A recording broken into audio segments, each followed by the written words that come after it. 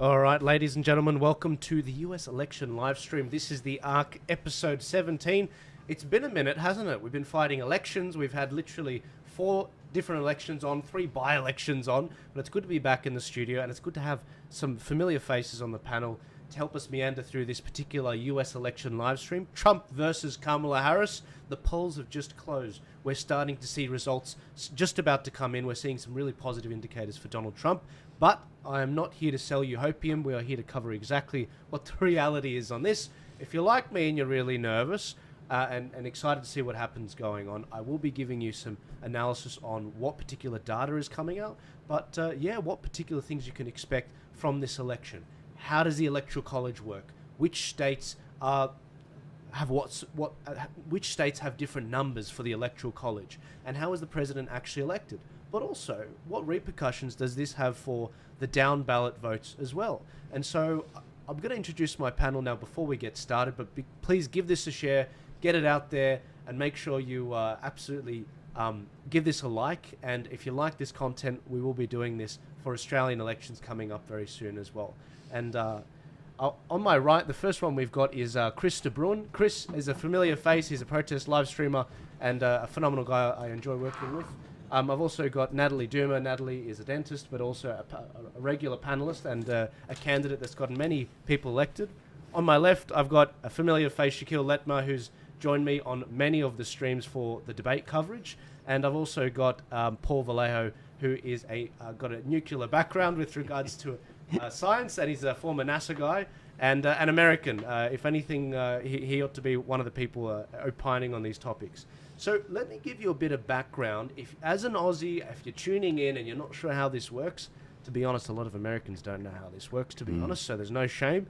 In America, they have this thing called the Electoral College. That's how they select the president.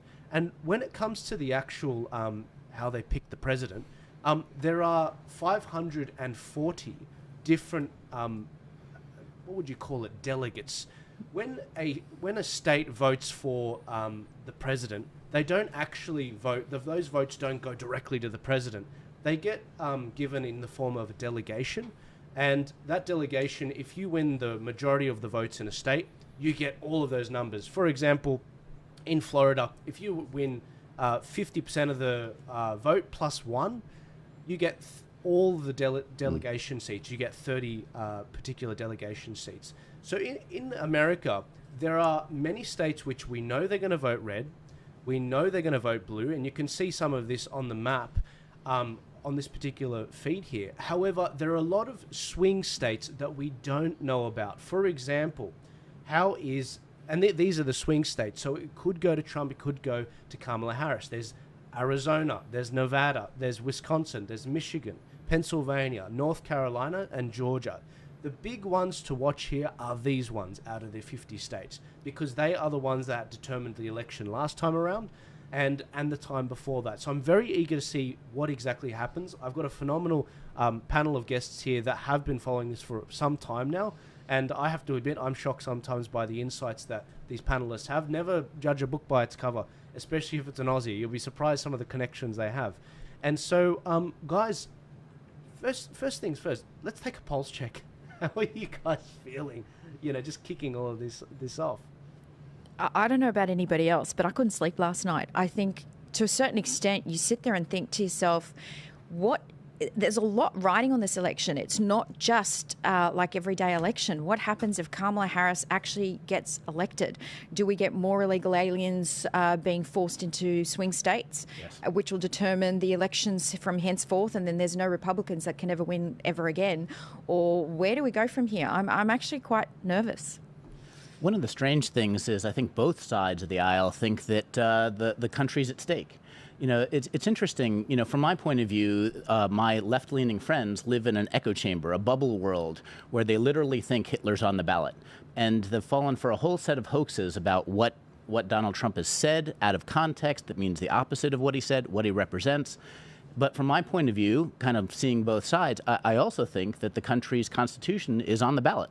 It's quite clear to me that Harris and whoever runs Harris, whoever chooses Joe Biden's breakfast, whoever's actually running the country, has no interest in the first, second, and a number of the other amendments of the Constitution. So I really do think this is for all the marbles. And how much of that is mainstream media responsibility? Like someone like Rachel Maddow, who is seriously, my partner called her mad cow, and I actually, instead of Maddow, and I agree. She rants on about how evil Trump is, and yet does not state or clearly relate to anything he says. Well, what's been quite positive about that, Jeff Bezos has come out with his op-ed in the Washington Post saying, look, something's gone wrong. People, after they didn't endorse a candidate, which is almost the same as them endorsing Trump, he said, look, people aren't trusting media anymore.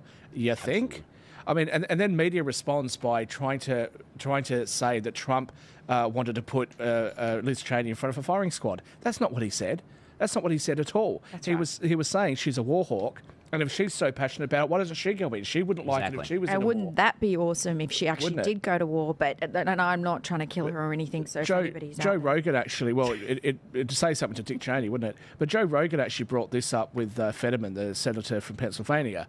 There is a question about you bringing in 20 million people, or 10 million, or whatever number you want to go with, spreading them out across the country in such a way that they and their children and grandchildren are going to vote for Democrats for generations.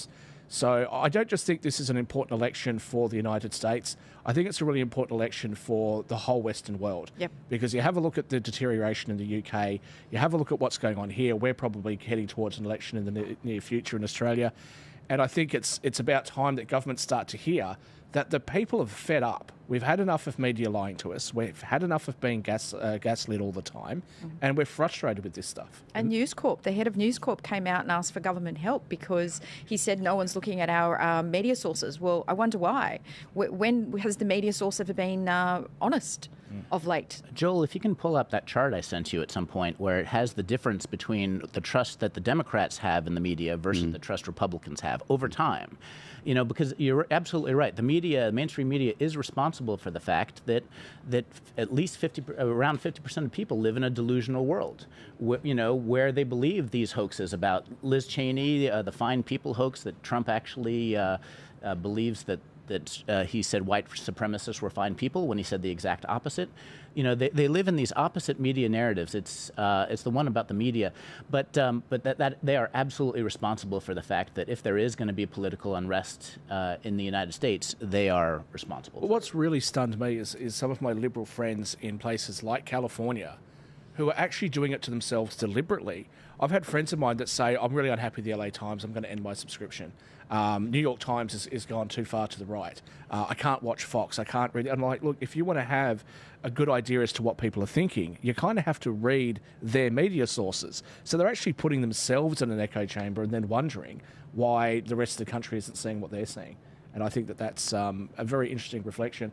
I do want to just very quickly touch on these 7 swing states. As you know... Let's go through them if you want. Well, as everyone knows, I've been saying for months and months and months that Virginia, I think, is going to flip. I have no evidence to back that up. That's just me saying that. I say the same thing with New Hampshire. Some people have said online, the pundits have said that Colorado and New Mexico can go. I don't think there's the numbers to support that, but Trump could have a very, very good night. That could happen. But based on what we are seeing, Pennsylvania, Wisconsin and Michigan, Pennsylvania is a very interesting one. Pennsylvania has seen a drop from 1.7 million, roughly, to 900,000 in early voting turnout for the Democrats. What some people have been suggesting is that Republicans will have cannibalised their voting on the day. But if you have a look at Pennsylvania, they've only had an 8% drop in votes. So I've actually got those stats here, and I do want to go through all these stats with you. By the way, guys, we will be going through a bunch of this. I don't know how long this stream's going to be. So we do have Charlie Kirk from Turning Point USA stream up in the event we have to go offline for a little bit, because we can't do an 18-hour stream just like that. We have no idea what's going to happen tonight. But with regards to the stats, he's been covering this on the show. This is one particular person who is actually campaigning for Turning Point action in the USA, in Pennsylvania. And these were the stats that he came up with regards to this is exactly what the early mail-in ballots are actually showing. I mean, in 2020, we saw 1.6 million ballots get returned for the Democrats in 2020. Plus, I do believe is that 1 mil ballots as well from the. I'd have to look at. I want to double check this before I say anything. Essentially, what we're seeing is Democrats are not sending in as many mail-in ballots as they did last time. It's just not happening. It's not mail-ins, it's early voting. Early voting. So, so it's a combination. And those are two separate things. Like in 2020, Pennsylvania allowed mail-in ballots, even though it was against their constitution, if I remember correctly. And they were, because of the whole pandemic thing, a lot of people were issued mail-in ballots that wouldn't normally be. And the number of mail-in ballots, I think, is half, if I remember correctly, of what it was in 2020. Early turnout voting is another way you can kind of get a sense of things, and that's where that applies. You can actually see that if you have a look at the early voting numbers for Democrats across all three of those Rust Belt states, Wisconsin, Michigan, Pennsylvania, you have actually seen quite a precipitous drop for the Democrats. Arizona, I don't really think that's in play. I think that's probably Trump's safest seat. So, if he knocks out either North Carolina or Georgia or both, then her pathways to the White House become much harder. Can I ask you the about positive Arizona? thing is that North Carolina and Georgia are actually the two that we'll hear from your mouth to God's ears. How worried are you about Maricopa County in Arizona? Because they have an interesting record when it comes to manufacturing votes. Is Katie Hobbs still in charge down there? Well, the governor is. Yeah, I mean, I mean, that was the thing when Carrie Lake went against her. But you know what? I think there's been a lot of frustration in Arizona. I've been speaking to some of my Arizonan friends. Right. They're very unhappy with the immigration issue, probably even more so than the economy. I think that what's everyone been saying, make it too big to rig. That's the key. So, and to be fair to Pennsylvania, I think that they have actually changed some of the rules this time round to make sure that you don't have what happened last time. And when we look at 2020, I'm not going to sit here and say that the election was rigged. I'm not going to say that. Rigged. But what I will say, you can say it. I'm not going to say it. But what I will say is this. If you actually wanted people to have faith in the system, then they should have done what Ted Cruz suggested. They should have had an independent inquiry, bipartisan, look through all of the issues, and actually made people feel confident. They didn't do that. Exactly. And that It's like pharmaceutical companies checking themselves. If you've got children's car seats, you're not going to have the children's car seat manufacturer checking the children's car seats. It's the same thing. Why in God's name is nobody getting independent evaluators for the things that really matter? You want transparency and you want independent, because your democracy and the stability of the country depends on people believing that the vote was transparent and correct. So above all things, more important than even actually the most elections is whether or not people believe that they had a say. And if you don't have transparency, if you don't have accountability, if you don't have checks, then that belief is dispelled. And then what are people left with as a way to disagree? Dead people voting. Arizona is a civil war for the Republican Party. The lead candidate, Abraham, who won the nomination over the top of Blake Masters, who you've probably seen his content backed by Peter Thiel, significant right-wing Republican donor, whether he manages to win his seat, whether Kari Lake is able to win her seat, this is going to be proof as to whether rhinos can win seats. This is going to be proof as to whether rhinos can lose states for it. I've got friends who used to work on Blake Masters' campaign, so it's something I can speak to quite closely. Now, one of the things about Blake Masters is Mitch McConnell, a rhino, decided to pull all the funding away from the key seats that mattered, where there was actually a populist Republican, a non-rhino Republican, drained that funding from them and put it to a primary in Arizona between two Republicans that didn't matter. So this is where the enemy inside, like Mitch McConnell McConnell and some others, managed to try to keep the party control amongst themselves. But this is where this is broken. Now we have Liz Cheney, a.k.a. Miss Piggy, going over to the Republican side. You have all the neocons jumping ships and lining up on one side. And so, this is definitely a changing Republican Party. The Uniparty is breaking up. But the Democrats, they fascinate me because they sit here and they go, oh, look, it's not the Republican Party of your grandfather. We really liked John McCain. We really liked Colin Powell. We really liked those old school kind of Republicans. Really? Did you? Because back then you didn't. When they were running, you called them warhawks. Mm-hmm. When they were running, you didn't like them at all. And now you're celebrating Dick Cheney coming across to your party? I mean, the really interesting thing is that Donald Trump has been a lifelong Democrat. He puts an R before his name in 2015, runs the Republican candidate, talks about draining the swamp, and he upset and got rid of all of the old school establishment Republicans, and the Democrats lost their mind and thought it was the worst thing that ever happened. Exactly. Because he poses an imminent threat to their bureaucracy. Absolutely. Their bureaucracy. Guys, I'm just going to go and give the audience just a bit of an update. I've got a lot of people asking us, what's going on, what's come in, what do we know yet? Yeah. Guys, at this stage, we don't have anything rock solid. That will come in pretty much imminently. We are getting some exit polls out of Pennsylvania. That this is from NBC News, so obviously take it with a grain of salt. But Trump is polling in Pennsylvania 54%, and Kamala is 46%. I was just listening to Charlie Kirk now reporting NBC without that out now. So I'd like to give you an update on the betting markets. Now, the betting markets, in my opinion, are an extension of the polls. There's a whole heap of different ones that I can look at, but I'll just use the poly market for the moment. That's hovering between 62 and 63% in favour of Donald Trump. People say, well, it could be wrong. Yeah, it could, except the betting markets, and if you're in the UK or Australia, you might look at something like Betfair or some of those other exchanges. They've gotten 10 of the last 11 elections correct, and the one that they got wrong, Donald Trump v. Hillary Clinton. So I think that is a positive sign. If Kamala Harris is going to win the election, it's going to be because the pollsters have actually overcorrected the previous mistake. The head pollster for New York Times actually came out and said that they haven't done that. And if that's the case and the polls are wrong, then I think that you could expect a landslide. That's certainly what I'm hoping for. We could have a whole conversation about polling bias, and I think it's important, and I think it's interesting. There are all kinds of forms of polling bias, and also, the reason why a lot of the media companies who are basically in league with the political left, the Democratic Party, mouthpieces. Why do they lean on the polls? How do they lean on the polls? How are polling numbers massaged? And why do they typically way undercount the Trump vote? And there's there's a book, How to Lie with Statistics. Mm-hmm. There are a lot of ways to lean on what should be scientific numbers. Calling up the one blue-haired Democrat librarian in a red city. You can. And in the past, there are also reasons why these pollings were wrong. They called landline voters. 20 years ago, when so they had no sample of the younger voters who had mobile phones. There are all kinds in history. There are all kinds of reasons why the polls were been off for valid reasons along those lines. But the reasons why they're off this time can be different than they were last time. Partly because people are, in the last couple of elections, there was a social bias to say, I couldn't possibly vote for Cheeto Hitler. So they had to try to get around those questions and say, well, what would your neighbor do?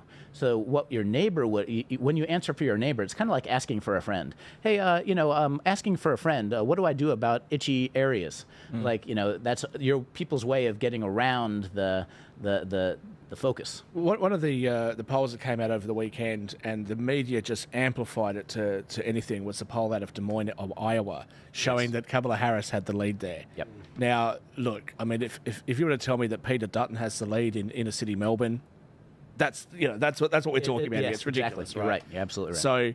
But they amplified that. The betting odds actually moved. He was actually at his highest point. He was at 67% in the betting markets. It dropped down to something like 54%, and then he very quickly came back up.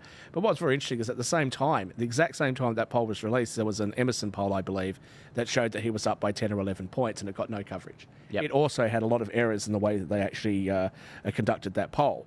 But that got no attention at all. So, I don't believe these polls, and I think that if there is going to be anything wrong about them, it's going to be in his favour, not the other way. That's mainstream media for you. I mean, they have to have some sort of a swing or some sort of a dip towards where they want things to go, unfortunately. But the good news is, to me, that majority of people are no longer watching mainstream media. It's a small percentage. It's a minority rather than a majority.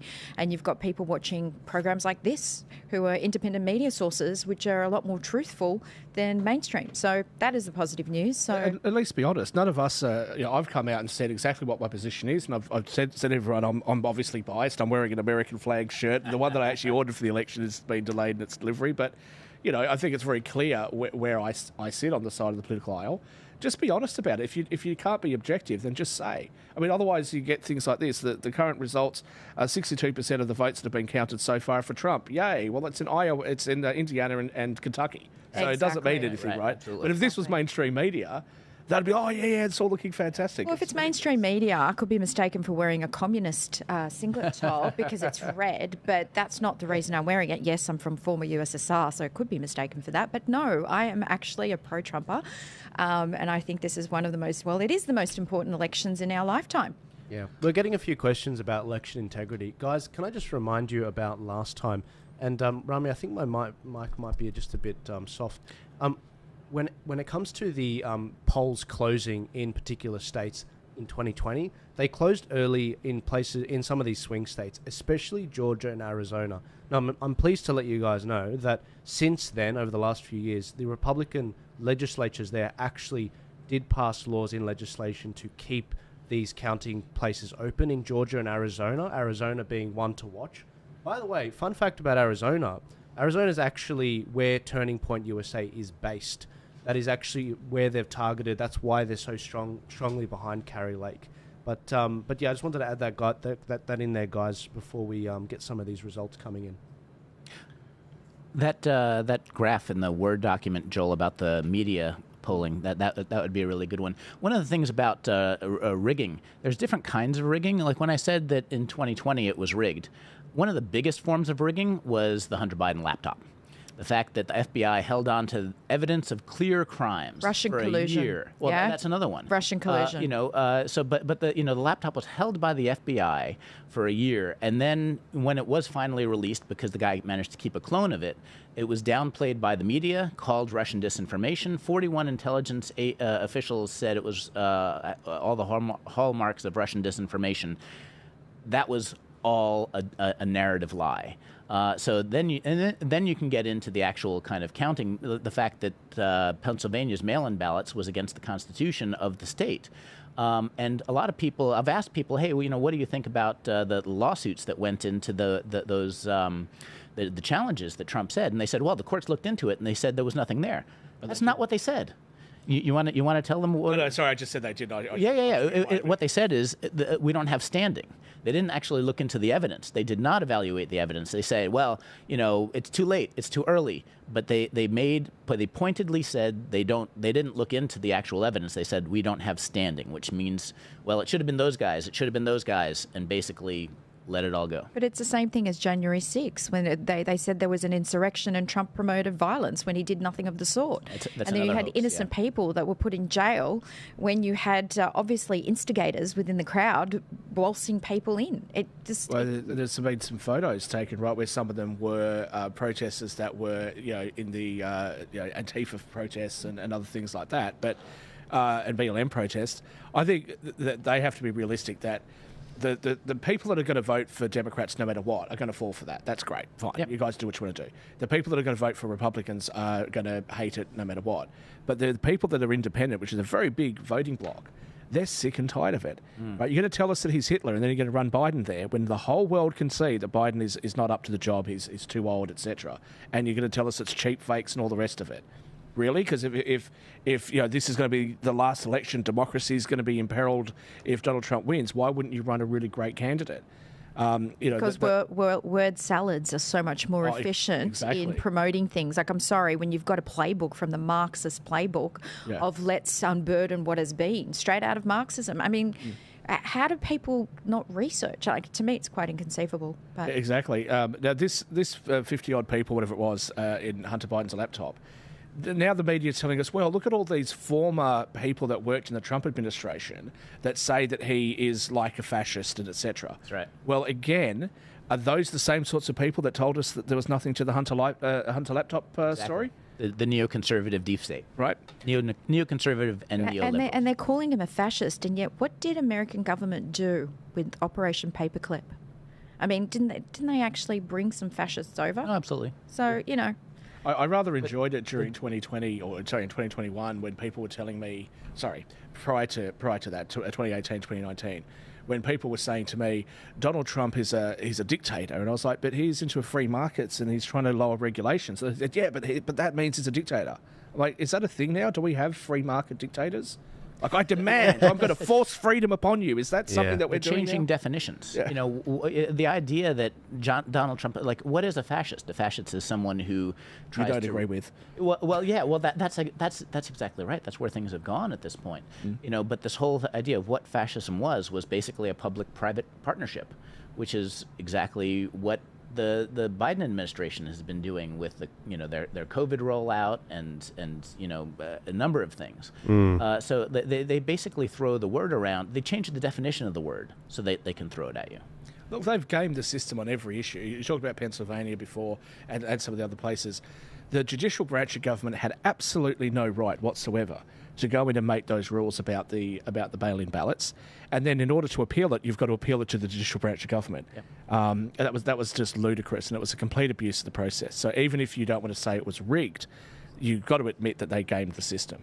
Have a look at California with the abortion rules. So the Catholic demographic said, we don't want our private health insurance to pay for something that we don't agree with. So they changed the definition. They said pregnancy is a condition that has only two solutions. One is abortion and one is birth. That's the only two treatments that you can have. That's offensive. Isn't it? It's offensive. Right. From a female's This is the sort of thing perspective. the Democrats will do. It's a lump of cells, it's not a baby. You're not a mother, you're a birthing person. Well, that's I hate that term. That term actually puts shivers down my spine. I'm not a birthing person. I've got a child. That is disgusting. I'm a mother. And I'm sorry, XX chromosomes, I'm a mother. And no chest feeding, right? Definitely can no you imagine chest feeding. being in a hospital? Well, hang on. If you Tweet have walks chest in after feeding, that. if you have chest feeding, how do you have breast implants? So it's just.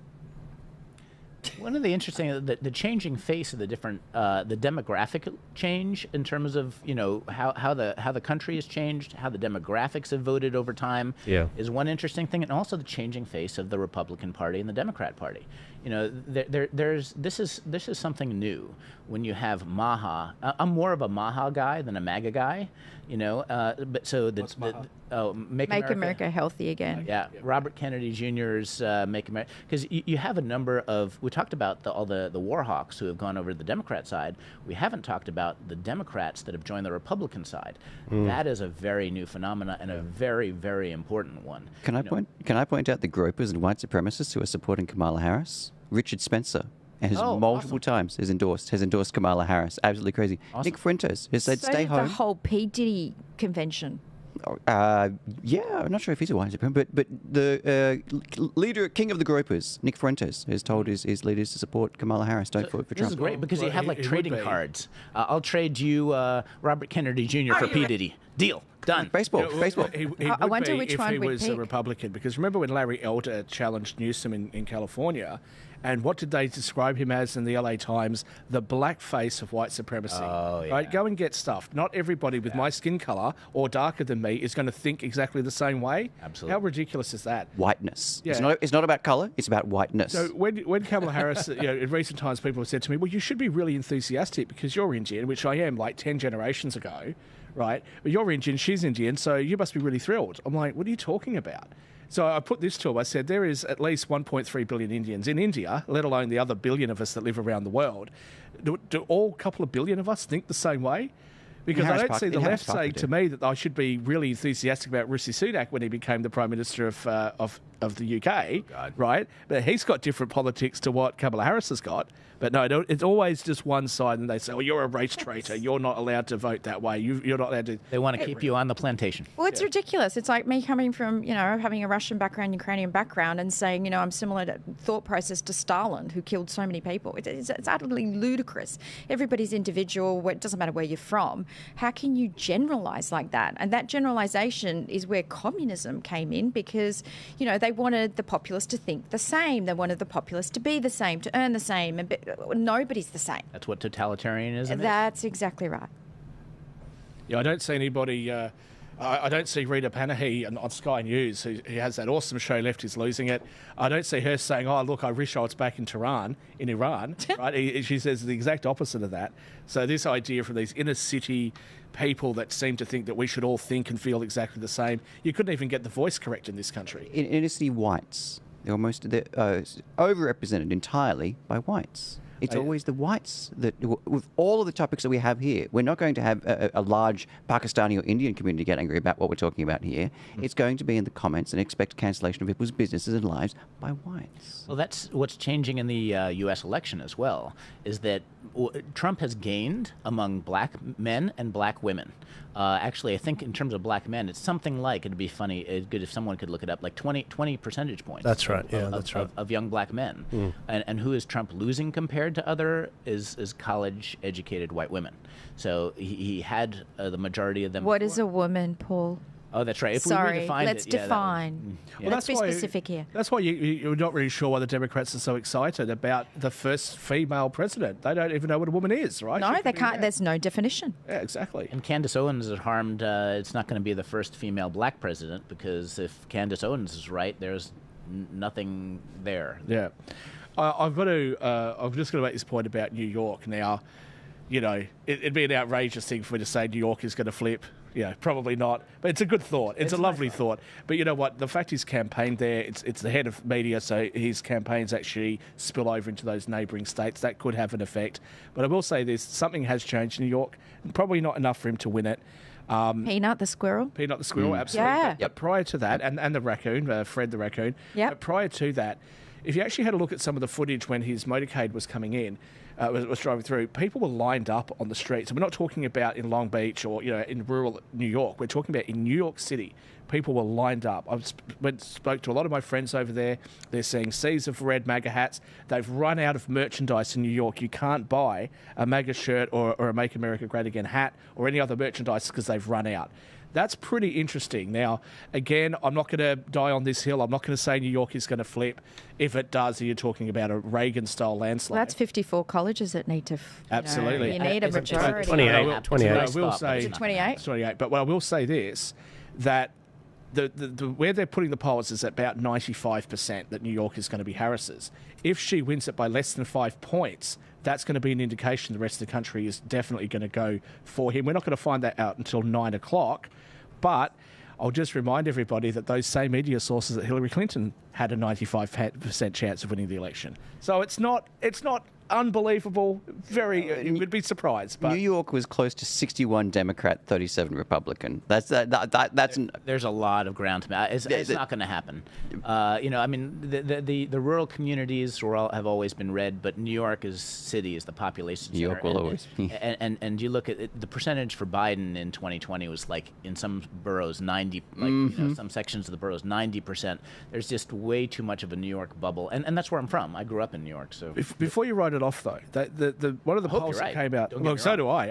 I'd have a bit more faith in New York, but before you write it off, just remember they did a poll recently that showed that she was up by 8%.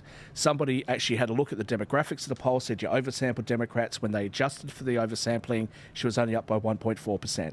You've seen a massive increase in violence and in crime and in immigrants that are taking over schools and things like that. You've got people that are turning out in AOC's districts saying that they don't know anybody who's voting for the Democrats. Stranger things have happened. Again, I'm not calling New York. I'm not predicting that New York's going to flip. I think anyone that does that is lying to you. But how good would it be? It would be fantastic, wouldn't it? I mean, look, the Teals won all of those blue ribbon Liberal seats at that election. If you had asked anybody 5 years ago, could that ever be possible? Could Bronwyn Bishop's area, could McKellar and all those sorts of areas ever ever flip away from the Liberal Party, you'd say there's absolutely no chance. So I'm not prepared to write New York off just yet. Let's see how we go with Virginia and New Hampshire first. By the way, guys, Shaquille is a numbers guy, so it's not completely out of the... By the way, if I seem a bit distracted, I'm keeping an eye out on exactly what's going on Twitter. I've got like 5 different streams up right now, so really hilarious discussions going on with you guys right now. I think, but you know, I think there's something we need to have a chat about here. It is, why is it that the discussion around Kamala, the different campaigns that were run, one was overwhelmingly positive and giving a vision for America, whereas Kamala, it was more like, you know, do you want change? Then vote Kamala. It's like, what do you mean? Out of the last 16 years, 12 years have been Democrat. You are the existing status quo. You know, we want change from you guys. By the way, fun fact, this is the first election, by the way. And sorry if it's a bit loud. That's right. 16 of the last 20. 16 of the last 20. That's insane. This is the first election that we don't have an Obama, a Clinton, or a Bush on the ballot since 1979 or something. And that's why they hate Trump. Exactly. That's exactly right. They hate Trump because he stands for something they cannot control. And it is all about the control, because let's face it, how do you control Biden when he can't even control his own tongue? And how do you control Kamala Harris with her word salads? She's you know, she's easy. She's a puppet. She's got no thought processes on her own, and, you know, whoever tells her what to say. I'm still trying to figure out the earring situation when everybody was saying, and the earrings, little microphones that are feeding into her, because she actually sounded semi-normal. It's too bad that Elon couldn't upgrade her to Neuralink. She had a week to... A chip into the brain would fix it, wouldn't it? She had a week to practice, but her campaign comes out. She's the brat candidate. Sweetheart, you're 60 years old, and your electorate aren't 12. What are you talking about? You're my mother's age. Come on. All right. Couple videos on this. Sorry, if I could just cut you off. I've got some great videos of Kamala, which we've all seen. This is her, if you think she sounds like a robot, this is her exact speech at 3 different rallies with the same audience response. Check this out. It's insane. Are you ready to make your voices heard? Oh, my God. Do we believe in freedom? Do we believe in opportunity? Do we believe in the promise of America? And are we ready to fight for it? And when we fight, we win. And there you have it, the border tsar at her best. All right. I've got some other videos of her. She's got the vibes on her Joel, I side. sent you a map that I think you'd be interested in. Just email. One more video. Kamala, I'll grab the map off the email. Check this out. This is Kamala at a polling booth pretending to be on the phone with someone that just voted. But she's unfortunately got the her phone Is this going to be like, Biden, we did it, Biden. We did it. No. This is like, Well, she's Biden got. would be like, what did we do? She's got a camera. She's got a camera app up. Check this out. This is insane. How you doing? Have you voted already? You did? Thank you.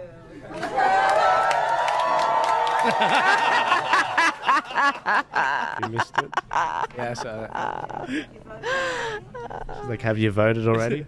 I mean, have we ever seen someone more phony? There's a few that come close, but have we We ever have, seen but she's probably the master of, like, you know, when Ronald Reagan got in and you think, oh, he's an actor, but she's so much better at it. I mean, she could have done an Academy Award. She could, I'm like, how do you? Oh my goodness! That cackle is the best audio. But it was like when she cackle's sat down with great. Gretchen Whitmer at the bar, and then she was like, "Oh, there are microphones there. They've been listening to what we're saying. Really? You're sitting at the bar. You're just having a conversation. Nothing sus. No media around. You were expecting to have a private conversation, and what your voters are actually believing that." I don't think their IQ of the US has dropped that low. Can I ask you, I hope not. how much do you think she was coached for that debate? Because honestly, you couldn't possibly not have coached her. That woman cannot do anything without coaching. They had somebody dressing up like Donald Trump. But here was the thing. I know I'm Really? the outlier here because I said he won the debate. Everybody else said he did a Oh, no, he terrible won the job debate. and that she'd won it. But here's the thing. She needed to actually talk about her policies, and all she did was sit there. And we all know women that do this, and men, but sit there with the, with her hand like this, and very snidey and snooty and all that sort of stuff. And she didn't at all explain any of her policies. What do we know? She came from a middle-class family. policies. Exactly. How can you explain something you don't have? Not only does he have policies, but he made the mistake when it came to health by saying he's got a concept of a plan. Yeah, that was a mistake. However, he rested on his laurels quite a bit and said, you know what I'm going to do. I'm going to cut taxes, I'm going to cut regulations, just like I did last time. She's going to come out there and say, I'm going to continue with Biden's policies because they were fantastic, or I'm going to do something different, which means that you don't agree with Biden's policies for the last 4 years. But health is wonderful because look at who he's got behind health. He's got Robert Kennedy Jr., who's written these incredible books like The Wuhan Cover-Up and The Real Anthony Fauci, who knows exactly what's what with the medical industry. So you know damn well he's going to go after the food industry, which is absolutely abysmal, the pharmaceutical industry, which is also abysmal and is not regulated. So could you not get a better person to be in charge of something like that? In the bubble on the other side, though, they consider that a negative. That they can't believe that Trump will actually consider putting an anti-vaxxer and someone who they revile in front of, So, I mean, but he's not an anti-vaxxer. I completely agree with you. Yeah. In terms of getting, this is one of the things you've heard of the Turing test, which is can a computer fool you to be human? And then there's the ideological Turing test. Can you take on the persona of another ideology, right? And so, in trying to talk to, my friends who live in that other bubble, you get a sense of like, what do they believe and why do they believe it? And they, even though I 100% agree with you entirely. In their world, Robert Kennedy Jr. is what they say he is. Just like they believe Trump is a fascist, because not for any reasons that they can describe, but But you're not going to convert you're not going to convert those people into voting for Trump anyway. True. But we have to acknowledge they exist. Oh yeah, Democrats are so hateful that they've actually kicked out a Kennedy. Are you serious? Whose father was assassinated? Like, it's royalty. What are you talking about? Yeah, exactly. Democrat royalty. But I wanted to get into this food issue that he's standing for. So. You've got what I'm afraid is going to happen in Australia. You've got 4 or 5 major companies that basically control the food supply and have all the farmers that are contracted to them under really abusive contracts. You've got the school lunch program, something that I've been ambivalent about, but actually having been in New Zealand a few times, yeah, okay, maybe that's a benefit, no problems. So what do the parents do? The parents say, look, we want our children to have fresh fruit in their lunch boxes. So what ends up happening is the lobbyists say, well, can you define what fresh fruit is? Which they can't, because they can't even define what a woman is. So now, those lollies that you get that are sort of like soft... roll-ups or something, whatever something they like are. that, right? Yeah. That's what they put into the kids' school lunch boxes, and they said, you prove that that's not fruit. They read the rules, they inserted a certain amount of fruit juice into these lollies. Now, when there was some complaints about this, it was reported, and someone can fact-check this, but it was reported that the NAACP all of a sudden came out and they started saying, oh, this is a racist issue. You're taking sugar away. This is to do with race. It just so happened that they received a $10 million donation from the sugar lobbyists. So here we have something that's very interesting that's actually occurred. The centre-right parties, since I've been alive, have really dropped the ball on a few things. They've dropped the ball on climate change more recently. They've dropped the ball on funding social services, looking after people that are going without healthcare funding and education funding. Now we've got the centre-right saying, around the Western world, why are we spending so much money on immigration when we've got homelessness in our own country? Absolutely. And we don't have enough funding for our healthcare. We don't have enough money for our education. What's happening with our food system? Why are the big corporations doing all this sort of stuff?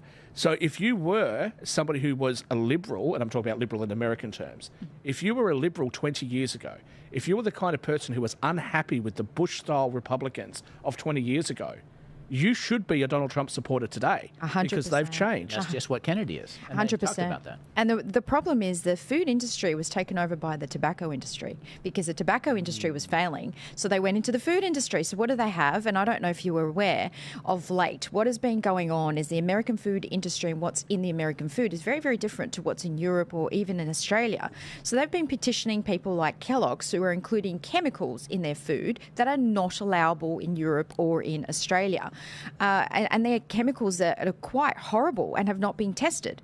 I don't know about you guys. I don't know if you've looked up the FDA, but what they approve as far as chemicals going into food is abysmal. I'm not a fussy eater normally, I went on a low But Fruit carb. Loops is not on your breakfast Yeah, diet. it's not on my Okay. breakfast diet. I'm not a fussy eater. I dropped sugar and carbs out of my diet, lost 20 kilos pretty easily. Went to the United States. I'm not blaming the US for this. Put a little bit of that weight back on. Just blame him for But everything. there was a lot of things when I was over there that I all of a sudden became quite a fussy eater. Bread Because has sugar in it. everything has sugar in it. I was in California, and I thought, California, all the good-looking people are. They're all fit and healthy and all the rest of it, and dumb. So I ordered a salad. I was like a model. I'll just have the salad, please. And I get the salad. I'm eating this lettuce. Geez, this tastes really sweet. So I asked the server to come over and said, what sort of lettuce is this? And she said, I don't know if you have it in Australia. It's called iceberg lettuce. So, yeah, I think we have that. I've heard of that before. But why is it so sweet? Oh, we put powdered sugar over the top of it. I'm like, that defeats the purpose of me eating a salad. This is what happens in America. They put sugar into everything. Everything. The bread aisles. The bread aisles. Let me tell you, we were in America, this was ages ago, probably 18 years ago. We tried to find a loaf of bread, and there's a whole aisle dedicated to bread without sugar. You can't. You can't do it. I had to go to Mary's Gone Crackers. I discovered Mary's Gone Crackers in America because I had no idea that you could. There's nowhere. They take all of the nutrients out of the food and then they use chemicals and put it back in. Factory farming is a great example of this. The factory farming on its own doesn't stand up. People say, well, it's a way to produce cheap food. No, it's not, because it relies on government subsidies. And so what you've got now, you've got 4 or 5 companies controlling the food supply. You've got 4 or 5 major banks. You've got 4 or 5 major insurance companies. You've got 7 companies that control 90% of the world's media, etc. So we've seen a massive consolidation. And you know, really who gets hurt?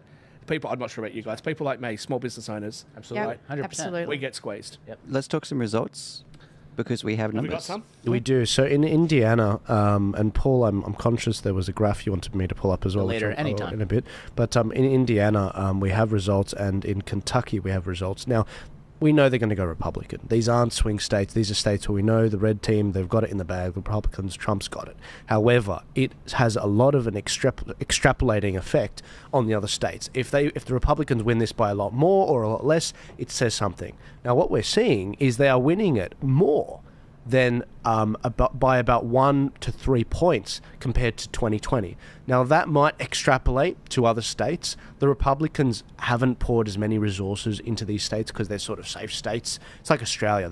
If there's a safe seat, then there's less resources being poured in Labor or Liberal if it's their safe seat. Similarly, in these states, not as many resources went there. Trump did not as many events in these particular states.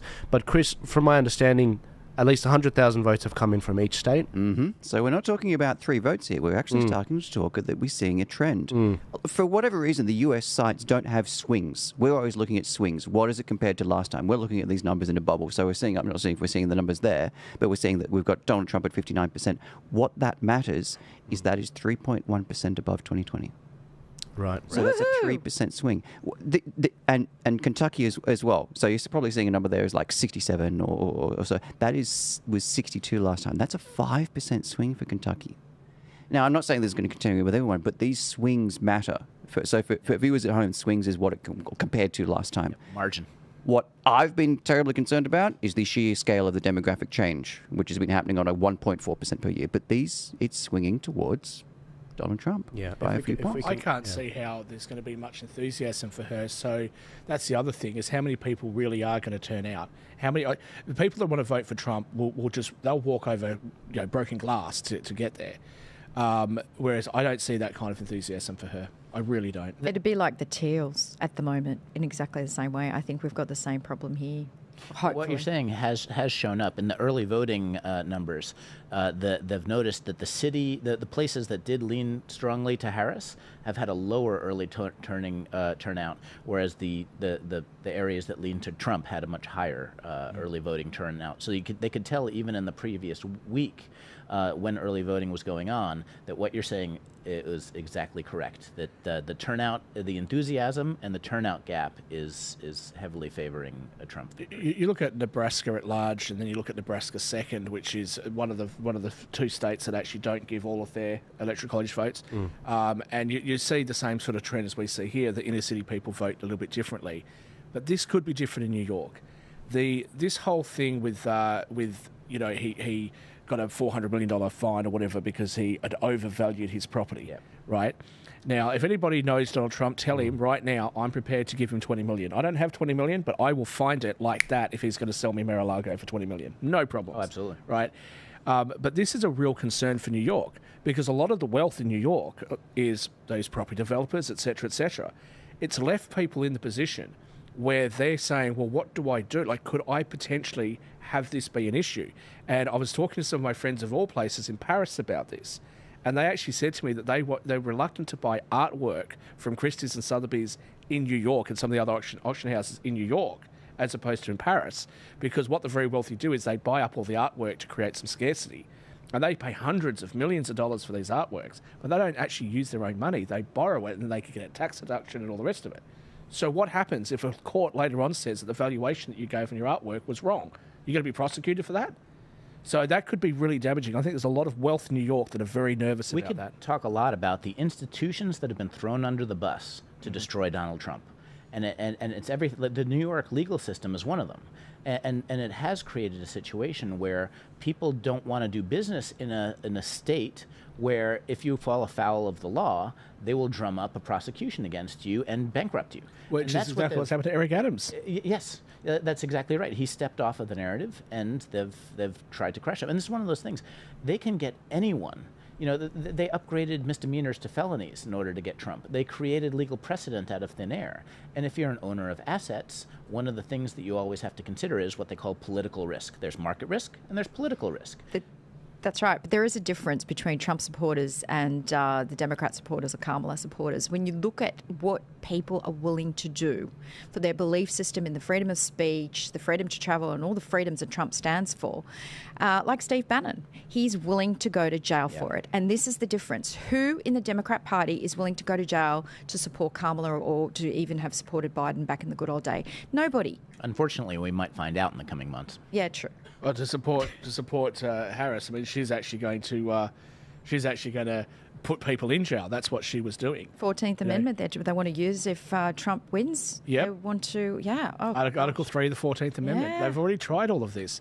Yeah, but again, Raskin is saying very clearly that they're not going to certify the election. Right, he's saying it, but yet when Trump says to Pence, look, there's a problem here and the certification, I think that you're not just rubber stamping this. This is our last chance to actually do something about it. Oh, he's crushing the Constitution. Rules for thee and not for me. That's it. Absolutely. I was going to say, you're so right about what's going on in New York. A lot of people moving, especially after COVID, down to Florida. We're seeing a situation where the Electoral College is actually changing crazily. If you bring this graph up, you can actually see the change in how this works. If you guys didn't know, the way that they work out, okay, Florida's a big state. How many Electoral College votes should they get out of the 540? The way it works is they take the data from the last census, which was in 2020, and then they allocate it depending on the population of each area. Now, that includes illegal immigrants. That includes illegal immigrants. It's about how many people are there. It doesn't matter if they're a citizen or not. It's about how many people are there. Hence why the Democrats push mass immigration. So how does this translate? Well, despite California's mass immigration, they have so many people leaving them, especially after COVID. They lost an Electoral College seat, along with a number of other seats, a number of other states, and it is the Republican states that are generally grabbing these particular seats. For example, Texas gained 2, Florida gained 1. What are these other states that lost one? New York lost.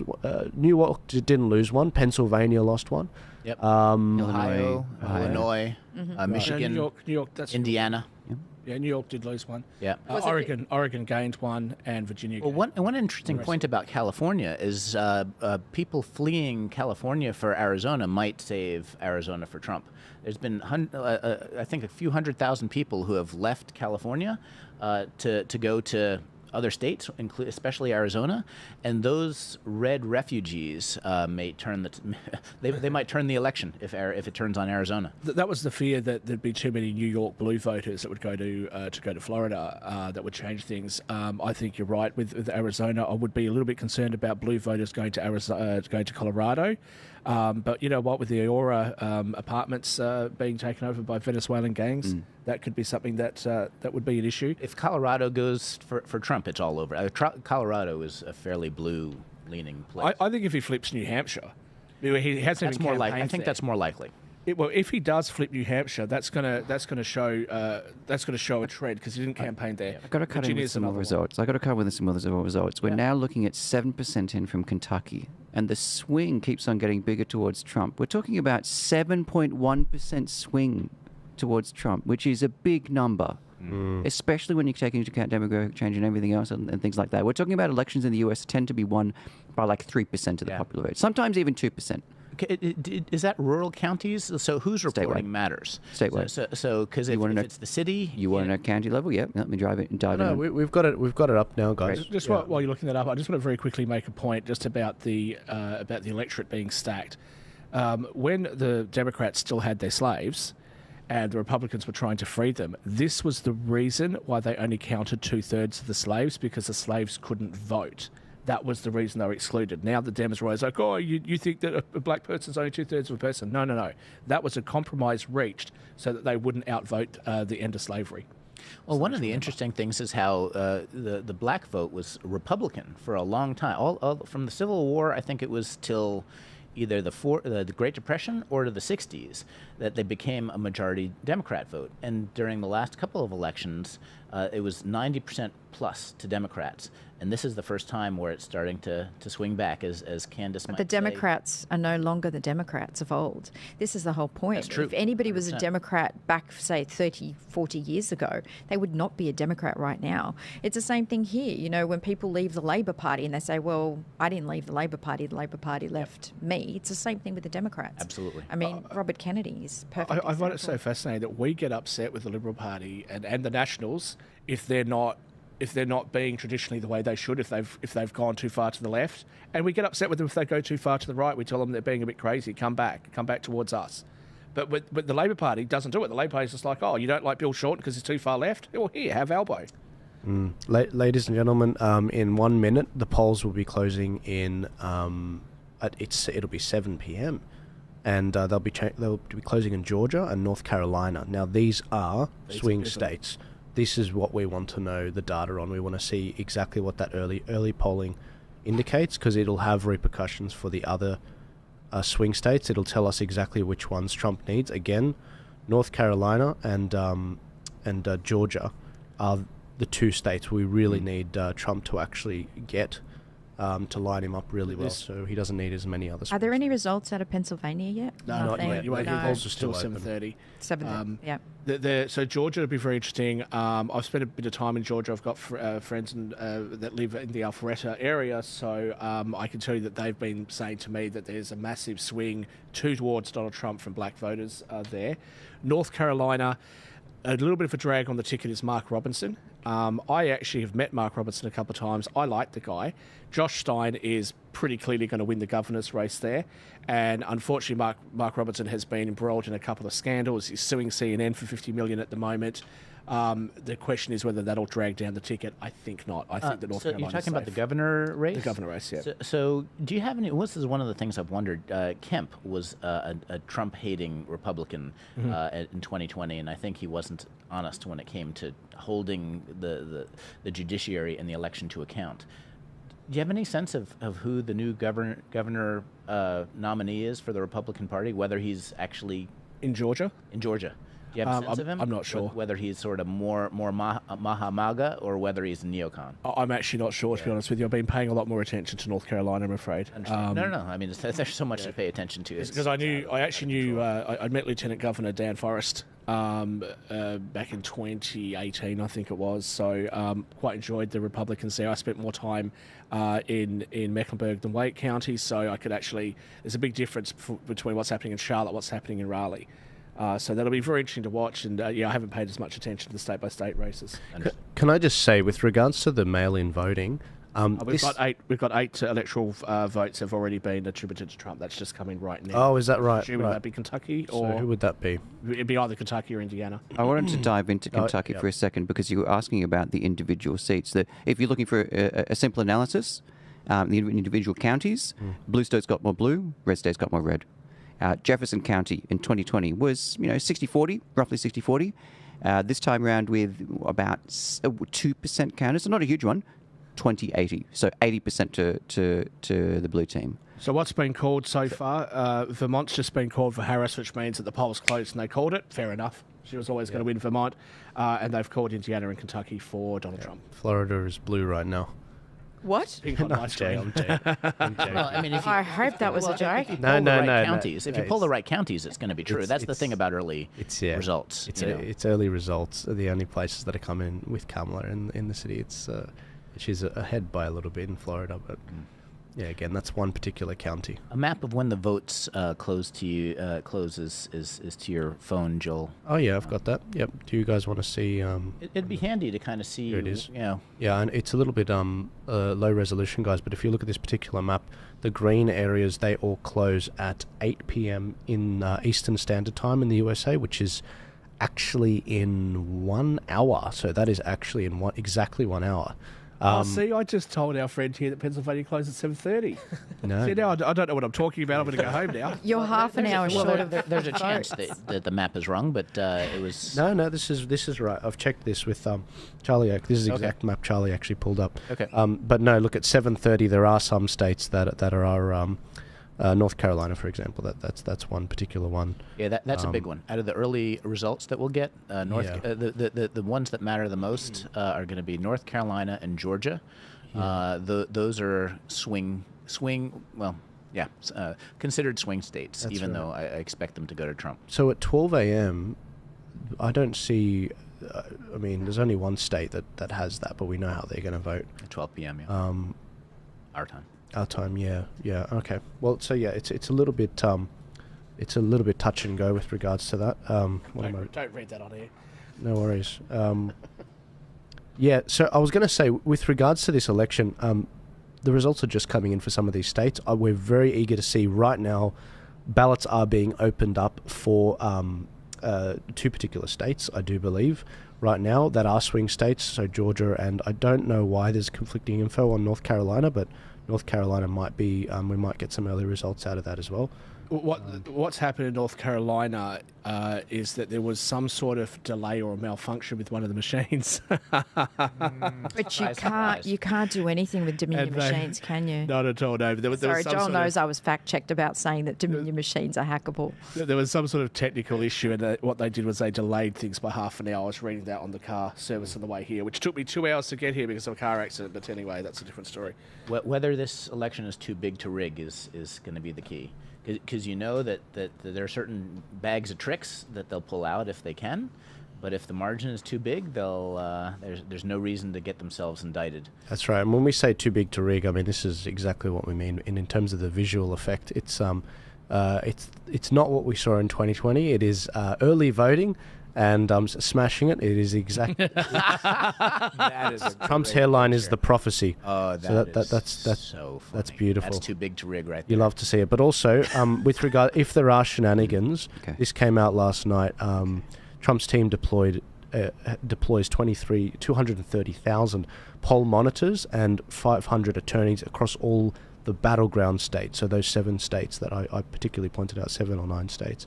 And so, look, they're not taking this sitting down. They have learnt from 2020. They are humble with regards to how they approach. They're cautious. They're not going to just, rest on their laurels. And I'm very eager to see what exactly happens. Guys, I might just quickly jump over to what's being talked about now on Charlie Kirk's show. Can I give some results in Kentucky? That lead that I was talking about, 6.5, 7. That lead is now that swing towards Trump because the entire state of Kentucky is climbing closer at 8.89% statewide. And how many votes have been counted thus far? 12% has been counted. So these aren't insignificant numbers. These numbers do mean something, but that is a huge swing. We've got significant numbers out of Florida. We don't just have one county reporting anymore. We're now looking at 13% now reporting back, and swing towards Trump of about 2% for Florida. So it is a close race on that one. But each state we're seeing numbers swing. Yeah, As long as we don't go to sleep and wake up and something changes. Yeah. What's really important about Florida is that Miami is actually part of the number that is being counted so far. So many of the more Republican areas in Florida haven't yet been counted. I got That's to very interesting. change that reporting in Florida. We just got a whole bunch more results there. Last election, Trump won Florida, 51.2%. we're at 58% with 18% reporting.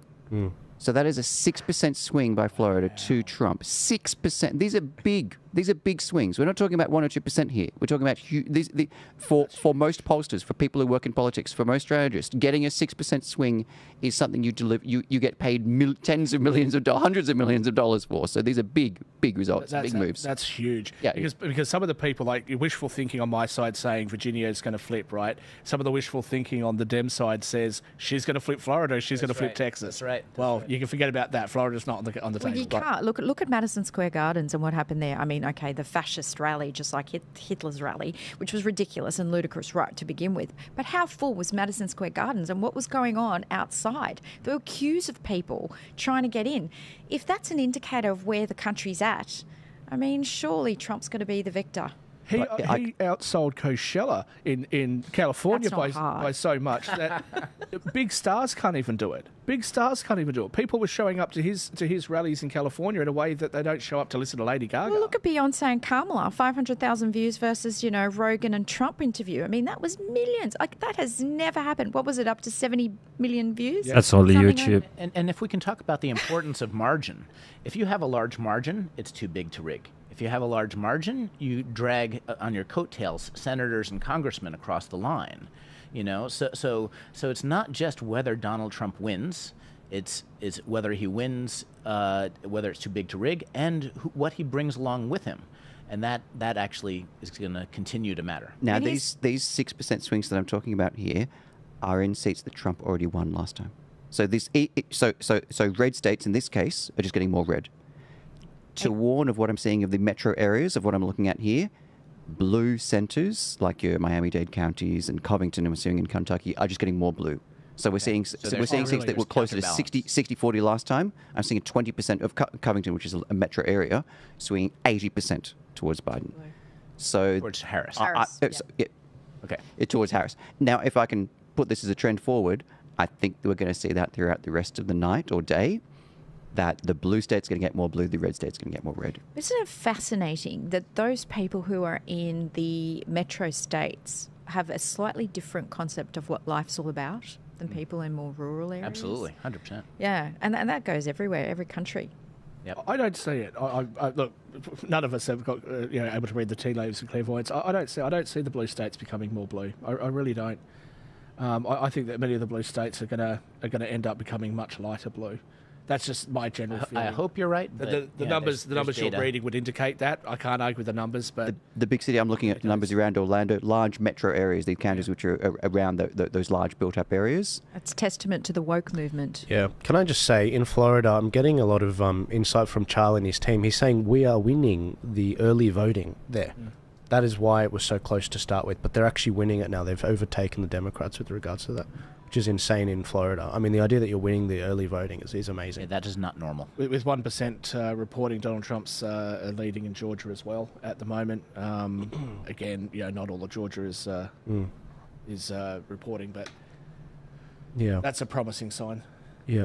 Guys, I'm going to take a very quick break. I'm going to put Steve Bannon on Charlie Kirk's show. So if you don't mind, Rami, just muting our mics. This is Steve Bannon, just got out of prison, amazing guy. Yeah. And I'm just going to switch over to the Charlie Kirk stream so you guys can see exactly what their analysis is, and you'll appreciate the depth of knowledge by county, by ward. It's astonishing what these guys are able to do across a massive 300 million population state. But let's bring this up now. Okay, Steve, how we doing? It is 7 o'clock Eastern. Polls are closed in Florida and South Carolina, Georgia. There is still time to vote in Pennsylvania, still time to vote in Wisconsin, still time to vote in Michigan. What do we see in Steve Bannon? Well, first off, did we intrude? Is this a bro fest out there? I thought you guys were going to have a couple of 6 packs of cold beer. What is going on, man? It's a little cash out in Phoenix. I know you guys are the Wild West. But dude, it looks like a fraternity house. You're supposed to. This is the most. You guys are the most sophisticated. Charlie, you and Turning Point have turned around the whole country. And I know that because the Atlantic magazine has this puff piece on Charlie Kirk today, say the new kingmaker, right? And every piece of it's fantastic. They said Charlie's done this, Charlie's done that. I'm saying we got to merge in Charlie's stream into us.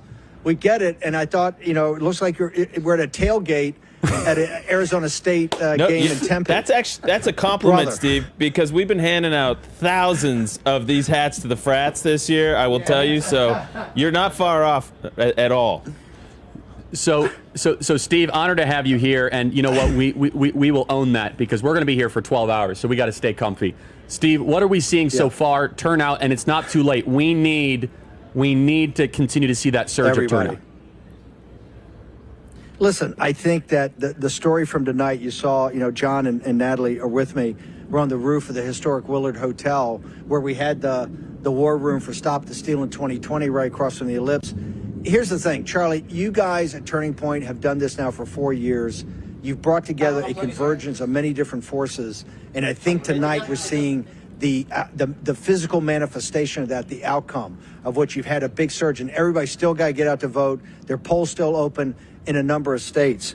But I think the story is that the Democratic Party did not turn out, it looks like, did not turn out some key constituencies that have kind of had fed up with it. And if you look at Elon Musk and David Sachs and Danica Patrick and Megyn Kelly, Tucker Carlson, Vivek Ramaswamy, Tulsi. These other high-tech people, Tulsi Gabbard, Nicole Shanahan, RFK, the new coalition, and you guys have led this at college campuses and with young people, we're putting together a new coalition while the old coalition of the politics of the 20th century is collapsing around, the politics of joy is collapsing.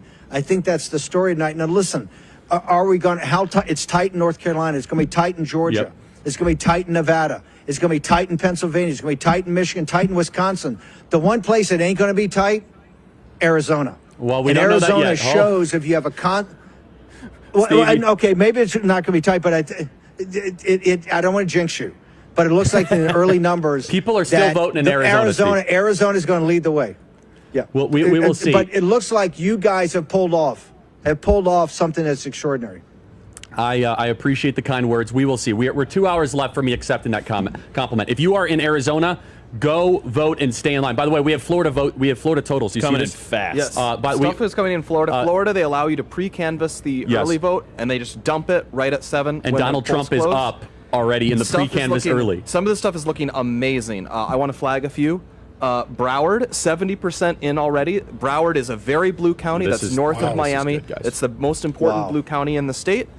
And Broward, 70% in. It is Kamala, 61 to Trump, 39. So guys, she's up. And by the way, but in 2020, I'm getting that. Yeah. In 2020, it was Biden, 64.6, Trump, 34.8. So like 3 points better. 3 points to 2.5 better. I'll do the math here on how many votes it's looking like as well. I want to just say that right now what we're looking at in Florida, I don't want to say this is 2016 energy, but Blake, you agree, Florida can give us a little bit of a picture here, and Florida is roaring right now. Florida is on fire. Heck yeah. I want to see Miami-Dade go red. In order for us to have the night and the week and the month and the 4 years that we want to have, right? It goes night, week, month, 4 years. We had to have an amazing performance in Florida. This is the early vote, Blake. This is we are winning the early vote drop. The pre-canvassing early vote. We are winning. And by the way, that's without Collier County reporting. That's without any. By the way, half of Florida hasn't closed in their polls, just so you know. Mm-hmm. Well, not half, just not half. Gatesland. I'm sorry, just Gatesland. Yes, Panhandle, yeah. Florida won. About 1 million people there. Florida won. But Florida is roaring so much, guys. Roaring right now. So I just want to give you. By the way, South Carolina has now been called for Trump. Add it to the list. We beat them. We beat them to it. We beat them on that, right? I can confidently say Donald Trump's going to win the state of Florida. Can we say that, Blake? I'm going to be professional about it. We'll wait till we can really dunk on them. I mean, you're looking at what I'm looking at right now. It's pretty good. Do we have any? Oh, Georgia's reporting. We have data coming out of the state of Georgia. Guys, things are about to happen really fast right now. We have one county, and it is Twiggs County. Donald Trump winning 1,500 votes to 1,200 votes. So, by the way, we have a 40-plus minute line right now in one of our top precincts in Arizona. That is a great sign. Stay in line. If you are in Arizona, stay in line. Text your friends in Arizona. Open up the Charlie Kirk Show. Watch it with your friends in line. Go to your local polling place. Right now, if you are near a polling place, go drive to your polling place and hand out water and hand out food. Get in your car and go help that local polling place. I want to get back to Steve in just a second here. Steve, Florida is roaring right now. In 2016, Steve, Florida was huge swing there. state. And Steve, I also, we're live on YouTube, Steve, so let's not mention any 2020 stuff if you can, or else we're going to lose our feed. So just help a brother out here, all right? We got 90,000 people on YouTube right now. So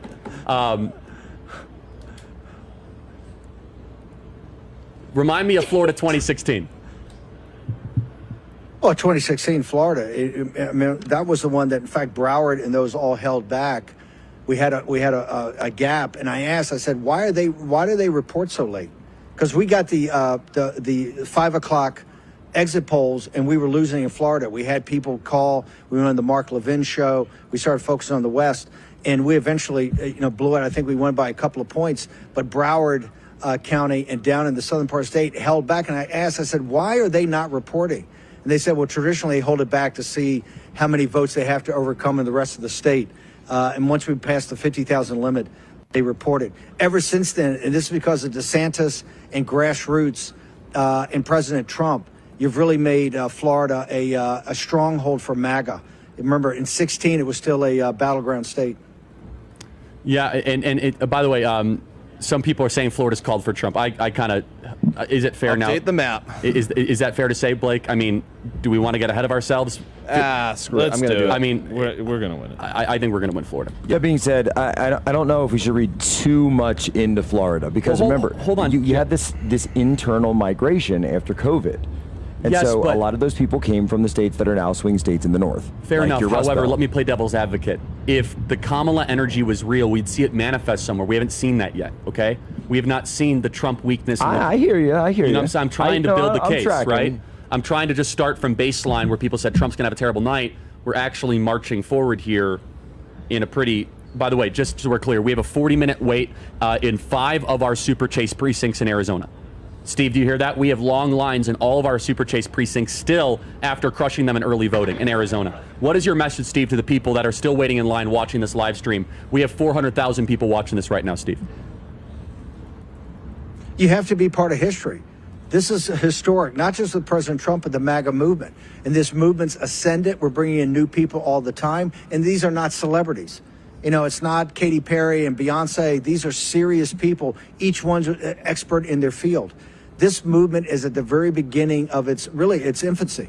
And that's why you want to be part of this. Go out and vote tonight. Take as many people out to vote tonight. The bigger spreads we get on this, that we don't have some of this mail-in ballots, they may be able to call it at 2 or 3 o'clock in the morning. That's why, like Arizona, Nevada, the rest of the country, if you're in Texas, go out. You want to be a part of this. You want to talk to your friends, say, hey, I voted, I had President Trump, and I took a bunch of people to the polls.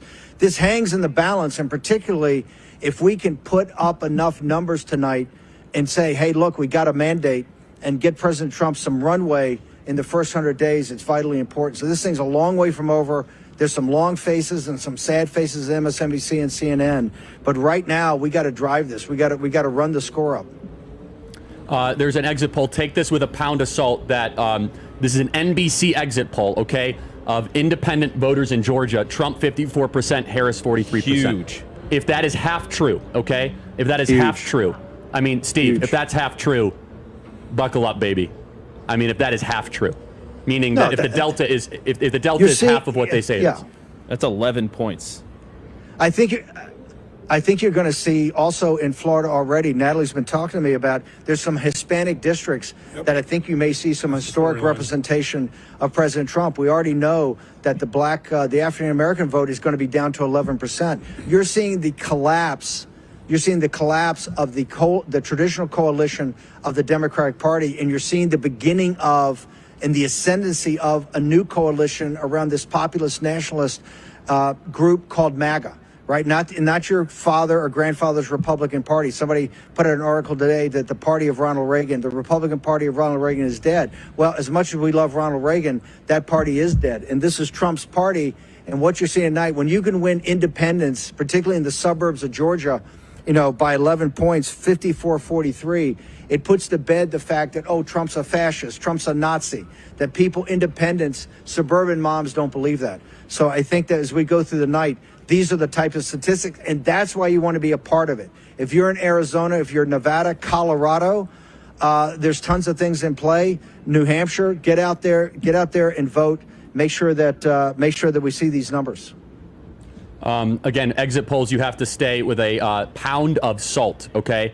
You have to take that. Andrew, do you have a thought here? No, I mean, I'm just saying, we've been looking at the Arizona numbers because we had an Indy surge today in Arizona. I mean, it is the story of the day is that Indies came out today, and normally you're expecting depressed turnout with Indies because they don't have as much motivation to get out, less tribal, they don't have a team, that sort of thing, and they came out. And so the big hope for Democrats in Arizona is that Indies are going to break in historic fashion for Kamala Harris. In 2020, Indies broke about 9 points towards Biden. That's what won him the state. What we see here, if we get parity nationwide, 50-50, we're cooking with some serious gas. So to see an 11-point spread on an exit poll, if it's half true, that's an enormous signal. So let's hope it's at least half true. We have 100,000 people on YouTube, 74,000 on Rumble. Hello to Real America's Voice. Really quickly, I'm signing hats for anyone that wants to become a member, members.charliekirk.com. You get a personalized hat signed to you. Want to thank Jill, Sam, Ethan, and Ryan. Okay, Blake, you got that face when you're looking at numbers. What are we looking at here? Florida looks healthy, man. There's some amazing ones we're seeing in Florida, I'll be honest. Like, I'm looking at the early vote in Monroe County. That's Key West, actually. So it's 64% in right now. It is 58-42 in favor of Trump. In 2020, it was 53.5 Trump, 45.5 Biden.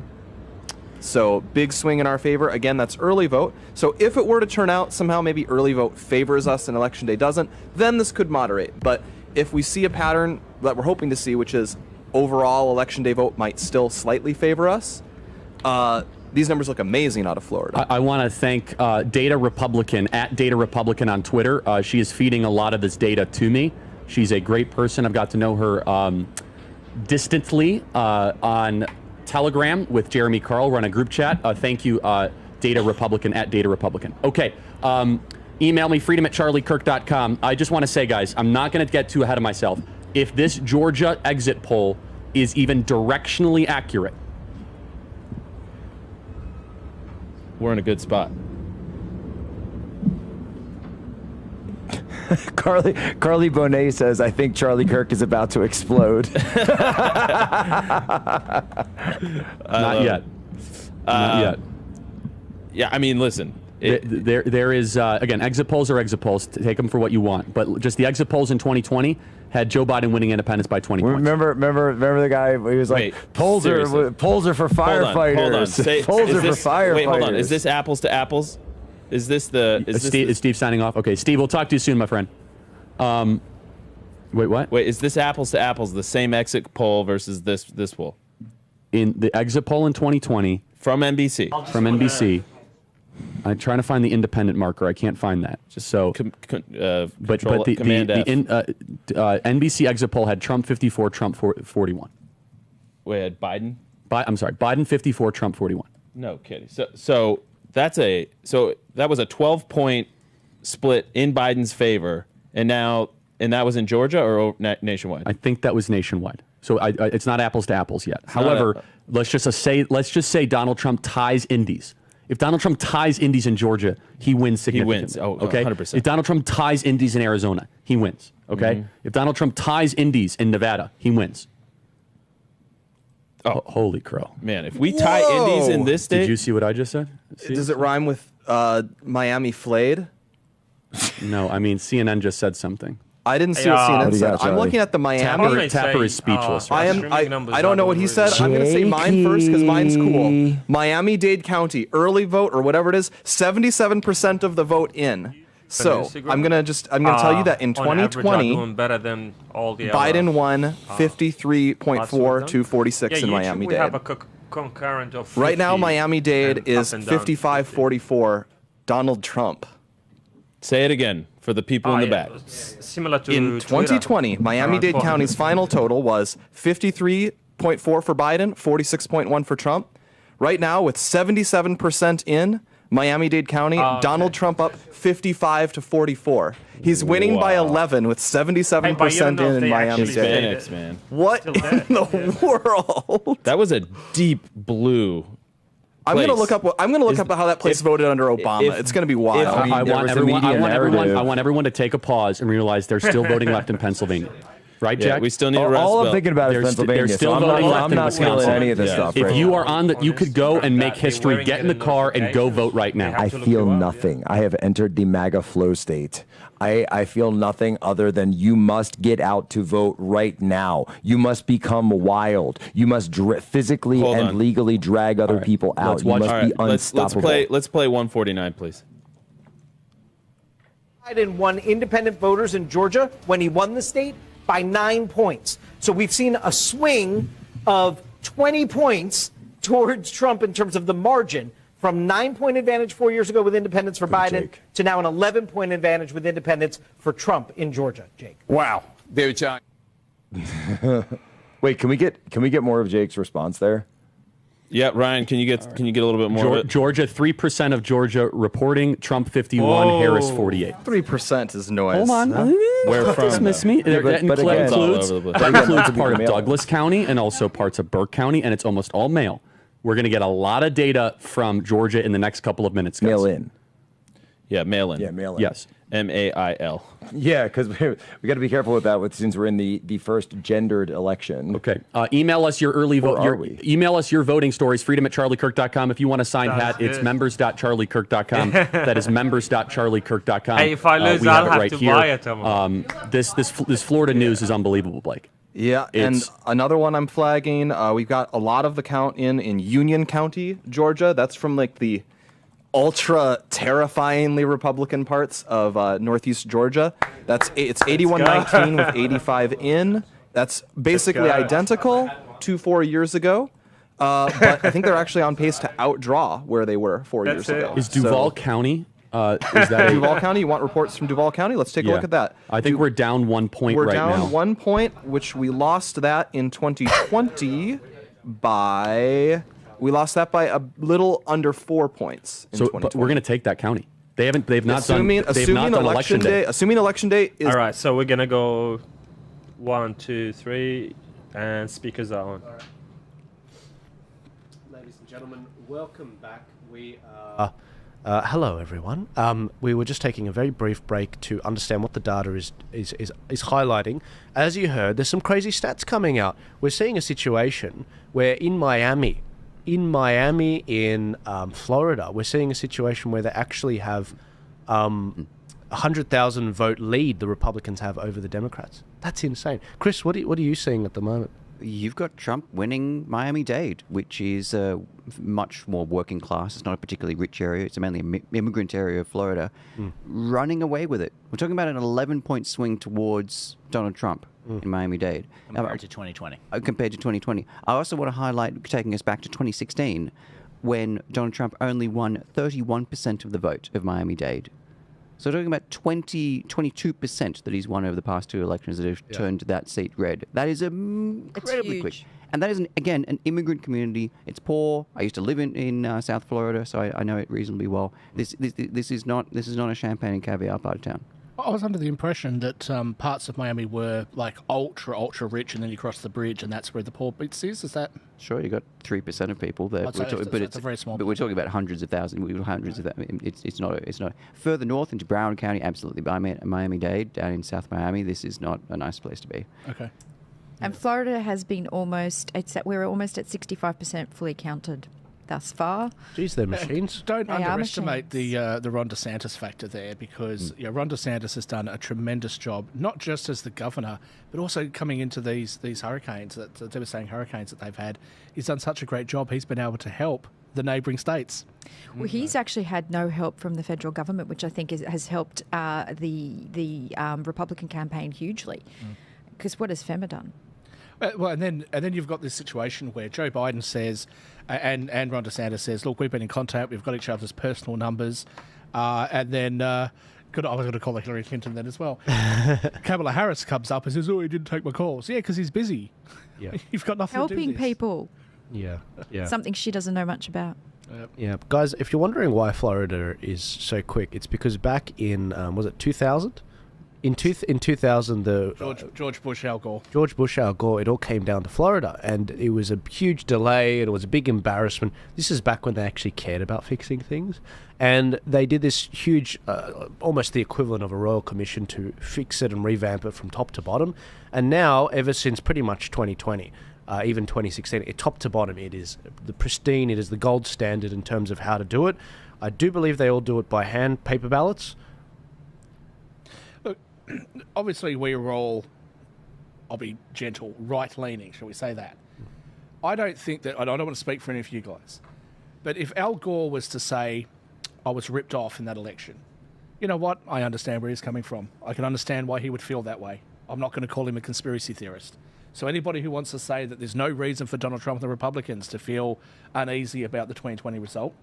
So, yeah, Florida is going to win. You have a right to an audit and to challenge the counting, and that's the thing. You need transparency and auditability, and that's one of the things we didn't have in 2020. Absolutely, people have the right to challenge the results of the election if they and to demand a check. You need that for the stability of the country and the stability of the democracy. Yeah, Virginia results coming in, by the way. Is that what you're going to talk really about, looking Chris? forward to that. Tell me I'm right. Tell me that Donald Trump's winning, because I've been saying it for the last 5 months, and everyone's been telling me I'm crazy. Yeah, so 3% reporting. He's got 75,000 votes. She's got 68,000 votes. I'm not sure. In some states, they are counting the mail-in ballots first and then the same-day ballots. In other states, it's vice versa. I'm not sure. In Pennsylvania, it's meant to be opening the mail-in ballots first, so hopefully those turn out really well for Donald Trump, obviously being a very key state. But yeah, Virginia, I mean... Is that a change? Because in 2020... It is. Virginia was a blue... Now, why this matters is that was something the Dems won last time. And if this trend continues, again, we're talking tiny numbers here, tiny numbers. This will be a turnover. This is where an electoral college will turn towards Trump, because last time we were looking at 44 Trump. He's got to swing his way. He's now 51%. So this is a 7% swing towards Trump in that blue state, Virginia. If that holds, then my other predictions of New Hampshire looks much more likely, and I would dare suggest now that you could consider, if this holds in Virginia, that New Jersey could be in play. I know it's a long shot, but we'll keep going for them. Has it changed in Pennsylvania? Because I thought the Pennsylvania was counting their mail-in ballots last. Are they now counting them first? Is that the change they've made? Last election they were meant to count them first. They didn't. They counted them last. This time they're meant to count them first. Hopefully that doesn't change. But again, this is why it's so touch and go, and this is why, this is ridiculous. I mean, you should know exactly the process. You should have an electoral commission that is like, yep, this is how we do it. This is the chain of command. This is exactly how it's done. But unfortunately, this is why I don't know how long the stream's going to go, because we could see what happened last time. Georgia's 60% now with 8% reporting. Florida's at 54% for Donald Trump with 71% reporting based on what I'm seeing. I think they'll be close to calling Florida now, wouldn't they? You'd think. I mean, Florida, yes. But as far as New Hampshire and Virginia, is county to county? Because the thing is, if you're just getting the whole state, then you could be missing the highly blue areas that pop it over. But county... Absolutely right. And that's what I want to talk about. Fairfax County, right on the edge of Washington, D.C. This is right in the FBI, Langley, Virginia, all that kind of that D.C. governmental hub. So you'd expect it to be blue, and it absolutely was. In 2020, you're looking at only 28% went Donald Trump's way.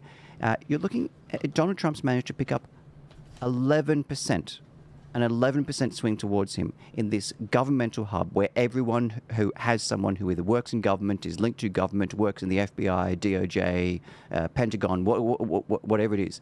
He's still picked it up there, and he's looking at now with 38.5%. So that's a county where no one will admit it in the exit polls. The reason in the secrecy of the ballot box, they'll do what they do. But in the exit polls, like, oh yeah, I totally voted for it. And New Hampshire at the moment has only had 3.8% counted, and Donald Trump's behind. You've got Harris at 56.3%. Guys, can we see something? This is I know you're going to want to talk about this. This is key data coming out of Georgia. This is about how black men and women are actually voting. Really important. And yeah, I mean, this is very important. If we can just bring this up, Rami. Head and play. Cut 152. And by you, I mean Pennsylvania Watch, some of the Philly core, Pittsburgh, 152. This might be polling. Convince them that they could be better for the economy. Trump has been trying to woo those voters. Remember, inflation's more than 20% in that state. With black men, Harris is at 73%, Trump at 25%. Let me give you perspective and context on that. Joe Biden in 2020 had this number at about 87%. Okay? So right now, she's running about 13 points with black men behind where Joe Biden was in 2020. All right, another data point there, Brett, because I know you asked. Black women as well in Georgia. We have been watching this. Here it is. Strong showing, 89%. But let me give you the perspective on that. Joe Biden, with black women in Georgia 4 years ago, was at 95% of their support. She is also running behind with them by about 6 points. Anyway, thank you, Charlie. That's amazing. Wow. I just want to say about Virginia, you're right, a lot of people work for government there. This is the reason, actually, that I've been saying he's going to swing in that state, because you can't go to the Pentagon. You can't go to all those military people and those people that have worked their way up after fighting for the country and tell them they're all racist and tell them all that America is this irredeemably horrible place. These are the most patriotic people in the country. And and have a look at the FBI. FBI agents, the rank and file agents, not the people at the head of that agency. That's a big difference. They are peeved at what's been going on in the last handful of years. So it wouldn't surprise me at all if exactly what you said. They'll tell everybody they're voting for the Dems, and in the ballot box they're voting somewhere else. You made a great point there about the difference between the rank and file and the executives. Yep. And whether that's true in the military brass versus the rank and file in the Army. You know, the military brass get to retile their kitchens every war, right? But the rank and file are the people that go and die. Yep, absolutely. We've got a state that looks like it has on its way to changing hands, with 16% reporting. Georgia, last election we saw Trump win only 49.2% of Georgia. 60.6. We're talking about an 11% swing to Trump for Georgia, which is going to turn what was a blue state and turn it red. Yep. So Virginia and North Carolina are currently light blue. They have now called West Virginia. No surprises there for Trump. Now, North Carolina, I know you're looking at that and probably seeing that it's turning 70% blue. You're only looking at 1% reporting, so give that some more time before you... Yeah, absolutely. If you have any county granularity... we've only got about 7 to 18 counties reporting, so it's far too soon. I think North Carolina will go red. I will just say, and I haven't looked at the map yet, but I'm assuming a lot of those counties will be around Raleigh and around that sort of area where Research Triangle is, where you've got a lot of Dems that have moved in. That's just my guess without looking at the data. But well on the way to 16 Electoral College votes for Georgia turning red. So that is a needle moving right there. Not just winning a red state and turning it more red doesn't move the Electoral College. It simply doesn't matter. But there's a blue state, 16 Electoral College vote that previously went to Joe Biden, now going to Trump. Ohio has just started putting theirs up. Trump's in the lead, but it doesn't matter. It's only 2 counties. But this is another one that Kamala Harris was saying, we can knock off Ohio, and some of the more ambitious Republicans say that they can knock off Minnesota. I'd like to see it. Tampon Tim lose his own state, but Walter Mondale, that was the only one that he hung on to in Reagan's years, right? Landslide. So, the only state he got. I was 4 years old, I think. Yeah, and that's one of the things, if the Democrats were the Kennedy Democrats of the 60s, I wouldn't be worried about who really takes this election. But that's not who we have at play. I think we were trying to allude to this earlier. If the reason why I actually want not just Trump to win, but for it to be an absolute landslide, is because it's going to send such a loud message, and it's going to mean that those of us that live in the rest of the English-speaking Western countries can finally start being brave enough to actually come out and say, I don't care that you're going to take my job off me. I don't care that you're going to shut down my bank accounts. I'm telling you I've had enough. Yep, I agree. That whole thing about debanking, I remember reading that Melania and Barron Trump got debanked. That's right. After the last election. How disgusting is that? It absolutely is. I mean, all the forms of lawfare, people losing their jobs for the wrong tweet, for having someone take a snapshot of someone flicking something out the window and then having the wrong hand signal. I mean, I am so over all of that. It's a great message to send to Trudeau, because didn't he do that to the truckers rally? Exactly. They just shut down their bank accounts. Absolutely. You had the European Union people saying that he was too far on the left. I mean, that says something. Yeah. Right? But we are seeing this right right-wing trend, and even with Keir Starmer winning in the UK, for the record, I'm British citizen as well as Australian. Look, the Tories did an abysmal job, but even if they didn't, it's very hard. It's like the Liberals in the last election. It's very hard to go to an electorate and say, hey, vote me in again. I've already had 3 or 4 terms, so give me another shot, right? You're going to lose. But if you actually have a look at how the votes came out, I would argue that the UK actually still voted to the right. And I would even say that here in Australia, if you've only got 3 out of 10 Australians voting for Albo. We had Nigel going this time. Yeah, and Nigel Farage, another one that got yes. And to pick a bone, it's not a right-wing trend. In my view, it's an anti-authoritarian trend, because the left have gone complete gulag. Like, I keep on saying, whatever happened to my hippie drum circle left? Yeah. Where you do you, and they just acceptance and that kind of thing. They've gone complete gulag Stalin. Well, it's venomous. It's almost venomous. You are not allowed to have an opinion unless it's their opinion, and that's misinformation and debanking and that's it. This is why so many cancel people culture. I'm done. This is why so many people that have known me for a long time are saying, Shaquille, you're hanging out with all the religious right. You've moved too far to the right. I'm like, no, I haven't. I'm still the libertarian kind of guy I was. I want government out of the way. Leave me alone. Let me do what I want to do. And you know what? I'll show you the respect that you can live your life however the hell you want to. Now it's like, no, you've got to do what I say. Now you've got 30% of Gen Zs that say we should put cameras inside our houses and our bedrooms and our bathrooms so the government can watch what we're doing. What are you doing? Like, how does that happen? So, I'm fed up with the left. Can I just say, on the global leaders thing, I was thinking the other day, you remember when Trump was shot and there were those memes about Shinzo Abe? And how Trump, he turned his head, and obviously, being a man of faith, I think most of us were like, surely that was an act of God.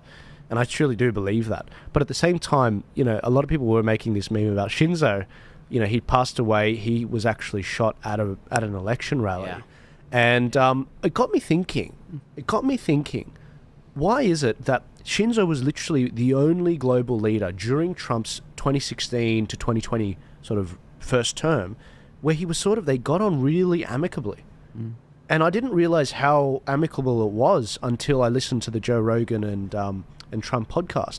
And I was just thinking, okay, hang on, who were the Five Eyes prime ministers during the time of Trump? It was Jacinda Ardern, it was Turnbull, and then ScoMo, and who else was Trudeau? There was Trudeau. There was in the UK. They had Rishi Sunak. Well, they had about 4,000. Boris Johnson. Yeah, about 12,000 different. What's the name of that? They had Theresa May. Then they had Boris Johnson. May, Then they had, what was her name? That she was there for like 20 days or something. Liz Truss. Yeah. And I was just thinking, it's such a shame. It's such a shame. What a great opportunity. I hope and I pray that in some of these countries, including our own, we can actually back Trump up in the next 4 years and be like, you know what, you're not the only one on the world stage. We can work collaboratively. Do I think Dutton's that guy? I don't think so, personally. I think he's going to lose the next 2 elections. But when I look at what's going on overseas, I really hope that someone backs the man up, because he is very much a rare figure that comes around once every 100 years. And I really hope that, and I don't think people appreciate how much of a black swan event this man is. Well, it breaks the narrative. I mean, that's one of the things, is that if Trump lost, X would be done. Elon Musk would be done. All sorts of counter-narrative media would be done. The First Amendment would be done. The disinformation bill would move forward. They take the guns. This is a turning point for the narrative control. People talk about leaving the country. If Trump loses this, I think we can have a whip around to GoFundMe. I'm jumping on that ship with Elon Musk to Mars. Let's just leave the planet. Have you ever seen we could go to El Salvador. I think. I mean, he's doing a fantastic job, and they're trying to enshrine body autonomy into the Constitution. So sign me up for El Salvador. Hey, have a look at that referendum they just had in Ireland, where they went against the transgender stuff, the LGBTQ pride stuff. They backed up women's rights. They family values and all of that. Fantastic. It's a nice thought, Natalie, about going to El Salvador. But when you have, the CIA running color revolutions on anyone who's counter-narrative, it goes back to that whole invasion of the body snatchers quote: where are you going to run? Where are you going to hide? You're absolutely right. You're absolutely right. There's no one like There's you. nowhere left. to hide. But look, hopefully we're small fry as far as. Well, I mean, coming back to some numbers. Will break the narrative. Coming back to some numbers for a minute. Look, I know it's only a couple of percent. I'm not liking these numbers out of North Carolina. I think it's unrealistic at 68% for Kamala Harris. But I'm cognizant a lot of this is coming in from Raleigh. But yeah, I'm not liking what I'm seeing there in North Carolina. Do you want to weigh in on that, Chris? Too few counties to really make a judgment. There's still so many counties, rural counties, which aren't there. again 2%. If you just want to have a look at Raleigh County, we could do kind of an apples to apples, and Raleigh. That's what I'd be interested in. Again, I mean, it's good to say because North Carolina is a red state, and that 15 electoral votes. So last time around, we saw Trump winning 35.8% of the vote, and that's fallen in Raleigh to 31.5. So that's it's a swing against Trump. Okay, so Raleigh's gone down. Yeah. A big factor for that, though, is going to be Josh Stein. A big factor there, in Raleigh especially. He's very popular. And Mark Robinson, look, again, I don't believe the stuff that's been said about Mark Robinson, but that's going to drag the ticket down a bit. I don't expect it to drag down as much as this, though. As for Florida, 76% reporting. They haven't called it yet. Off what's left, can you see any pathway for her to win this? Why are people calling this? I have no idea. Okay, so we're pretty confident Florida's gone. Well, 72% counted, and it's 54% Trump. I mean, it's done. It's cooked. Yeah. Serve it up. 76% counted, and just to give the numbers, what I'm seeing on my screen, you've got 4.7 million votes for Donald Trump, and you've got I'll call it 3.9. I'll round it up. 3.9 million for Kamala Harris. So I can't see. Can you see any possible pathway for? There is no possibility from a mathematical perspective. I think there's zero. I'm surprised chance of that happening. Surprised I haven't called that yet. Well, I'm on the ABC website, so they'll never call it. Just, you got to see what the Left brothers are doing. I don't think the ABC have called the 2016 election yet, have they? Guys, can I just do a hard pivot? Obviously, we're still waiting on a lot of the results to come through. They are going to come through very quickly, but not yet. Not yet. We're still waiting on a lot of these counties. Some of these places are still actually voting. So I just wanted to quickly pivot. The misinformation bill was mentioned by Paul. Now, our friends over at Australians versus the Agenda actually mentioned this morning that they're trying to ram this bill through today in the lower house, in the House of Representatives. So, Anthony over at Oz versus the Agenda, the Combating Misinformation, Disinformation Bill will be debated today in the House of Reps, the lower house. This is not a drill. And the most recent update is he's got this video from Federal Health Minister Mark Butler, who informs the House that the debate on combating the misinformation and disinformation bill will begin now and could take up until 10 p.m. tonight. It looks like they're determined to pass this bill ASAP. I mean, clearly what's going on is they're using this opportunity to get it through the lower house. Now, look, let me be totally honest with you about this. This bill will pass the lower house, no matter what happens, because Labor have a majority of numbers and they always vote together.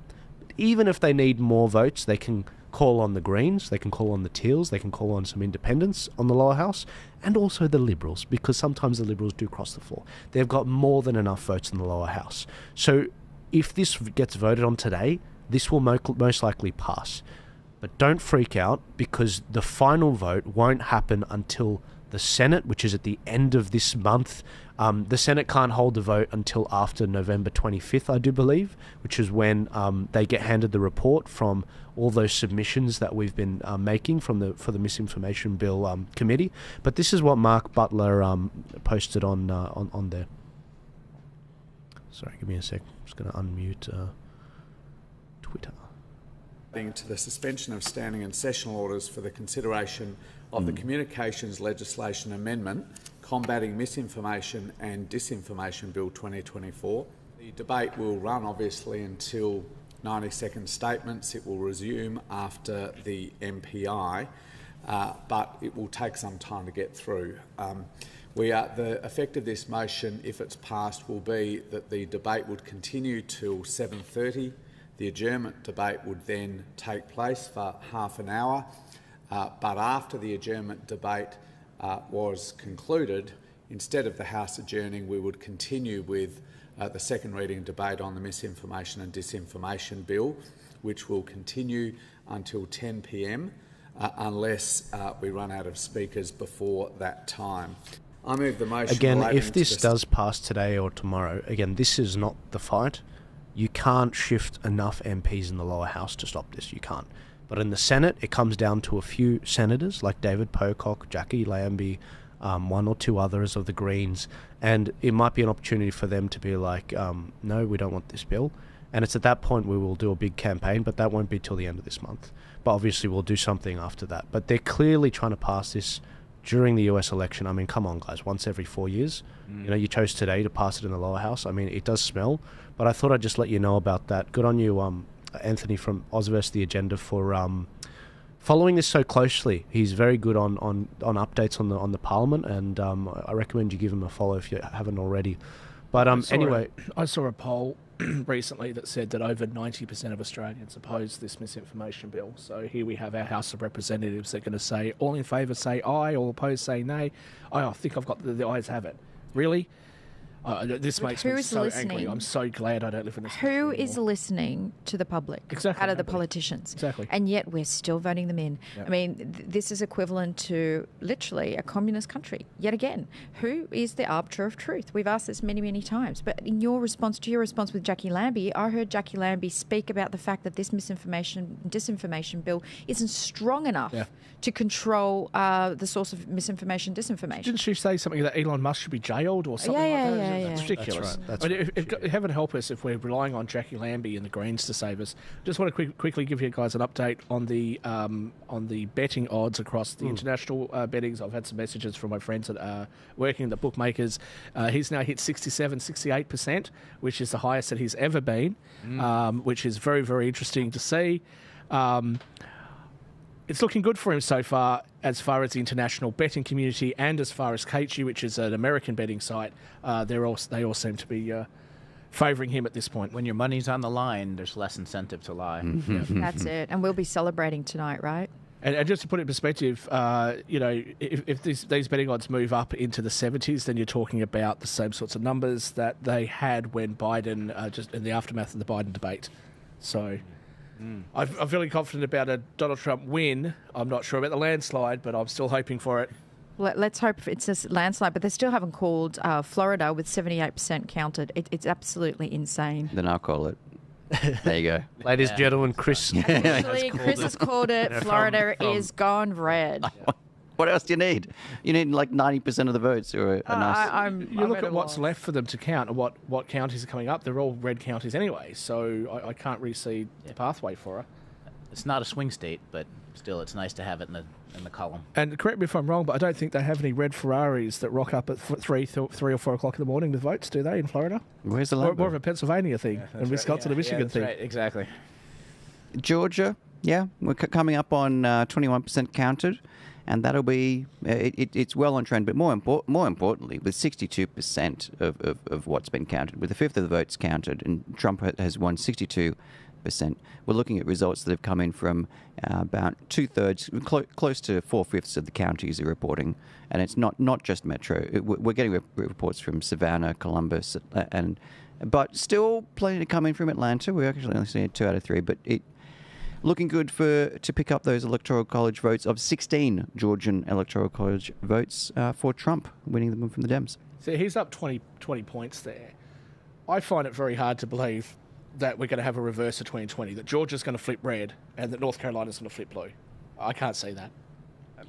Even if he gets Georgia and North Carolina, if he loses Wisconsin, Michigan, and Pennsylvania, I still don't think he has it, does he? No, he doesn't. He'd really need one of those Rust Belt states, to be honest. But those are really the key. If he takes both of these plus just one of them, then it's kind of gone. Her pathways were that she needed to have, or certainly Biden needed to have Pennsylvania and Georgia. But if you don't get those two, the pathways for the Democrats is narrowing significantly. Yep. The other thing is, I honestly believe that she was put there to protect the down ballot positions, and it'd be very interesting to see how those down ballot positions are actually going. Have you got the numbers on that, Chris? No. That's a level of information I don't. Okay. some my laptop didn't blow up. Chris, some polling places they actually have both the national and then also the down ballot. So when we say down ballot, guys, we mean, okay, great, no worries, the president race is going well, but how does that affect? Does that actually translate to the legislation? Those running to actually become congressmen and congresswomen in both the Senate and also the House of Reps, their lower house. That's really important. Those in the lower house, they control the purse, they control the funding. Will Trump be able to have numbers that he can work with? Or does he not have the numbers? Is he going to have a very combative last 4 years with the lower house and also the Senate? So this is critical. This is really important so that we can see, is he going to be able to execute his agenda? Because it's not enough to just be the president. You actually need to vote everything down ballot, and that's what we mean by that phrase. Anything on that, Chris? I can work on getting some of that information ready. Give me a few minutes, but no worries. We are getting. I'm going to make a call now for you guys. I'm calling DC for Kamala Harris. I don't know. That's a bit it's radical. a brave one. It's a brave one, I know, but bold move. Bold move. Yeah, good on you. As long as you haven't called New York yet. I don't think they open till No. till 9 o'clock. But I'm going to go with it. Right, it's a 50-1 shot, but I'm going to go with. I'm going to call New York. Listen, Melbourne Cup winners have won at 50-1 odds. So hey, let's take it. So my greyhound won the 2020 $1 million chases. I think we've talked about on air, and it was the roughest greyhound in the field. Nobody was picking it. It jumped out of the worst possible box it could jump from, and it won in the slowest time of any greyhound that's won that race. But slowest time is still a winner, so I'll take it. I think the margin will be a lot lower than it was in 2020, but I don't see it. If it would be, that would be great, but I don't see it. North Carolina is trending down for Kamala now. Oh, good. Oh, really? Yes, but it's flipping, like it's flip-flopping, as in the percentages. It's still Harris 62.1, Trump 36.8. As I said, a lot of that's. But it's only 3.1% counted. They're slow there, they can take their time. So is that what you were saying to me downstairs about Georgia? By the time I got back up here, it was over 60%. Okay. So presumably you'll see something similar in North Carolina. North Carolina, you expect that it would be Democrat at this point. I mean, it's all the inner city areas. I mean, only one of them have gone for Trump in these inner city areas, and they're still relatively close. He's about 50,000 off her, 45,000 off her. Well, you see a lot of those TikTok videos that come out complaining about FEMA's response to the hurricanes which have affected North Carolina, and you see other people saying it was misinformation. Presumably that will have an effect, but also how many of those people are displaced who have got mail-in votes that perhaps haven't been counted yet, that sort of stuff. So North Carolina will be one to watch. It was $750, and apparently not many people got that amount of money. So there was a disaster zone, and yet, yeah. And how much did they send overseas? Billions to Ukraine? And then, what are we up to for Ukraine? And Kamala Harris says, I've just authorised whatever amount of money it was to help the people of Lebanon. Now, I've got nothing wrong against the people of Lebanon. Yeah, we should help them. But we've got to help ourselves first. Right, I'm talking about from Australian perspective. America has an obligation to its own citizens first. It was so tone deaf. I feel like North Carolinians are going to reflect that. This is every country now. Like they're helping overseas people rather than helping their own. You've got homelessness issue. You've got a living crisis where people can't afford their food. They can't afford housing, and yet we're sending money overseas for wars and this warmongering. I mean, when Trump was in power, there were no wars. Have a look at the Afghanistan withdrawal. That was abysmal. I hammered the demonstration. I cannot respect Biden's legacy, because he left behind people who had risked their own lives to basically be informers and intelligence agents, give information to the US. But it's not the US. The US always talks about being the world's police force. They don't go in there by themselves. We join them. The Canadians join them. The Brits join them. And it's made all of us look bad. Why should anybody trust us again? Plus, we left our own people behind. Yeah. Many of those people are on the left. Politics has nothing to do with this. You've got NGO workers who are in there trying to provide help to some poor people, and you left them behind. When those planes were taking off and people were so desperate they were hanging on to them at the risk of dying and falling off the planes, if you had any heart and any courage, you'd have walked into the Oval Office and said, "Sir, we've got to go back in." And the UK should have said to America, if you're not doing it, we're going to do it, because you cannot leave that situation. What about all the complete incompetency, and utter incompetency? And then when Kamala Harris comes along and states that we have no troops deployed overseas, and you get this video of people going, well, who the hell are we then? Who the hell are we? Where are we? And remember, I mean, you've got to say the woman doesn't know the truth if it hit her in the face. Remember her statement on The View. Would you have done anything differently? No. Oh, nothing I can think of. No. Yeah. Guys, we've got 1,000 people watching live. Thank you, everyone, for joining us. We are trying to translate this in Australia. What Sorry, North Carolina just dropped 52, 47. So, It's North Carolina is looking really good. It's trending very fast. Yeah, and that's good to see. And that was only a jump from 2% of the vote to 4% of the vote. So, pretty happy with that. We're waiting, guys. The majority of places we're waiting on, all of the ones we're waiting on, in fact, are not the city areas. And in that area. So we really hope this comes through. I mean, how many electoral college votes will that give Trump if he gets it? That's another 16. North Carolina and Georgia, both 16. South Carolina, I'll just call South Carolina. It's going to be Donald Trump's.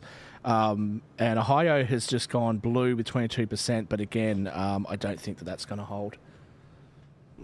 Georgia's looking really good. By the way, Georgia, I forgot to mention, I was listening to the other stream, that it turns out that in Georgia, men have turned out really well. I think at least 5 points more than women in Georgia, which is really good. That's what we wanted to see because, as I was mentioning earlier, women, they voted a lot more across the country in mail-in ballots and pre-poll sort of ballots. So I want to bring up a couple of things about the woman vote here because, look, people are saying the women vote, abortion, all that sort of stuff. No.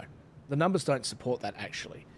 The biggest group of women that actually have abortion at the top of their list of priorities or for voting issues is women under the age of 30. And they've actually dropped from a 40% thing to a 30% group of people that say that that's important to them. There's more enthusiasm within Republican women than there is with Democrat women. We've seen that across the country. So I'm not seeing this. And having spent time in Georgia, the stats we had up before that 73% of black men are voting for Harris, I don't think so. They're probably saying that to keep their wives happy because they don't want to admit that they're actually going to vote for Trump. And Kamala Harris, she comes out and she goes into a barbershop to lecture the guys at the barbershop. Sweetheart, this is the men's area. Go away. You don't see me going down to talk to women at Ella Bachet when they're having their legs waxed, okay? Because I'm not supposed to be in there, right? So get the hell out of the barbershop. They don't want you in there. By the way, Florida's been called just now. Oh, it's about time. Oh, sorry, it's only like over 80%. As far as the abortion issue goes, it is very highly misunderstood, and not just in America, but even in Australia. I was waiting to vote in the council elections and was talking to a Labor guy, and we were talking about abortions, and he had no idea what Roe versus Wade was all about. He literally thought Trump was anti-abortion, which is the actual mainstream media narrative that's being promoted, and that's not what he was saying. What he was actually doing with reversing Roe versus Wade was giving the rights back to the states away from the federal government. So it wasn't him doing it directly. Well, no, it wasn't even him. Supreme Court exactly, back to the states, and there's nothing Trump, wrong with that. Some of the people in the Republican Party, like Lindsey Graham, wanted a complete abortion ban, but Trump was not on board with that plan. That's right. Well, this particular Labor guy said, well, you've got no rights in California to have in Texas to have an abortion. I said, well, go to California. It's not, your options are still there. States. Yeah, seriously. Results are coming in for Texas. One county, Dallas. Before you look at a blue map there, all right, it's one county. It's Dallas. Yeah. And it's a slight swing towards Trump, despite it being a blue county. Right. In 2020, it was 33.4% Trump. Yeah. And despite 60% of Dallas, this is one county, it's 37.6% towards Trump.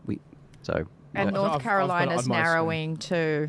I've got it on my screen here that Kamala Harris leading in Texas, 540,000 votes versus 502,000. And because of how blue those areas are, that doesn't bode well for her at all, in my opinion. It does in North Carolina, though. It does in North Pennsylvania has just started counting. Very small amounts, but we've got 72.5% Harris. Chris, where are they counting them on? So it's just Pittsburgh. It's only one county that's reporting back, and it's a 7% swing towards the Dems. They're in Pennsylvania. Now, why Pennsylvania matters so much is it's ultra-marginal. We're talking about 50.1%. It went to Biden last time. Pennsylvania's huge. So with 19 electoral votes, these matter a lot. These matter a lot. But all we've got is Pittsburgh, Metro, which will go blue. So when we see more counties, we'll be able to make a judgment more on Pennsylvania. Yeah, the Pennsylvania cities are the bastions of Kamala. But But on what is increasingly looking like an L, it's North Carolina that went 49.9 Trump last time with 15 electoral votes, is trending towards it's not going to go Trump this time. I wanted to ask a question. I don't know if I'm acting really stupid right here, but Maryland has been called for Harris with 0 votes counted. Oh, no. Yeah, because Maryland's not even on the. That doesn't matter. Not even. It's like Alaska. Alaska, you might as well just call it for the Republicans right now. Sure, So- but you didn't call Florida with 75% counted, and you're calling Maryland for 0. Yeah, North Carolina does worry me a little bit here, Chris. Yeah, I mean, look. You've got more rural counties yet to come in. It's mainly a Charlotte, Raleigh, Durham. They're reporting back, which are all showing swings towards the Dems. Of 2, Charlotte is about 7. These are swings towards, and this is 15 electoral votes that went to Trump last time. That if this trend continues with 9% counted, the Dems will pick up. But we'll see as the regional seats come in. Which state are you talking about? Pennsylvania? North Carolina. North Carolina, okay. North Carolina. Really interesting how some votes in Florida have gone more to Trump, but certain ones in North Carolina. So yeah, breaking that down by demographics and that would be at some point someone will do the work to find out what those trends are about. You're starting to see some results coming from Michigan, but it's just one. Oakland. And if I'm going to give you the swing, which no one seems to be talking about the swing again, it's 76 towards Harris this election, and last election there in 15 electoral votes for Michigan. We're looking at. I'm trying to take you through the county for Oakland, which last was 56 Biden. So that is the county of Oakland in Michigan. Was seeing that result there. Swing of 11% towards Harris, towards the Dems. This time around. Not a metro area, a rural area. So it's not Lansing, it's not Detroit, it's not anything like that. It's on the edge of Detroit with it, but a swing towards. Guys, this is what the national map looks like right now. So we are still waiting on a lot of results to come in. For example, don't freak out about Texas. Again, that is still just one inner city sort of area that's outweighing all the others, and we're still waiting on a ton of others. That will most likely go red, despite previously people saying, oh, it's going to, it's purple now. But the key states we're looking at right now here on the map is Michigan up here. We've got Ohio, obviously, is probably going to go Democrat, but we'll see how that goes. Pennsylvania over here. I don't think Ohio, but that's where J.D. Vance is from. We will look. There was a concerning poll out of Ohio, which you debunked earlier, thankfully. That was Iowa. That was Iowa. That was Iowa. Oh, okay, not Ohio. Sorry, I'm getting confused. Iowa's over here. Wisconsin, that is the one we don't have any results for yet, so that'll be really interesting. Arizona's over here. People are still voting in Arizona. Yeah. And Nevada. So these are 2 states we want to wait for later, but these states on the East Coast, like North Carolina, like Virginia, like Pennsylvania, like Michigan, these are key states, and like Georgia, these are key states that we will know most likely before the West ones really have significant counts in. Except Pennsylvania might lag. That's the only one which might lag. There have been a lot of polling problems we've been hearing over there that have been, giving people a lot of problems in voting. But just so nobody gets too excited either, the red states that you're seeing at the moment that have been called are the states that you're expecting to be called, which is Oklahoma, Mississippi, Alabama, Florida, Texas, Tennessee, Kentucky, Indiana, West Virginia, South Carolina has just been called. And off the blue states, Vermont, no surprises there. Massachusetts, no surprises there. Rhode Island and Connecticut. If you're really optimistic and you flip New York, then you expect Rhode Island and Connecticut to flip. But I think that they've just allocated that already. And Maryland obviously has gone as well. So I'm surprised I haven't yet called DC. I'll be the first one that does it. Yeah, there's no doubt about DC. Yeah. That's like trying to flip Canberra. It's just ACT. It's just never going to happen. I think we should build a wall around them and just lock them in. I agree. I want to build a wall between us and Victoria. Yeah. But I was going to say, with regards to Texas has just flipped back to light pink. Texas, yeah, for God's sake. I was going to say, with regards to the USA, they actually want to add senators for their territories, for Washington D.C. They actually want to add 2 senators for that, so it is equivalent to the other states. We have that here. We actually have that here. It's not equivalent to the states, but it's something. And I think people don't realise that, and it's obviously heavily Democrat there. So if they play those sorts of games, then Texas has the constitutional right to break itself up into 5 states. So if you want to game the system, you get somebody who's a really hard-bred person in Texas, break the state up, give 1 bit to the Blues. They get 4 states out of Texas that'll be red. That's how they'd counter it. Yeah. There are all kinds of downstream things that could happen if Harris gets in. One is amnesty and citizenship for all the illegal immigrants, and that's millions of people. There could be senators for D.C. There could be, Supreme Court justice packing. This is one of those things, is that she's made it clear that nothing is beyond her, unfortunately. She's going to infringe on the trademarks of pharmaceutical companies, and she's said that she's going to end the filibuster in order to pass the Green New Deal. Yeah. So if you think the $35 trillion worth of debt they currently have, and the between $120 and $180 trillion of unfunded liabilities that they've got in their books, with Medicare running out of money, its trust funds running out of money next year, the Social Security trust funds running out of money in 2028, 2030, and 2032. If you think that those debts are bad, wait till she starts spending $80 trillion on the Green New Deal. It's a worry. It's an absolute worry. And what's worrying is what's even more worrying is if she does get in, I don't think the Republicans can ever catch up if they're going to be naturalising the illegals. Yeah, no. That's it. It's all over. They're going to shoot. It's absolutely, and they'll ship all the illegals into the swing states, and that'll be the end of it. But you know what? Let's not yet get too nervous and apprehensive. I think that the trends around the world are the same. Look at Germany has started voting for the right wing parties. Sweden's had enough of immigration. I would not underestimate the resolve of the American people. Yeah, I do still think it'll be too big to rig. That's still my. It's interesting though, this trend. I mean, every time we get some preliminary results with regards to the each state, we're seeing it start off with Kamala slightly, and then Trump sort of speeds up, because I think they are in most of these states cracking open the mail-in ballots. They're getting tucked into those and counting those first, which is why that exists. And then as time goes on, Trump does take the lead pretty quick after that. But again, I might be dead wrong. Different states, different rules. Sometimes states, they do some funny buggers, but it is good to see that they're actually counting that first, not last. Because obviously a lot of people are accusing them of printing ballots after it, which is, obviously something that was never proven in court, unfortunately. But anyway, I'm looking at the thing to remember there, though, is that if they count the mail-in votes and you start getting apprehensive now, wait until the day off votes start being counted. Because then all of a sudden you're going to see a massive rush back to Trump. The prophecy is getting fulfilled on the poly market. We nearly at 69%. Yep. Oh, wow. 69%. Wow. That's funny. That tomahawk steak Rami is looking really good. So Rami has bet me, even though he's dying for Trump to win, that he thinks Kamala's going to win. And there's a tomahawk steak at stake. Was it the election or Pennsylvania? No, the whole election. The whole election? Yeah. Wow. Is that a halal steak, Rami? Yes. Well, I'll tell you what, I'll take it for Pennsylvania. I'll bet Trump will win Pennsylvania for a tomahawk. I'm just looking forward to a medium rare tomahawk. He's not going to have any money left at the end of this.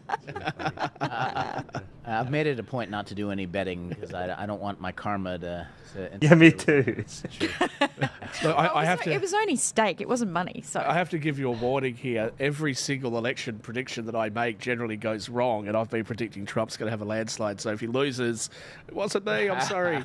I don't like. He's inching closer in North Carolina, so it's not as depressing as it was before, with 8.3% counted. Well, look at the raw numbers too. He's only down by 40,000 votes. Yep. So. Yep, the poly market is sky high now for.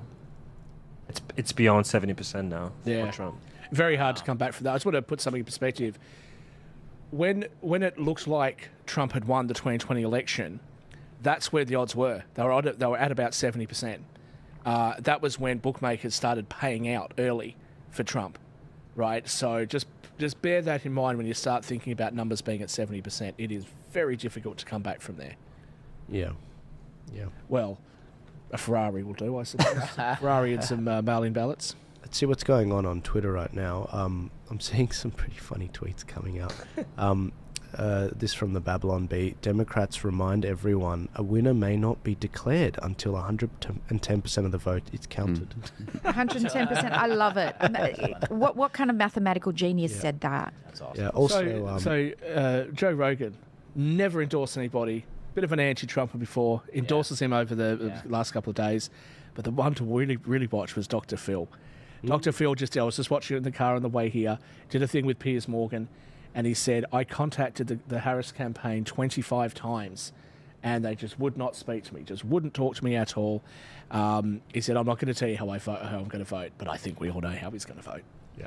I think Dr. Phil has done a complete about-face. I'm very impressed with Dr. Phil. I used to watch him when I was a lot younger. I won't reveal my age. But yeah, I'm impressed. And from our making sense. And from our very logical and sensible people at the Young Turks, does anybody here think that Anna Kasparian voted for the Dems this time round?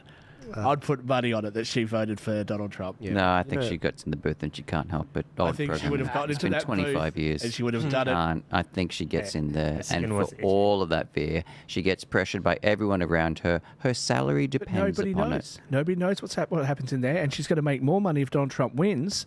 Because look at all the big media. They get to sit there and whinge and moan and blow things out of proportion for the next 4 years. Oh, look, what happens in the booth stays in the booth. So I think she crumbles. I think it's very hard. I mean, remember, this has been something that she's not been doing for. Can you change that in just 6 months? Maybe. But I think she's so and people pressure her, and I just think she just folds in that way. She's already You're looking excited, Natalie. What's happening? Oh, no, I'm looking at the North Carolina Trump percentage go up. Perfect. Slowly. That's all I'm looking at. I'm just, a bit antsy about North Carolina, just like all of you. By the way, isn't this the new slogan for Kamala Harris's campaign? What happens in the booth stays in the booth? Yeah, probably. White they guys. ran an ad with That's it. very They normal. ran an ad with it. Yeah, and she's got the white guys for Harris. Like, really? But you know what? I don't know. Maybe people have different relationships with women to the relationships I have. I've never told a woman how to vote. We talk about it. I've never really voted. I've never really been with somebody who doesn't want to vote the way I do. But, if I was to be with someone, I don't care. You vote the way you want to vote. I just love how they made that statement that Trump has no strong women around him. Kari Lake, Tulsi Gabbard. I mean, seriously, folks. Who is Katie McEnany? I know. Who does Harris have that's a strong woman around her? Nobody. Who does she have that's a strong man around her? Oh, we'll get that. What is a man? Let's go back to that again. Yeah. I'm going to make a prediction, which is a bit unusual. Ohio was close last time. It's even closer this time. Interesting.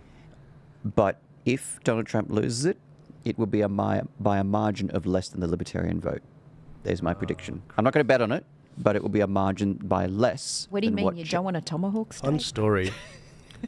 By the time we balance out all the bets at the end of it, there'll be one tomahawk steak for everyone. 50 bets between us.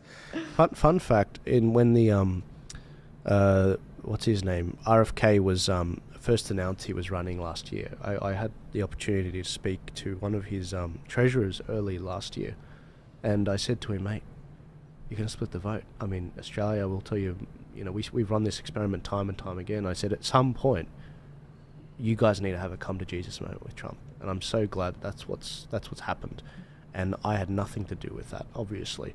But it's important that people in Australia learn that in America, they got Rogan, they got Musk, they got Tulsi Gabbard, they got all these people uniting on the right, the independents and people formerly of the left that were Democrat candidates like Tulsi Gabbard. And they still are cutting it close. They're still cutting it close. And so, this should be a blowout election, and we don't know what it is yet. Obviously, this might completely change by the end of the night. But the point is, the idea that it's still close, it's ridiculous. And in Australia, people need to start recognizing that this is you have a closing window, because the left know how to wield power. They know how to sandbag their positions and then capture your positions.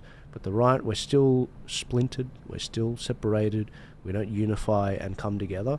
And we need that sort of MAGA unifying sort of Justice League, Avengers sort of vibe. We're not seeing that in Australia yet. Absolutely. And, we'll keep losing until we do. And that's the left knows how to attack. We need to get control of some media outlets. Yes. And the media because I'm not actually a conservative, so I'm going to say it. Conservatives, can you get a bloody backbone? What happened with MLC down in Melbourne? that the girls are going to take their crosses off? What's going on here? Right, so get a backbone, start standing up for what's right. I thought MLC was in Sydney. There's one in Sydney as well. There's one in Sydney. But you're absolutely right. The backbone is what's been missing in the conservative movement and in the, whether it's centre, right, whatever it is.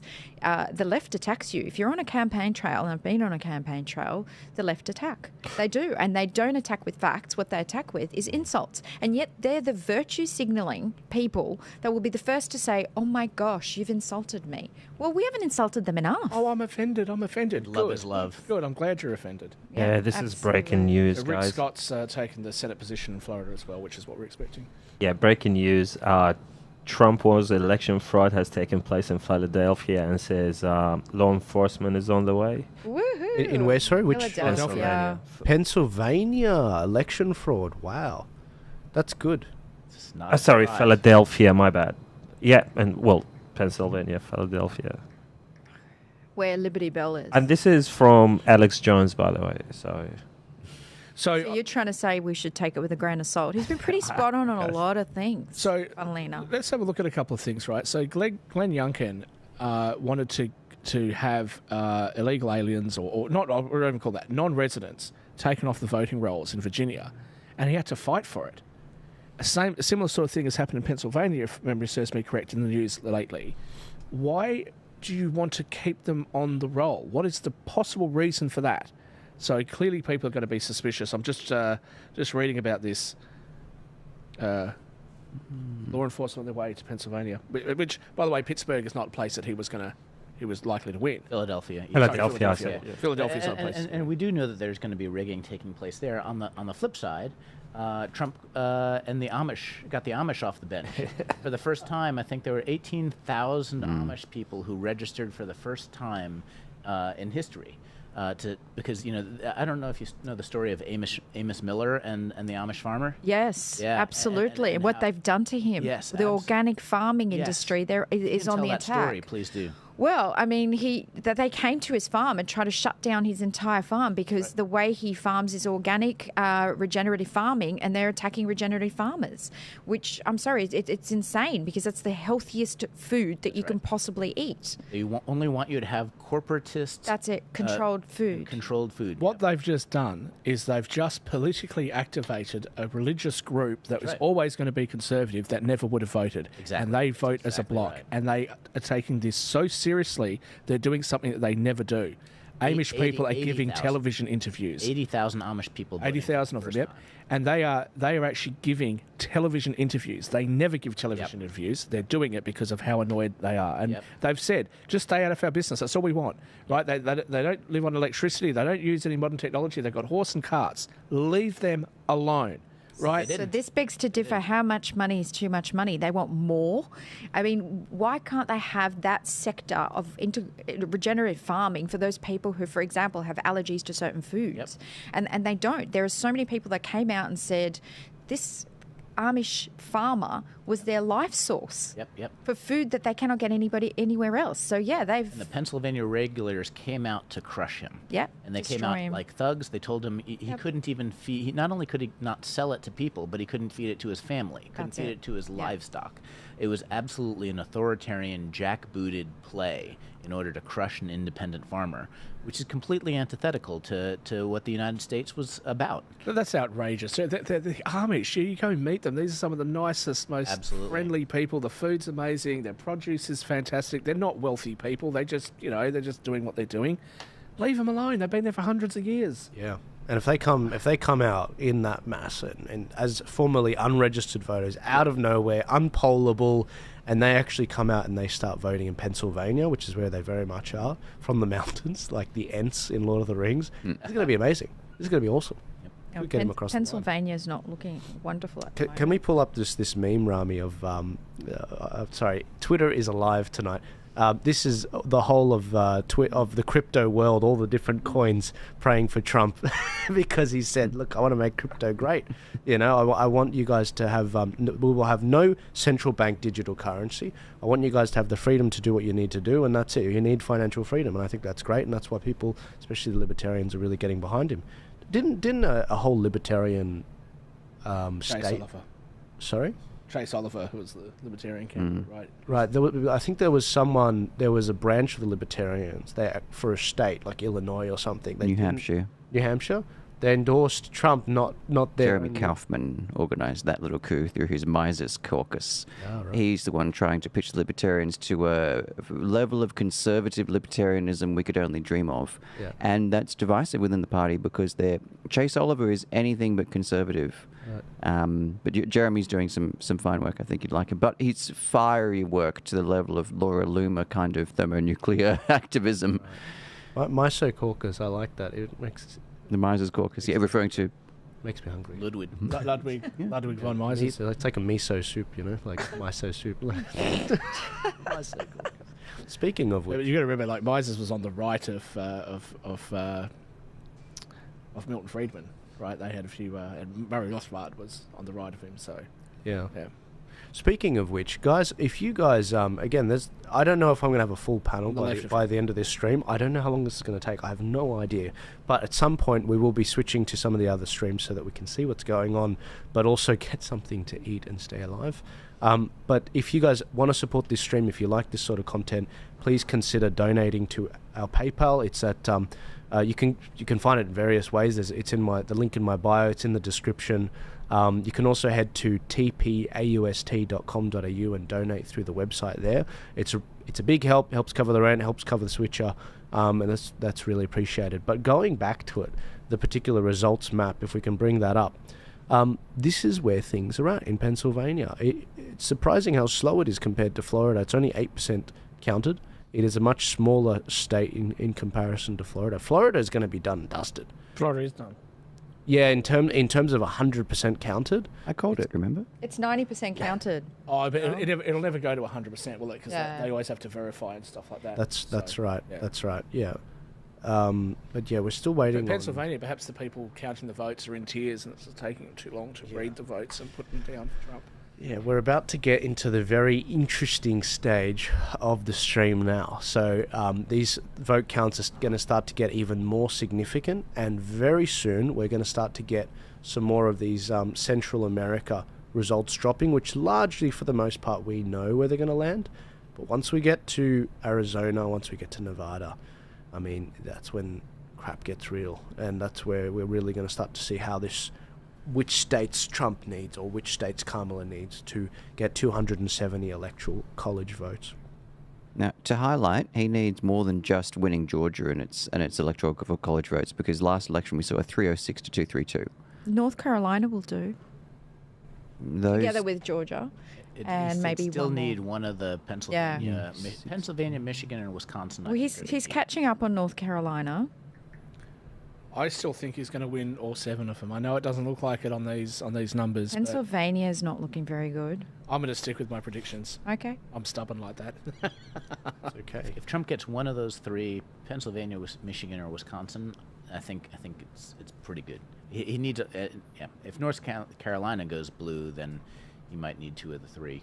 What happens? But Pennsylvania would be the big one, because if he wins Pennsylvania, it's not just because it's a big win for him; it's because it slams the door shut on her. Yeah, I think. With Atlanta now reporting for Georgia, I'm honestly minutes away from calling Georgia. It looks pretty good. Because if you drove down to the county section there, what we were waiting on was some big results in Georgia from the big metros, and until now we haven't seen the Fulton County, DeKalb County, Cobb County, and they were reporting back now. Now being able to get Cobb or Fulton. Trump's getting 3 to 8% swings in these metro areas towards him, which was enough to looks like again minutes away from being able to call 16 electoral votes for Trump in Georgia. Yeah. The bits of Atlanta too that have been called, you start talking about Alpharetta, you start talking about north of there, Milton, Duluth, all those sorts of suburbs. Those are conservative areas. They're not going to vote for the Dems. Gwinnett County, so. If you wanted to look at some Pennsylvania, because that's such a key state, we can dive into some of the swings if you want to bring that map up. We can walk through what the swings have been on some different counties there. I think that's the real key. Yeah, it is, because just being able to compare what it's like last time, because we if you look at the numbers right now, if you can bring it up, Pennsylvania right now is only 8% reporting 71% Dem. But what I want to compare is just some of the counties that would drill down and compare from it. But we'll give that one a. But are we still saying that Pennsylvania is counting the mail-in votes first? Because if that is the case, then we can expect to see a massive swing back. So if someone can verify that. I do believe so. And the independents, by the way, are coming back in Pennsylvania as +6 Trump. If you, we can dive into some of these counties because again, 71.2% is if you compare it by county, with only 8% reporting, it's just too early to dive into. As when we first looked at Texas, which looked like it had turned blue. That said, with 40% reporting now and 51% Trump, it's not as red a state as it used to be. In West Which one? Texas? Texas. Yeah, that Texas. makes sense. Despite the nationwide swing, I'm seeing anyway, of 2-3% towards Trump, average over city and metro, Texas still remains at 51.9% versus last election, which was 52.1. So even with that swing, Texas has moved towards being a blue state. Well, I'm pretty sure Ted Cruz will beat. I'm 100% sure Ted Cruz will win the Senate position. I've got more chance of winning it from here, sitting here in Sydney, Australia, than what Colin Allred has got. But if you're suggesting that Texas could be a problem in future elections, I'll say to you, I think it's so far away that if Texas was to actually become blue, it could become a swing state. But if it was to actually become blue, I think by the time it does, the Rust Belt will have turned red, and I think Oregon would probably have turned purple by the time Texas turns. One of the big swings for Trump has been the Hispanic vote. So we've talked about the black vote, but the Hispanic vote has, compared to 2020 and 2016, swung significantly towards Trump compared to those two. And their population is the highest growing population in America as well. Yep. Except the Amish. So can I talk about immigration just for a minute? So I've got family. That's awesome. More of my family have moved from Fiji to the United States than what they have actually moved to Australia and New Zealand. So I spent a bit of time in the US, unfortunately in California. Yeah. But, here's what we're basically being told, that if you want to wait 10 or 20 years to get into the United States, you can do that. But somebody else can cross the border illegally or even just overstay a flight. They'll be given amnesty and they'll get their citizenship. And free flights to anywhere they like. Exactly, and free food, and a mobile housing support, and all the rest of it. Yeah, and actually they are housed for 2 years. If you look at the people that have worked hard to, become a citizen of a country, like my parents did when they came to Australia. My parents did. Those people become more patriotic because they've worked for it and they're proud of it.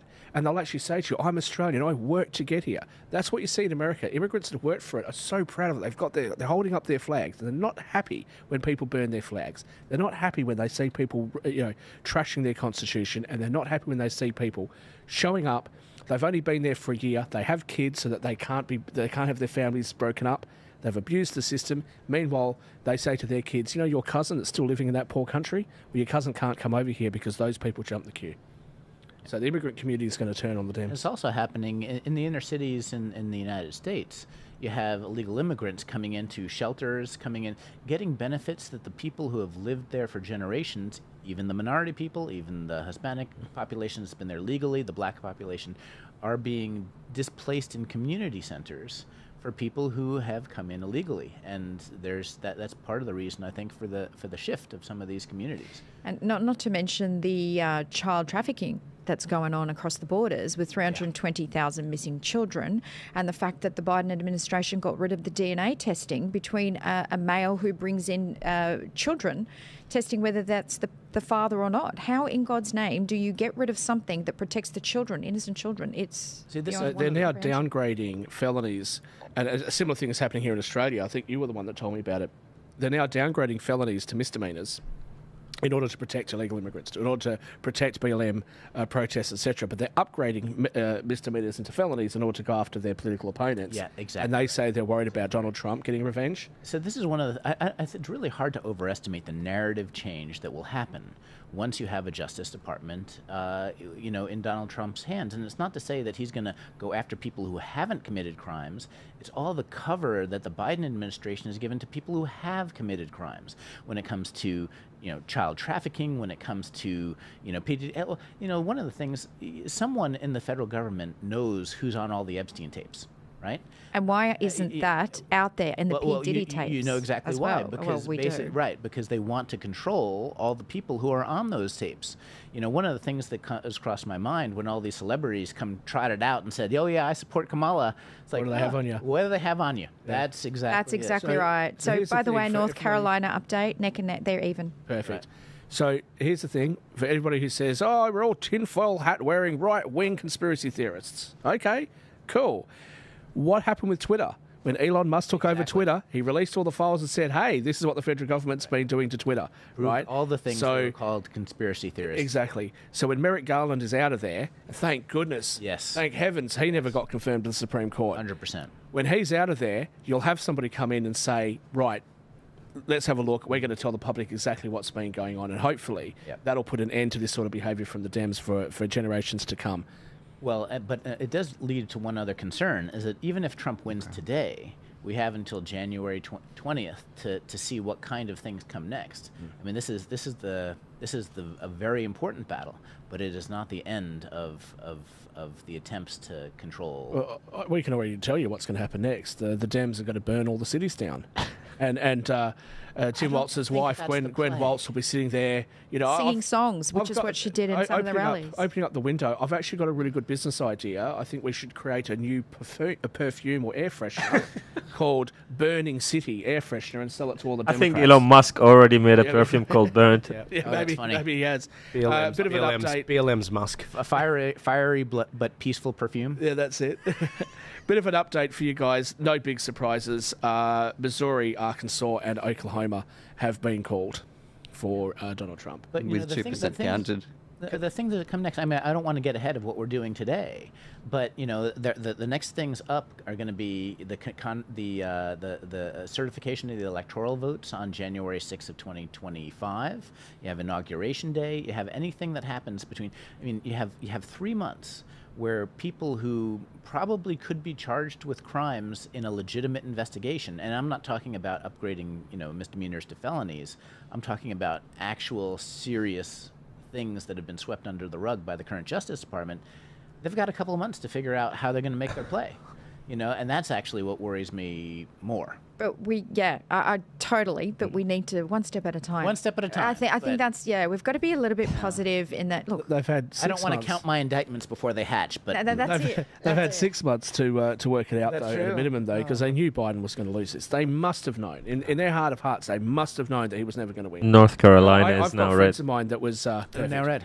I've got friends of mine that were in the White House, rang me up and said, "Look, he's looking old. He's competent enough to be able to have conversations, but then he'll drift off." And they must have known. Well, you want me to tell you what I think the play was? I think the play was they managed to get a shot taken at Trump 2 days before the Republican National Convention. The plan was to get rid of him and put in a deep state hag, a.k.a. Nikki Haley. And once they had done that, it was sewn up. None of these things would have been held to account if it was Haley. And I heard from someone, I forgot who it was, that Pompeo was saying, "Oh yeah, I'm being considered for the vice presidential pick." Well, not by Trump, but by Haley. To with Joel's that one point, day, they would have sewn it all up. Deep state versus deep state. divine intervention. Honestly, that was meant to be. It really was. I mean, that's not the only attempt on his life that happened. And it's the same day he called Kennedy and said, "Hey, we need to talk." And that phone call, I don't know, did you guys listen to that phone call? It was an incredible phone call that was recorded by Kennedy. Kennedy's son. I haven't heard it. That's when Maha joined MAGA. That's it. And honestly, that may very well be the winning margin here. Yep. If he wins, I don't think he could do it without Maha's help. You know what really surprised me? If you genuinely believe, which they don't, but if you genuinely believe that he is a Hitler, what would be the strongest Democratic ticket that you could possibly have put up?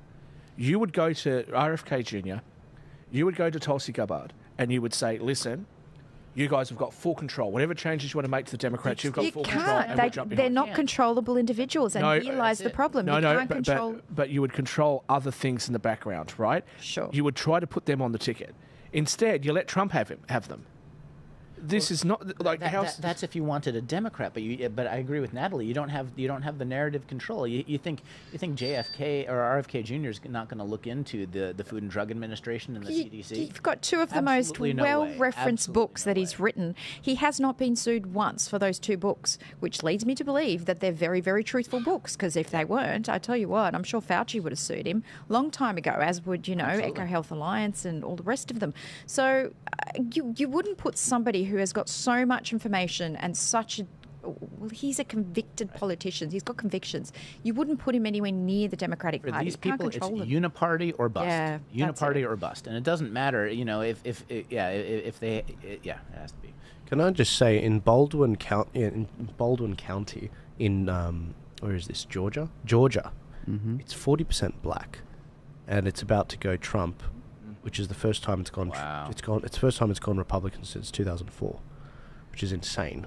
So the black vote's definitely shifting even more compared. How's to the last betting time. market going? I'd like to give a very quick shout out to our guys in Perth. Is that okay? Yeah. Give a quick shout out to our guys at Edge Radio. They're dual broadcasting some of this. Travis and his wife Luan and their beautiful children are watching us from Western Australia.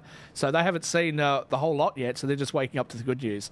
So very. And hopefully the good news will continue throughout the day. Absolutely. So my faith in North Carolina, Chris over here got me all nervous, feeling a bit better. You got anything good to say about Virginia yet? Getting there. Getting there. It's not necessary. North Carolina, if that had gone blue, that would have been a problem. You've got, if I can say about Virginia, we're getting close to half counted, but 48-9 Trump, 49-3 Harris. I've got 49-3 Trump, 49 Harris from ABC. So it's sort of a touch and go. This is very close. Yeah. Look, that indicates something that's positive, does it not? We talked about Fairfax County, the swing there from last time.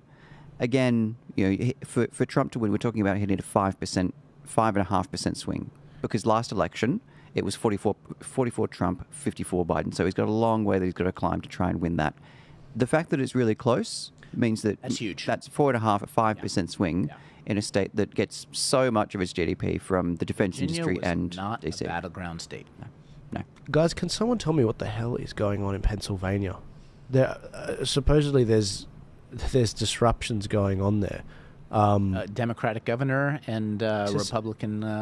This is what the Republican House. This is Republican Congress. Yeah. This is the breaking news. This is just in. This is from Disclosed TV. They've got a pretty good track record. Pennsylvania voting site evacuated as disruptors try to upset election result. This is from the Daily Mail. What the hell's going on? I'm trying to find some more stuff on it, but I figured if I'd put it out there in the ether.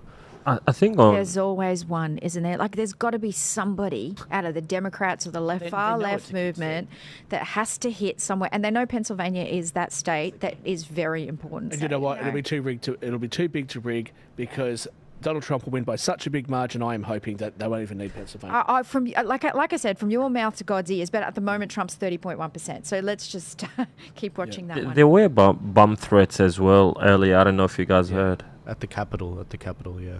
Where? In Washington, D.C. There were bomb threats. Gosh. Yeah. Actually, someone rocked up with a gas... on another incident, someone rocked up with Speaking of which, did they ever track down the person who left the pipe bomb outside of DNC in 2020? No. Just no interest. Huh? No. Let's just memory hole that. They didn't need it. And this is they didn't need like plan A, B, and C worked. Don't worry about D. Yeah, let's just... That's funny, man. In North Carolina, Trump is ahead now, 52.6%. Perfect. I'd love to see Mark Robertson win that governor race, but I don't see it. I think Josh Stein will win it, but I'd love to see it because the media's been very unfair to him. They've called Illinois already. Yeah. I'm not surprised, but actually there's been a bit of deep blue. But there's been a few people pretty unhappy up there.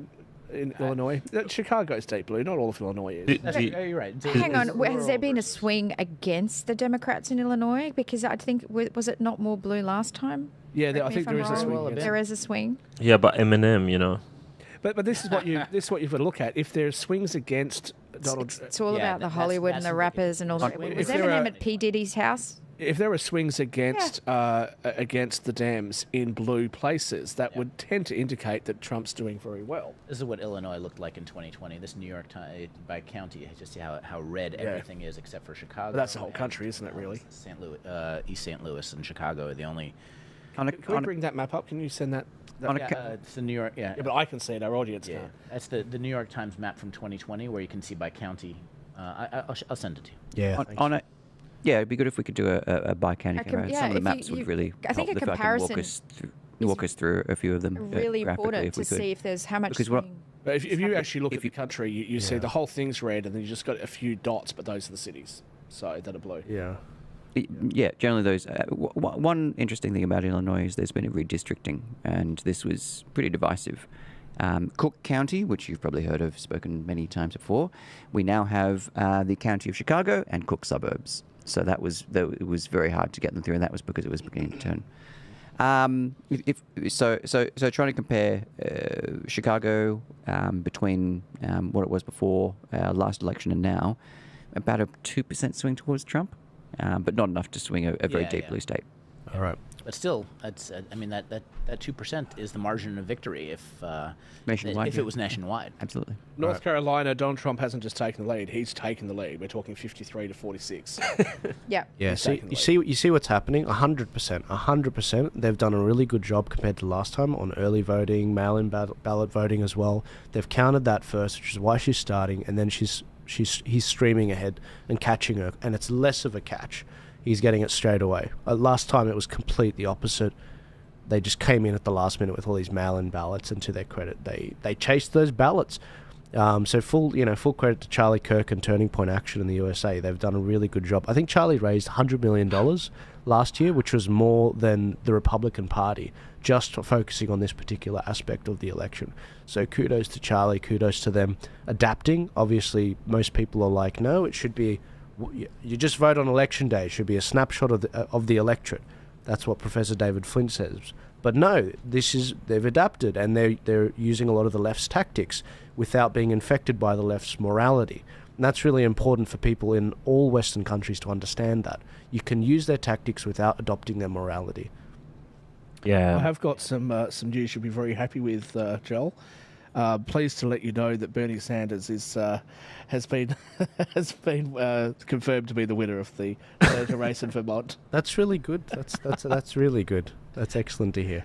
He grows on you, old Bernie. He does. Also, the betting market is at 75% now for Trump. You watch what happens to Bernie. They don't get these wrong. The betting market doesn't get this wrong. Yeah, 75% chance of him winning. Let me know when we need to do a mental health check on Hassan Piker. Yeah, that's right. There'll be a few people. What about on Kamala?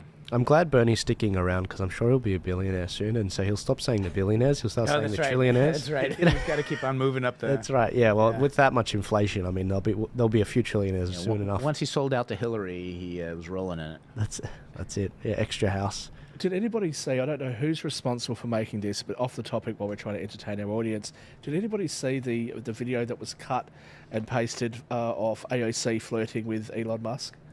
Have you seen it? No, I haven't. It's so good. Just look it up. You said it. You've seen it? Yeah. Can you put it up on the screen? It's just been done she's so well. funny at the best of times. And flirting would be, I'd love to see that. It's not real. It's totally edited. AI? It's not AI. They've selectively edited it. Oh. But it just looks kind of like the fine people hoax and all those things. Yeah. The things I've taken out of context in order to create the absolute opposite narrative. I just can't believe that so many people have fallen for that. I mean, Obama and is still repeating the fine people hoax just last week. Yeah. I just can't. It's so galling. But these are the people that want to crush misinformation. Exactly. Right. That's exactly it. Absolutely. It is complete narrative control. Unabashed. Well, if Trump is ahead in Virginia. If you're going to have a misinformation, I know I've got a beautiful face, but we've got others here. I don't. Yeah, so I was just sending the video. I was just going to say misinformation, disinformation bill, right? If you're going to put in a bill, why on earth are you not including governments? Yeah. Like, why are they not included? Universities, governments, and mainstream media. Let's include them. They will be full of misinformation, disinformation. But what's the story here? So today, I think the weather's supposed to be 31, 32. I don't like the temperature. I like it to be a bit cooler, right? Let's say it was 27, and I said, you know what, today's too hot. Well, the government could turn around and say, okay, well, we've actually done a study, and the optimum temperature for human beings is 26.5 degrees. So you said it was too hot, but actually it was actually not too hot, so therefore it was missing. Well, where's the line going to be drawn? What they're going to do is they're going to create a scenario where they could come after you for anything. Absolutely. That's right. the problem. And then actually control you with their little CPDs and, So when we had the misinformation bill brownie here, points. Stephen Penneth was here, sitting where you were. He's from Queensland, and I said, well, next week when the Sydney Swans beat Brisbane in the grand final. So perhaps those videos should be taken down because it was misinformation. That's right. Yeah. Guys, before we get back to Chris, I just want to play this video which you asked me to bring up. So here we go. Yeah, here we Elon go. Musk flirting with AOC.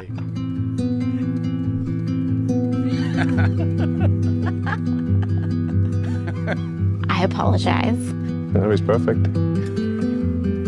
I'm breaking all the rules. Well, I guess we might make some mistakes. Who knows?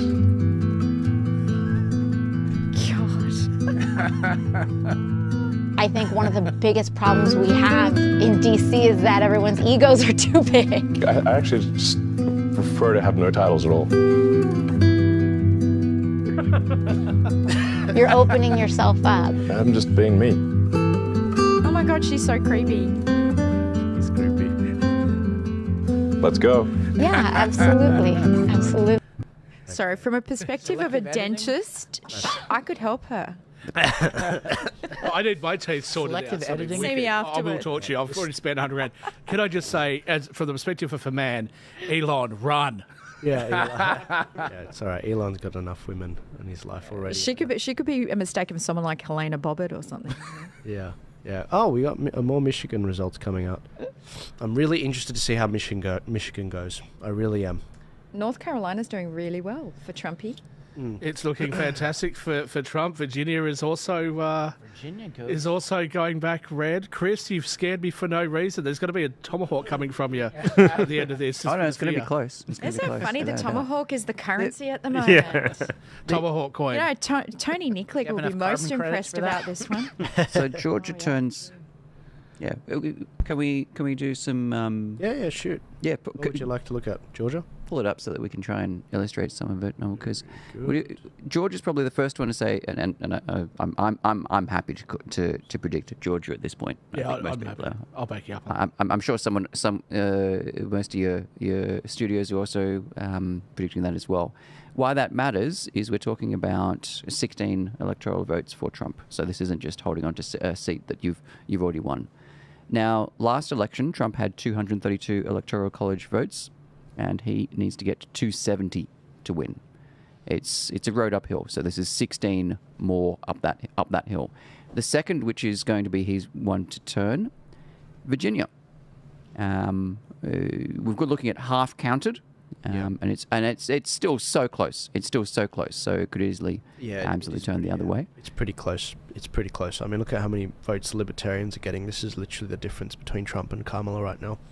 Same with Jill Stein. Yeah. But I've been saying Virginia for such a long time. I really want this one to be correct because everybody, I got phone calls from people that are friends of mine that were saying, Shaquille, Virginia, get real, dude. It's never going to happen. If Virginia flips.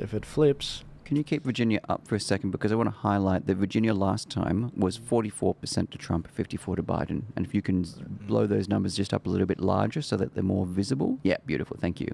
And you can see the swing that's turned towards Trump, where he's at 49.3 from 44 last time, a 5.3% swing towards Trump. Just remind me, Virginia is how many votes? Is it 16? 13. 13. Sorry. Yeah, And if you win Virginia and the other states that we think you will, you don't have to have Wisconsin, Michigan, or Pennsylvania.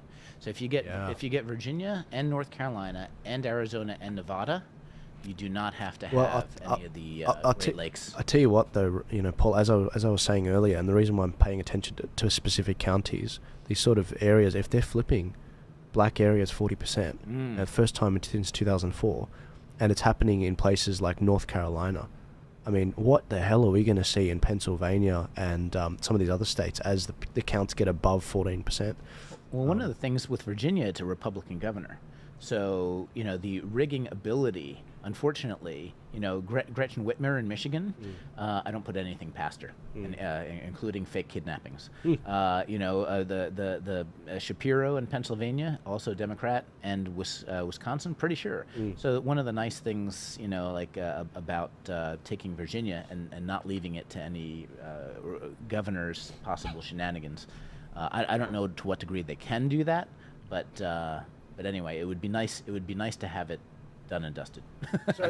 So Gretchen Whitmer, she's the one that just recently did this bizarre thing where she was, giving a piece of bread or something to some girl on her knees. Yes, that's right. She's the one that decided, after locking everybody else down and preventing other people from being able to visit their family, who takes a flight to, I think, Florida, of all places, to go visit her relatives. Sort of an Anastasia Palaszczuk type vibe with her.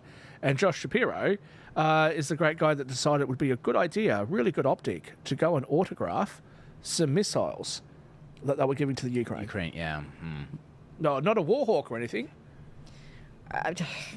Speechless. I'm from Ukraine, but seriously, can we just support the people, Americans for America, Australians for Australian? Enough, and all you're supporting is the death of young men, and now we're up to the women. They're now putting women into the armies. Just to be clear, I support the Ukraine. I support the United States when it was trying to do something about terrorism in the Middle East. But I would find absolutely no joy in signing, and making a photo op out of something that we're going to use to kill people, knowing that innocent people are going to die. You can support a country, but forgive me if I'm wrong. Where was the Peace Corps?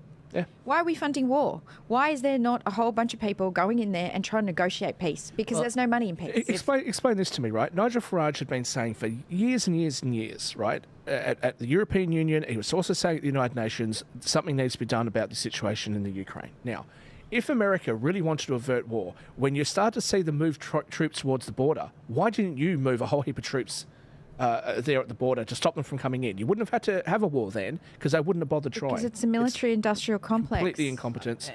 Well, actually, in some ways, so one of the things is if they had signed the Istanbul Accords, would have another 500,000 Ukrainians alive. The idea, once you get into your supply lines that close to the Russian border, first of all, it's not really that much different than what the U.S. General Staff wanted to do in the 60s when the Soviet Union went into Cuba. And we got that close to where they got a 90-minute flight to D.C. 3 times the generals wanted to get us into war, war in Cuba.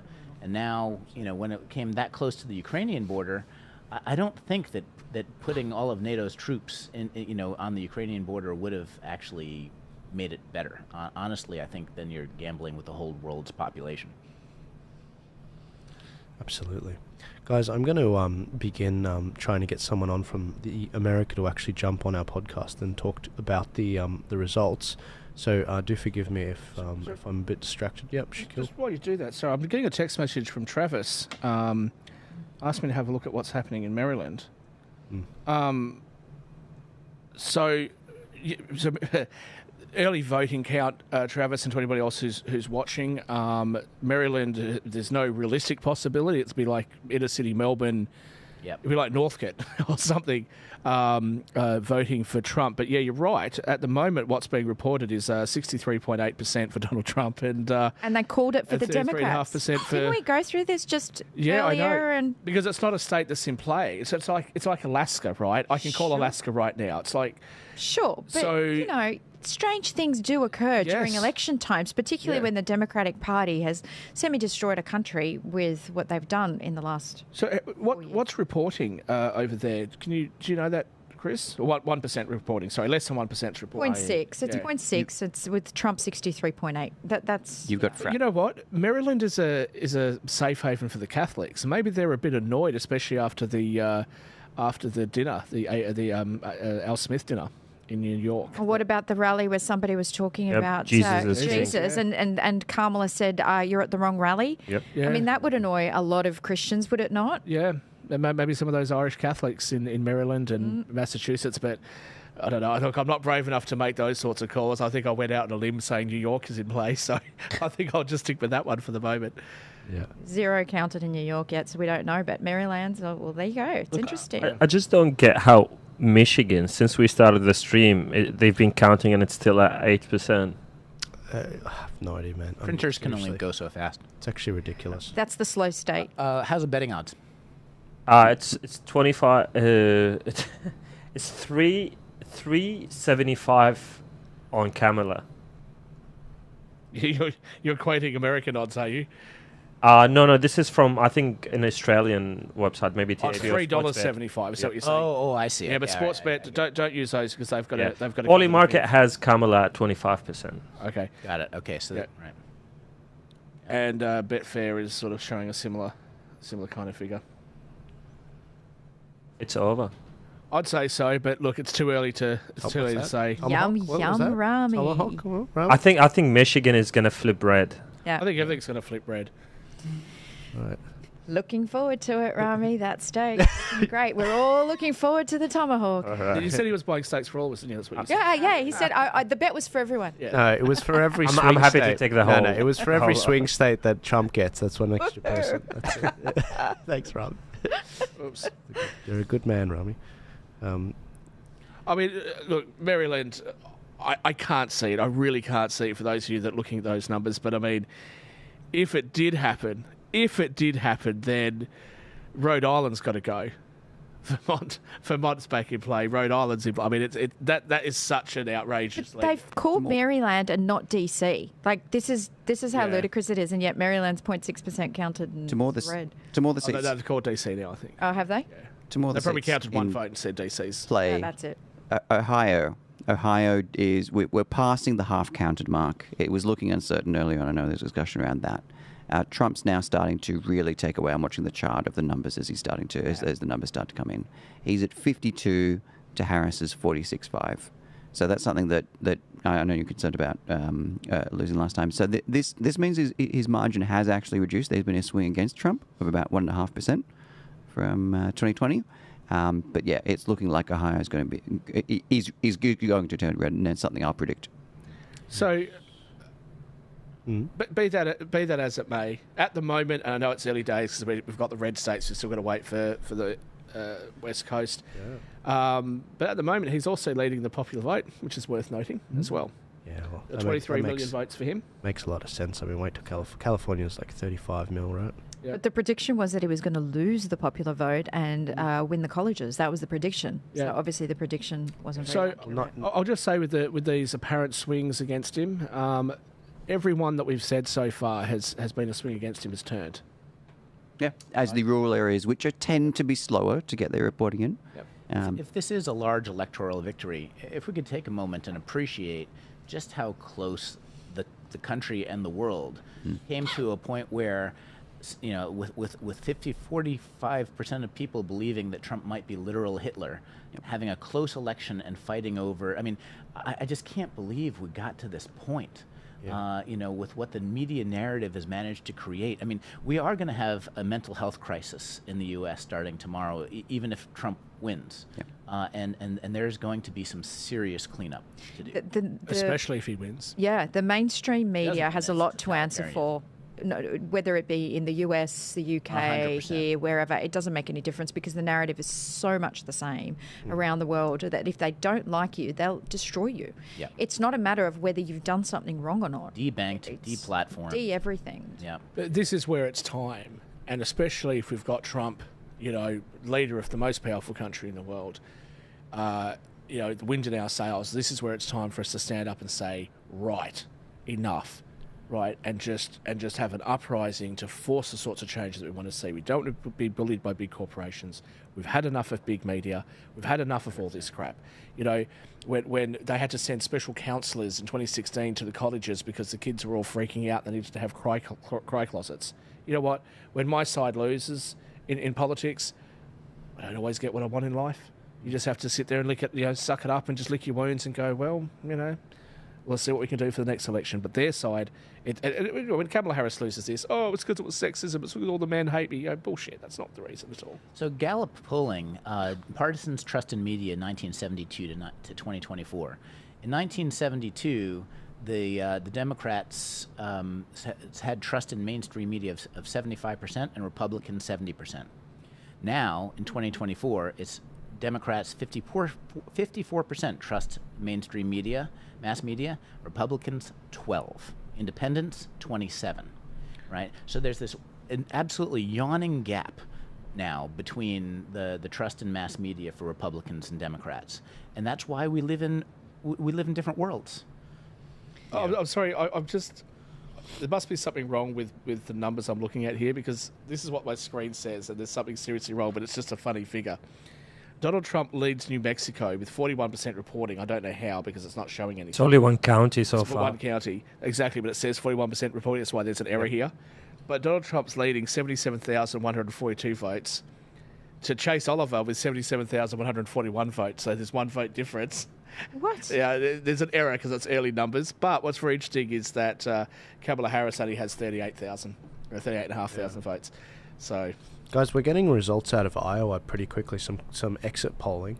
I don't think that's actually, we don't have results yet, but apparently in Iowa, and I'm just pulling up the map, you've got to appreciate this, how efficient Iowa actually is set up in terms of the counties. It's like little boxes, like little chicken wire.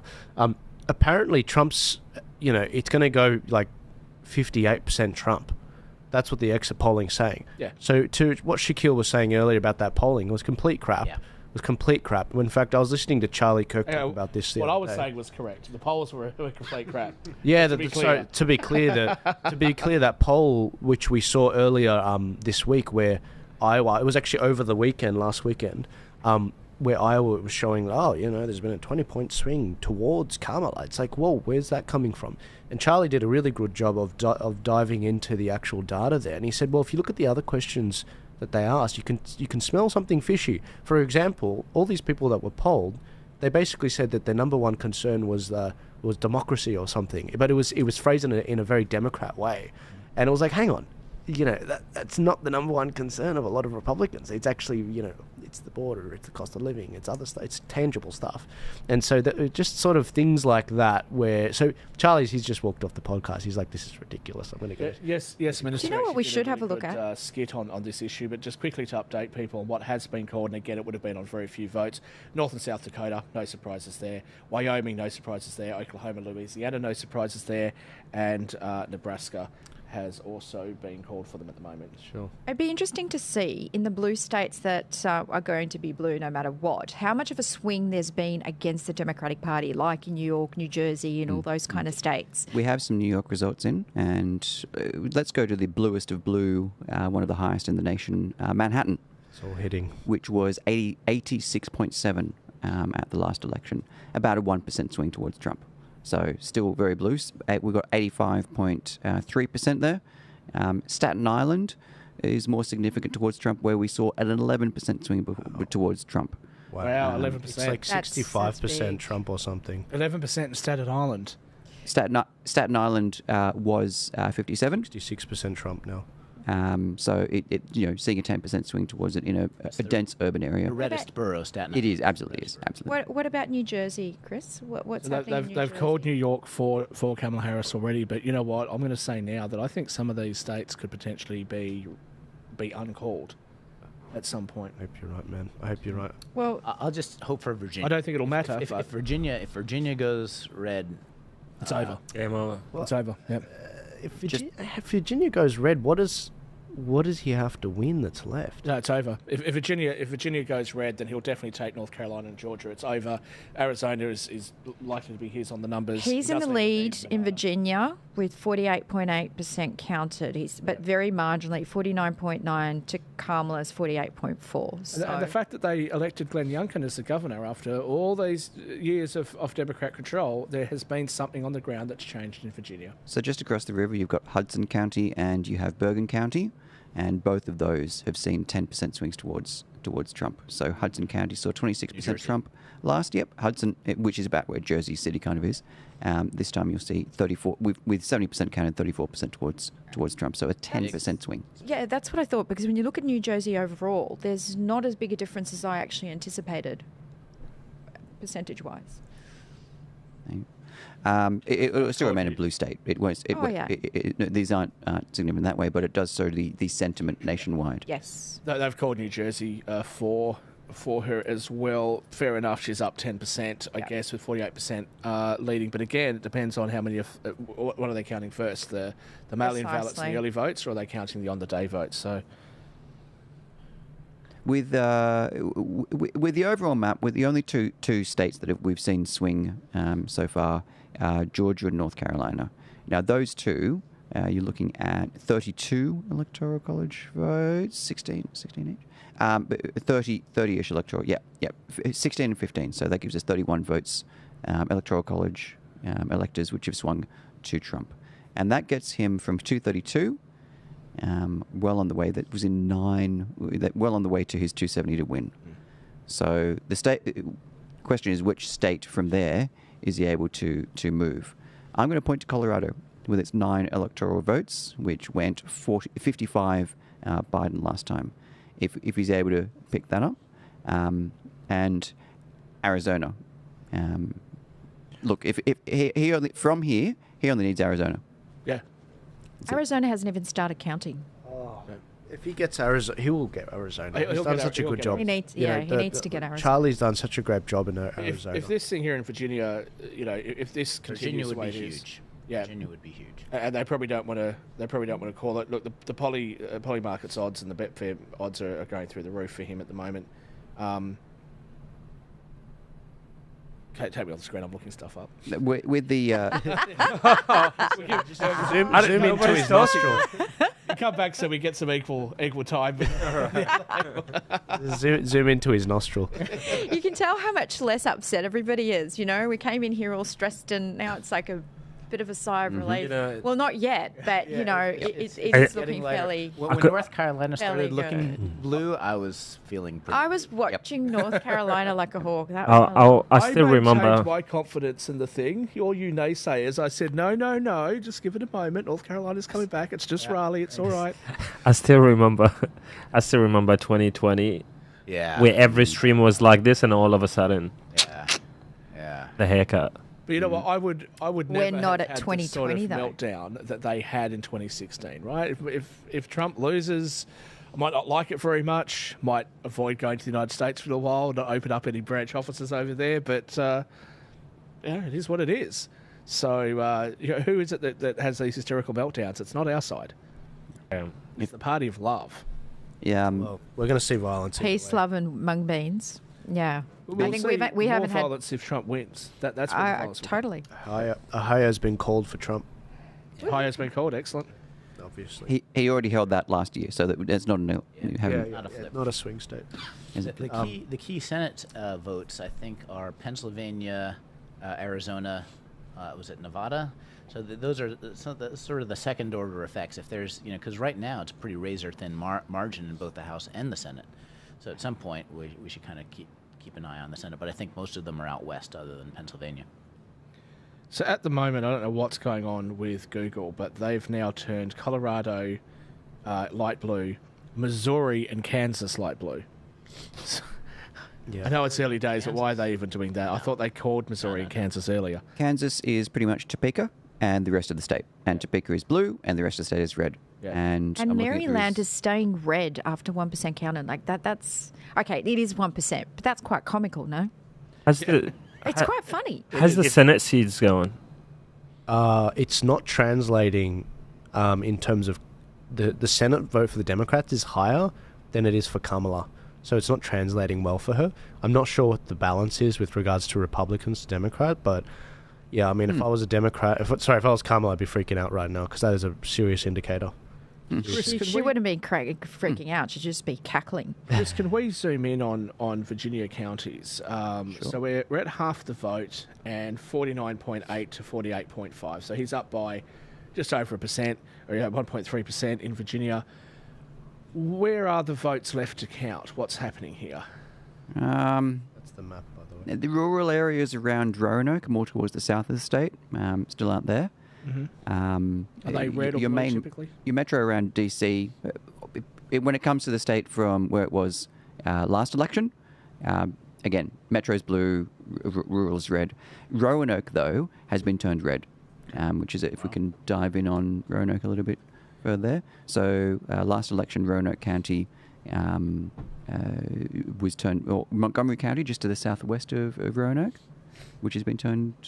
Can you just see where Roanoke is? Montgomery Sorry, County. what did you say? Which one? Roanoke, just to the southwest of Roanoke.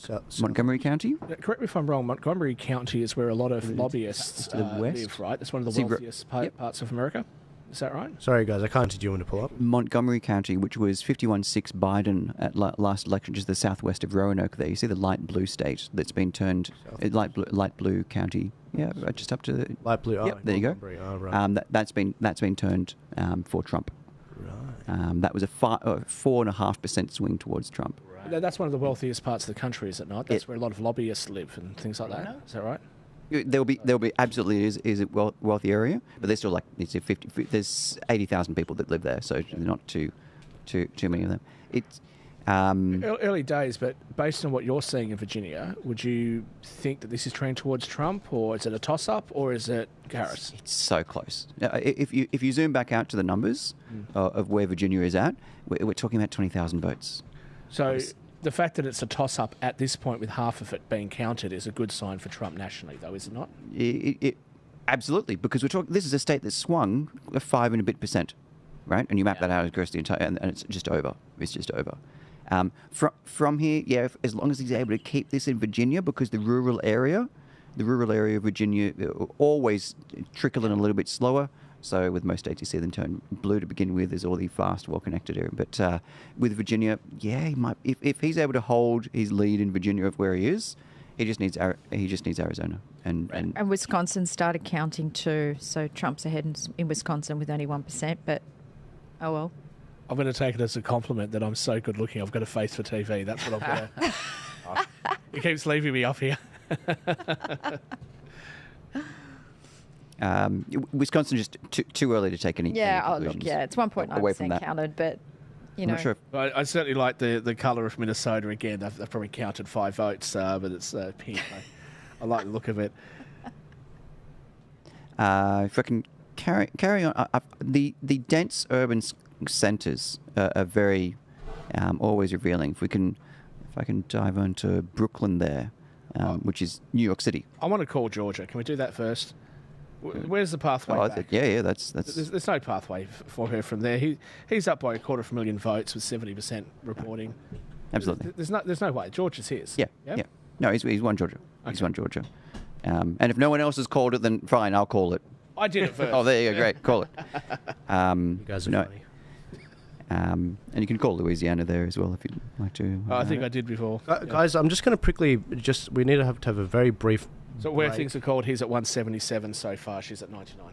That's good. A brief break for steak? Not yet. We're not sounding. Don't upset Rami yet. No, not yet. We're not sounding the alarm. No, I hope that no one out there thinks that Rami wants Kamala to win. No, it's only because he wasn't very. I don't want to jinx her. No. He just wasn't being very positive. You know what happens is he normally loses all his bets, and that's why he bet on her. So we will thank. Well, congratulations in that case. We'll take that one. We will spend all the money buying him drinks to reimburse him for the right. The tomahawk. Yeah. All right. I'm just going to bring up what's it called? Tucker Carlson. Not Tucker Carlson, actually Charlie Kirk's live stream, just so you guys can see this while we're gone. Charlie does a great job in keeping you informed. So why she's in a wheelchair, I don't know. There's only one person who gets that smile out of Charlie. I'm still on the screen. That is a separate issue. Members.charliekirk.com. The vibe here is pretty good right now, I have to say. Have a wheelchair to begin with. No, it's because I'll tell you the story later. Okay. Pennsylvania. New York Times says Pennsylvania is likely to go 1 point in Trump's direction. One total point? Or? By the way, we won Ohio by 7.5% in 2020. If we win it by 10 this time, that is a 2.5% increase. So, and that's not going to get figured by the way, out for so days. CNN right now is saying, Jack, if Berks County goes blue, they think Pennsylvania will go to Harris. Do you think that's a fair take?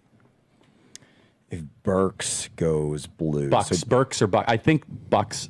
Is that what they're saying? Well, Berks is towards Allentown, and then Bucks is more of that Wisconsin data area is dropping. By the way. bellwether. Wisconsin data is dropping. Dane County dropped almost nothing. So Bucks also has way more voters. Okay. Do you want to explain that, Jack, or should we just proceed to a different? No, it's basically, well, we're going back to the Collar County's argument. So, and it goes back to the suburbs, and the question is, was she able to turn out more in the suburbs, and Trump was not able to lose by less enough, if that makes sense. So you're sitting there looking at you're crunching it, but it's also close, right? It's also close that I honestly wouldn't want to say, oh, well, if one county does this way, well, how much did you win by, right? Because if that's not offset by what we're seeing in Western Pennsylvania. So I'm like, yeah, maybe, but it's not within the universe of anything just because it's so tight. Blake, what are we looking at here? You have that pensive face when you just start crunching numbers. The New York Times is starting to, they're doing their favorite map of mine, which is, I'm gonna send this actually to our team to upload. They have their arrows that show the shift in a county compared to 4 years ago as a visual indicator, and they have it only for the counties that have finished their votes. So we know this is what it is. And if you're looking at it, go to the New York Times page, go to the president page, and look at shift. And once they have it up somewhere, we can show it. But you see Florida, it's just a sea of red arrows. Oh my goodness. Georgia, that is sea of red arrows. A great map. Kentucky, sea of red arrows. Virginia, sea of red arrows. It's red arrows all over the place. Holy crap. You have a few tiny blue ones, and they're just totally drowned out. This is the most predictive map that you've shown yet. Like, this means that there's just a red tilt. Red shift. That's why I was looking at those counties at the start, because what you see in one county, you're going to see over and over again. And this is looking really good. I just like the ones that are getting up West Virginia, even Northern Virginia. The fact that we're seeing the shift in those places, that means like Loudoun County, 9 points more Republican. Loudoun County is not going to be that different from places in Pennsylvania. It's just not. Ohio, Morrow County, 1.2 more Republican. Seneca County, 3.2 more Republican. Those are going to be places like in Pennsylvania. We lost Pennsylvania by a point. If we make counties 3 points more Republican, we win. I love that. So, by the way, can we just Tyler brag on this Michigan youth poll? Oh, it's so big. I mean, this is huge. It's such an indicator that we are up 4 points with young voters under 30. Everybody, if you're at home, I'm not here to ask you for money. We'll do that later in the year. But I'm telling you right now, for those of you that invested in Turning Point, best investment you ever made. Look at that. You are even within the margin of error with younger voters in Michigan. I mean, guys. I think we made a little impact in Detroit this year. I think we made a big impact at Michigan State, Western Michigan University, University of Michigan. We had a lot going on in Michigan this year. And I remember going like, Charlie, why are we in Detroit again in June? And I'll say you'll understand on November 5th. Yeah, you know. Yeah, and that's a good point to bring up, is that we have had a long history of being everywhere, but focusing in on states that really where nobody else exists. And so Michigan, you look at Michigan, we're about to see some of the early results with Wisconsin. There's been really so few organizations that have been in Wisconsin. We have an incredible youth organization that exists, not just between our Turning Point USA side, but then the College Republicans. The chair there is incredible. He's a great dude. We have obviously Brett that's on our team. Our entire team we just ran through the tape just now. I came over as soon as we ended here. Everyone's high-fiving each other because we were curing ballots all day long. In Wisconsin, we'll talk a lot about Wisconsin here coming up very shortly while we wait for Arizona to drop, which is looking like it's going to be more like 8:30. So just so everybody's aware, we're probably not going to see the first results from Arizona until closer to 8:30 at the earliest. But the ballot curing operation is only 1 day in Wisconsin.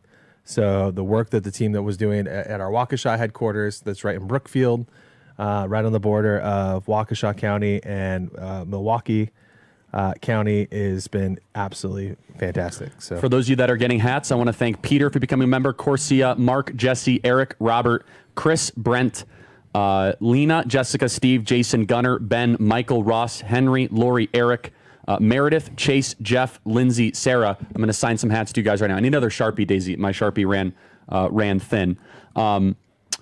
And also the winner of Ukraine's electoral votes go to Kamala Harris, by the way. that is breaking over the wire. The soon to be state of Ukraine. Bernie Moreno now is enjoying a very comfortable lead over Sherrod Brown of nearly 100,000 votes. That's really good for Bernie Moreno and a flipped Senate seat. It's going to be very hard for for Brown to catch up. Very, very hard. Yeah. From what's being reported is what's left. Wisconsin is trickling in here. It's right in that margin of error. It's right there. Wisconsin's going to come down to a knife fight, man. That's going to come right down to it.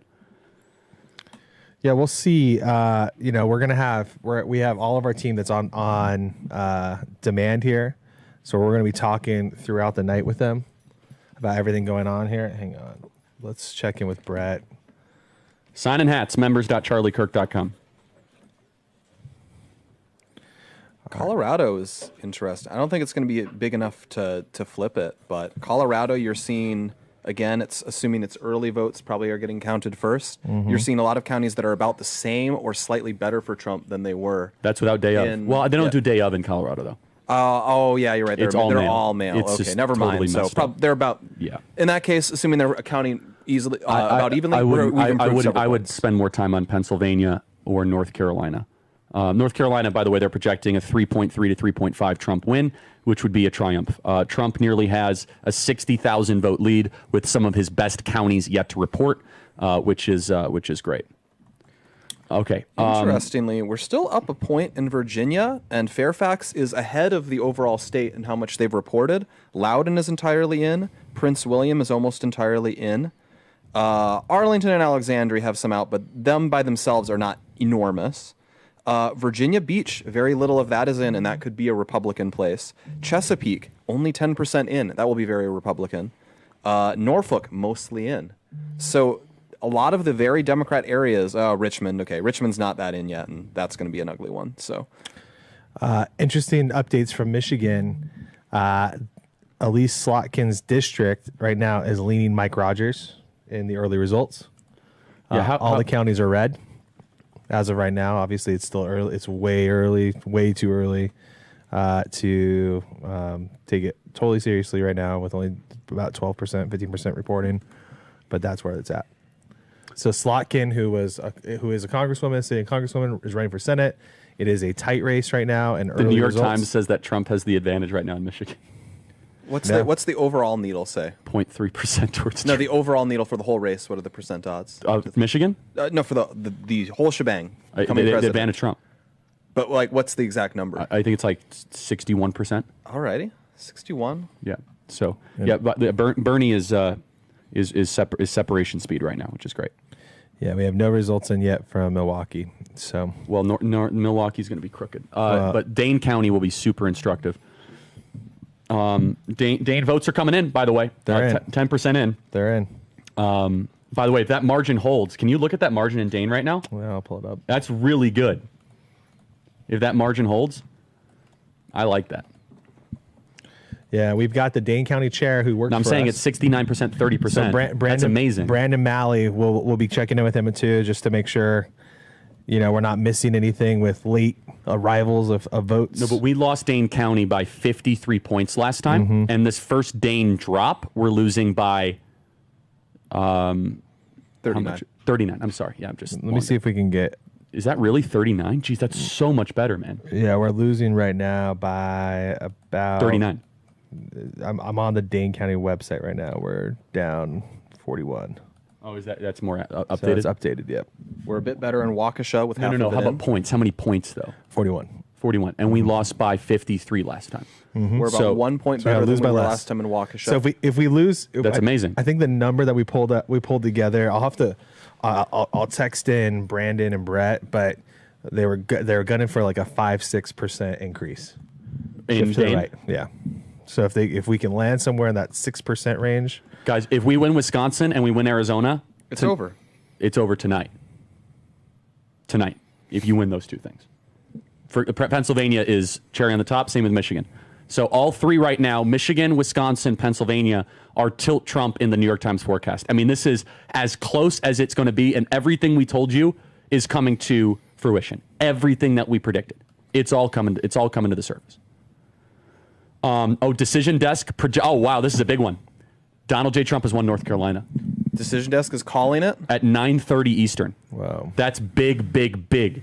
Libs are not happy right now. It's good enough for Decision Desk. It's good enough for us. All right, step one is to 211. Can you fact check me on that? Can you go to Decision Desk's website? I'll step go, one yeah. and step two are done. Well, I mean, if Georgia's almost there, I mean, we are one step away. Thank you, Michael Watley. Good job.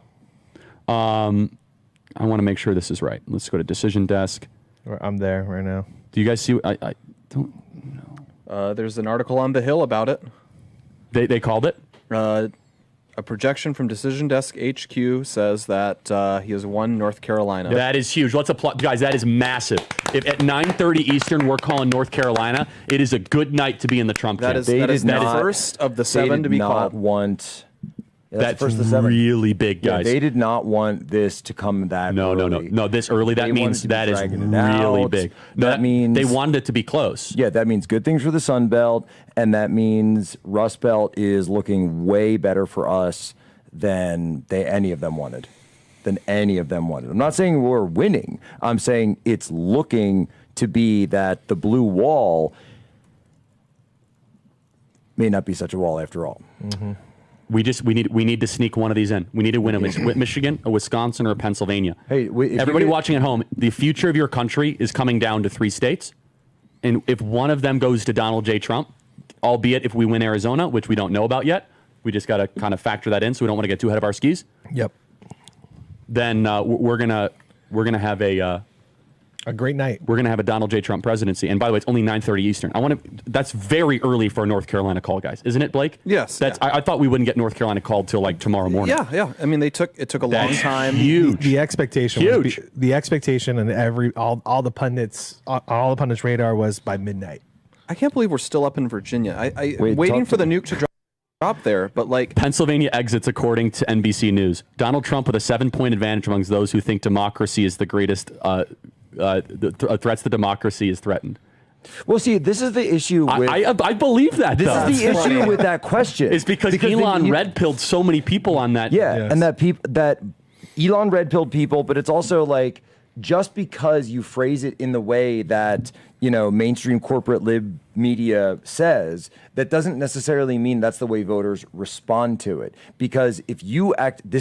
I wrote an entire book about this, New York Times bestseller this summer, that talked about how America is hurtling towards Marxism. And then all of a sudden, Elon Musk started tweeting that America is hurtling towards Marxism and that we are going to lose our democracy. And he goes on Joe Rogan and says they are going to make all of these swing states and legalize the illegals and then turn all of them blue. And then boom, you have a one-party state. You will turn everything into California. So when they hear that question, that's how they're responding to it. They're responding to it from a perspective of this will destroy our free system of government, period. There'll be no more choice. Right now, we are at 29% in Dane County, 12% better than 2020, and that's Madison, Wisconsin. Wait, where was that? What was It's the holding. rankings in Pennsylvania, though? I want that. Hold on. Let me pull that up. Do we have the other counties for Arizona, by the way, Tyler? Or no, is that just Maricopa? Just Maricopa. We have a little bit of Pima, which we've seen throughout the day. But the Pima was actually good for us. Yeah, it's not bad. What we have in Brown County, which is Green Bay, go Packers, is 66-33 for Trump. That's way ahead. Okay, so right now Donald Trump has 60% of Waukesha with 52% of the vote in.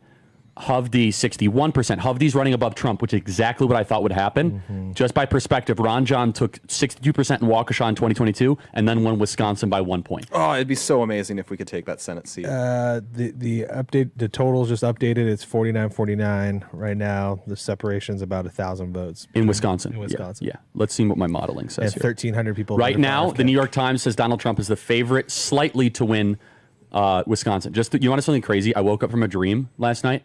And I said Donald Trump's going to win Wisconsin by 6,000 votes. I don't know if that's true or not. And people can mocking me, but sometimes that stuff ends up being This is a very funny fact that just got tweeted out. They have switched to CNN from Fox at the Trump watch party. They want to see the tears. Well, they went from Fox to CNN. Fox to CNN. Yeah, they have switched to CNN. Oh, I'm sorry. So they've Okay. turned CNN on because they want to see them freak out. I will point out something that's happening so far in Wisconsin. Ozaukee County. So Washington County has not reported yet either. That's a red county. But Ozaukee is a lot closer than you want it to be. For us? Yeah. So How much of the vote is in? It's right now 28% in. It's still early, It's though. 90 But do they count earlies first? Yeah. So Okay, it should get redder. Should. Okay. Should Got it. get redder. All right, and So is we Dane going to like get redder? All right. Welcome back, guys. Very encouraging results, as you heard. We're seeing a situation where North Carolina has been called. This is a very significant call at this point in the night, 8:30 Eastern Time in America. And this has implications for the other states. At this point, Virginia is still relatively a toss-up. Charlie Kirk is making the point that, look, it's probably going to go blue. That's how they've called it, but they're not relying on that. It's coming down essentially to Wisconsin, Pennsylvania, and I do believe Arizona. So, yeah, we'll see what happens. Chris, what are you seeing? Well, with the state that was already a red state, North Carolina was already a red state, with a 1.5% swing towards Trump on that one, which is, we're seeing across the board a swing towards Trump of anywhere from 1.5% to more. That battleground that we're seeing there in Ohio, which is likely, in this case, going to turn red, saw a 5% swing towards Trump. But all of this comes down to the three states that you mentioned there. Ohio, Wisconsin, Arizona. He was able to flip Georgia. Congratulations there. Arizona, polls don't close there for a while. Wisconsin, we're starting to see a couple of results trickle in.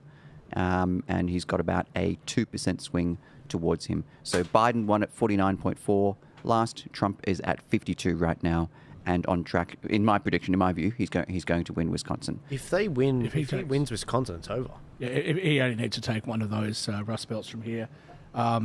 This is very much looking like it's his, and betting odds, he's moved up to over an 80% chance of winning it from here. So there just isn't. That's pretty good. As long as these results essentially hold the way they are, there really isn't a pathway forward for her. So I hope she's got a good teleprompter that works for her concession speech. The question is, for the next Tomahawk bet, will she cackle her way through the concession speech, or will she come out angrily and talk about how democracy is over? Depends how much she had to drink on the night. You know what's interesting? Back in 2016, Obama literally had to call Hillary Clinton at 2 a.m. in the morning and say, "You need to concede." Like, it was, obviously a crazy situation that she had, that she just couldn't believe that Trump, I don't think anyone could believe it on the Democrat side, which is probably why Trump is watching CNN to savour the leftist liberal tears. I actually think, with all due respect to Charlie Kirk, he's upset me now by saying that Virginia's going blue. I don't agree, Charlie. It's ticking red. I'm telling you, I've been saying it for months. Yeah. But I think maybe we should have a bit of fun and switch over to the Young Turks or MSNBC. Why don't we? Is Rachel Maddow? Is she? She'd be losing her mind. I'd love to see what she's got to say, because she goes a little bit on the crazy side. It'd be quite fascinating. Well, as well as Joe Scarborough. Joe Scarborough, Chet Uga. Yeah. Is Mark Cuban on any of these shows? I'm not sure. I mean, he might be. If I was him, I wouldn't be anywhere near this place. Isn't he being transed at the moment? Isn't that what the memes are with him in a wig? Oh, jeez. He hasn't read the memo that all that stuff is irreversible. Maybe he has. We still need one key state to be solid in our camp. It'll happen. Arizona. I do believe it will, but It'll happen. Arizona 2020 was 49-4 Biden.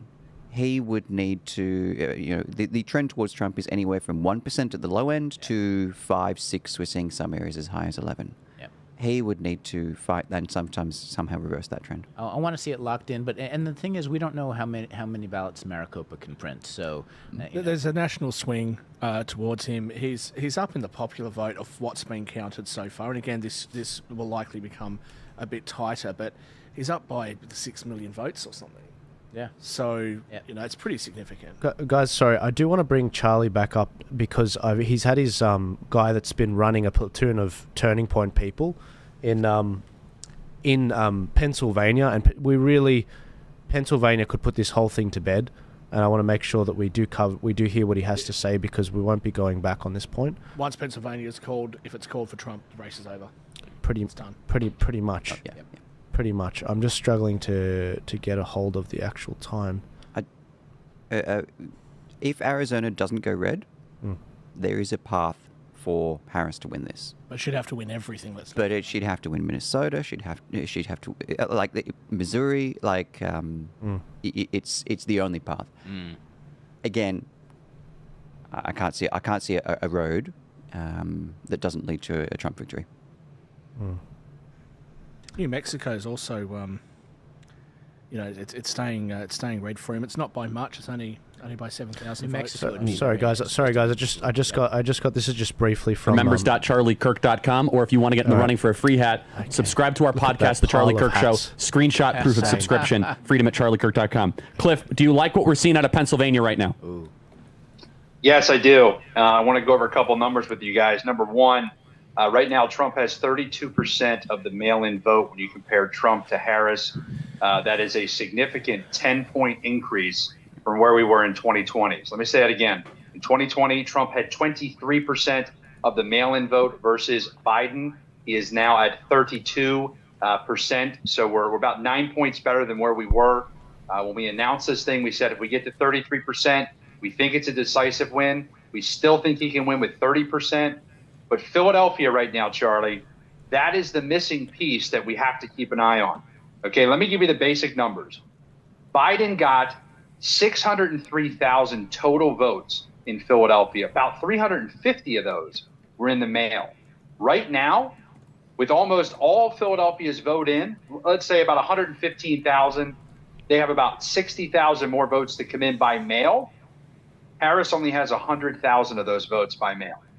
So she's down 150,000 mail-in votes. She's got roughly 115,000 votes in a county, this is Philadelphia County, where Joe Biden had 603,000. Joe Biden won the White House, or at least won Pennsylvania, because he ran up the score to 603,000. If they're going to pull off Pennsylvania, there's only one way they're going to do it.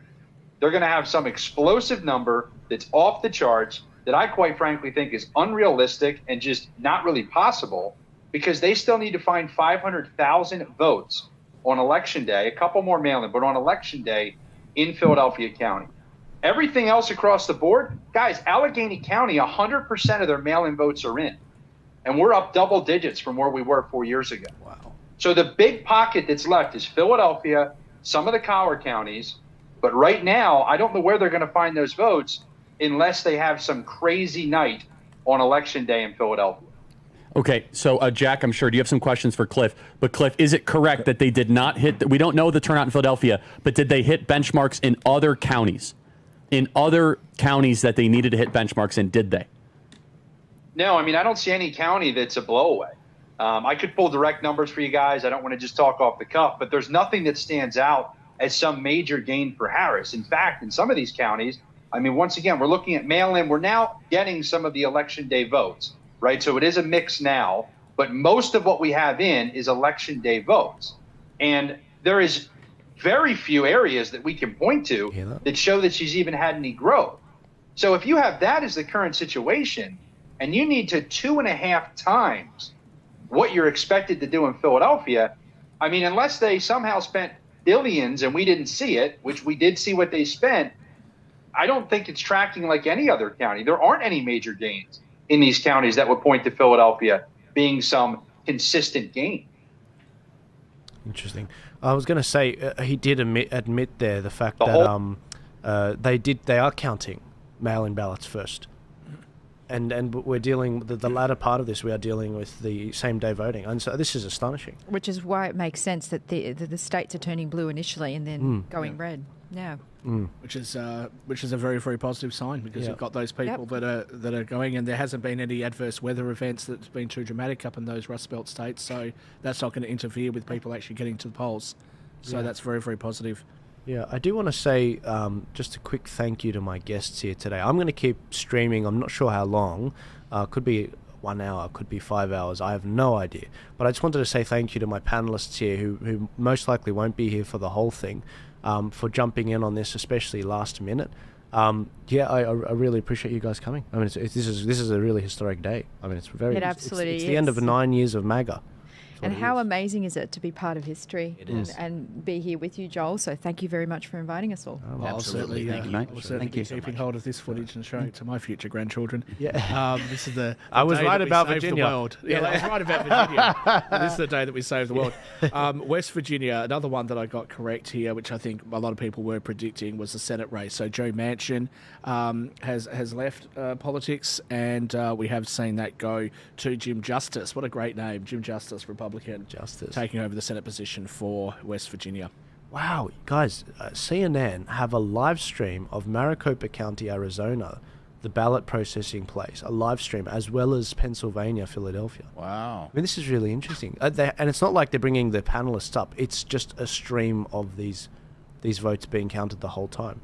But you know what? I think that's what they should be doing anyway. They should have done this in 2020. There should be cameras on every single part of those voting rooms. Transparency, And what happened to actually having IDs? I'm sorry, but we don't have them here either, but we should have IDs. We should have them here. Absolutely. We should have them. Absolutely. Because when I was campaigning, and there is this guy who came in to vote for whoever he voted for, but the only reason I remembered him is I went to a different voting booth.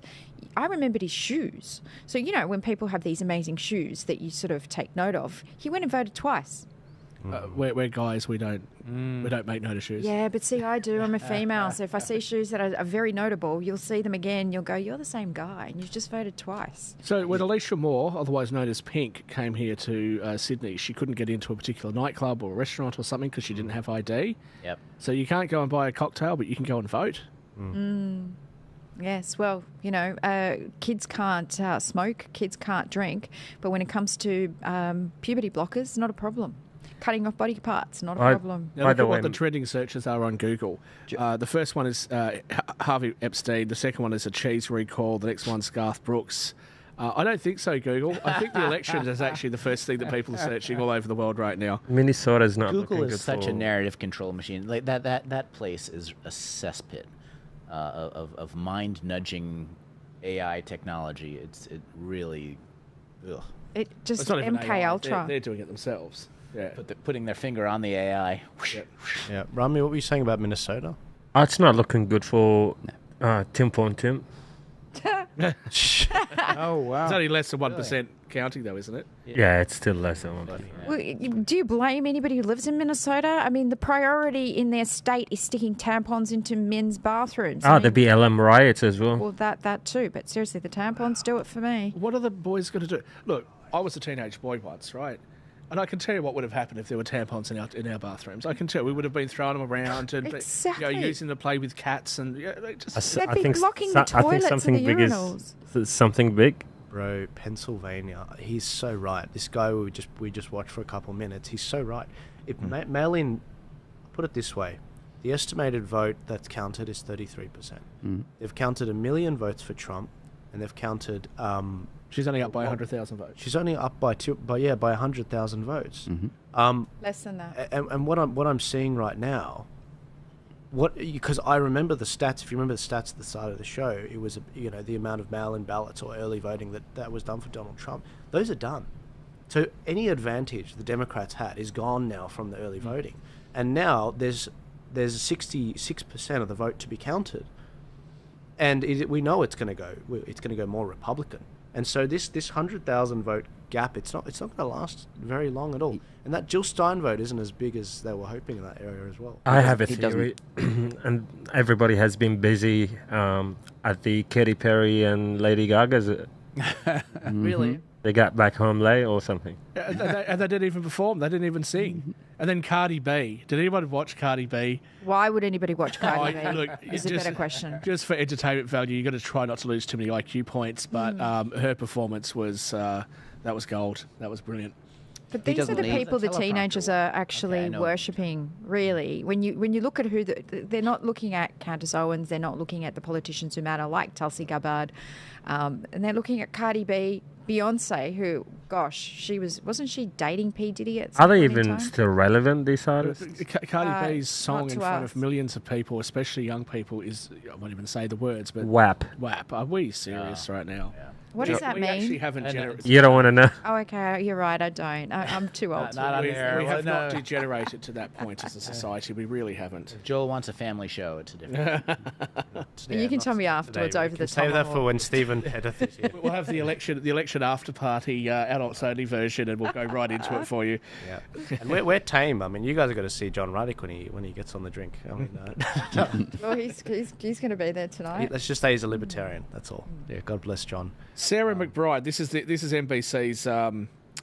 Here's NBC's leading report right now. Sarah McBride becomes the first out transgender person elected to Congress. Oh, isn't that nice? That's wonderful. That's great. And there you go. What a great role model for our children. Thank you, NBC. Yeah, we're thrilled. New York Times is giving Trump 68% chance to win. 68%. And that's New York Times. Rami, not looking good for seriously? Which actually it is. Would you rather It is actually looking would you rather good. have a steak, or would you rather have this election go The the right way? election. Oh, yeah. I'm more than happy to lose. Yeah. Yeah, that's the way I would feel if I were you. He doesn't need Virginia or Pennsylvania to win this. He just needs Arizona. That's it.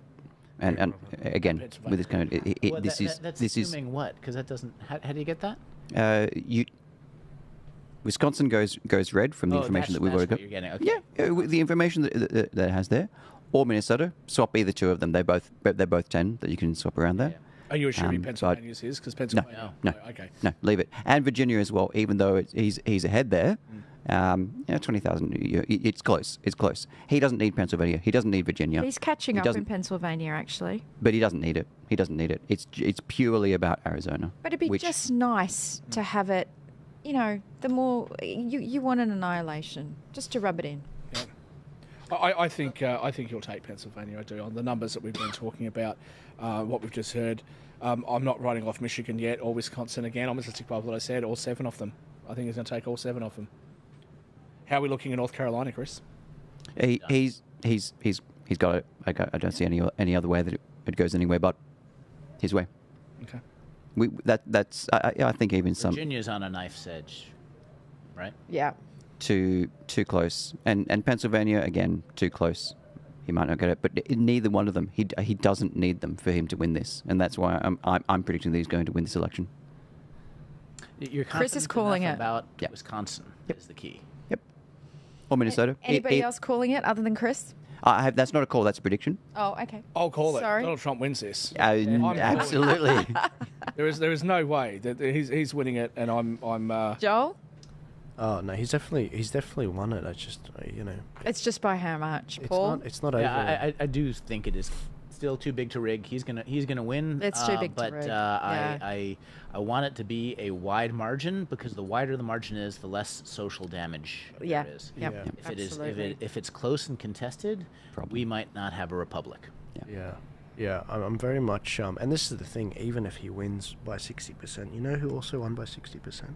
Australia, the voice vote. And look what they did. They pursued voice treaties and everything. I'll tell you who. We're dealing with the same sort of people. It's a nice suggestion. Your little vote there. It's very 25 years ago today, Australia had another vote. Were we to become a republic? Today, 25 years today. Really? Yeah. Oh, right. And then Prince Charles comes along and starts speaking to Albo about Republic. Tears it all apart. But one of the key things, Joel, is once Trump gets a hold of the Justice Department and the FDA and the CDC, directors change. Yeah. The whole narrative is How about the going to CIA? collapse. What I'm worried about, if you remember in 2016, at the end of it, and in that first month of January 2017, just before it was inaugurated on January 20th, 4 days prior, there were still emails going back between the Obama, Yeah, absolutely. chief of staff, even potentially Obama himself, and these intelligence agencies back and forth. And The it's like- FBI, Comey, an under-the-table investigation. They've tried 6 ways from Sunday to trip Trump up right at the beginning, and they did. Impeachment, crossfire hurricane, right? But this is going to be different. You got General Flynn. Anyone that's read Yes, absolutely. General General Flynn, Flynn's book and how they did all this. He goes through all of this, and so I'm just they've been obviously booby trapping. Yes. But now they're booby trapping a lot because they're like, okay, crap, that's all we have left. We need to literally save our own hide. And anyway, so the Americans, I just pray that they don't just cheers and that's it, we're done. And No. we can do that. You can't do that. This is the beginning of the work. Yeah, It's definitely literally. it is the beginning of the work. I just sent a text message to a couple of people that are working with the Josh Stein campaign in North Carolina. That race has been called, so I just sent them a congratulatory text message, and they actually replied congratulating me because of Donald Trump winning North Carolina. So, although it hasn't officially been called yet, even my friends that are Democrats are over there are basically saying, yeah, this is his. So, Polly market is past 80% now. Wow, right. I actually think Pennsylvania is quite winnable. But when you're looking at it, I think he's leading.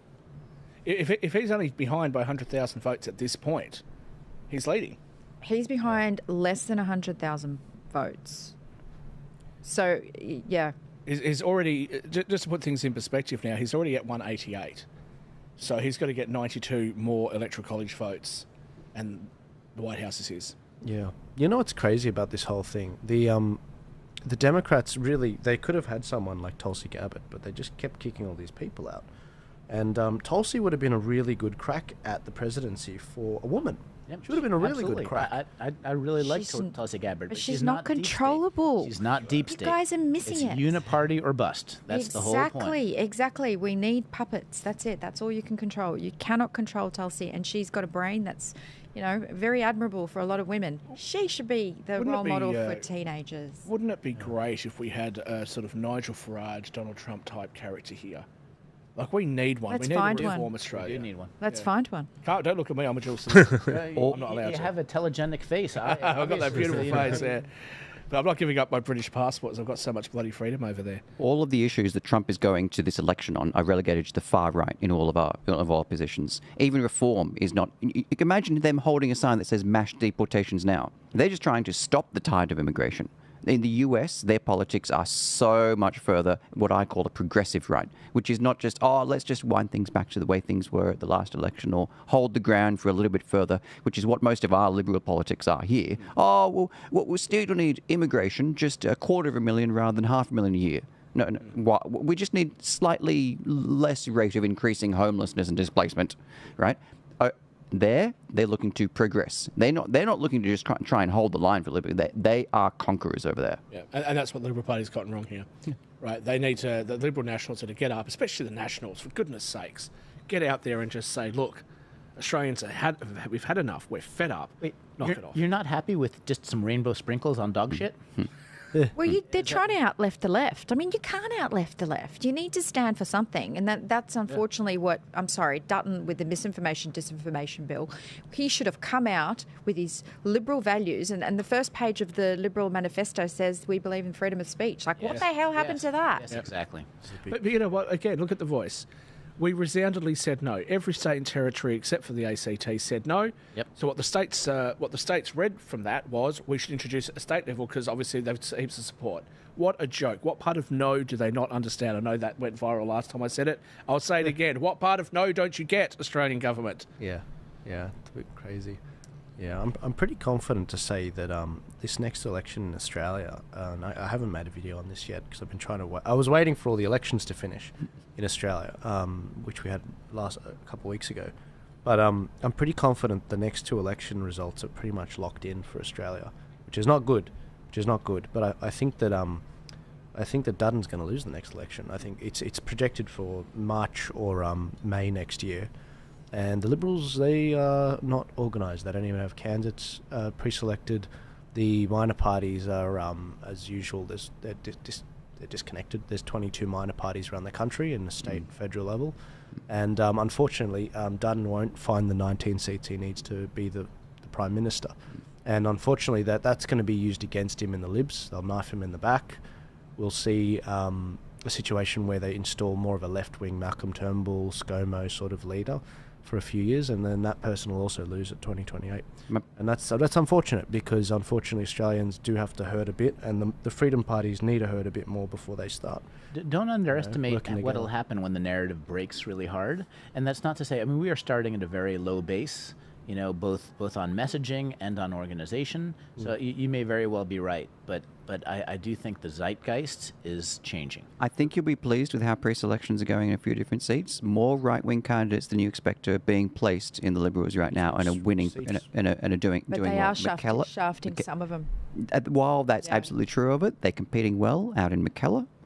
One of them is doing quite well, and I understand just received an endorsement, which I just saw then. The leading right-wing candidate out there. We need 19 though. We need 19. Yeah, I predict more of a shortened balance Quick update, of power. Pennsylvania, 11,000 vote difference. Wow. That's it. Pennsylvania? Yep. Oh wow! How's See, Virginia it's exactly what this guy. See, this is how you just know these guys are good at their craft. Yep. I mean, I would love to spend some. I would have loved to be over there with them. Didn't have the budget for it, but I would have loved to just shadow these guys and see them work. because I think it's amazing the way they chased ballots. They're not even allowed to campaign outside polling places. The most they can do is hand out a water bottle. That's nuts. It's actually nuts. You know, so how are they winning all these votes? Not like Allegra Spender, who came to our electorate handing out snakes. 1,000. Notice that 1,000 votes. Natalie, it's 1,000 votes. Oh my God! Notice that the UK, many members of the Labor Party in the UK said that they were going to go across to the US, but what are foreign right wingers allowed to go over? Yeah. You know, how ridiculous. Just quickly coming back to Georgia, I know we've called it, nobody else has. I don't know why.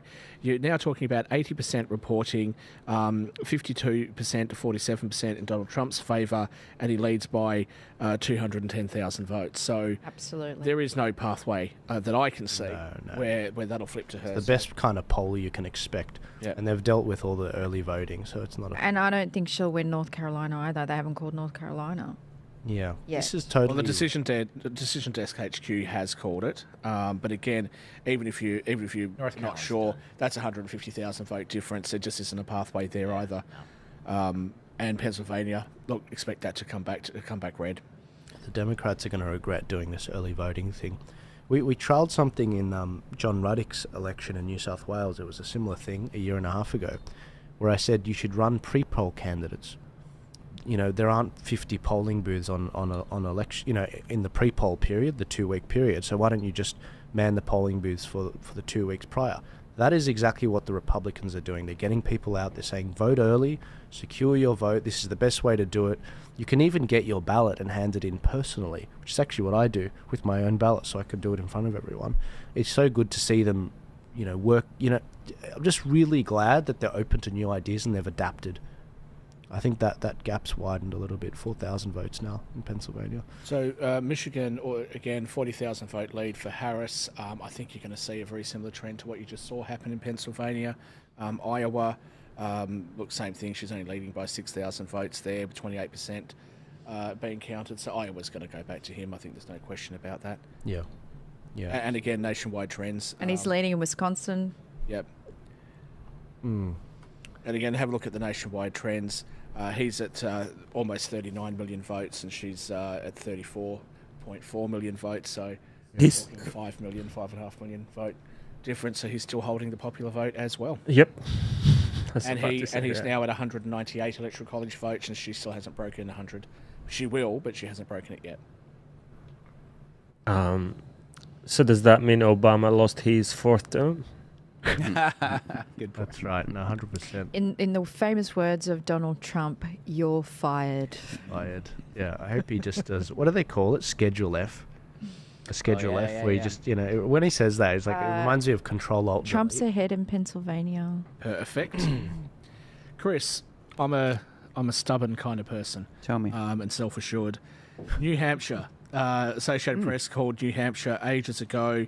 Kamala Harris is only up by 30,000 votes, 49% reporting. Is there a pathway for Trump to come back from here? That doesn't look good. No, yeah. That's, I will say this. There's a lot of rural seats that haven't come back in New Hampshire. Most of these numbers are coming back from Concord, Manchester, Conway. You can and I know these areas only have about 50,000 people each, but there's a lot still to come back from rural. Arizona. First batch has dropped. 4% of the voters dropped, and the Republicans are ahead. Woohoo! If it's 58% Republican. If they are doing early voting early, which I'm listening to with Charlie, if they're counting early voting first, this is GG. I've got Arizona as 34.3% counted, with Trump 49.6%. I think you might be clicking on an individual. If I were to ask for a second Christmas present, I was going to say, oh my God, that was the quickest count ever. If Carrie Lake ends up getting the Senate seat, that would be my second. Yes. Yeah, it's a shame they didn't put more resources, as you said, towards her. Yeah, Carrie Lake deserves it. I mean, she does. She's a former TV personality. You know, I think she got totally screwed over in the gubernatorial race. 100%. So it'd be good to see her get up. Yep. Arizona. I Chris think is dying to say something. Arizona. Yep. This was the one that was most likely to go him out of the 7. Chris. It's only one district reporting in Arizona. Now 2. Phoenix has come up. And if Pinal County, which you can see, he's only picked up from the last election. Trump has only picked up a 0.3% swing with that first batch. So that won't be enough to win the rest of the seat. Maricopa County just dropped its first batch here, which I can see, which he's picked up 0.4% in Maricopa County. How are they dead even? That would not be enough for the 0.5 he needs.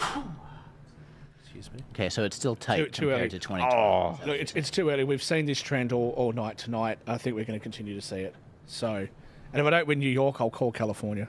And Trump needs a couple of point margin probably to bring Kerry Lake along with him. What I'm saying is he picked up about 0.5%. He needs to pick up slightly more than that, just 0.1. That's how close Arizona is from these first batch of ballots that have come in. There's now let me redo the map, assuming that he doesn't pick up Arizona, and do a quick analysis on that one. Because if he doesn't get Virginia, Pennsylvania, Minnesota, Wisconsin, or Arizona, then Harris has a path. But Virginia's pretty much done. You think so? Virginia? Sorry. That's great. That would be awesome if it was. Because that was not on their radar at all. That wasn't supposed to be. Virginia, he's ahead. I don't know if it's he is ahead. Done. But that wasn't supposed to be a battleground state. No, it wasn't. He's picked up 4.5% there, 5%. Montana, Wyoming, and Utah have all opened and been called for him, which there's no great surprises there. Yeah. And Oregon, Oregon has opened up pink, which that'll change. Yeah, it will change. So, and although very interesting to see that those people, there was a bunch of women that actually wanted to secede part of the state to Idaho, and there were women that were mostly behind that. So she might not fare too well. And I've got a few friends in Oregon. No sales tax in Oregon, which makes it very attractive if you want to go shopping. I think I bought this shirt in Oregon actually. So it's a good place for people to go from California and stuff like that to do a bit of shopping. East Oregon, possibilities that they might be a Washington bit annoyed. red. Yeah. To give you an they're idea very how- unhappy with Portland and all the crap that's been going on outside of Portland. I would be. To give you an idea of how close Arizona is, 1.26 million votes have been dropped. Donald Trump is ahead by 40. Wow. Right. Give it time. So Virginia, are you saying that you are pretty confident Virginia's? I mean, based on what we're seeing, is there actually a path still for him or for her? I'm watching the lines go up, and it's looking good for Donald Trump. Yeah. That's certainly blah blah blah. But he's ahead 40,000. We're 65% counted. I've watched the lines as they go up. He's trending well there. And on my map, even if he doesn't win Arizona, if he gets Virginia, he's got it. 88% on the poly market. 88%. No one's come back from 88%. No, it's nearly impossible. Sorry, but we've got to realise now. Perhaps. He's won this. I'm going to call it again. He's won. Yeah. The big media should actually be coming out right now and saying, look, guys, the rest of this is purely academic. He's won. He's going to be the next president. He's going to be the 47th. But Rachel Maddow, brace yourself, sweetheart. I want to see him. She's going to be rabid, like literally rabid. Which is different than yesterday, how? You're right. It's not different at all. But, She's rabid every day. But the difference this time is that from 2016 to 2020, we all had to sit there and put up with all this liberal whinging. And, Gutfield had actually said the reason why she might win is because people are just so tired that they go, oh, look, I don't want to hear about all this for the next 4 years, so I'll just vote the crazy lady in. He said something along those words. Well, you know what? That's not been the case. And my suggestion to people is don't just watch Fox and Sky. Tune into CNN. Tune into MSNBC for the Comedy Act. Watch these people lose their minds. It's brilliant. Well, you should also watch what other people are thinking. Yeah. But there is a degree or what they're which, not thinking. After this, there does have to be some kind of a climb down. I mean, we do have to come together, and because we're really going to have a mental health crisis with a third of the population in the U.S. And I'm not saying that we should change the policies at all, but I mean it's one of those things where I don't know who talks about how gloating as much as I would want to. It's not the high road. Maybe tomorrow. Let me enjoy it for the moment, okay? Yeah, because I want to see Joe Scarborough lose his mind. I want to see Van Jones say it's a white lash. It's a white lash in part, and that's the part that hurts. The media people, yes, okay, have them lose their mind. Give me a couple of days. But the friends and family plan, we got to sort of bring them back into sanity. Bitcoin spike. Yeah. It's cracked 115,000 Aussie dollars. Really? What a pity I didn't buy any. That's the highest ever. What? That's the highest ever, 115,000. Okay, Chris is a billionaire now. That's excellent. You love to see it. Up 10%, just about 10%. Really? Bitcoin, wow. Yeah, so that's a record. Well, Trump's talked about making Bitcoin a national reserve currency and what have you. He's talked about reducing taxes on it. We talked about almost making it a national currency in some ways, like Thank God tariffs. he's speaking sense, not CBDCs like we've got. Yeah, that's what he's coming up. And just as far as the financial markets are concerned, all of the markets, S&P 500, the Dow Jones, they're all surging.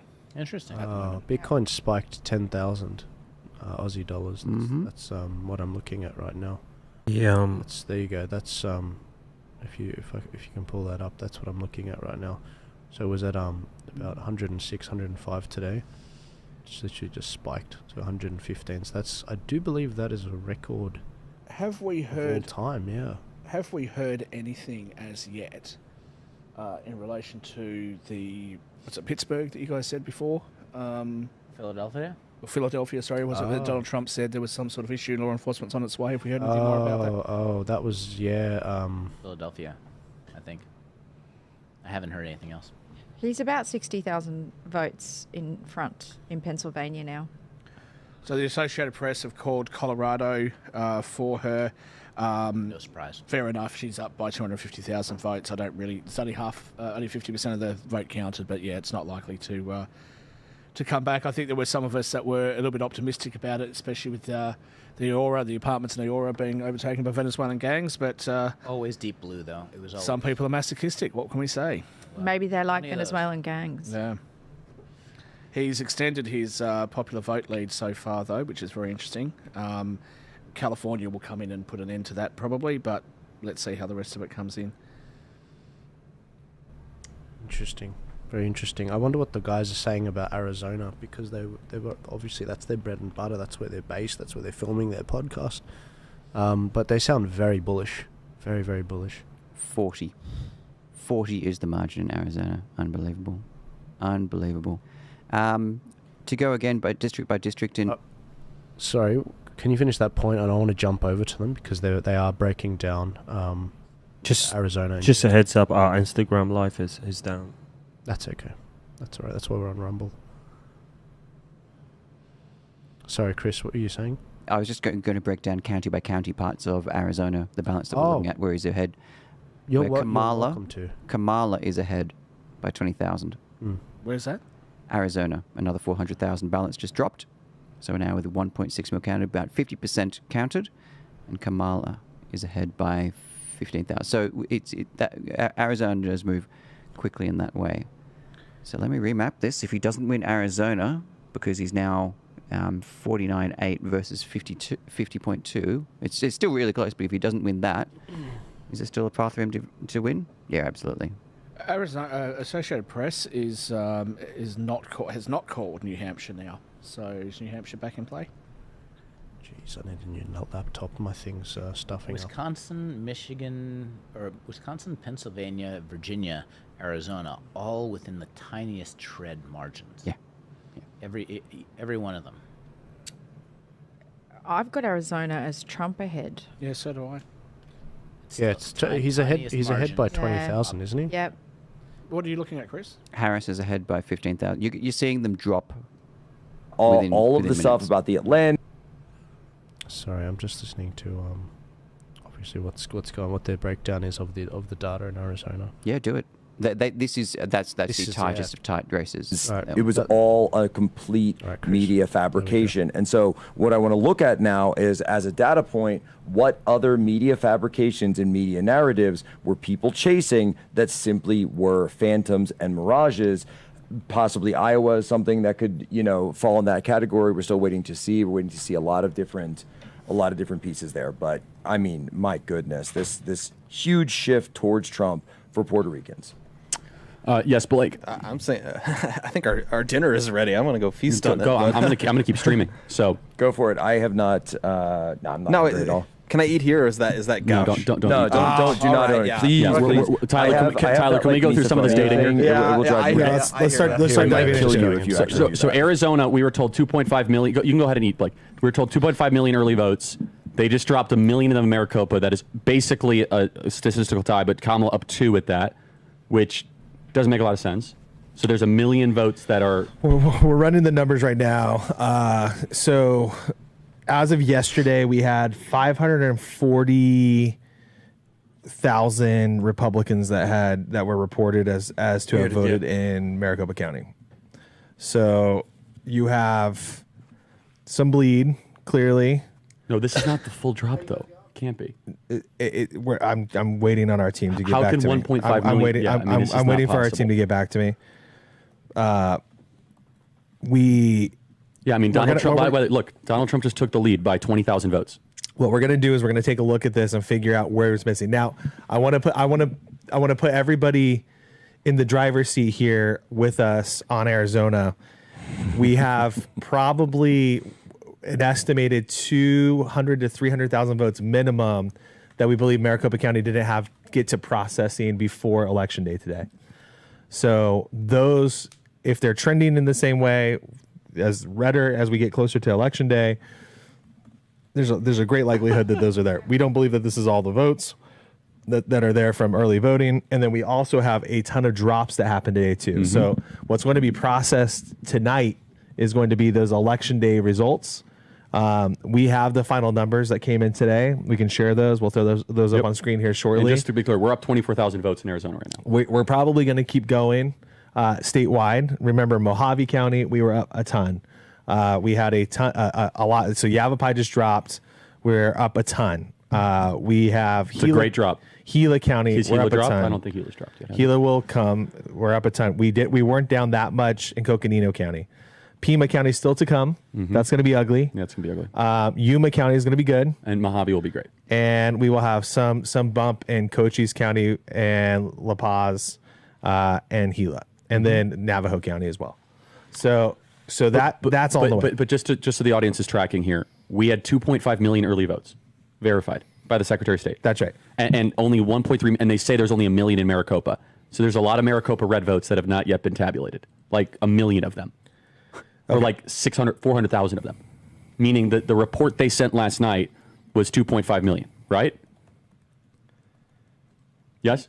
Yeah, so I'm pulling it right now with our team. Okay. What are we seeing here right now, Jack? Jack, what is the vibe right now? Is it tilt Trump, tilt Harris? What is the vibe right now? So it's interesting, right? Because it's tilt Trump, yeah, obviously. What is Meghan McCain saying? Meghan McCain just tweeted, where did it go? She said, I basically said, didn't expect this early of a night. And, the vibe is there. You got Meghan McCain saying that things are looking the way that they're looking.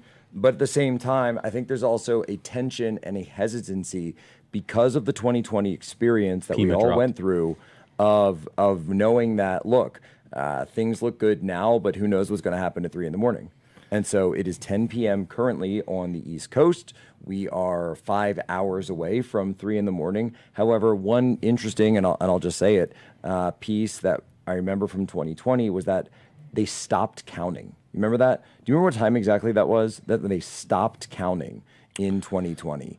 And so there's some. Sorry to interrupt. And here, that was what really canceled all of that. So that's something to really look out for right now. So Pima dropped same time as Mojave, of course, which is where they basically are canceling each other out, which not is quite. Great. But Mojave plus Yavapai equals Pima usually.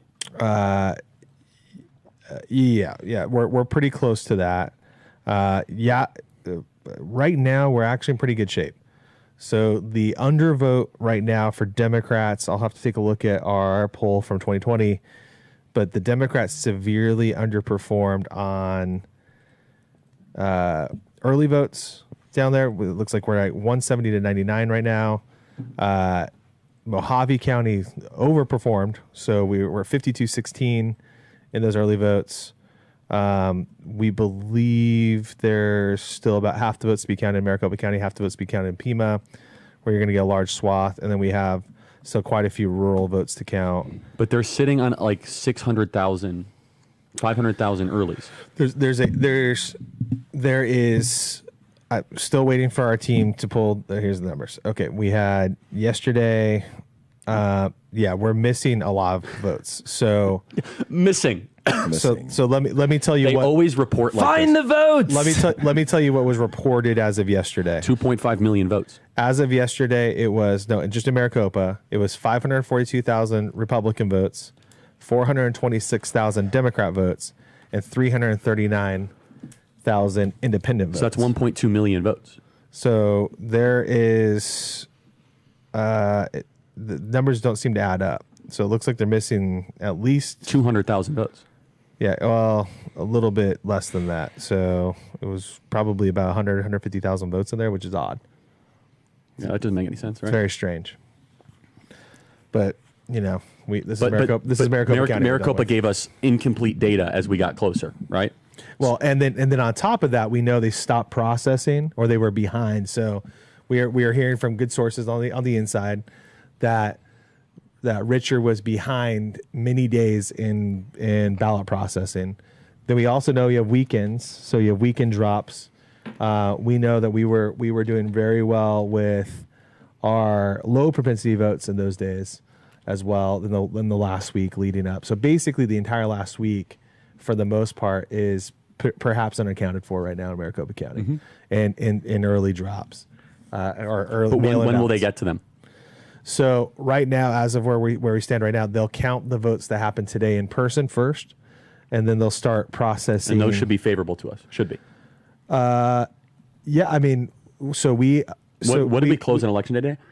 So today. This was I don't have the final totals. I'll get them from our team right now. But where we were at the 6 o'clock hour was 250,000 votes in Maricopa County. 91,000 were Republican, 103,000 were third party or independent, 54,000 were Democrat. Yeah. So we outperformed significantly the Democrat Party, but there were a lot of independents who showed up. And we don't know the drops. We don't know drops. And I'll be honest, seemingly the independents were not favorable to us as much as we were hoping for. We're gonna run the numbers, but the problem is we don't have really complete data here. Because we're missing Gila. We're also missing some of our best counties. Maricopa County. What? Center County. Did it flip? No way. Charlie, not only did it flip. Can we get Cliff on, please? With 63% of the vote. See, CNN says 63%. New York Times has 66% in Center County, 51-48 for Donald Trump. Center County, State College, Penn State, 111,000. Record turnout when we were there last weekend for the Penn State game, which, by the way, Charlie, I do have to bring up a point with you here, man. Got to say it. So I went to the Penn State-Ohio State game, largest attendance of any Penn State game in history, and I did not wear earplugs. Okay. I didn't wear earplugs at all, buddy.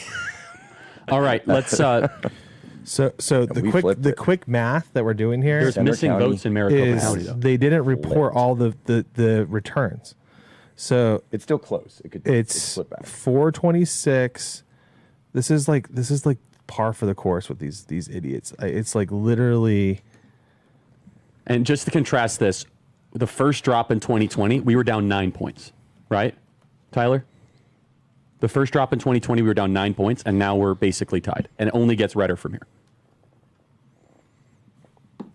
Become a member today, members.charliekirk.com. Right now, the New York Times says that Trump is favored to win Wisconsin by 1.1 points. Win Iowa by 11. Hear that, Ann Seltzer? Win Arizona by 4 is the New York Times projection right now. Win Pennsylvania by 1.9. And where's Michigan? Michigan by 2.1, guys. Wow. Wait, hold on a second. They're missing 200,000 votes. The way these are moving, I just Maricopa County didn't report 200,000 votes. So I think a thing with the New York Times dial. I've been around the block with the dial a few times. Maybe they've changed it, but the way I tend to remember the dial is they don't really adjust other states based on how other states are doing. So it's just they're looking at the results in each specific state. So given how far we've seen Pennsylvania move, for instance, Pennsylvania's basically moved I want to say about like 2 points over the course of the night, and it seems like it could continue to move. Minnesota is only Harris plus 3.8 right now, and it is 2% in. So we might see that one start moving into territory. If we start winning these by enough, Minnesota is in play. It is. They currently have it as the closest one. They think Harris is still going to win. Virginia by 5. They've called that one. Nothing else too terribly remarkable. Okay, I have some data to share. So I'm just eyeballing the votes that they have alleged to have been cast. And we're missing counties. We're missing Gila. We're missing Graham. We're missing Cochise, which is a great county for us. Missing La Paz. I'm going through all this, guys. Apache, which is not good for us. I'm going through all this. All right, and Mike's about to come on. Testing 1, 2, 3. Hello, everyone. We are back. We are looking at these particular polls, and yeah, it's not close anymore. Basically, Trump is ahead by quite a substantial amount in Arizona. Sorry, in Pennsylvania. And that pretty much, that pretty much ends the race if that's how the trend continues. But Chris, what do you think? Yeah, I'm done. I'm happy to give my call. What I say here is that I think Trump's going to win it. That's my view. He's so far ahead in Pennsylvania now, and continuing to on the results that keep coming in. He doesn't need Arizona. He doesn't need Minnesota. He doesn't need Wisconsin. He doesn't need Virginia. He still may win these, but he doesn't need them to get to 270 to win. Yeah. He may still win Wisconsin too. Yeah, he may get all of them. But with Pennsylvania where it is, picking up those electoral votes, having won Georgia, he may pick up more after that. But yeah, that's my view. I'm happy to call it. Are you leaving any room for you to be wrong? Because we have been informed that another very, very intelligent pollster or predictor has weighed in and said that he is predicting Harris is going to win, and that is Destiny. Right. Well, such esteemed colleagues to have such a prediction as Destiny. He's never wrong. There's his tweet, guys. If you're wondering where it was. Yeah, let's have a look at the tweet. It's over. I'm calling it Harris the winner. An hour ago. I may be no Anthony Green as a psephologist, if I'm pronouncing that correctly, or a pollster, as it were, but yeah, that's my view. Chris, what would you know against Destiny? I mean, really? Yeah. There's no comparison. I'm happy with the betting markets. You know, the people who are actually betting with their money, the odds ratios are so high that speaks, anyone can say whatever they want, but if they're putting their money in and at those ratios, that's what gives me the most amount of comfort. Yeah. Donald Trump at no point in this campaign has ever been at 90%. In 2020, he was never at 20% when we all thought that he'd won. I thought he'd won. I misunderstood about the mail-in ballots and red Ferraris. So, he's never been at 90%, 10%. And there really isn't. These things don't flip at these, but the betting markets are at this level. Absolutely. And Pennsylvania is now over 100,000 votes towards Donald Trump. So he's ahead 51%. So I think he'll probably get Pennsylvania. I think I'm with Chris. Chris, before you go, can you just tell me how to read this map? I don't quite... Ram, if you don't mind bringing this map up, I don't quite understand how you're meant to read it.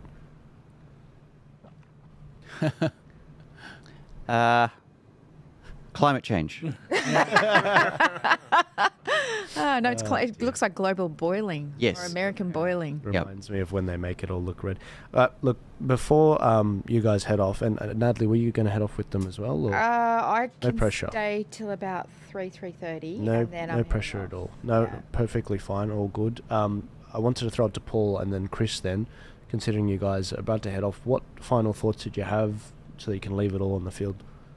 This is the first major battle, but this whole process isn't over. We still have whatever they plan on. What was it, Dennis Raskin or whatever, saying we won't accept the results. This is why it's so important that this is an absolutely wide margin. I really hope that he sweeps these states, because the more obvious it is if he wins the popular vote, if he wins a lot of these states, less likely that they're going to try to pull some kind of deep state shenanigans or not certify the vote or something like that on January 6th. And then we have Inauguration Day, January 20th. And then, there's a lot of work to do in terms of breaking the narrative with the FDA, the CDC, uncovering, so actually, who was on Epstein's Island flights? All these things that all these things that have been held back by the deep state, if they can come to air, and then we can finally have some healing for the things that a lot of people know have been swept under the rug, but a lot of people who watch mainstream media, since it's not reported on, they live in their parallel universe to the rest of the Americans. And we need to come together, and the only way you do that is sunlight is the best disinfectant. We need this stuff out in the open, investigated, and so that everyone can get on the same page. And that's where... So I'm assuming Bill Gates, A, is worried because of the Epstein Island list, first of all. And second of all, he's worried because he's trying to spray things around the world to block the sunlight. Well, what about safe and effective? Oh, that too. The Bill and Melinda Gates Foundation, Gavi, everything they did. Gavi, everything they've done. Florida is the only Surgeon General who recognized the DNA contamination in the shots.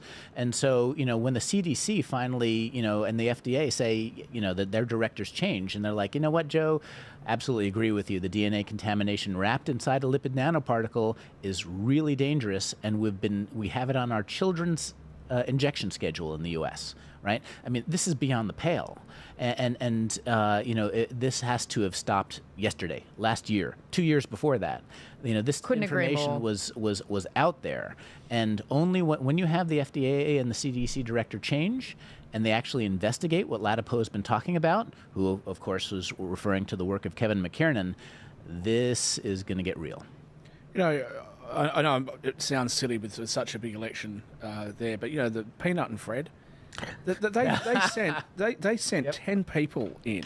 They sent 10 people in to deal with that issue in the state of New York. That would have cost the taxpayers $10,000. Well, probably more. How about more than 10 people? A vote for Trump is a vote for Peanut. Right, no, but a vote for Harris it's also is a vote for more of this overbearing Absolutely. government. But my question to you, Paul, and Chris, if you want to weigh in on this, are we looking now at a heightened risk of another assassination attempt of Trump before the inauguration? I'd say probably How's yes. the Secret Service going to keep him safe when he is the president? I mean, we got some crazy people out there. What's the risk factor here? I mean, I do think there is a risk, but the good news is that J.D. Vance, my understanding of him is he's not owned by the Uniparty. So it gets, the bar becomes harder. The higher the margin of victory, the fact that JD is the number two. So the other thing, yeah, absolutely, 10 people to go in to kill Peanut, but how about some words for Amos Miller and the Amish farmers? Yeah, that's another group of people who they sent the goon squad on because that they needed to maintain control of big food, big ag, big pharma, as well as how about a little bit investigation for Google? All the ways in which they have put their fingers on and they've taken over DuckDuckGo now. Yeah. How many so this search engines? Have they taken over DuckDuckGo? DuckDuckGo does not give you the same searches that it used to. I'm sorry, you go to Brave now. Yeah. Go straight to Brave. This is the narrative has to be unwound, and this is the first step in that process. But will Trump be able to do this? He's been president before.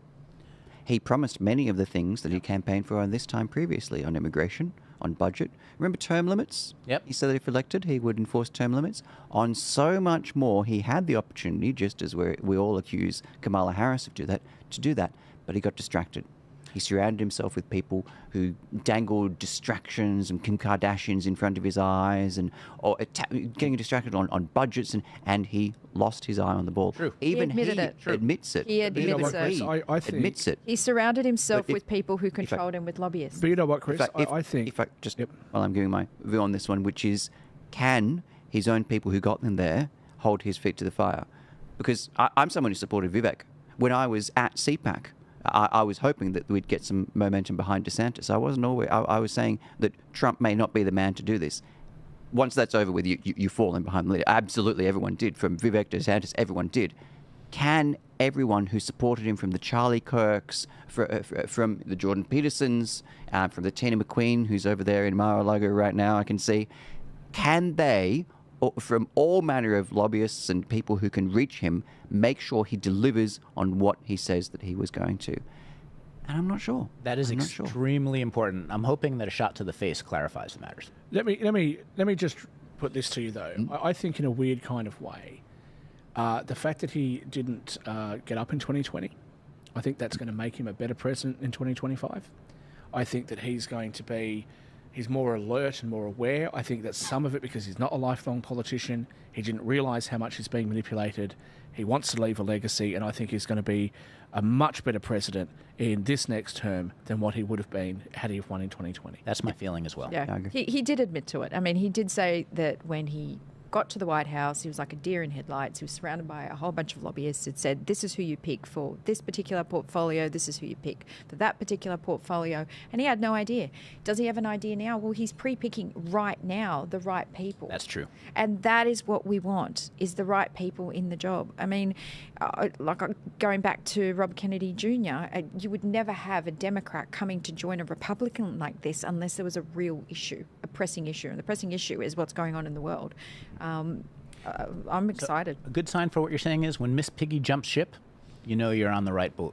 My hope from this is that we can use this as evidence that you can push politics somewhat on the issues that we're talking about here in Australia, that this is relevant. We always, it's an election over there, it doesn't really matter. Well, if it's happening in Europe, continental Europe, if it's happening in the US, some of these ideas will resonate with people here, and we need to find a way to make them work outside where they traditionally thought. Lobbyists and corporates aren't going to resonate with this. It's seats of McMahon and Western Sydney. It's outer suburbs where this will work. And that's my view going forward from this anyway, this has given us credibility of everything we've talked about here, because without this win tonight... Yeah. And it's much harder to bully us now. Especially if it's a majority, not everyone right? on our side is a conservative. A lot of people are more liberal and more libertarian. Much, much harder to bully us. Much harder to say to us that you're going to put a post up that shows what we liked. We liked a Twitter feed, 20 years ago. So we're going to lose our jobs, or we're going to, lose our credit cards, lose our banking, all that sort of stuff. Very much harder. That being said, now is the majority of United States garbage now? As Biden said. Exactly. That's right. Yeah. Yeah. But look at what people have been saying online. Okay, I'm garbage. Okay, I'm going to vote for the felon. Look who's just walked in, everyone. I'm going to check out because I've called this, but there's someone who's just come in. Come on in. No worries. Thanks, Chris. Everyone, thank you for listening to Chris on here as well. And I want to welcome Steve Tripp onto the podcast, who is from the... Hey, Steve. What's the name of your podcast now? Commanding the Narrative. Commanding the Narrative, that's right. I didn't want to say the other name. But Paul, did you have any other last thoughts before you headed off? I think that was it. I think that's what did it. I'm really glad to see Steve here. This is you guys must be exhausted. You've been going since what, 9 o'clock? The adrenaline's honestly, I came prepared for an 8 hour. Natalie didn't sleep. I came prepared for an 8 hour podcast. Like I'm still roaring to go. I don't think you'll need it. Look, I was listening to Charlie right now. They are not going away until they have Philadelphia locked away in Pennsylvania. They said if I have to fly over there myself, they were saying, I was like, okay, well, I'm going to wait. Pennsylvania is looking pretty good. Yeah, there you go. Yeah. So you might, there you go. Doesn't quite work with the no. Not really. But Paul, if you wanted to head off, you're welcome to stay. You're welcome to come back if we're still streaming. Yeah, absolutely. I'll just listen in a little bit of the next conversation. Head off. But thank you so much for this opportunity, and thank you, and great to share this historic day with all of you. It's absolutely. So you guys have been watching the numbers pretty closely. What are you trying? Is anyone calling it yet? I know that Chris called it, and the betting markets are phenomenally towards Trump. So even if some of the states are on razor thin margins, the betting markets being this far in I just came from the New South Wales Parliament House, and they had Fox on, of course, and Sean Hannity's said that he's calling it as well. So I mean, the momentum is heading for Donald Trump, which is good. Yes, I'm still very, very nervous, though. Yeah. I'm very, very nervous. The betting markets have got him at 90%. I know. It doesn't come back from there. I know, but I think I still have a bit of trauma from 2020. I think everyone has a bit of trauma from 2020. That was, wow, that's not something we care to relive. I'll make it worse for you. We have had somebody that's called it for Harris, but that person's destiny. So take what you want. and me as well. So I called it for Harris as well. Called it for Harris. He owes us a tomahawk. It's so important that it's not close, because we really need, it'll help the nation stay together if the margin is not close. It's not just enough for him to win. Virginia's very close.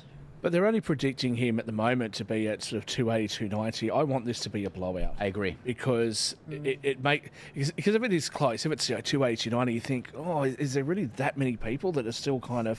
It breaks the narrative. Harris sounds like a really good idea. It breaks the narrative if it's not close. Yeah. I just can't understand why people are voting for Democrats. If you look at the Democrat cities, why do they continue to keep going down that path? Why do the Victorians It's keep called voting? indoctrination. Like, you have these people who have been indoctrinated by mainstream media, by their politicians, and it's very difficult to make them see clarity.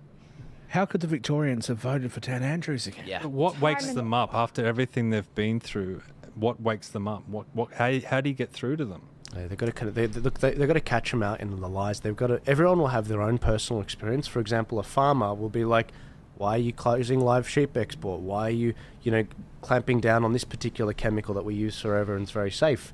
They're like, I don't understand. We already reduced an XYZ. Everyone has their moment in their respective industry. For example, in the construction industry, the way that they've gone after the construction industry and completely gotten rid of industry in Australia, and we don't build anything here anymore. We have to supply all the electronics from overseas. We're vulnerable. And I'm like, well, that's because our government, the legislation they've passed, the way that they've made us uncompetitive, they haven't protected our industry.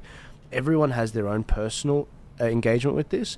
That's why the jab people like Michael O'Neill, were early on COVID, because they had already woken up to the medical industrial complex, and that's why a lot of veterans, a lot of libertarians ended up being, they happened to be veterans because they were like, I saw what happened in the war, and we weren't fighting there for the flag, we were fighting there for our mates. That's why a lot of overseas people from Eastern Bloc countries were fairly awake during COVID, because they've seen what communism does, what socialism does. You need to hurt a lot for people to wake up. And obviously it's not enough for the Victorians. They need more hurt. And I think from speaking to a lot of the Victorians, there's a lot of people who do live in Victoria who are very left-leaning. That they do think that we should have set amounts of money that everybody gets, which is not, not everyone agrees with. So they like what's happening? Some of them do, which is scary. I think my theory on Victoria is the data's clear. I'll see you later, Paul. Everyone, Paul's heading off. I was trying to be subtle. That's all right. No worries. No, I'll see you in a bit. See you, Chris. Thanks for the shots. My theory on what's happening in Victoria is when they're given a clear opportunity to express their discontent with the government or with what's happening, and they want something better, they do vote no in the referendum, because it's very clear. It's yes and no. It's very clear what you're getting. But in the state election, I've had to explain this to a lot of people. The Liberals were more woke than federal Labor. They had a 75% net zero amount, whereas federal Labor had a 50% net zero. I mean, they were trying to be Labor light, and to make matters worse, it's like, okay, well then why didn't the minor parties make inroads? It's because there were 9 minor parties with the same sort of policies. And when you see that sort of division on the right, it's like, well, no wonder. But when you have a clear vote between yes and no, we smash them, 55% even in Victoria. So, and that's why I said on referendum night, all the Liberal Party consultants ought to be sacked, because they're not cutting through. They're not, living. They've strayed from the Menzies We Believe statement, and it's really frustrating because we can win. We won the voice, and we were outgunned in every way. You have to have strong arguments. So I was working at the Pittwater by-election when the Liberals were going up against the Teals recently, and I was just speaking to one of the Teals, not being aggressive, not trying to argue, more just trying to understand where they come from. And Natalie, being in a Teal electorate, absolutely, what the Teals are like. And one of the things I was asking him about was the rollout of renewables across the country and how much environmental destruction and also economic destruction that's causing. And then the topic got onto nuclear energy. And he said, didn't you watch that Four Corners thing on the ABC recently? And they were talking about how nuclear doesn't work and we can't have it here. And I said, well, why are there so many countries around the world that have nuclear energy? And he said, well, they'd have it, but it's not producing that much energy. I said, but what about France? It's producing, I said 70% at the time. And he said, well, I haven't heard that before. And I said, well, you better go look that up. And he said he would, and hopefully he has.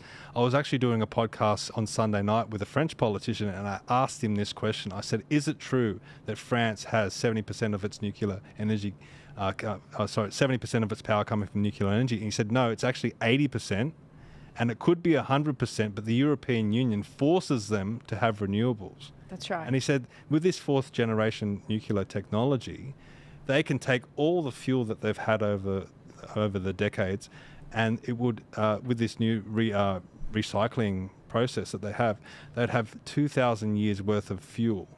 That's right. And what a pity Paul's not here and he's just gone, because Paul would be the expert on this. He is the expert on this. And I remember listening to him speaking about this. It is quite phenomenal. We're not dealing with Chernobyl or Hiroshima. That's not what we're dealing with, which is what these teals actually think. But they're happy to go and talk about things like, oh, let's save the koalas. Well, then if we're saving the koalas, why are we cutting down their habitat? Yeah. If we're saving the whales, why do we want to have windmills in the middle of the ocean? And if we're saving birds, why have we got windmills with a graveyard for them underneath there with toxic resins everywhere? They don't look at that. They don't. They're indoctrinated by whoever it is that they're representing. So this really is an information war. And I want to ask you, Joel, this question. Obviously, we look to America as a lead on the political sway.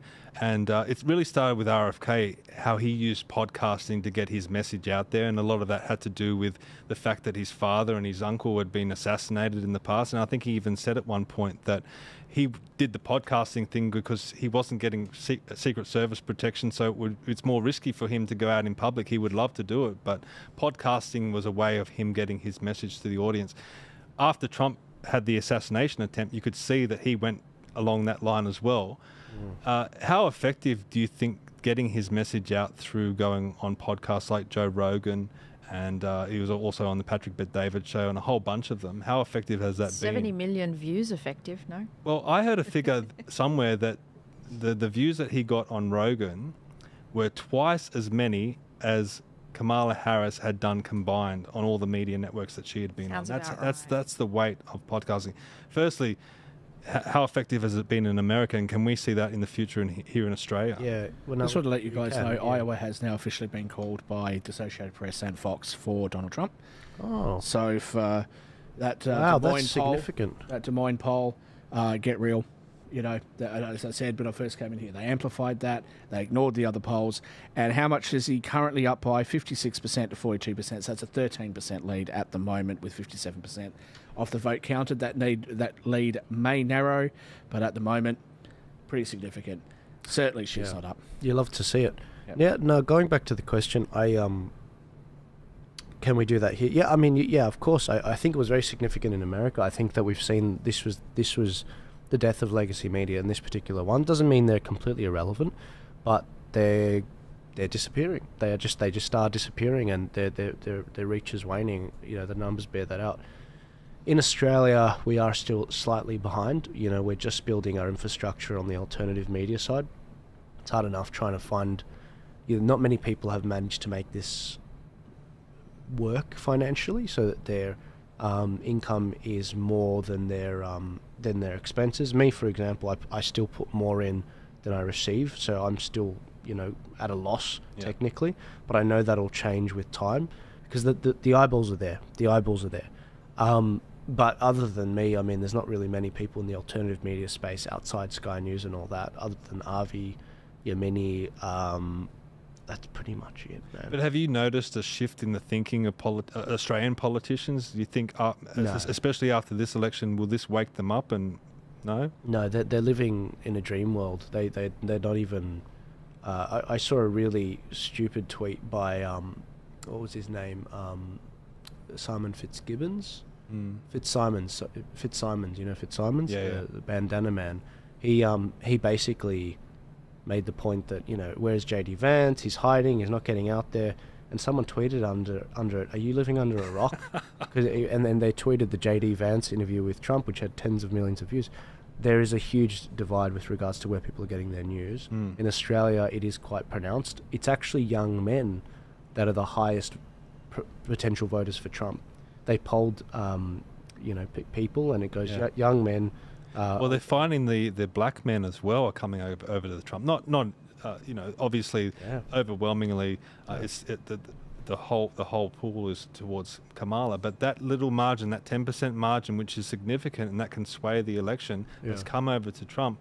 Has it been because he's done Rogan and Patrick Bet-David and the Flagrant podcast and all the other podcasts that are out there? Yeah. But if you she look at hasn't Charlie even done a Kirk- press conference at this point. She's actually run the entire campaign without a press Well, this is the ridiculous thing. All she needed to do was go on the Rogan podcast and talk about anything. No Talk about way. the weather for 3 hours.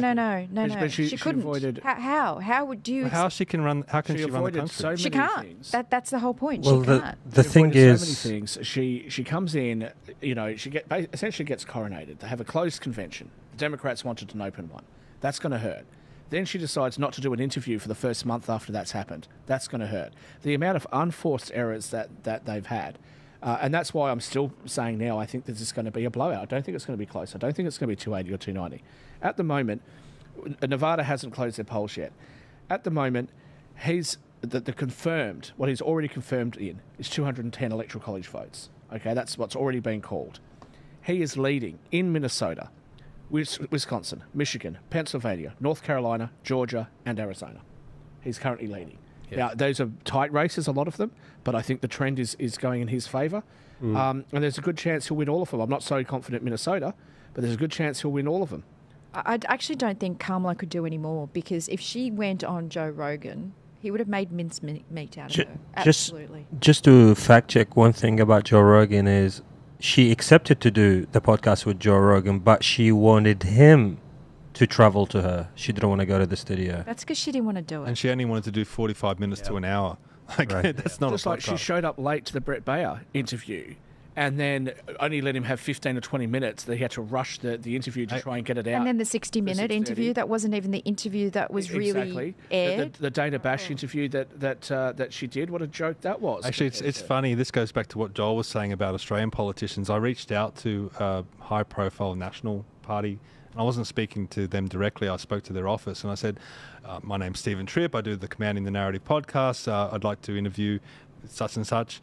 And they said, oh, yeah, we can organise that for you. We'll just let you know when he's available next. So how long is this going to be? Is it just like a 15-minute interview? I'm like, it's a podcast. Like, there's no podcast that's 15 minutes. And he said, oh, well, we'll probably only be able to give you 15 minutes. I said, well, there's no point. He pulled the camel on you. Yeah, yeah, exactly. I think that should be a statement now. She refused to go on Dr. Phil. She made time to go on SNL, which NBC's got themselves in trouble for. Refused to have a press conference. Refused to actually talk about policies. What's her answer? I come from a middle class. But she went on The View. Goes on The with View. Joy and then she says on The Whoopi. View, "Oh, there's nothing I would have done differently." Yeah. Doesn't even acknowledge where America. She could have come out and said, "Look, I know Americans are hurting right now because of inflation, and I know that they say we spent too much money. Here's the thing: we were left with a difficult choice. Either we spent the money at the risk of inflation, or we didn't spend the money and people might have gone without. So we did the best thing that we thought we could do, and that was we tried to give some money away." See, if you had some humility and you acknowledge that there was some pain because of it, maybe they'd like you a bit more. But instead, no answer, no acknowledgement, and people don't like it, and that's what's being reflected right now. I think going back to the why politicians aren't doing these interviews, I think it's because they don't understand the concept yet that the secret to getting elected and the secret to building an online following now is authenticity. And it doesn't get more authentic than Trump and Joe Rogan having a 3-hour interview unedited. Even in the JD Vance one, Joe Rogan literally was having mic problems and he was diagnosing it while it was live. People love that because it's like, clearly it's not staged, clearly it's not prim and proper. That means I can trust it. So people are starting to associate competency with I can't trust you. I'm going to give you a quick update here on the betting markets. This is when it got to these levels in 2016. That's when Cenk Uygur said he started tearing up the paper. So, Democrat donors and this, that, and we're tearing up the papers. That was when the New York Times said that there was a 95% chance. Well, currently, the betting markets, international betting markets, the bookmakers, Polymarket and Kashi, are all roughly 95% Trump wins this election. Wow. Well, I've got some. You do the dance yet? So apparently, Trump has momentum in the blue states. It's still tight in, is that North Carolina? But he can't win Virginia. But he can win Virginia. This blue wall looks like Trump might be coming over the top. She's taken the lead in Virginia, but look, the trend is still in his favour. I still think he can win it. It's going to be tight, but I think North Carolina and Georgia, I think he's got it. Look, I'm more nervous about this election than I am about Australian elections. So That's because they matter more. Well, do you think I'm just getting No, up no, in the this hype, matters. or This really does matter? I think this is an incredibly important election. I mean, we're looking at. This is, again, do we believe in the deep state that's running the American politics at the moment? Because surely Biden hasn't been running America, surely. And neither is Kamala. Can't even run his own household. He can't make a statement without stuttering. And Kamala without cackling. So, I mean, there is somebody else above that. So if we believe in trying to get some sort of semblance of sanity within America, who technically are still the leaders of the free world, this is a very important election. I'm a huge Republican. I always have been. I would prefer to see Australia be an independent sovereign nation as opposed to being under the monarchy. Most of my friends don't agree with me on the right. Fair enough. We all have our different views. But you know what? I'd love to have Donald Trump be the simultaneous Prime Minister of Australia at the same time as he's running the US, right? And that's why we're paying attention, because it means that those of us that are so frustrated with how things are going in this country, with the fact that politicians are acting as though they've got a mandate to do things that the overwhelming majority of this country don't want them to do, it's about time that we can now start to stand up and say we've had enough. What are the biggest takeaways? What are the lessons that we can learn from this American election and the whole campaign and bring that I think we need to get control of the media. Sorry. Yeah, look, there's two answers to this. There's a culture, which I want you to answer, and I'm going to answer the mechanical, but go for it. I was just going to say, I think we need to get control of media. We need to get control of the narrative. I think a lot of people were very intimidated in 2020 when there were people that were going out protesting against the lockdowns that were being thrown to the ground by the police. At the same time that those very same police officers were taking a knee to the BLM protesters, especially in Victoria and New South Wales. You know, this is the sort of thing that I think people have become too intimidated. And what they do is they think, well, I'll just keep the peace. I'll just be quiet. I'll just let you be. And a lot of us do. A lot of us say, hey, look, do what you want to do. And I don't care as long as you leave me alone. Now I think people are starting to stand up and say, you know what? I'm actually going to move to the right, and I'm going to stop you from doing what you want to do because I've seen the consequences. And that's going to be a big change. And when America says it, the rest of us get inspired by it. Yeah, we definitely have to understand where these problems came from. The first one was, this is cultural Marxism. Who sets the culture? The Yanks set the culture ever since World War II ended. And that's the answer to the cultural element. Now that the Americans are leading the way with that, America is dealing with America-sized problems. Elon buying Twitter was a huge game changer for everyone. Joe Rogan dumping the whole, I'm going to be neutral and not endorse someone because now's the time, it's now or never. It's stuff like that. This Avengers team that's sort of come together, Democrats jumping over to independents and then not jumping over to Trump and the new Republican Party. That is, the Yanks have done a phenomenal job. It's now given Australia the opportunity, under their almost protection, obviously, because we're sort of, we're allies in that, us Five Eyes countries. It's given us as people an opportunity to hijack, jump onto that, and bring that energy and that flame to Australia culturally.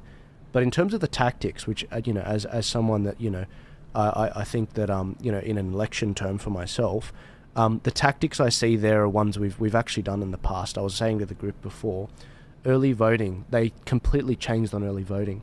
See, people like Professor David Flint in Australia, he shares the same view that the Republicans had in 2020, which is you should only vote on election day. It's the most secure way to do it. It should be a snapshot of the actual electorate. However, if you want to win, that's the losing mindset. That's a losing mindset. If you want to win, it's a different story. It doesn't mean cheat. It doesn't mean you adopt the values of the left. It just means you retain your values, but you adopt the strategies and the tactics of the left because they understand the rules of this soccer game better than we do. We're getting red cards, yellow cards, just because we don't understand the rules. So what they did was they heavily focused on banking on maximizing the ease of access for voting. A lot of these people, they can't get out on election day. Today it's a Tuesday in America. Most working class people that would vote for Trump, they're working. It's not a national holiday. It's not being held on a Saturday. So by leaning into early voting for the last few weeks, they've banked those votes. They've matched or been just a few percentage under the Democrats.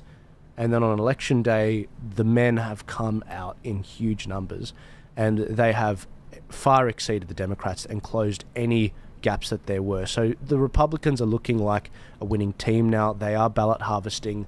They are going to the nursing homes and doing what the Democrats did and encouraging people to vote and getting people registered, getting the bloody Amish registered of all people. Yes, you know? that was fantastic. And that's what we need in Australia. We need to lean into, okay, sure, they've changed it to 3 weeks early voting in Victoria. It's crap. They've just done local election voting in Victoria. What did you say? 3 weeks? 3 weeks. Well, it's actually technically 5 weeks in Victoria because they did the... So in Victoria, a lot of people don't know this, and this is why I haven't been on the show for a few weeks.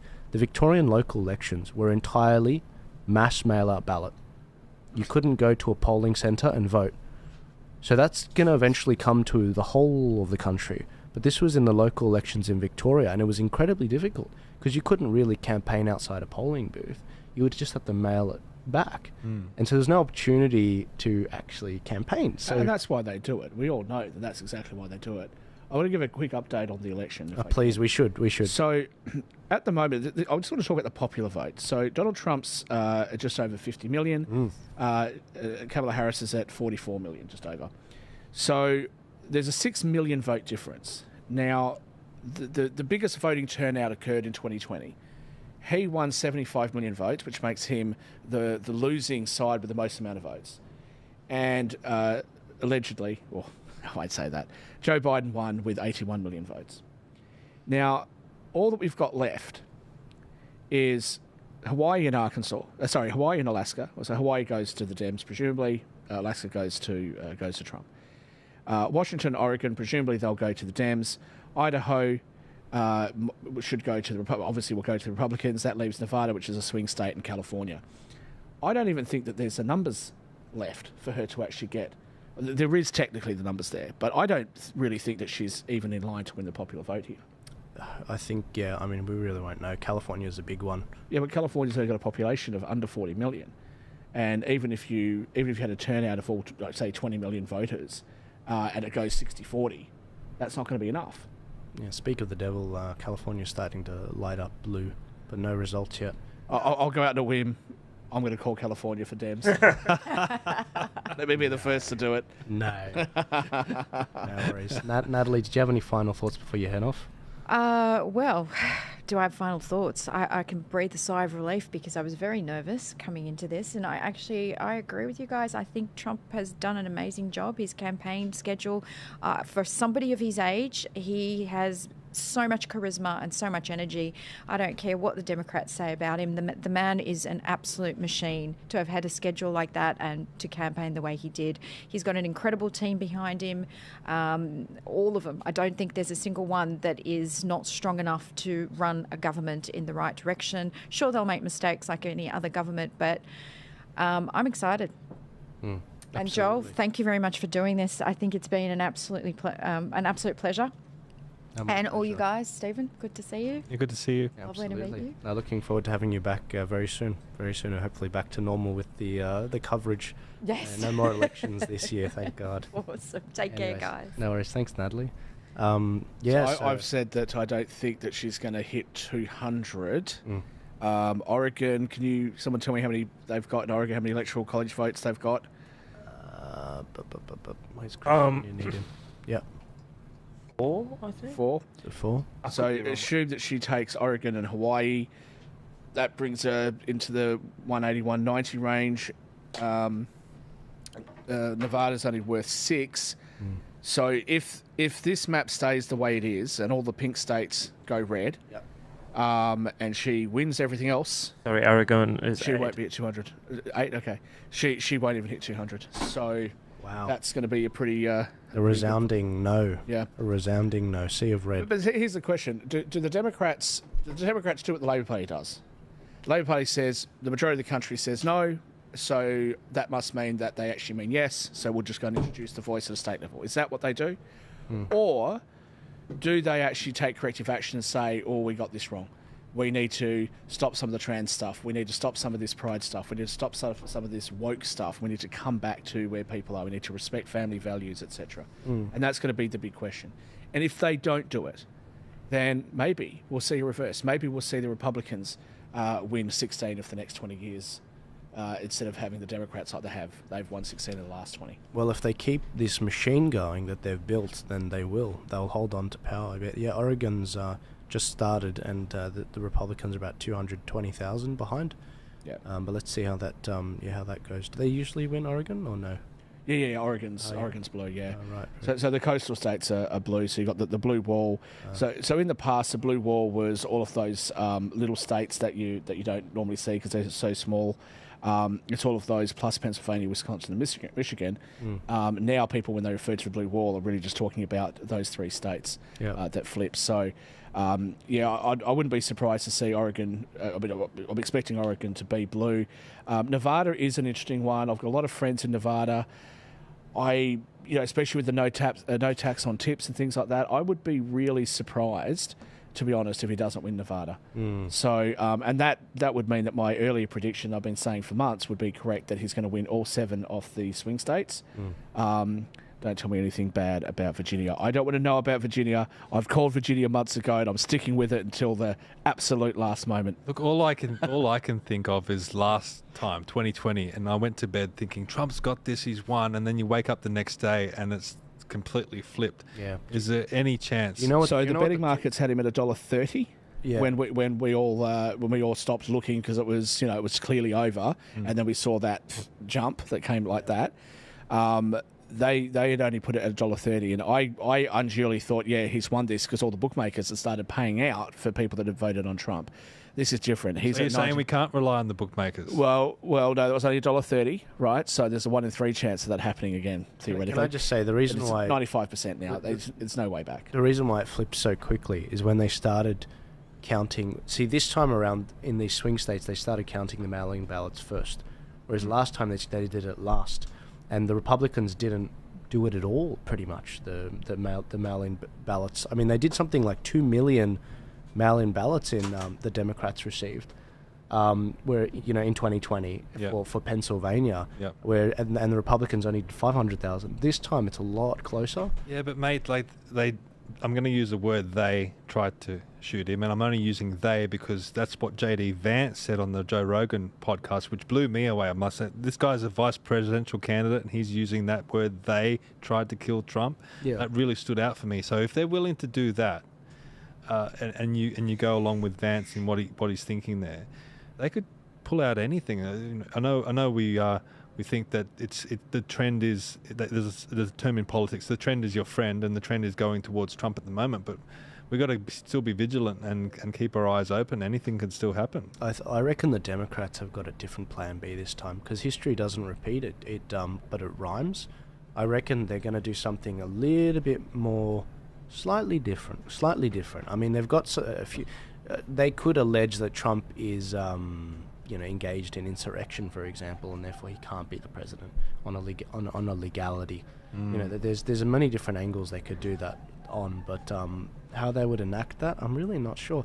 Who knows? They might even do some kind of a coup thing with mass rioting. I mean, I said before the election, I said no matter who wins, we're going to see violence. I really am worried about that. So anything could happen in the next few hours. Really. I don't think we're going to see the sort of violence.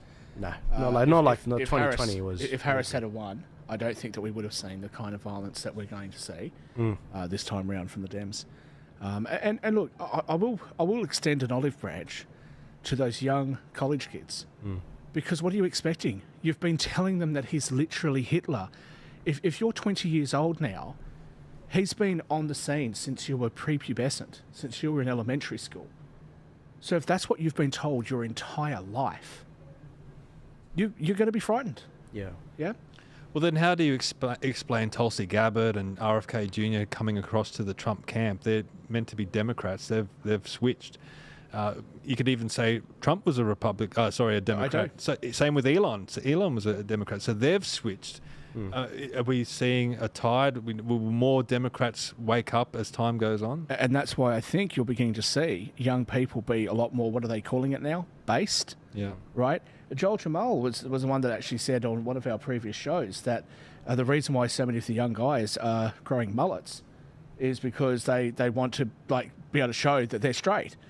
And I didn't realise. I was wondering why we were seeing so many mullets. Yeah. Yeah, no, I thought it was stupid. Yeah. And when Topher Field explained it to me in the first episode of the Ark, I was like, mate, I could get behind that. I mean, for the young... Are we going to see you with a mullet? I'll grow one if you will. Look, I'm working on it. I just have to turn, and you'll see it. I mean, Trump's got a bit of a mullet, so it's coming in. But no, I think there is a huge anti-woke sort of thing that's popping in because it's the dominant culture. There's a great video with Eric Weinstein, and he's asked, why do you think young men are breaking to the right? And he's like, well, where else are they going to go? Yeah. Well, the left don't love them. Yeah, it's just demonization, In America, I think people forget how white America is. So Elon Musk has just declared, he said, game, set, match. Yeah, it's over. It's definitely over. There's only so much a young person's supposed to put up with. You're going to call men toxic masculinity and this and that. For men doing what males naturally do. Right, if you're a 12-year-old boy, you're going to start looking at the 12-year-old girl. If you're an 18-year-old boy, you're going to be asking the 18-year-old girl out. If you're a 25-year-old guy, you're going to be wanting to get a girlfriend and maybe get married and all that. It's just natural, normal behaviour, and you're ostracising them, and you're ostracising the patriarchy and having families and this and that. And there's only so much of that people are prepared to put up with. Yeah, I wonder what's happening on X right now. I'm seeing a lot of squealing memes of the lefties squealing right now. It's hilarious. Can we tune in and see? I just want to see Joe Scarborough's face on MSNBC. Look, I did try to check. What TYT were doing. There's not much screeching going on. I think they're actually quite annoyed with the Democrats and what they did. It's a bit like what happened in 2016 where they cheated Trump. I mean, treated Bernie Sanders, who was seen as the Trump. I think Cenk, despite his unhinged interviews or appearances on Piers Morgan shows, I think he has known for a while that this is a problem. And I think deep down, CNN, MSNBC, the Washington Post, New York Times, all these places, LA Times, etc., I think deep down they knew this was a problem. Yeah. Isn't that funny how the polls narrowed and then they're completely wrong? Check this out. This is the presidential election from Polymarket. Is Polymarket... no, hang on. That doesn't count. That's not the polls. That's not the polls. My bad. So I'll just explain to people if they're seeing things in the betting markets where it's gone up to 97% and then it's come back very quickly a few percentage points. What you're actually seeing there, in my opinion, what you'll be seeing there is people cashing out their bets. Okay, people taking the other side, because if you're at 97%, you're not going to keep holding the bet to get to 100. If you take the other side of that bet right now, you've cashed out, you've taken your profit off the table. It's any shenanigans. It doesn't matter. You've already got your money. So that's why you're going to see that hover between that sort of 97, 98% mark and 93%. It's just going to go back and forth like that. Nothing to worry about. Just relax. I'm sorry, guys. Get your champagne. Get your dancing going. We have to go through some of this stuff. I mean, check this out. Stephen Shavura wrote, Trump's winning. What time are the fiery but mostly peaceful protests scheduled to begin? You got the Tate brothers. Crap, there we go. Demonetized straight away. We've got X. X is the signal. I'm telling you, Biden voted for Trump. I'm telling you he did. Of course. Tell Kamala, I want her to know it was me. A Game of Thrones reference. Oh, God. Biden will not attend Harris election night. There you go. That's the story. Wow. Yeah, He's gonna sleep. It's not based on nothing. But again, Kamala. I saw this one before. Yep. Winner of Biden Tyrell. Yep. That's the president. Oh, geez. I don't know what else. What's Adolf Hitler comments on the U.S. election? Okay, I don't want to. Hitler just won. That's. Is she she's on the phone now again, is she? Funny. Yeah. Oh, this is where she was pretending to make a call. Yeah, she had the phone. I got fact checked. I was on Instagram. I posted that. I got fact checked straight away. They took us down. It took us to Instagram. Honestly, I'm really looking forward to seeing this concession speech. And here's the big question: well, will there be? Is she going to do it tonight? Or is she going to put her supporters through what Hillary Clinton did? I don't think she can, because she's just got no chance winning. It's not like 2016 where it was like, oh, maybe, I think, I don't know. Maybe her husband will have a word to her. Yeah, I wonder what Dave Smith's thinking. There you go. Candace Owens is at the Patrick Bet David show where they're actually doing the... you got Tom doing the results live there and going through it all. Cenk is freaking out and it's amazing. Oh, let's see. Can we see? Michaela Peterson. Yeah, again, I got a soft spot for Cenk, who's actually the one that got me into US politics. So is he? Oh yeah. Hey, at least that guy holds his ground. I've been watching him on Piers Morgan, and you might disagree with him, but he's willing to. He doesn't hold his ground. He just yells and screams over everybody. He does do that, but I like a bit of that sometimes. Well, what about Francesca? Yeah, let me play. So Francesca's annoying as it is on the show, but now because Piers is actually there, they had them in the studio, and she did another unhinged appearance in person. I wasn't a big fan of Piers Morgan, but I like what he's doing with his format at the moment, and there's a lot of contention on that show. But at least you hear both sides or different sides, and they just shout over the top of each other, but it's entertaining at least. It is. I like Piers Morgan because I think he's relatively impartial, and he does take the time to listen to both sides, and he's very similar to me in that way. I actually didn't want Brexit to go through because I'm one of those elites. I wanted to be able to travel and live and work in Europe. However, for the good of the country, I thought that, yes, Brexit made sense. And so the electorate voted. You don't have another referendum. They said they want out. Let them out. Simple as that. Guys, let's hear what Cenk's saying. This is only 17 seconds long. I was hoping it'd be a bit longer. But this is if you can hear it, if you can make it full screen, Rami. If I'm right and Trump wins tonight, well, then you're going to get to see it for 4 awful years. And he's going to violate one promise after another, and he's going to be an epic disaster. And he's going to break a lot of things, but we're not there yet. That was not a rage quit. He was way more angry in 2016. It was the funniest thing. What was the background fire all about behind him? It's the final. It's the final. Country's burning. He said it's the final election. That's what he wrote there. The final election. I know, so both sides are saying that. So crazy. One side is saying, look, if Kamala Harris comes in, she's talking about ending the filibuster, stacking the Supreme Court, introducing the Green New Deal, taking your rights away, introducing misinformation bills, etc. The Dems are saying, if they win, if the Republicans win, it's the end of democracy as we know it, because you're going to have more rights and more transparency.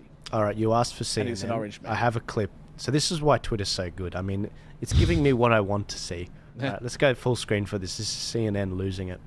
Yeah, Jake, let me just give you a gut check here about what we are hearing here as we've been sitting here reporting from the Harris headquarters. And I think the operative word right now is silence. There's not a lot being said because the Harris team appears to be searching for bright spots in the map as these results very, very slowly come in. Searching for bright spots and also very aware of the warning signs throughout the electorate. In Virginia, in Iowa, in other places. I am told that Milwaukee and Detroit and Philadelphia, that is what the Harris campaign tonight is holding out hope for, more votes to come in. They have always said the blue wall was the most straightforward path.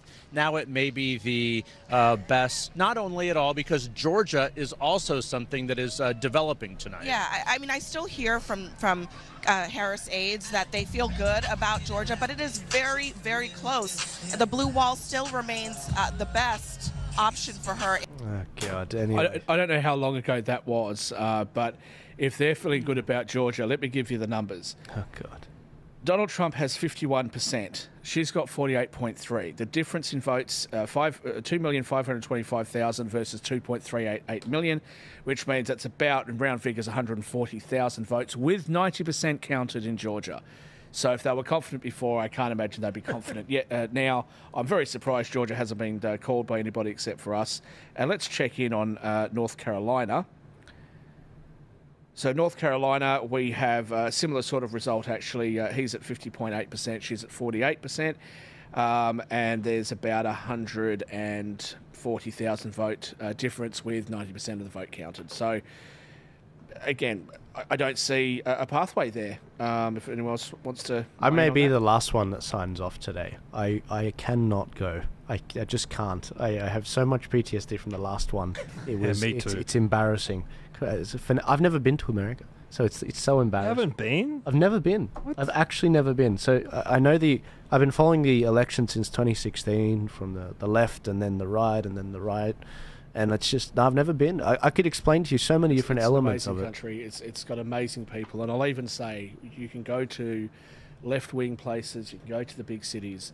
Americans are some of the friendliest, nicest people. They love Australians. They love Australians. Absolutely. They love them, especially Californian women. They love us. Can I just say I actually want to go to New York. Don't give away our secrets here. But you know what's on my bucket list? Going to New York and getting them to tell me to fuck off. Like, how about you? I'm walking here. New York's a tough place, but it's cool. I prefer California to New York. That's just me. Right. But look, I love the United States, and the southern states are awesome. Northern states are great, a little bit cold. Las Vegas is cool as anything, especially considering I won $100,000 after I just took some money out of the ATM, and I didn't even know what I was betting on. And I got some bet. Everyone's looking at me going, "Do you know what you just bet on?" I'm like, "I got no idea." They're like, "You just won $100,000." Insane. So that certainly helped. But the whole state, Florida's fantastic, great weather. Yeah, beautiful country. Mate, the internet always wins. Check out some of these memes. This is hilarious. Me hitting refresh every 3 seconds to see if we're going to war or getting groceries. Yeah. So I keep looking at Virginia. So, all right, shut up, everybody. You people at home watching this, be quiet. So Virginia, she's up, but she's only up by 60,000. However, there's 76% of it vote already reporting. He's got a shot. All right. Virginia's going to make me look foolish. Let me play this for you. I don't know where. Oh, this is. I love that. This is from 2016. 2016. The Clinton. I want to see Clinton these years. tears again. Yeah, full screen run. Are you going to get copyrighted for the music? Oh, God damn it. Yeah. Oh, God, that's hilarious. Tears. It's not that we don't want a woman. It's that we don't want the women that are selected, not elected by the Democrat Party. What was the meme that we saw that that men with balls are voting for Trump and women with balls are voting for Harris? Is that one of the ones that you No, saw? Trump went to the was it the Al Green roast? Yeah. And he said while the white men for Kamala are voting for her, their partners and their lovers are voting for Trump. Yeah. But I love the little quip he had at Chuck Schumer where he said, Chuck, don't worry, your party's so woke that you may become the first female president. guys, look at this meme. Justin Harris campaign is reportedly working on a confession. Yeah, I saw that a while ago. It could start with they grew up in a middle-class family. We have to take time to appreciate this moment in time and all the moments before this moment that led to this moment. Yeah, Nigel Farage. Unburdened by what's come before. Unburdened by what has been. Yeah, that's it. So if she's not going to be president, she can't do anything about the weed rules. So she's not even going to be able to smoke a little bit of happy tobacco because to make herself feel better, because she'll end up having to lock herself up. So what can you guys? Obviously, we're focusing on the presidential part of it, but there's also House and Senate elections. I'm seeing a lot of red in the House. And not many votes have come through on the Senate yet, but there's a bit of red there as well. Yeah, it's a shame how Curry Lake's race is going. She's still quite behind. She's very much behind. She's on 46%. So she probably won't win that seat, unfortunately. This is Arizona we're looking at. How is it Trump wins? Down ballot, split ballots. That sucks. Split ballots. So yeah, obviously. Just remember, for our audience, it's presumably mostly Australian or non-American. So here we have a House of Representatives, and so you vote for your local member, and the person who is the party leader of the party that has the majority or can form a majority with other parties is entitled to form government and become the Prime Minister. And that person can also be removed if they no longer have the confidence of the party, as we've seen ever since John Howard was the Prime Minister. We've seen this revolving door of Prime Ministers in this country. That can't happen in the United States.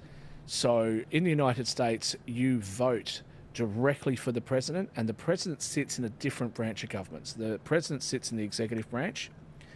The legislative branch, which is your House of Reps and your Senate members, you vote for them separately. Senate positions are voted for every 6 years. So I'll rephrase that. They're voted for every 2 years, but you only get 1/3 of the Senate seats voted. And so each senator is elected for a term of 6 years, and the House of Reps is up for elections every 2 years. So that's what you're seeing. So that's why the predictions are that the Senate will go to the Republicans. If you are really bullish on it, you'd say 55, 56, 57 seats. Most of the predictions would say that they'll probably be at 52, 53. As for the House, that's where there is going to be a question. Certainly going into the election, that's where there was a question. I haven't looked at the results as yet, but presumably you're going to be seeing the House stay with the Republicans as well. Now, that's going to be important because that will mean that Donald Trump will have the White House, he'll have the House, he'll have the Senate, and the Supreme Court is in his favour. However, there is a thing called a filibuster that's in the Senate that allows. It basically requires you to have a support from across the party lines, to have a broad base of support, because you need to have at least 60% in the Senate. The reason you need to have at least 60% is because the minorities can filibuster to prevent something from passing through the floor. That's right. I was going to say... if you don't have 60, which is a supermajority, then you're still subject to filibustering. But either way, he should control the House, the Senate, and the executive. I just wanted to play a couple of videos from Aussie ministers, former prime ministers, their comments on Trump in the past, because I think now they're in a really awkward position, starting with Kevin Rudd. Kevin in 2017 made some crazy comments while... Did he swear in Chinese? Just before you do that, I just want to quickly say, according to the Associated Press, Trump is now at 230. Harris is still sitting at 179. So, look... there's not really a pathway unless she can flip all of these other states, and it's just not. He wins the popular vote, it's over. Well, and on the popular vote, look, he's sitting at 55.5 million. She's at 50.5. He's looking very pretty right now there. But going back to Kevin Rudd, he is actually the minister to the USA. He's the ambassador, and I think the Americans are, they're going to have to. It will become untenable. Trump said in an interview with. When did he get it? What happened to Kim Beazley? No, Kim. No. He got changed. No, he's been there a while. He's been there a while. In fact, Nigel Farage asked Trump earlier on in the year.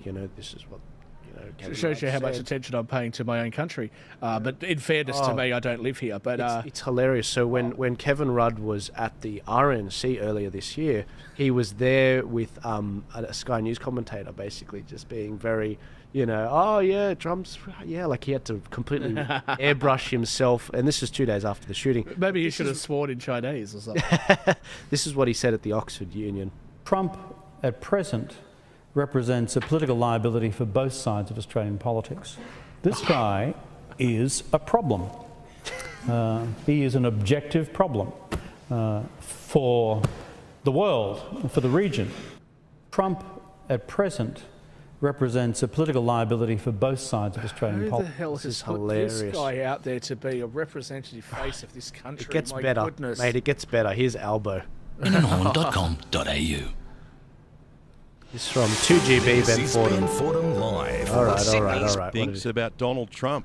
He scares the shit out of me. The clip dates back 7 years.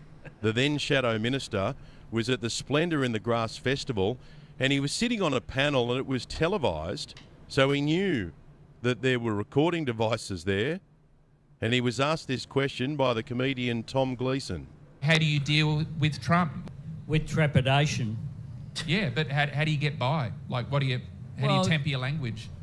Well, you've got to deal with who was elected. That was the diplomatic bit. Anthony Albanese reminding the audience that Australia doesn't get a say in who's elected as US president, and he should have stopped right there, but he didn't. We have an alliance with the US, we've got to deal with him, but that doesn't mean that you're uncritical about it. He scares the shit out of me. And I think it's of some concern that the leader of the free world thinks that you can conduct politics through 140 characters on Twitter. So that's Albo ripping into Donald Trump back in 2017. The clip has resurfaced thanks to the Daily Telegraph. And of course, it's not just Albo who thinks that President Trump is a danger. Our ambassador in Washington, D.C. thinks the same. Kevin Rudd's on the record calling Donald Trump a traitor, describing him as the most destructive I'll give you a little president message in history. for Albo. Albo, if you are a frightened little petulant child at this point, feel free to step down. As Prime Minister, I'm sure Australia can do much better, and just hand the reins over to somebody else like the Liberals, or, you know what, put Pauline Hanson there. Coming from me, who's not white, I'm sure she can take care of us. Hey, we should be scared of Albo's incompetence. I mean, the bloke's a joke. Yeah, psychiatrists in Washington right now, they're just sort of... Okay, so here are the things that have just recently been called now. So they're calling Washington, they're calling Oregon, they're calling California. She's at 187. So off what's left, obviously all of those pink states that we're talking about are left, but he's in the lead in those, which is Wisconsin, Michigan, Pennsylvania, Georgia, North Carolina has now been officially called. And so she's still got New Mexico, Hawaii to go. Nevada hasn't opened up yet. As I have been predicting, she's going to struggle to get to 200, but that is going to assume that he takes Virginia, New Hampshire, and Maine at large. Probably not. He's going to do all of that, but she's going to be barely over 200, I would say. We haven't had an Arizona dump in a while. Did they stop counting? Because they passed a law that said they couldn't. He's in the lead in Arizona, but he's only in the lead by about 3,000 votes. They haven't updated in a while. It was so quick with the other updates. It's so weird that they've just sort of stopped now. We might be just waiting for a dump because sometimes it comes through in batches. So, I might. Do you guys want to take a brief break? And I might even take the opportunity to grab something to eat because it's been all day. I haven't really eaten anything. But do you want to? I might bring up this one interview thing with Patrick Bet-David where he talks about. Actually, I'll talk about this later. Well, let me just give the audience a bit of an update then on the swing states before we take a break. So, go for it. So Pennsylvania, Donald Trump's at 51.2%. 76% is reporting he has a 200,000 vote lead. So Pennsylvania looks pretty good, especially considering that they counted the mail-in votes first. I think that's probably. I don't think we're going to see a situation where that's going to take weeks and a month to count. Similar sort of lead in Michigan. He's at 52%. She's at 46%. They're reporting 34% of the vote, so still plenty of time to go. At the moment, he's got 140,000 lead in raw numbers. Let's go to Wisconsin. Wisconsin, he's at 51%. She's at 47.5%. He's leading by about 80,000 votes with 67% off it reporting. And Minnesota, which is Tim Walz's home state, you wouldn't really think that he's going to win it. I'm not sure what's going on here. I'm not sure why they're so slow. At the moment, 16% is reporting. Trump has 61% of the vote, and Kamala Harris has 37% of the vote. He's leading by 130,000. Don't get too excited about Minnesota because that should come back, quite strongly and quite quickly. North Carolina finally has been called, as I said. He has 50.8%, and the total there was 571,000 votes to her 2.436, so that's 150,000 with 90% reporting, so that's pretty much going to stay that way. And I'm not sure why they haven't called Georgia. I'm curious why they haven't called Georgia because it's 91% counted there and a similar lead to North Carolina, but I expect that Georgia will be called pretty soon. So that puts him in the lead in Pennsylvania, Wisconsin, Michigan, Minnesota, Georgia, Arizona. She's currently in the lead in Maine at large, New Hampshire, Virginia, New Mexico. And we're still waiting for results out of Nevada, Alaska, and Hawaii. Alaska's definitely going to be red. Hawaii is definitely going to be blue. We don't know about Arizona. It looks like Trump's going to take that. Nevada's what's left. Fingers crossed. Arizona, I trust the Turning Point people to do a good job there. And watch those ballots, watch Maricopa County. The problem with Arizona, why it takes so long, is the counties are so freaking big. They're huge compared to other areas like Pennsylvania. It's a lot smaller. But yeah, we will see what happens. And I'm going to go switch over to Charlie Kirk's one now because this is their bread and butter, the Arizona ballot count. And we are going to keep going after this as well because I do want to do some analysis on what this actually means and all of that. But Rami, we might bring this up now. We actually did a point better, Cliff, in Allegheny. Philadelphia is 77-22 with 77% in. That is a way over performance in Philly, right, Jack? That's way better than 2020. That's incredibly. So, and she underperformed. Biden, I think, had like 80. Biden broke 80. She didn't even break 80. Biden had in 2020, he had with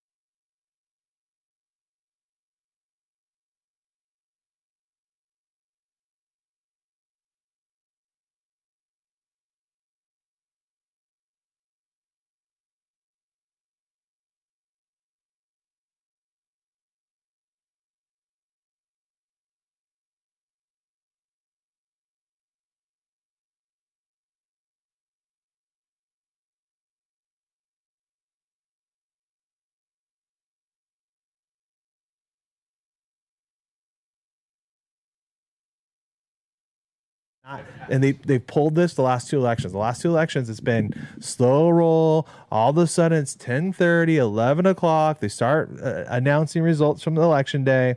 We're probably going to see that again today. 11 o'clock, we're going to start seeing things. I wouldn't be surprised in Maricopa County if President Trump and J.D. Vance, from today's results and what they decided to release today, are going to put them ahead, which is good. But we have probably 200,000, and the vast majority of those 200,000 votes that they did not count were a big chunk of what put Republicans ahead this last week. In early voting, yeah. In early voting in Maricopa County. So, and remember, in Maricopa County, we were only up like 150,000-ish votes. I don't have the number right in front of me. Well, right now, yeah. Right now, Trump's up 3,000 votes right now. I actually believe 2,500. I'm breaking down. In Maricopa County, I mean. So in Maricopa County, I actually think I ran the numbers. I'm with the team. I've got Matthew and Ben on. We're going to see a lot of Matthew and Ben the next 3 days, probably if it's really close. But I think that there's probably a good chance that we're a strong 60-40 minimum, probably maybe ahead of that, like 62-38 of the votes that they decided not to release, because 105,000 of those are from Andy Biggs' district. Yeah. So half of them right off the bat, are majority Republican. Well, it was 105 outstanding, right? And that's going to be 65%. So he's going to win 68,000 of those. And Kerry Lake's going to win almost all of those too, because you're not voting for Andy Biggs and not Kerry Lake. Hey, just so you know, and there's no world in which Kerry Lake doesn't get all Andy Biggs' votes. Okay, so like that's going to happen.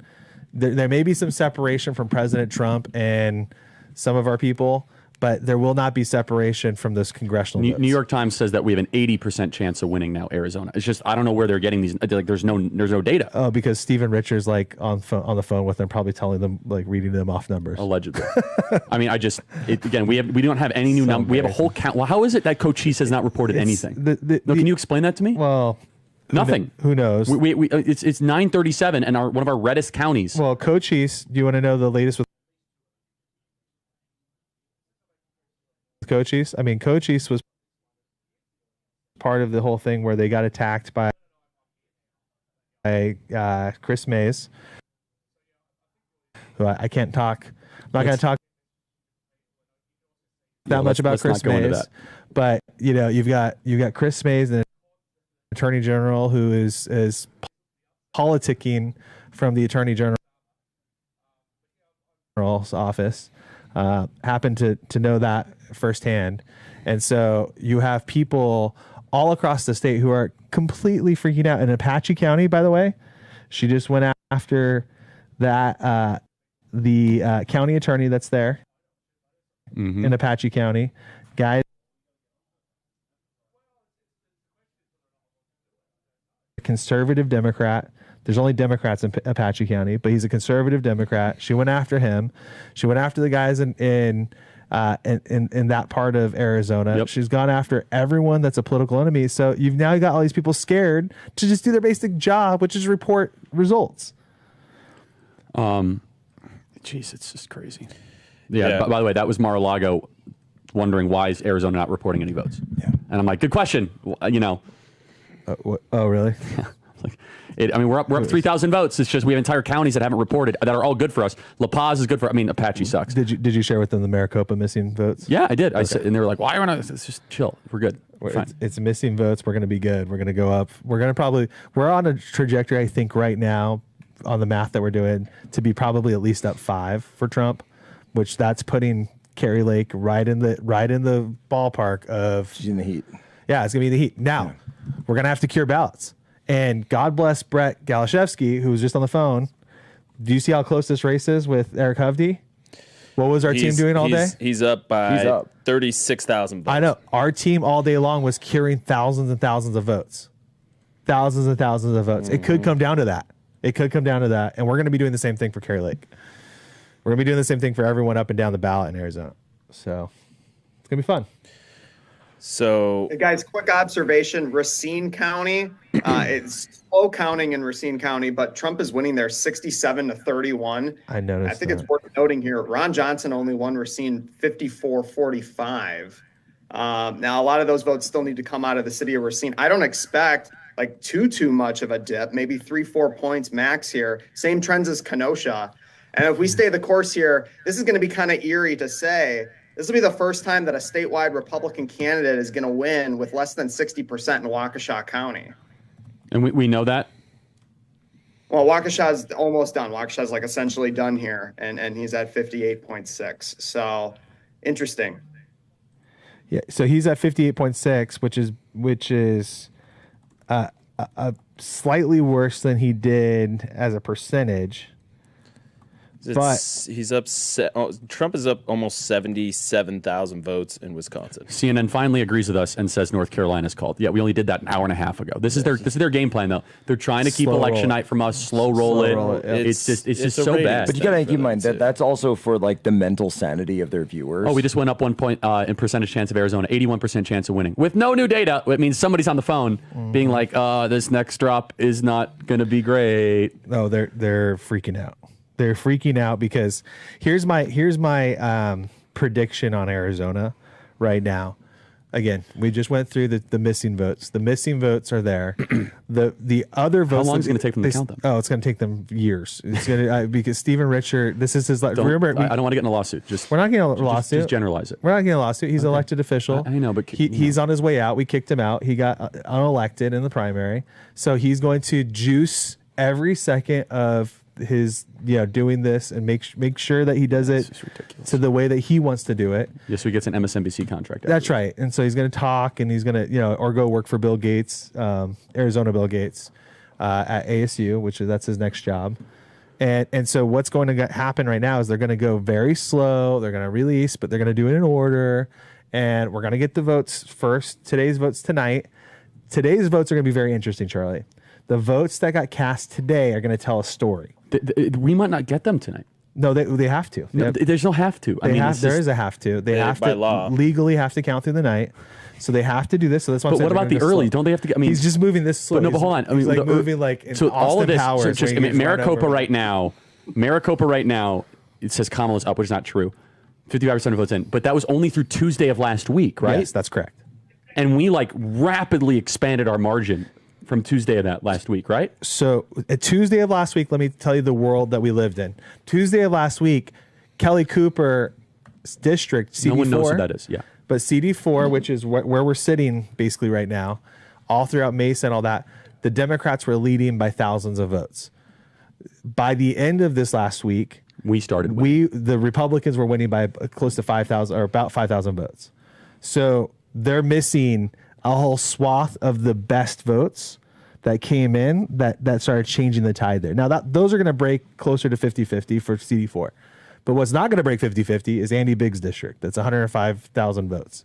That's going to be more like 65-35, or it's going to be more like 70-30. Those are huge numbers and huge losses for the Democrats. That is the beginning of the avalanche. The question is what did the votes look like today? Do the votes look a lot reflective of those similar type last incoming votes? Or are they a different type of a class with a lot of the independents? Because we got some votes. Jeez. Independent spike today. So where did the votes come from? Not Maricopa. Gila. No. Okay, now we're up 7,000 votes in Arizona. 7,000. It's like this is going to be. Is it Graham? It's going to be about Graham or whatever they're called. Graham. Yeah, Graham County. This is going to be a 4.5 week. By the way, I'd predict it. The odds are 93% Trump, 8% Kamala. Are the news networks reflecting this reality? I'm curious on CNN. I mean, I'm just trying to. Every reporter I'm speaking to. We are the news networks. I was going to say, I'm not watching any of that. Trump just went up more in Wisconsin. What's weird is, Andrew, I'm sure, Charlie, you're getting these as well. I'm getting all these texts from mainstream journalists. How are the vibes? How are things looking? It's like, do you just not know? I'm looking at what you're looking at. It's numbers. Do you guys honestly not know? Like what are they looking at? What do they think they're going to hear? You know, hey, and Charlie? It's ridiculous. Yeah, it's ridiculous. Cliff, walk us through it. In the meantime, become a member, members.charliekirk.com. Cliff, what we got? Yeah, so we just ran the math. I know I told you guys on what we predict for outstanding votes. I'm just talking collar counties now, Delco, Montco, Bucks, and Chester. Right now, if the numbers hold, which we think they'll get better, so I'm going to give Harris the benefit of the doubt. if the numbers hold with the current percentage advantage for the Democrats in these counties, we will still be up by 73,000 votes. And so here's the whole rundown of Pennsylvania. It's going to come down to Philadelphia. I'm not talking Phil. I'm talking to Cowers. It'll be Philadelphia versus the world. Right? It'll be Philadelphia versus the rest of these red counties. And right now, we just ran the numbers. And at this point, she will probably be leading, if you count Philadelphia, by about 8,000 votes. We have to make that up in all the other counties. So once again, I want to say this. If we just count the collar counties, okay, we're going to be up only by 73,000. If we then add in Philadelphia, it's pretty much even. And it's going to come down to all these rural counties across Pennsylvania. We're still tracking new data. It's trickling in, but that's a very good sign for us. Well, so that, for example, Luzerne still has accounts out. Schuylkill? How do you say all of this? The counties, Charlie. Schuylkill? I'm literally Yeah, just talking Schuylkill. about Philadelphia. Schuylkill, Charlie. My God. No, I know. But, so what I'm saying, Oh, Charlie, you're doing so well. Wait, hold earlier. on. What I'm saying is that, I totally screwed that up. Yeah, Lancaster looks like it's in. York, all of these counties, it's going to be, what advantage would it be with that margin then? She would be leading, to be clear. If you count all the collars in Philadelphia, she'd be leading. Let's just round up to 10,000. We'd have to make that up across the state. 10,000 in all votes? the other counties. Yes. With current margins, though. No, I'm not even counting any of the Republican counties. I'm just saying. No. I'm saying, for example, Montgomery County doesn't get redder from this point forward. Yeah, but there's still. I'm keeping. So Cliff, let me margins, answer. Yes. Let me answer your question. So look, York County, which is a huge red county, is still under 50% returned right now. There's all that stuff in Cambria. Cambria is only at 20%. And then you've got just little bits and pieces, like Somerset's still waiting for 25% to come in. Blair is still waiting for a bunch to come in. So, yeah, could Trump pick up 10,000 across the rest of the state? I think easily. And that's why the New York Times and everybody else, they're running the math as well. That's why they're putting the needle where they are. Yeah, but then that would only give us a 10,000 vote victory, Cliff. I mean, I think it's going to be a lot better than that, right? No. It's a 10,000 deficit that you need to make up. I'm trying to give us the worst case scenario to show that even if she outperforms, even if she holds, but she's not going to hold, right? On mail, this is now election day. Yeah, I get what you're saying, Cliff. Yeah, we're going to trend in the right direction. So I'm saying in all these red counties, Tyler, what do you got for us? I got to cut to Arizona. So where we were ballot chasing in CD7 in Michigan, Barrett is now up 23,000 votes. That's massive. I mean, there's a lot still to be counted. Let me finish off Pennsylvania, though. So, for example, that's without Westmoreland cleaning up, right, Cliff? That's without... Correct. You're missing all those red Beaver. sweeps. That's without Erie flipping, right? Without Erie potentially flipping. Without... Erie's within 4,000. I know. That's what I'm keeping an eye on that. And center is still flipped. And even McCormick is winning center. And that is without... Which is crazy. Without Luzerne, right? That is without, the missing Cameron County. That is without Cameron. We have two Cameron, Carbon County. That's without, there's still votes out in. Don't forget Cambria Bucks County, will get which better too, right? It's still 80% out in Cambria because Cambria was the one that was held open 2 hours late. Cambria County is going to be another 20,000 votes in the positive for Trump net. Yeah. And Bucks will get better. Yes. I mean, right? It will get better as day of comes in. Well, it's 53%. It will get better. Bucks will get better. And Bucks will get better. Burks will get. There's still votes left in Burks. I don't know how much. So better, what is her path, Cliff? The margin is still pretty tight in Bucks, but yeah, it'll get better. I mean, I don't see it. Once again, the only thing that could happen is these collar counties and Philadelphia. Something comes up or something comes in, but based on the current outstanding votes that we're projecting, we're in a great spot. The collars, we're still going to be up tens of thousands of votes. Even with Philadelphia coming in, we're up 10,000 votes. And that's being conservative, Charlie. That's not even considering any of the strong red counties across the country or across the state where we think we're going to do well. But I'm trying to give you guys worst case scenarios so we can prepare for it. Right now, unless something happens in these collar counties, we're going to win Pennsylvania. We would not be in this situation if Josh Shapiro was on that ticket. I mean, it's a very good point. Gosh, stay frosty. Go right back to it, Jack. I'm just saying. If Josh Shapiro's on the ticket, those 20,000 missing votes in Philadelphia from 2020 would magically be there, and there'd probably be another 400,000. And I'm not saying that. I'm not saying that they would have magically appeared, through some kind of fraud or something. What I'm saying is that you would have seen a lot more whipping of the votes. You would have seen a lot more of the private sector unions, a lot more of that muscle that you just didn't see. And Cliff, I know you saw this as well, that you didn't see those private sector unions. AFSME and SEIU were out there, sure, the public unions, but the private sector unions did not get involved at a level that you would normally expect in Pennsylvania. Now, to call that Josh Shapiro's revenge, whatever, I don't know, but you'd be looking at a very, very different night if he were on that. And remember, I'm going to go back. It was the Obamas who said to pick Tim Walz and Eric Holder, who never vetted that guy. Guys, and if Donald Trump wins, which he is poised to do right now, if it continues, October 7th will go down as the singular most important event that impacted the 2024 election. Josh Shapiro, TikTok.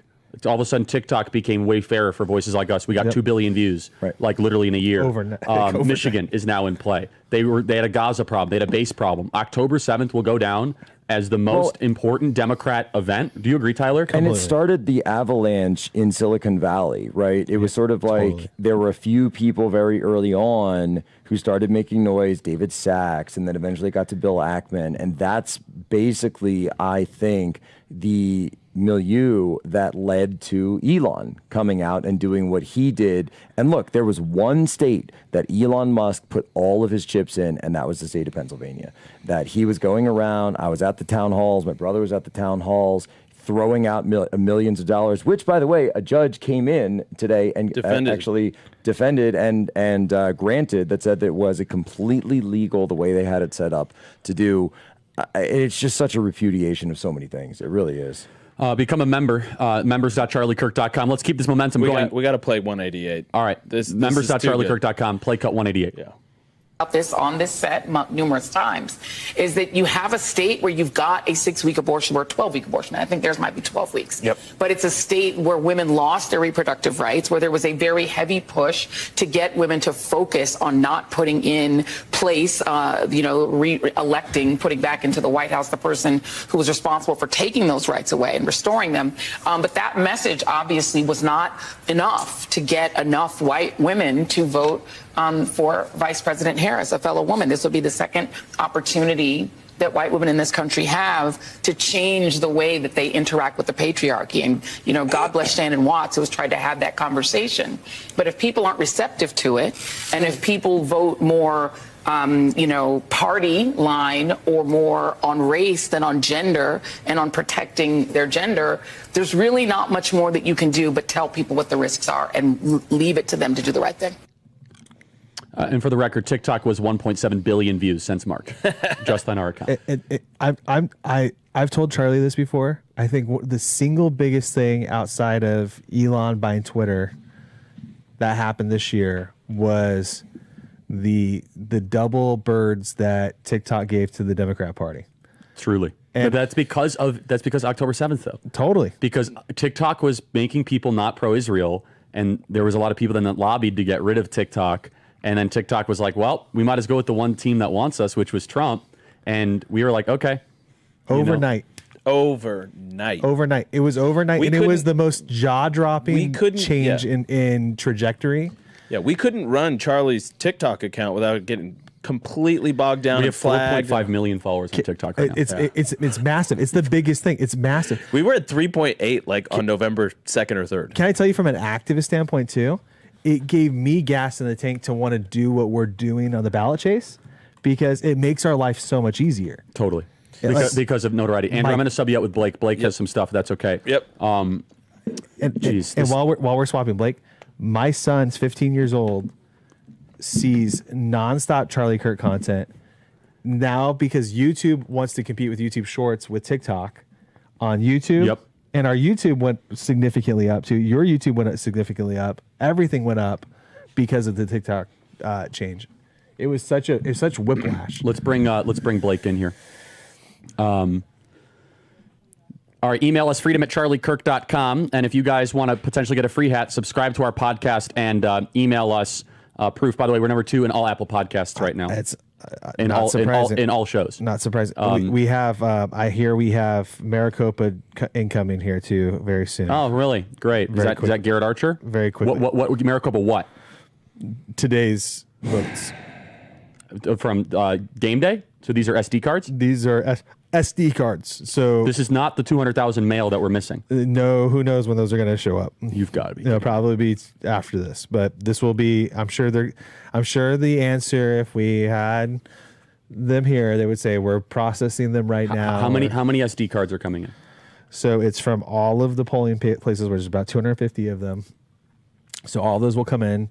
They'll verify them. They'll process all the ballots. They'll make sure that they're all good. This is so dysfunctional. They'll check them, and then they'll drop the results. They'll drop the results. The results today will tell us. It could be good, could be bad. It's good because we know we had a lot of Republicans who showed up. Well, we know the Indy trend across the country. But the Indies who showed up, the big question for Maricopa County is: are they consistent with what showed up today, which is an Indy bin that's Dem leaning? Mm-hmm. Or is it significantly more conservative? Because the missing votes in between are probably more conservative independents. We're going to find out a lot. I'd much rather be us than them. Okay. Do we have Cliff on the line? Cliff, can you please repeat the data you just texted me? Yeah. So, Charlie, just want to break this. We've now crossed 5.8 million total votes in Pennsylvania. Remember, back in 2020, we had 6.8 million. We are not having major population growth in PA. So a lot of the projections show that we'll be at the same number, which would still be record highs. But let's just say we're getting to, 7 million would be the total. So at this point, Donald Trump is up 204,000 raw votes in Pennsylvania, and there's roughly 1 million votes to go. And so once again, we're trying to analyze which counties they're in. But I'm going to say that again. There's roughly 1 million votes left to go, and Donald Trump is up by 204,000 raw votes. A great position for the Trump campaign. So I'm going to ask Tyler a question offline here. Blake, what are you seeing? Welcome back, Blake. Howdy. Did I miss anything? By the way, if you want to pay for Blake's dinner, become a member. Members.charliekirk.com. That's members.charliekirk.com. What kind of? How do you like your steak? Rare for the most part. All right. Like, come on. And then we have still not the Trump way. Trump doesn't do the best steaks, unfortunately. I like rare plus with ketchup. Did Brett log off here? Brett, what did you just text me? Share the audience. That's breaking news. Yeah, I'm still here. So Door County is done counting, and that was a national bellwether. There was a 60-minute story. It was a whole 10-minute piece on Door County a couple weeks ago. They've correctly predicted every presidential race since 2000. Trump lost it by 400. But it looks like he's going to win the other national bellwether county here in Wisconsin, Sauk County. That's where the Wisconsin Dells is. Looks like he's going to win that as well. Looks like Eau Claire County is done counting. That's a huge college town in northwestern Wisconsin, part of the Minneapolis TV market. Trump's at 43% there. So seems to be holding the line in a county that, he was projected to lose by. And interesting here, Hovde is right there with them at 43% in Eau Claire County. So it seems like Hovde and Trump are right there neck and neck. Our ballot curing operation, to Tyler's point earlier, might end up being the difference maker for Mr. Hovde. Really quick, guys. Bucks County, breaking news out of Bucks County. What's up? Bucks County has flipped, folks. Obviously, we're still counting ballots, but this is a huge development. Jackie told me this 6 months ago. I thought you were crazy. But right now, there's 112,824 votes for Trump. 112,445 for Harris. It is neck and neck, but that is a monumental moment to show the bellwether of Pennsylvania. That just shows, though, she's not going to get votes out of Bucks. That takes there's no reservoir of votes for her in Bucks. Yeah, it's over. Yeah, Bucks is getting better as it continues. That's what I said. I said Montgomery, it gets better. Yeah, that's what you said. Montgomery's getting better. Also, Westmoreland, man, you have votes left in Westmoreland. Good. And then, yeah, those are the deep red reservoirs out west. There's 70% still out there, and Cambria still is just sitting on those that 80%. I mean, it's not going to be a lot in Cambria. It's not a huge county or anything like that. But again, those are all going to be reliable. Like Kamala is still winning, even though we know that's a huge Trump county. So keep an eye on that. That's going to come in. Center County. By the way, Tim man. Sheehy is crushing John Tester right Center County again, Charlie. Penn State. I just keep looking at it. Okay. Unbelievable. Again, I'm going to say this though, Cliff. MSNBC just said Pennsylvania officials told them to expect a big drop of absentee ballots tonight, and there it is. Where do you mean? And there it is. I don't see it anywhere. Do you? Do you?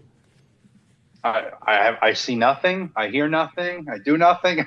I'm just waiting for it, Charlie. This is what we've been talking about. Yeah, Charlie, No. we keep talking about Philadelphia. 18% is still out in Philadelphia. And so what that 18% looks like is going to be interesting. Is it going to get her up to the 600,000? I just don't see it. I just don't. Not at these trends. Man, I mean, do we have eyeballs on the ground in all the right places, Jack? We do. I've got people running around everywhere. Do we have chain of custody to make sure? Everywhere. Just flagging a thing. There was a bit kind of about a half hour ago where the New York Times dial stalled out. It had gone over 90. It went back to below 80. You saw the popular vote slink back to about 0.9, I think. Now it's moving back in our direction. We have popular vote estimated 1.1. We have overall victory at 91% on the New York Times dial. Just so we're clear, the Obama bros are drinking live on MSNBC right now. They're literally drinking liquor right now.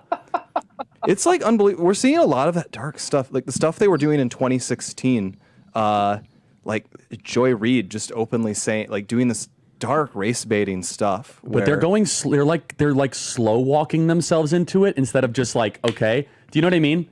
It's going to be bad. Like I think we're going to get what we'll see a lot of takes on like the bros who betrayed democracy. We're going to get all these things about problematic frat bros, problematic young men, and it's very possible they'll double down on this, triple down, quadruple down on blaming these guys for everything, and then be shocked that doesn't succeed in winning them back. It is now confirmed the Republicans will control the U.S. Senate. That's really big, everybody. That should be celebrated. It is confirmed. Yeah, That's let's go. And it may not even be close.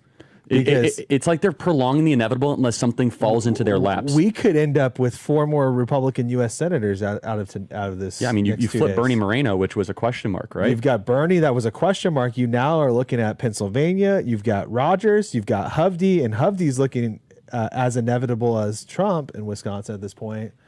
And you've got a real possibility with Kari Lake, a real possibility. I mean, look, is it? And we don't even know what's going on in Nevada. I mean, that could take a full week because they have the same issues that we have in Arizona. People are filing out of the Kamala party. They don't want that on camera anymore. Oh, I want to see it. No, they got him off camera really quick. I mean, so here, let me open this up.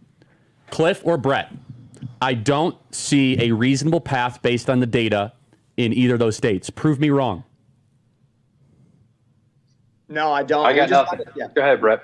We just got another dump from Dane County. No hopium. I want the worst case scenario, Brett. Wait, we just got another dump in Dane County? Yeah, well, another 3% reported. So we went from 91% reported to 94% reported. We're at 23.7 for Trump in Dane. Brandon Malley, the Dane County GOP chair, just texted me. I mean, I guess here would be the opposite of hopium, but still hopium, as Charlie would say. Worst case scenario, we're looking at 22.7% in Dane County. That's exactly the percentage that Ron Johnson got in 2022 when he won statewide. But it doesn't. It looks like it's holding though. He's at 24 right now. It's holding. Yeah. And so at worst case scenario, if you're looking at this exact same number that Ron Johnson won a very uphill statewide race just 2 years ago, guys, we're looking really good. Oh man, Cliff, I don't see a path for her in Pennsylvania. I do math. Prove me wrong. Yeah, well, let me make your math better, Charlie. Remember earlier when I said when you extrapolate out all the collar counties in Philadelphia that she has an 8,000 to 10,000 vote lead, and then we'd have to make it up? Well, we just got new data. Trump is now above 3 million raw votes. And when we extrapolate the data out based on the votes that are left, she now would have to make up a 58,000 vote deficit with all of the remaining counties outside of Philadelphia, outside of Bucks, Chester, Monco, and Delco. I'm not going to say it's over, guys, but I don't see the math. Charlie, I'm trying to give you doomsday, I don't know what it is. I mean, the New York Times says Pennsylvania's at 75%. Right. The New York Times has Pennsylvania at 75%. I mean, it doesn't really matter in terms of the math based on what else has been called, but New York Times has Nevada projected at 2.5 for Trump. Are you serious? And it has right now at 3.8 to 4. It goes back with no new data in Arizona, by the way. It's this is just a pathetic third world. Well, Nevada only has like 2% in. Florida got it done in an hour, guys. This is pathetic. It is honestly, it's a pathetic spectacle. And they'll argue it all we day vote long. early. You could have early canvassed, and we've been sitting the same numbers for an hour and a half. No, you know what? No, they say this system's so good because we get all the ballots in early, and then guess what happens? Steve and Richard can't process them in time. I mean, it's just like these same people that bait you into saying this system's so great. He couldn't even get past last Tuesday. He has a full week of ballots he's sitting on. It is unreasonable for the citizens of the state to have to sit here and wait for somebody that says they can do something to not be able to get it done. It is ridiculous. We should be on a Florida system all day long. It's just all right. She's getting some more in Philly now. All right, they've called Washington, but hey, we expanded. We got new votes in Arizona. We're now up 9,000 votes. Because La Paz reported. Trump is catching. Yeah, Jack, she called the Delco poured in. That's what that was. We're analyzing. Was that Delco? Now. Delco came in. in? My home county. Don't hold me accountable to that. Yeah, those guys are out of line. Trump is behind 10,000 votes in Maine, and only 26% has been counted. Still. Yeah, just wait for Portland. Let's play. Is this tonight, Young Turks? Let's play cut 189. Iowa called for Trump, so there goes that nonsense.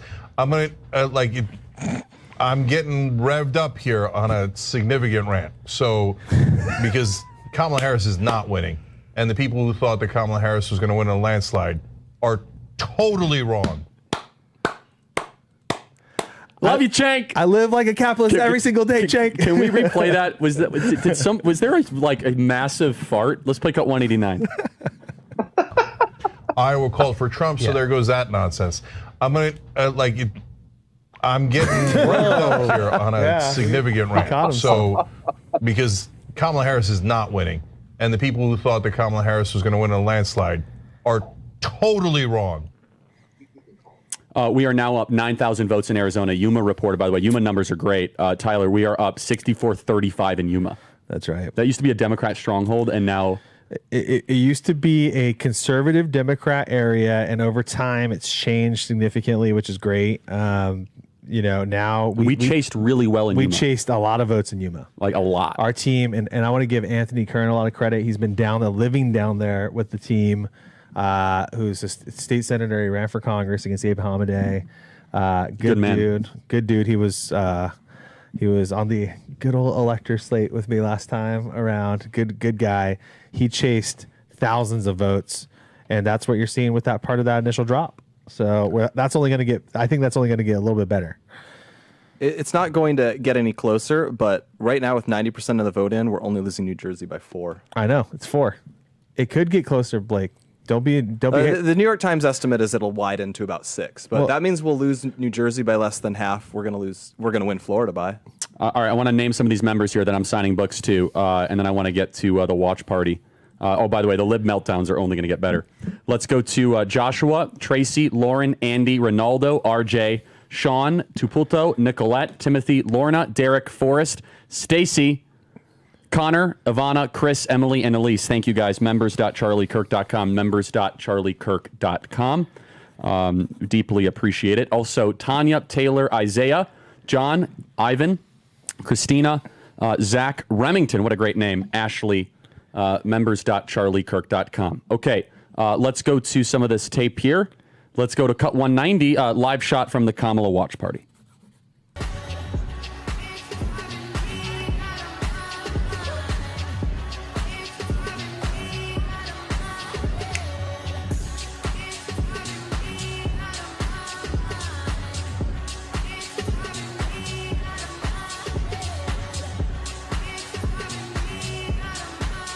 Where's the joy?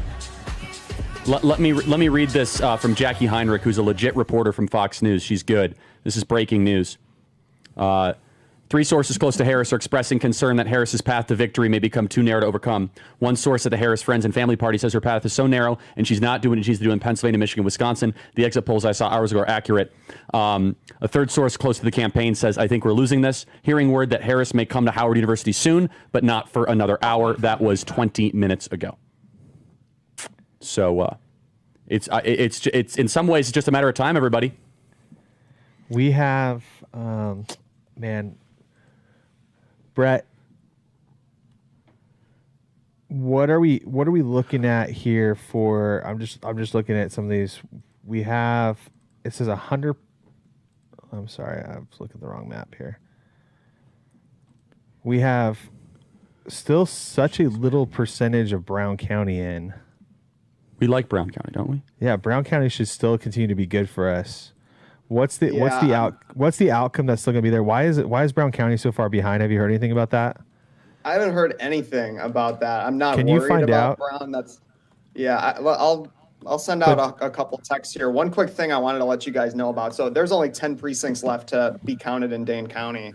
I'm just so impressed with Brandon Malley, the Dane County GOP chair. He's 24 years old. He's the GOP chair in the county that just went from the reason that elections to being the reason that we win them going forward. Guys, Kamala underperformed at UW-Madison by 7 points in comparison to 2020. You're welcome. I hit that campus twice, by the way, big time. We registered a lot of voters, I'm just in right, Brett? awe of some of these things. Brett, how many voters did we register there? We just broke 90% of the New York Times. I want to flag on another fun stat line from Texas. Okay, thank you, Daisy. You have been initiated. A fun stat line from Texas. So one of the most shocking things in 2020, we didn't win, but there was like some promising developments, and one of them was Cameron County. That's the far southern tip of Texas. It's where Brownsville is. So in 2008, 63% Obama. 2012, 65% Obama. 2016, 64% Clinton. And then the big shocking swerve was in 2020 that Trump improved a lot. He got all the way up to 43%. Biden dropped to 56%. So it was like, oh, it was a big swing. Can Trump keep that swing that he did? Well, what we ended up getting is it got another 19 points more Republican. Donald Trump won it 53-47. That's the best outcome that we've had in that county since 1972, when Nixon won 49 states. Oh my gosh! And that's in a county that's overwhelmingly Hispanic, very heavily immigrant, and what we've just seen is Democrats did this like deranged, like, you know, there's no other way to put it, this deranged race baiting, this deranged like all this like Hitler rhetoric against Trump, and it completely failed. It like the people that they were aiming it most at don't buy it. They lived through a term of Trump and they realized it was bogus, and they've also lived through a term of what democratic open borders policies mean, and it was just a total wipeout. And it's like this across the entire border with Mexico in the Texas region. Plus 19, plus 21, plus 17. Every county down there is massive swing towards us. Email us as always, freedom@charliekirk.com. Become a member, members.charliekirk.com. I will name your name and sign hats for you. You are witnessing history, everybody. I just want this to sink in. You are witnessing history right now. Do you know where Trump might do his celebration speech tonight? At the Palm Beach Convention Center. We know that place well.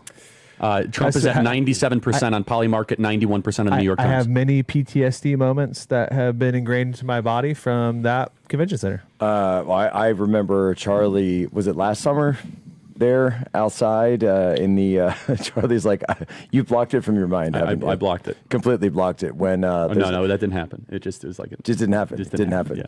Didn't happen. I remember the magnetometers incident. Yeah, well, not only they wouldn't let anyone in during COVID. Oh, yeah, I remember that one, too. And then we had to build... Remember the bullhorn? We had to build a stage outside. And we went with Tucker. Yep. Summertime. It was terrible. I mean, and we said, we'll never go back, and then we went back. Yeah.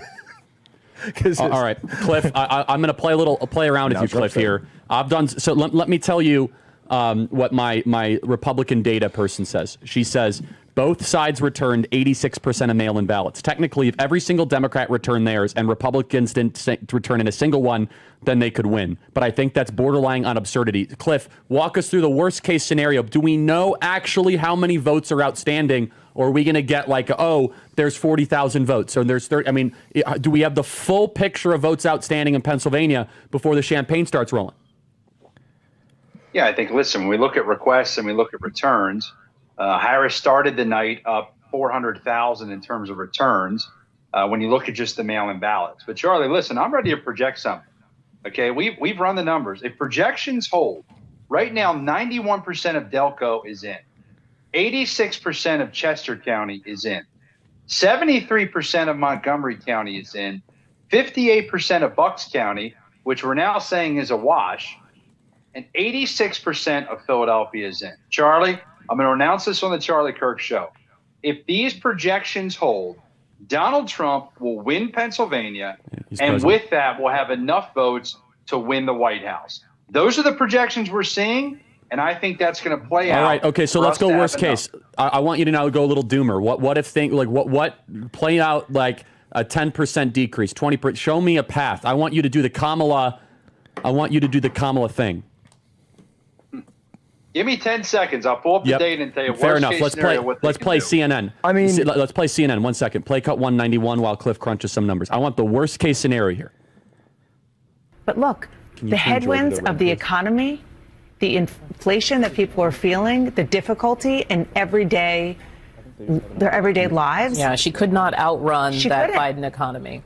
Yeah, and the economy, Chris, that is what people are feeling every single day. The excuse wagon begins. Speaking in past tense. So this is from Pennsylvania. Trump was ahead by 225,000. Now he's ahead by 175,000. Was that the big drop? Was that the big one that we were waiting for? The margin will shrink some as Philly and suburbs come in. Yes, it's white knuckle time, but stay calm. So what am I missing here, guys? What is the best path for her? Yeah, let me say this, Charlie. If you're really worried and you're looking at what are their options, okay? If we're not talking election day, if we're talking about mail-in votes, here's the status, okay? In Pennsylvania, you have to request a mail-in ballot to vote by mail. And so 1.2 million Democrats requested a mail-in ballot, but only just over 1 million returned them. And so if you're looking for votes that could be out there, things that could be like, hey, these ballots just showed up, that would be where I'd look, because there's roughly 200,000. To be specific, it's about 163,000 Democrats that requested a mail-in ballot and never sent it back. I don't know where you find votes outside of that, right? But if you were but what are the mechanics? Are they allowed to still be dropped off? Do they have to be received by now? They had to have been received at their county office by 8 p.m. on election night. Period. Not postmarked. Done. Okay. So 8 p.m. election night. So it's not of that as what Matthew McConaughey would say is the, what is that in the Wolf of Wall Street? The not hocus pocus, but the yeah, exactly. The Fugazi, Fugazi. Right, exactly. It's Uzi. What's yeah, exactly. So we're talking about. Do we have exactly? Do we have accurate? I'm only grilling you, Cliff, here because this is the stakes of the entire civilization. Do we have accurate vote totals of what they have remaining? This has always been the issue. We prognosticate our numbers. We extrapolate and we're like, oh my goodness, our math, right, Tyler? Yep. Oh, we didn't think of the 80,000. We didn't think of the 90,000. Cliff, do we know Allegheny and all these counties? Do we know what they have left in their inventory to count? We know what they have left in terms of mail-in ballot returns. What we don't know is how many people actually voted on election day. But Charlie, here's where I have a little bit of hope. Okay. In 2020, the gotcha numbers, the hey, we didn't know you had those, were a lot more of the mail-in ballot return. It's freezing. Okay, because the requests were through the roof. Let me share this with you to give you concrete data from 2020 compared to today. Yeah, it's all right here. In 2020, the Democrats had 1.6 million requests when it came to mail-in ballots, and that's how they ran up the score. Are you going to open 1.4 million returns. Well, this year, when you look at it, excuse me, I'm sorry. Yeah, when you look at the numbers this year, they're down significantly. They don't have mail-in ballots really to mess with. And honestly, in Pennsylvania history, we get election day votes typically on election day, right? The delay has been those that were mail-in ballots, and if there were issues with them, if there was a delay in receiving them. But we've tightened up those rules. Two big rule changes to understand in PA. One, the Supreme Court of PA says you have to date your ballot, you have to sign it, you have to have a secrecy slate. And number two, they really solidified the idea that it had to be received by 8 p.m. at the county office if you have a mail-in vote. And so when I look at these numbers, there's really only one loophole here. And that could be if for some reason they don't report election day votes and then somehow later they come about, which to be honest, I think people would question, they'd have an issue with. So if you're asking me where the missing votes are, it's just counting the final 60 or 70,000 mail-in votes in Pennsylvania County, Philadelphia County. Yeah, and then trying to understand where does election day land. That's the question we all need to demand an answer to tonight. Election day votes. All right, you guys ready to and calculated and reported on election day. That is their last hope. Ladies and gentlemen, welcome back. Thank you for that interlude, for indulging us. Hello, everyone. Tens of thousands of you have now watched this across all the different platforms, which is really phenomenal. We are, I do believe, the last I checked, the biggest sort of Aussie stream that's doing something on the alternative media right now. So welcome. Yes, it's not a big shock that Trump's won. This is really excellent. The real question is, how big is it going to be? It's not totally in yet. It's not totally in. I know what you're thinking, 2020. But Shaquille, give us a rundown of what the actual snapshot is of where things are at right now. I'll tell you what I'll do. I'll give you the best case possible scenario for Harris. We'll go with that, right? For Harris to win from here, just remember the betting markets have her at 3% chance of winning. For her to win from here, she will have to win all of the states that are currently pink. Okay? Georgia is at 93% counted. I'm not sure why they haven't called it yet. There must be a reason for it that we don't know about in relation to how votes are counted. But, if we're looking at Georgia, he's at 50.8%. She's at 48.5%. So there's just over a 2% lead for him. And he's up by 120,000 votes. I don't think there's enough votes left, actually, unless they, have a 300,000 vote drop and it all comes in for her like they did in 2020. So Georgia, I think, is going to have to be called pretty soon. Those numbers have been sitting there for a while, so I'm expecting there to be a big drop from that pretty soon. Pennsylvania has been trending towards him for quite a while. 86% reporting. He's up by 150,000 votes, 3,100,000 in round figures, and she's at 2,930,000. So about 170,000 votes, 86% reporting. I don't really see a pathway back. Again, we're expecting there to be a trend towards him that continues because they've counted the mail-in votes first this time around as opposed to what they did in 2020. Let's go to Michigan. So only 52% reporting in Michigan. He's got 1.6 million votes, 52.3%. She's at 45.9, I'll call it 46%. So he's up by 200,000 votes in Michigan. That's insane. So just got the stats up now, Rami, if you don't mind bringing them up as he goes through the states. I'm a little bit undressed over here. I might button that. I leave you for 2 seconds and you're already, ripping the shirt off. I know you're excited, but for God's sake. So yeah, in Michigan, Trump is ahead by 2% right now, which is really good. We weren't expecting him to actually win Michigan. I am hearing that they're slow to count Detroit. So there'll be a lot of Democrat votes coming from there. Very interesting. I've got a very good friend of mine, and she knows who she is. Hello, I won't name you on air.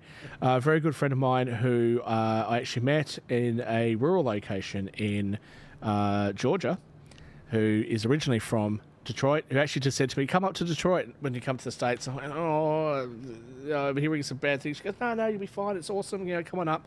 Yeah. And she's telling me, look, Detroit, it's got to go to Harris, Detroit, but not by a particularly big margin.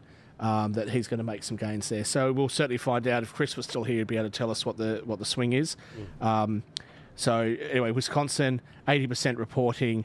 He is 51.2%. She's at 47.3%. So again, he's up by 4%. And where's the vote? Well, it's 1.38 versus 1.28, so he's up by 100,000 votes in Wisconsin. So she has to turn all of those around, and then even if she does turn all of those around, she'd still need to have Georgia. He's currently up in Arizona. Not by much. He's only up by just over 10,000 votes.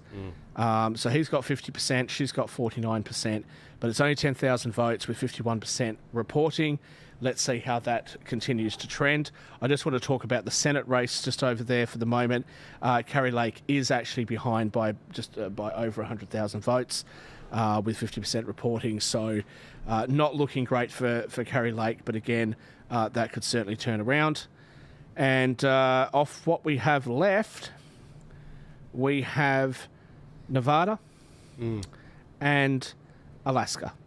Hawaii is, we'll just give Hawaii to her. Hawaii's going to go to her. Alaska's going to go to him. That cancels each other out. So Nevada's the last one to come back on. So off the 7 swing states that we were looking at going into this election, we are looking at Wisconsin, Michigan, Pennsylvania, Georgia, North Carolina and Arizona. North Carolina's already gone, and he's ahead in all of the others except for Nevada. Awesome. Hey, mate, how are you? Sorry, I think I've muted you. There we go. I've muted you. Sorry, Greg, can you hear me? Just so you know, guys, Greg is on the... yeah, well, he's been there he is. Greg, how you doing, mate? What's happening? Pretty good. Well, we're looking pretty good over here so far. Yeah. Looks like North Carolina and Georgia are in our column. Yep. And Pennsylvania and Wisconsin are both looking good. That's good. That's very good. Greg, can you just give a very 30 seconds? Why are you over there? What have you done? I met Greg, guys, by the way, at CPAC in Queensland a month ago, and Greg's like, "Hey, I'm going to America. I'll say hi to the Turning Point team over there." So the big question for Greg is, if we have to try and paint the best possible light we can for Harris, if she wins the Ukraine and Palestine Electoral College votes, would that be enough to put her over the line? No. Good on you, Greg. Greg, tell me. But by way of introduction, I went straight from the CPAC conference at 10 p.m. from Brisbane straight to Los Angeles and on to Phoenix. And at 9 o'clock the next morning, I was in the training rooms of Turning Point. I was here 2 years ago in Phoenix for the midterm elections and saw what funny buggers went on then. And again, I was here last summer, or summer over here, for a few weeks, just continuing to build relationships with Turning Point and the local community here. And that led to preparing for this trip where I've been volunteering with Turning Point, knocking on Republican doors, getting out the vote, particularly early vote. That strategy has worked really, really well. And so I'm from Melbourne, and I'm a member of the Liberal Party there for my sins. No wonder you're running away to the United States, my friend. But yes, I'm certainly open to working with some coalitions as well when I get back to Australia. But for the job that's at hand, I thought it was important to kind of fly the flag for Australia, show them that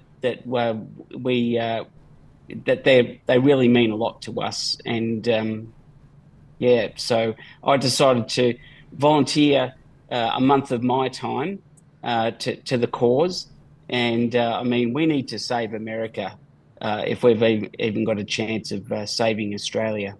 Well, mate, I'm very envious of you. I think the idea that you're over there and getting that experience and seeing how they're bringing that together, this is the end of 9 years of MAGA, essentially. Obviously, he's got to govern for 4 years, but this is, in terms of the campaigning and getting him elected, this is, this is the end bracket of it. And the idea that you've, just snuck in at the end and just sort of gotten that opportunity, I think that's a really phenomenal opportunity that you've had. And, obviously you funded it yourself, kudos, to yourself, talk about, putting your skin in the game. But no, look, God bless you, man. And where do you see things going on with regards to this this count right now. I mean, obviously you're following it at the Turning Point HQ, just as close as we are.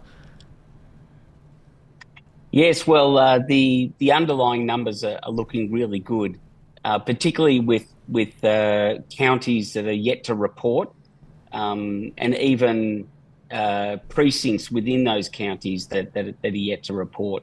At least that's what Charlie from his podcast stream are talking about. They're very bullish about the prospects for Trump, and also other Republicans down ballot. It's good to see that we've secured the Senate. It's still going to be a bit of a dogfight in terms of the representatives in the House. Yeah. But they could be riding on the coattails of one Donald John Trump. I've been very fortunate whilst I'm here to attend not one but two Trump rallies. Where he's just come to town. That's what happens when you put yourself in a swing state. They kind of have to come. Also, on another occasion, saw J.D. Vance and Donald Trump Jr. At another rally. There's been some other media that have been hanging around, being interviewed by Radio New Zealand, and there's been some other opportunities as well. So, flying the flag. Good on you. Well, we were just playing earlier on, and I know you'll find this entertaining, Greg. We were just mentioning earlier some of the comments from Kevin Rudd, our former Prime Minister, about Trump back in 2017 and how he's a threat to the world order, and then also Anthony Albanese, how he's going to deal with Trump and handle Trump, and it's hilarious because now they've got egg on their face, and as you know, I'm particularly interested to see how this translates into the Candace Owens visa situation. I think it's very embarrassing that they sat on their hands with the Don Jr. visa, and now they've got to work with Trump. We are a proxy of America with regards to our military alliance. I think one person said, in terms of our defense strategy, it is literally America, America, America. We don't have our own strategy, but yeah, no. What are your plans for the rest of your trip while you're there anyway? Well, I'll be here until Saturday, Arizona time, so I'll end up back in Melbourne on Monday. So for the next couple of days, they have a system of curing ballots. What that involves is those people where a ballot has come in, let's say it's been mailed in, and the envelope has got no signature on it.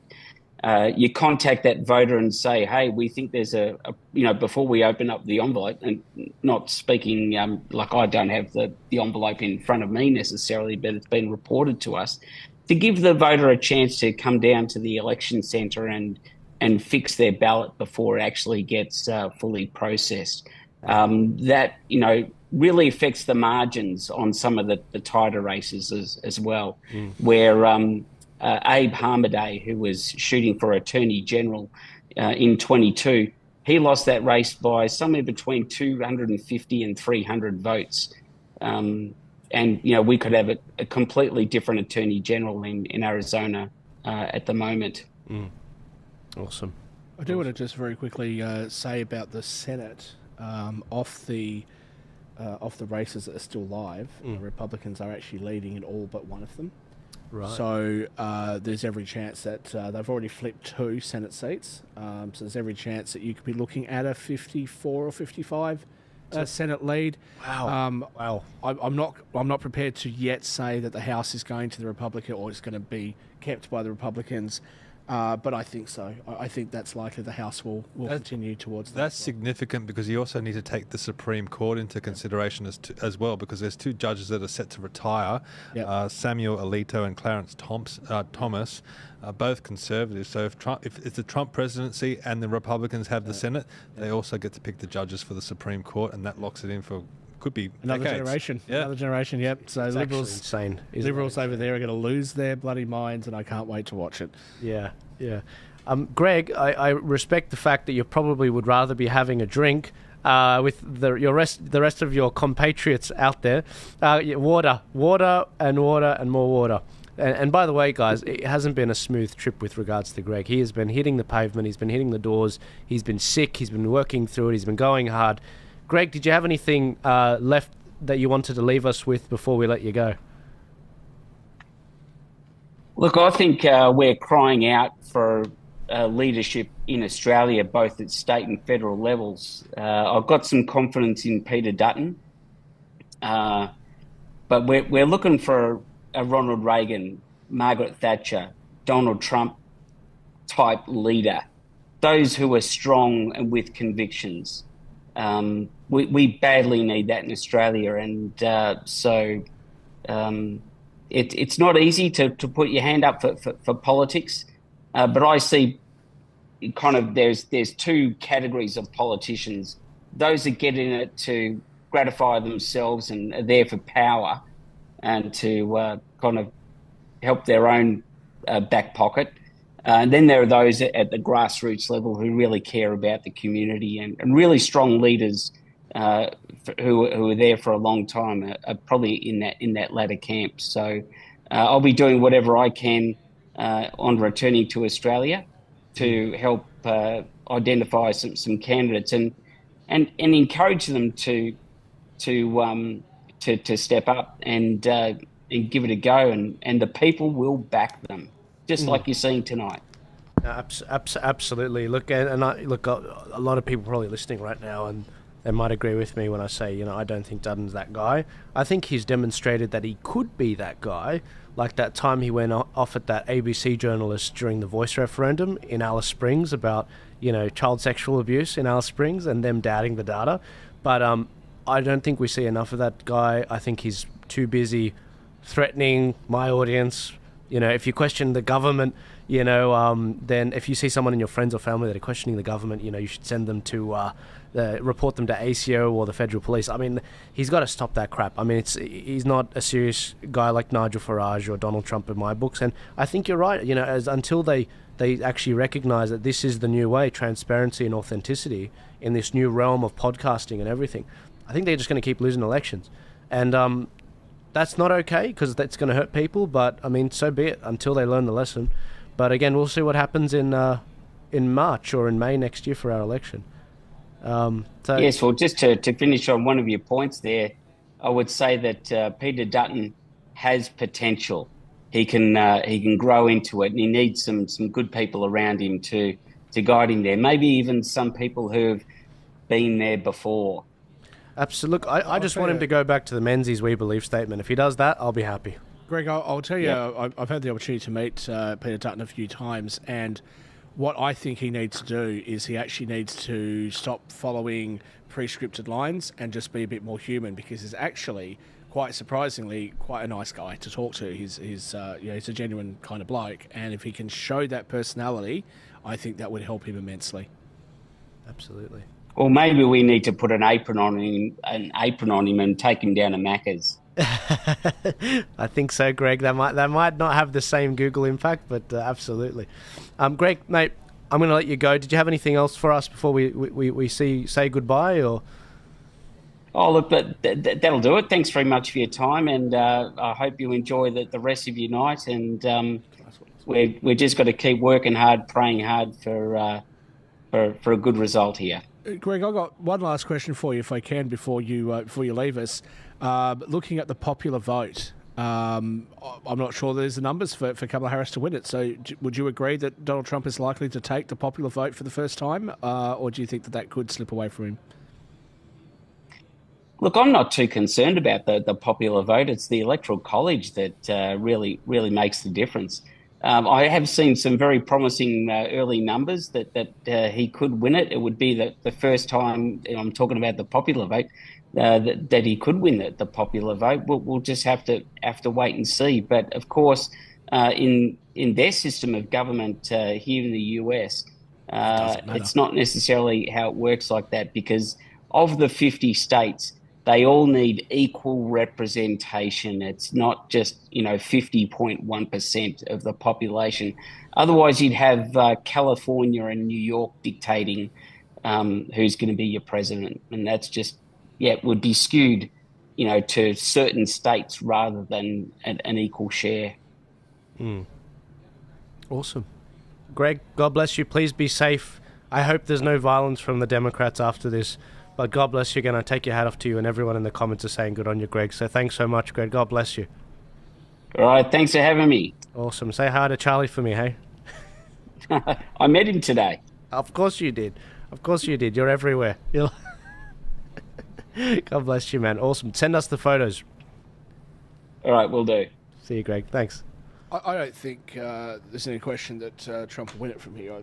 The popular vote on the polling market is 91% to Donald Trump. That's what I'm liking about this, because you're right, the popular vote doesn't matter, but it shuts the Dems up, because they all whinged and moaned about this with Hillary Clinton, saying, oh yeah, democracy. So if he actually gets the popular vote as well, and also I think it restores a bit of faith that we have in America. The majority of people are not going to go for this crap. Shaquille, I'm really worried that it's not enough. I have a question for you. In 2016, when Donald Trump won, we saw the stock market really take off. Is there potential that we could see that again? Absolutely, and it actually has gone up a bit today anyway. But some of that, I think, was the market pricing that Trump was going to win. I think, to be fair, I think the market also would have rallied had Harris won. The market wants to know what's going on. Okay. So what would have hurt the markets is if it was going to take a month, which is what people were afraid of, for us to get a result. So the big thing here is the United States is overdue for recession. We've had the yield curve invert, which, for those of you that don't know what that means, it basically means that people are earning more money on the short-term interest rates than long-term interest rates. Now, when that happens, it's normally a precursor to a recession. The United States has all sorts of problems, and you need to intervene in the markets and have something really massive happen to avoid or avert that sort of a crisis. Well, Donald Trump is that aversion, because her plans are, let's introduce unrealised capital gains tax. Let's increase the corporate rate of tax from 21 to 28%. Let's get rid of some of the tax cuts that Donald Trump had. All of those things never end up with a boost to the economy. So that means that the economy next year is going to be far stronger under Donald Trump than what it would have been under Kamala Harris. He doesn't get in there until January. I think it's January 20. Can something happen before then? Not really. Not really, because they don't have much power to do anything, because at the moment they've just got control of the Senate. They don't have control of the House. I'm talking about the economy, like well the something economy. Bad happened in the economy before he actually. Look, anything could happen, but what we see happen in the economy is based on longer term projections, right? People, I know everybody's a trading bro and they watch their YouTube videos and they trade. They all want to be day traders. It doesn't work like that. People and the big money, institutional money, bigger investors, they all trade with a longer term horizon, and so I think I think Trump winning will be a boost to this market, and that boost will continue for a period of time. The major issue facing the United States at the moment is their debt. They're looking at $35 trillion currently on the books. They're running $1 trillion in deficits. They're talking about spending more money under the Dems. They've got their Medicare trust fund running out of money. And we're not talking about long time way. We're talking about next year, right, where the trust fund starts not having enough money to meet its obligations. I talked to the former Comptroller General quite frequently on another show. He's talked about the Social Security trust funds running out of money in 2028, 2030 and 2032. Now, those trust funds, depending on what you're looking at, the total value of the unfunded liabilities is between $120 and $170 trillion. Let's not be flippant about those numbers, right? That plus the current deficit, you're pushing $200 trillion.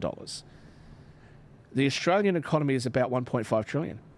We're talking about 120 years. All the money earned by every person and corporation in Australia for the next 100 years. That's what we're talking about. How do they turn that around? Is Elon Musk enough to come in and slash the bureaucracy and those sorts of things? Is that enough to be able to turn this around, or are they on a sinking ship? I think an audit to find out where all the money's being wasted is a great idea. Jacinta Price talked about this actually when the Voice referendum was coming up, that we just need to have an audit as to where the money's going, make sure it's going to where we want it to go. We should certainly be looking at that with the NDIS here. So that is going to be one factor, because the US certainly has to look at its spending, but also economic growth means that you can inflate the debt away a little bit. If you can increase revenue and increase economic activity, that is a way forward. And with the growing strength of the BRICS nations, and them talking about setting up alternative banking systems to the SWIFT, talking about having their own currency and things like that so they don't have to cross with the US dollar. That causes some issues. I've been saying for 20 or 30 years that it's only a matter of time before the Middle East says, why are we pegging our currency to the US dollar, which puts upward pressure on the US dollar, which keeps the US dollar artificially high. So there is a lot of issues that are facing the United States, and something dramatic has to happen. I have every confidence Donald Trump will be the person to be able to avert that crisis. Guys, I think there is a crisis going on with Pennsylvania right now. Look, we are hearing word that Trump is heading to Palm Beach Convention Center, where he is about to, he might be calling it. Maybe he's just waiting there for Kamala to finally call it. Then he's going to walk out and tell everyone so they can go to sleep and we can call it and it's done. Once Kamala concedes, it's done. It's done. What's the crisis in Pennsylvania? I'll let Charlie explain. I've briefly been listening to them. Apparently there's something to do with the trucks in Pennsylvania taking away these ballots rather than finishing the vote. And I think it's important that we hear exactly what their perspective is on it. So let's not start this crap again. No, I know, exactly, and that's why I want to see exactly what's going on. Let's do this. By 2 a.m. That's midnight here. That's early, baby. Can I make No, that's 1 a.m. I mean, come on, we're going all night. Can I make a suggestion? We're not doing 2020 again, where I go to sleep and all of a sudden there's a bunch of Fugazi from the Milwaukee Count Center. Charlie, I think that Donald Trump should pardon Hunter Biden if he goes down and has to work at Maricopa Central. No. He has to. No. We don't want anywhere near ballots. We want him to build the wall. We want Hunter Biden on the border, having to build a wall, and we have a live stream like the Truman Show of him every single day, building walls. This is what that would be incredible. That's worth it. They're all leaving. Don't send them to jail. Everyone's Make them 2 leaving. years build walls. Everyone's leaving at Howard University because they just announced she's not going to speak. Yeah, well, they're all. Charlie, never did you going see back. that CNN? That's what Kamala's at. That's what CNN is now called Georgia. They're about an hour behind you, Charlie. Yeah, try 2 hours. By the way, I just want to thank some of our members.charliekirk.com. We are signing hats here, members.charliekirk.com. That is members. There's also some Georgia. We are signing. Brother, this is his brother. This is his feed. I know Wisconsin calling the race. I'm not there yet. I will let you know. By the way, that's why we are doing analytic devil's advocate. I'll let you know when it's. But I know Wisconsin not as well as Brett, but I know that Midwestern, that kind of straight edge, and I don't see the votes. You're down 108,000 votes. And by the way, Arizona is just deciding. It's just. Oh, they're going slow. My brother just said. Is he signing hats in the back? This is his feedback. He's been doing it for 3 days. I sent your stream to all my Bay Area Republican friends, and I've been getting nonstop thank you texts because of how much better your coverage is. No, I mean it's by the way, it's the #1 stream in the country right now. That's Kamala. So Charlie, you can go hang out with Elon and Trump. I'm going to be with you guys. Rumble. That's what we're doing. Yeah. Go ahead, Jack. Sorry. No. We all had the invitations. We all had, hey, come on, it'll be great. Get you in, get the access. No, it's not about access. It's about actually explaining what's going on. Is that Howard? What we're looking at right now? Is that a live shot? Yeah, that's got to be. Look at them. They're all just leaving. They're all walking out. And I saw people. So that's inside. So there were people outside who were leaving as well. Come out and speak to a people. Yeah.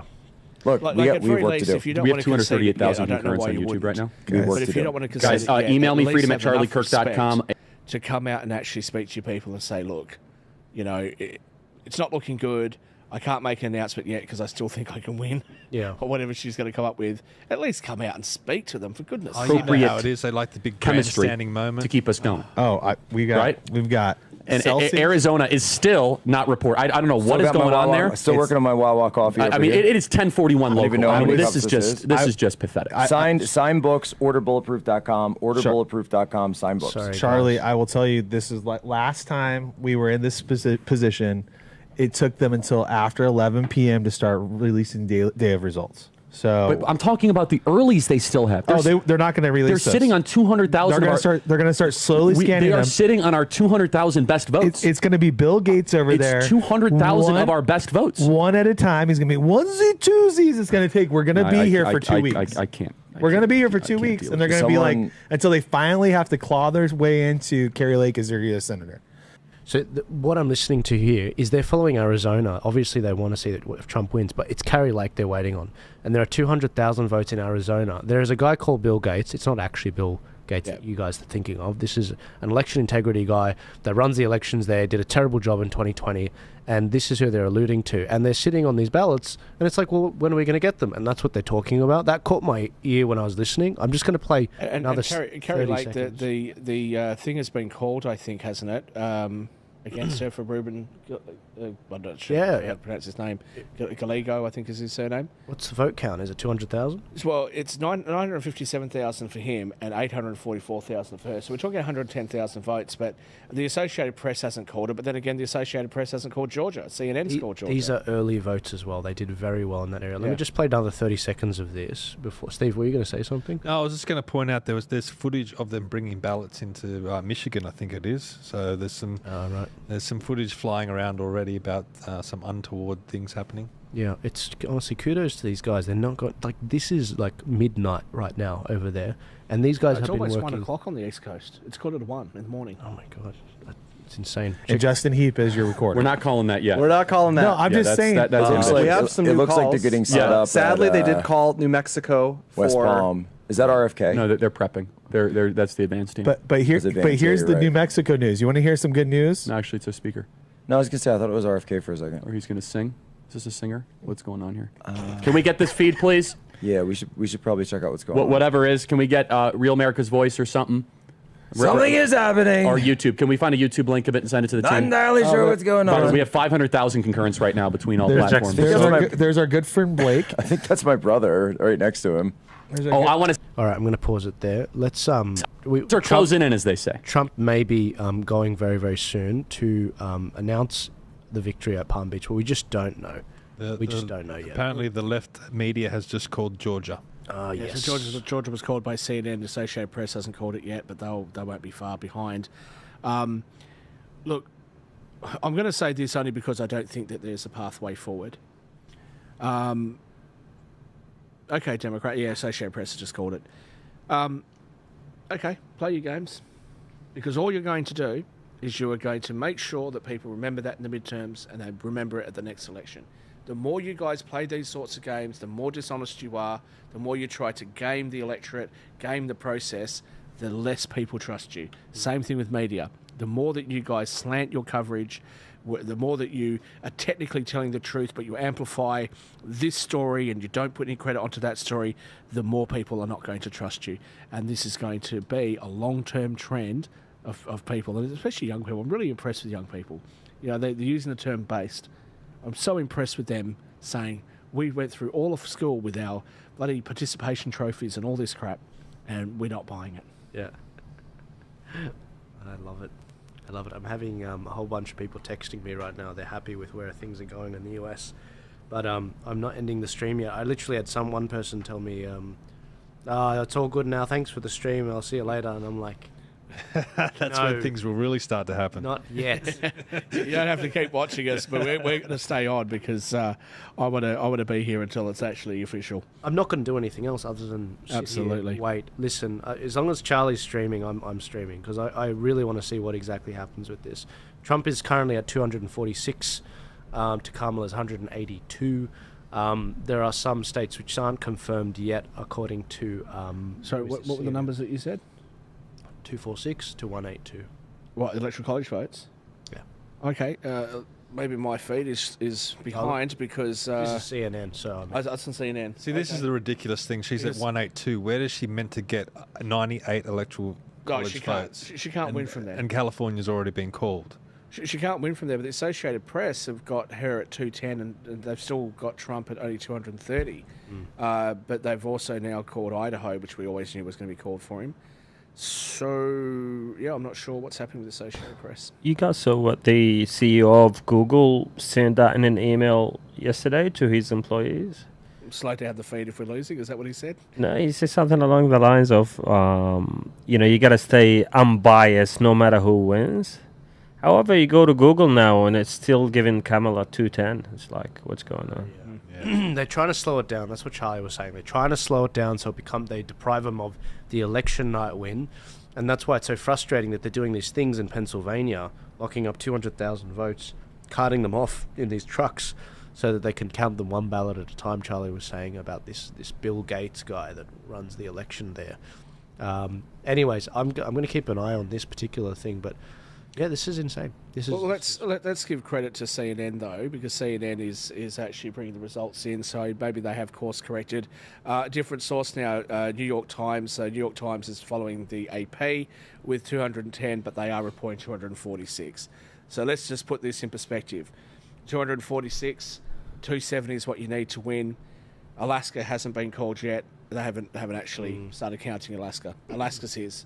That brings him to 249. He needs 21 votes, 21 electoral college votes. What's left on the table? Pennsylvania, Michigan, Wisconsin, Minnesota, Arizona, Nevada. That's what's left if you discount Alaska. It's the same ones as last. So, he's there. There's no way she can win all of that. And Maine is still there, by the way, and they're not calling New Hampshire yet on New York Times. Yeah. Just looking at Trump headquarters now, I think they might be expecting him to come out anytime soon. I have no idea. But here's the needle for New York Times. It wasn't available earlier, but it is available now. They are pegging Trump with a 93% chance of victory. This is when Cenk Uygur, your great mentor, this is when he started getting a bit upset and started tearing up his pieces of paper about the big time donors. So 93%. Might as well call the election. Also, they're estimating it to be Trump 306 and Harris 232. Okay, so let's go along with this and just assume that Trump has won. Yep. Definitely. So what happens now? Is the Ukraine-Russia conflict the first thing he tries to solve? There are other issues that he dives into even before he gets to the inauguration? The Ukraine-Russian thing is an interesting one. He, pretty big of him. He comes out and says he'll have it ended before he even is inaugurated. If he does that, he's really got to do it without ceding much of the territory of the Ukraine. And if anything, he should try and win Crimea back. So I think that is going to be high up on his priority list. But look, he's talking about tariffs. He's talking about cutting taxes. Well, in your opinion, how do you feel about tariffs? Are they the way to go, or you? Look, I don't like them, to be honest with you, because they hurt your exports if other countries do it. And Australia could end up with tariffs against our product. Doesn't make any sense, right? Last time I checked, the US imports about 3.8 trillion. They export about 3 trillion. So the idea that tariffs would take care of income taxes, probably not. Look, if it's protective tariffs, again, I'm generally not a fan of it, but I would agree that what America has been faced with is other countries taking advantage of them. So, if he simplifies the tax code and reduces taxes, this would be the first time that I'll ever say this, that I have ever said this. The United States now looks like an attractive place to do business. What I have been saying to people that ask me internationally, and they say, hey, I'm thinking about trying to get exposure to North America. What should I do? Where should I go? Should I look at Delaware? Should I look at Nevada? Should I look at some of these low tax places? I say no, go to Canada. Canada's corporate tax rates are horrendous, but when you're a foreign investor, you get look-through entities through Canada, and they basically advertise that so that it's a much easier process for foreign investors. It's also an easier immigration process and business visas and things like that. Now, I would actually say the United States looks much more attractive. In fact, the United States looks much more attractive than the most competitive places in Europe if Trump initiates the things that he's talking about. So how do countries like China and Russia, how do they react to this? I'm sure they could see this coming, and they probably have a battle plan for this. Do they go along with Trump? Do they try and work with Trump? Look, I think China is growing, so I think China will. I think Trump's going to be able to negotiate with China. I can't imagine Kamala Harris being able to do it. Oh no, definitely. So that could be something that they could do. With Russia, I don't know, but again, I think that Trump is more likely going to be able to resolve the issue or bring about a better resolution than what Kamala Harris ever would have been able to do. Just with China, they've spent, they're projected to spend trillions of dollars building the Belt and Road Initiative. I don't blame them. I wish we were doing it. That sounds fantastic. So I think Donald Trump will have a few people in his ear saying, you know what we need to do? Increase our diplomatic relations, increase our trade, increase our involvement with the rest of the world. So if he will do that, in conjunction with the Five Eyes countries, he needs to get straight on the phone and ring the leaders of Australia, New Zealand, Canada and the UK, that's the other 4 members of the Five Eyes nations, and say, it is time for us to start getting out there and pushing what we believe in. So we can all start trading with each other a lot more, and we can start putting our global footprint on those countries that have felt neglected by us. The big question is Taiwan as well. China will trying to touch Taiwan now with the Trump presidency, or do they keep away from it? Or do they move now? Yeah, well, that's a big question. Do they hurt Trump by moving on that? He's not the president yet. I think they're less likely. Well, let's put it this way. If they were going to do something, they'd do it now. That's right. But they're less likely to do it in the future if Trump's there. So you're saying before January 20th? I don't think they're going to do it at all. I'm saying... If Trump's the president-elect, then I don't think they're going to do it. I'm saying the Russia-Ukraine war, Israel-Palestine war, China-Taiwan, these next 2 months, just keep an eye out, because they're not going to be able to pull this crap after January 20th. Now, Trump believes he can cut certain deals that stops these wars before he even becomes president, specifically Russia-Ukraine. But, you know, if there are still goals in these particular wars certain sides want to achieve, now's a very good time to do it before Trump comes in. He's not the president until January 20th. He's just not. The Associated Press have finally caught up and are now 210 to 246 like everybody else, and they have finally called Georgia. We've only got 18% reporting from Nevada. Donald Trump 56.2%, Kamala Harris at 42%. He's currently leading by 35,000 votes, 138,000 or 103,000. Guys, can I just say, Trump did not win against Kamala.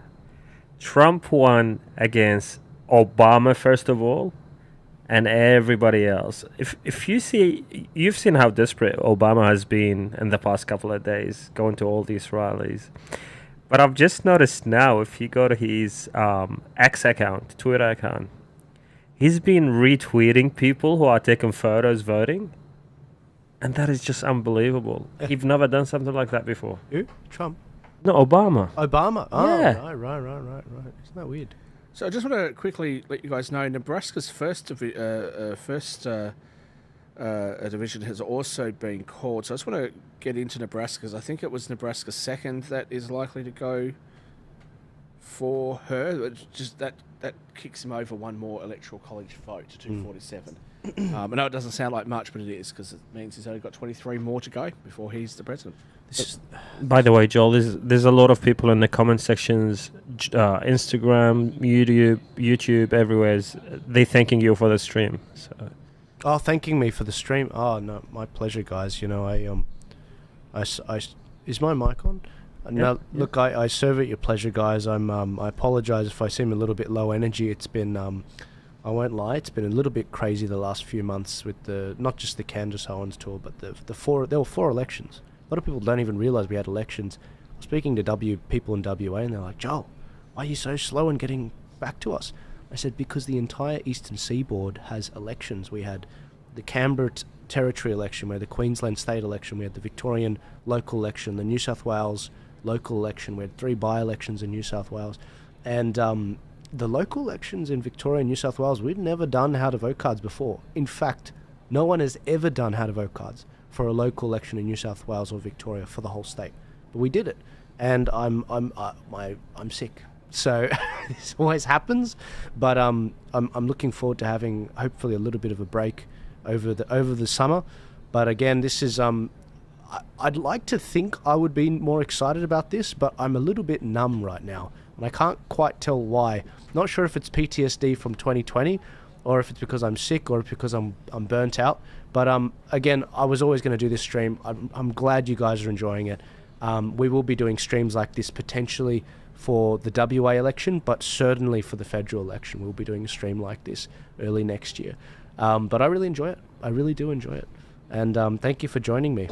But mate, hats off to you, because look what you've built. It's easy anyone can do their own podcast, but to actually build this studio and then to do everything that you're doing on top of that, it's not an easy feat. And you've actually created somewhere that people can come to host events like this, and hopefully host more events like this in the future, and build up something in this country, some true professional independent media in this country. So look, mate, more power to you in everything that you're doing. My pleasure, man. Look, with great power comes great responsibility, and just like, you know what I love about Joe Rogan? I think why people love Joe so much? He shares the mic. He kicked off people's careers like Tim Pool. He kicked off a ton of people's careers. Graham Hancock, who was only on the other day. Yeah, that's right. There's actually so many different people. I didn't realise how many people he kicked off their careers, and it's quite astonishing when you think about it. This is such an awesome studio too, and you know, I'll tell the audience. When Joel said, "Hey, you got to come in and see the studio and see if you want to come on," I said, "Look, I don't know what I'm doing. I'm not a podcaster. I have no idea." He goes, "You're pretty knowledgeable about America. I think our audience will like that." And, okay, if you're sure. So I avoided coming in here for months and months and months. Then finally, I said, "Okay, I'll come on in." And then the second time I came on was with Stephen Penneth, which is a person who's a very good friend of mine. I've known him for almost 20 years, and we just had a ball, didn't we? So. Yeah. Very, very pleased to be. I feel a bit more comfortable now. I'm part of the furniture. Yeah, well, you know, again, it's about authenticity. It's about capturing, especially with you and Stephen, it's about capturing that authenticity and just bringing it in, turning the cameras on. No one's here. Give a little shout out to Stephen as well, mate. Up there in Queensland. Finally, you've got rid of the Labor Party, so well done, buddy. Good on you, Stephen. We're seeing some interesting scenes out of the Trump headquarters right now. I think there's a lot of people, it's sort of peaking right now. They're waiting Trump to come out. I'm not sure how long until we call this thing, but again, we're still waiting on some of these races to wrap up. Have we seen any more tears coming? As Paul said, not to rub it in, but have we seen any tears yet from the campaign, from Harris's headquarters, where everyone's leaving? She stopped tweeting a while ago. Her Twitter account is not posting. Wow. What was her last post? About, I think it was saying hold the line or something like this. Don't leave the line or hold the line. So hold the line. She's not even going to come out and talk to him. Well done, Kamala. Well, talk about hold the line. What this shows is how to win. If you look at Trump from when he first came down that escalator in 2015 to this moment here and now, and how he's been attacked in every which direction, and how he's been able to hopefully pull this election off and win this election, we should all take a lot of pride and hope and motivation in seeing that and push on even harder. And look at, all of us, we started off largely due to the COVID pandemic, and to see everyone's journey, when you look around at everyone's involved in the political space, how far they've come. And look, Trump's been leading the way since 2015. Yeah. It shows you do not stop, you do not ever take a backward step, and you never ever go backwards. Have you seen his schedule? I mean, the man needs to take a couple of days and relax. Sit by the beach like Joe Biden did. Yeah. She's sitting there going, "Oh, he's old, he's getting a bit tired, and this and that." Are you serious? He's done interviews, he's done podcasts, he's done multiple rallies every day. He deserves it. Well, it's too much fun. Imagine if you're Donald Trump and you can go on Joe Rogan one day and Patrick Bet-David the other day and do media and do those rallies must be fantastic. It'd be like being a rock star up on stage. Oh, and he loves it. And he just riffs. There's he doesn't have notes. He's not reading from a script. Yeah. He's just riffing. He's just weaving. Yes, weaving. Yeah. And he loves it as well. I mean, he put himself in The Apprentice. He's always loved, the limelight. So yeah, go on, Don. Go and live your best life, guys. Reddit is melting down. I'm reading what's going on Twitter right now. Reddit is melting down. So one person, a Democrat, they remarked, "Damn, y'all, maybe we really did steal the election in 2020. Oh, I will say this. I don't know if I said it earlier, but every election I've made a call on, including referendum, state elections, whatever. Even the election in South Africa and the UK elections. The only election I've ever gotten wrong, a prediction, was the US election in 2020. That was the only one I got wrong. And maybe that's why I got that PTSD from it. It's because I remember being like, it doesn't make any sense. It does not make any sense. There were people that were winning down ballot for Trump. There were like 23 bellwether areas in 2020 where he was winning them, where the lower house, the House of Rep candidates won, and the candidate said to Trump, I shouldn't have won. I literally only got across the line because of your endorsement. How is it that you lost? It makes no sense. And that's what I still can't get it out of my head. 2020. It was just an absolute attack on democracy. 2020, and we still can't even talk about it in detail. I'd still love to see a review of the 2020 election, and with the Republicans in control, maybe there would be. Or wouldn't it be awesome if there was actually something that did happen that we didn't know about that finally they can blow the lid on?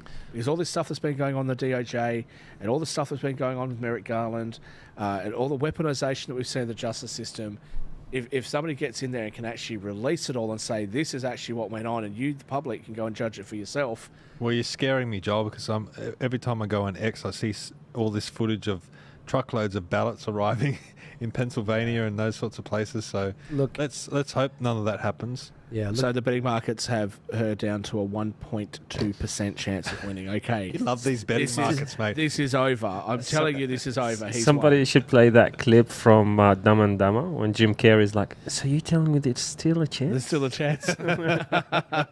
Yeah, literally. I'm so heartbroken that we haven't seen Cenk Uygur lose his mind, or Francesca, or I don't know. You would think he would be trending on Twitter, but no. Apparently, the second person the most trending thing on Twitter right now is congratulations Trump or something. But the second one is Melania. I don't know why she's trending so hard right now. I have no idea. I think it was because, I don't know, apparently she was wearing sunnies the whole time she was there. Sorry, I just airdropped some photos I wanted to show you guys. So from what's happening on Twitter, because obviously Twitter wins, there's some really cool photos of America, basically, what's happening at the Trump campaign. You got Elon Musk, you got Trump, and you've got who's the UFC guy? Dana White, all in the middle. And there's sort of there's another photo of them here. Here, Musk, the future is going to be so lit. And there's the three of them chatting.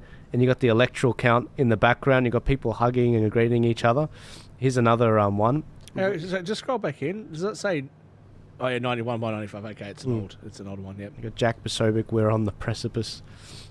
He single-handedly kept America from having the first female president twice. Okay, that is pretty bad. That one. And he's holding up a glass of champs, but he's a teetotaler. Yeah, that's shit. I wouldn't want to get nuked for this one. No, exactly. Look, again, they had some perfectly good candidates in the Democrats. They could have run in the last election, especially Tulsi Gabbard, and they completely, white-entered her campaign. We've got this other one with Kamala, and that phone call that I got a fact check for. You got Joe Rogan's face just on the center there. See, this is the thing, maybe you won't get that reaction from the Democrats, because if the Democrats were to win, then they would get Kamala. So they couldn't be happy about that, surely. No, well then, yeah, the progressives. You know what? I've spoken to some of my progressive friends in the US, and even on one of the other podcasts have I just lost my mic? No, you're right. Yeah. Sorry, I had no. Even some of my progressive friends, that I show up to on another podcast, and they're literally like, well, I'm unsubscribing from the LA Times. I'm just, no, she's going to win. There's no chance. She's absolutely ahead. And, She was the most unpopular vice president. No one liked her. And I've pointed that out to them. I've said to them, I said, look, Nancy Pelosi and Raskin wouldn't even endorse her when they were asked, is she the right person to be on his ticket this time round? And they gave such a bad endorsement or a non-endorsement of her. Then she goes from being the most unpopular VP to being a superstar overnight. I just don't buy it. I'm just simply not buying it. What's going on? Cenk Uygur on PBD right now. That'll be interesting. Guys, we've got a lot of things coming through right now. We've also got the live stream of, Tucker Carlson's just arrived at the Trump arena. Kamala Harris will not be doing a speech tonight, which I mentioned earlier, so that's why everyone was leaving before. How pathetic is that? You've got to wait for those ballots to come in on those trucks. That is so pathetic. I've just sent you a photo. One of my fans have sent me a photo and said, "Are you in America?" Yeah. And so what are you talking about? I'm here I've been live actually in Australia. He went, "Oh, I thought you were here." He said, your doppelganger's there, and I just took one glance. And at first, for the first few seconds, I did actually think that was a picture of me. Yeah. Here, check this out. We've got PBD. He's got Cenk Uygur on right now. I'm going to keep an eye out on the election results. We are ready. We have with us Cenk from Young Turks. He's got that. Cenk, can you hear me? Yeah. I can, brother. I can. It'll be interesting. Everyone's That's a nice suit, by the way. Love that reaction. Everyone's booing him. Cenk, first of all, you said you were going to do it. I respect you for joining us. I know it's 1 o'clock. You're up here with us.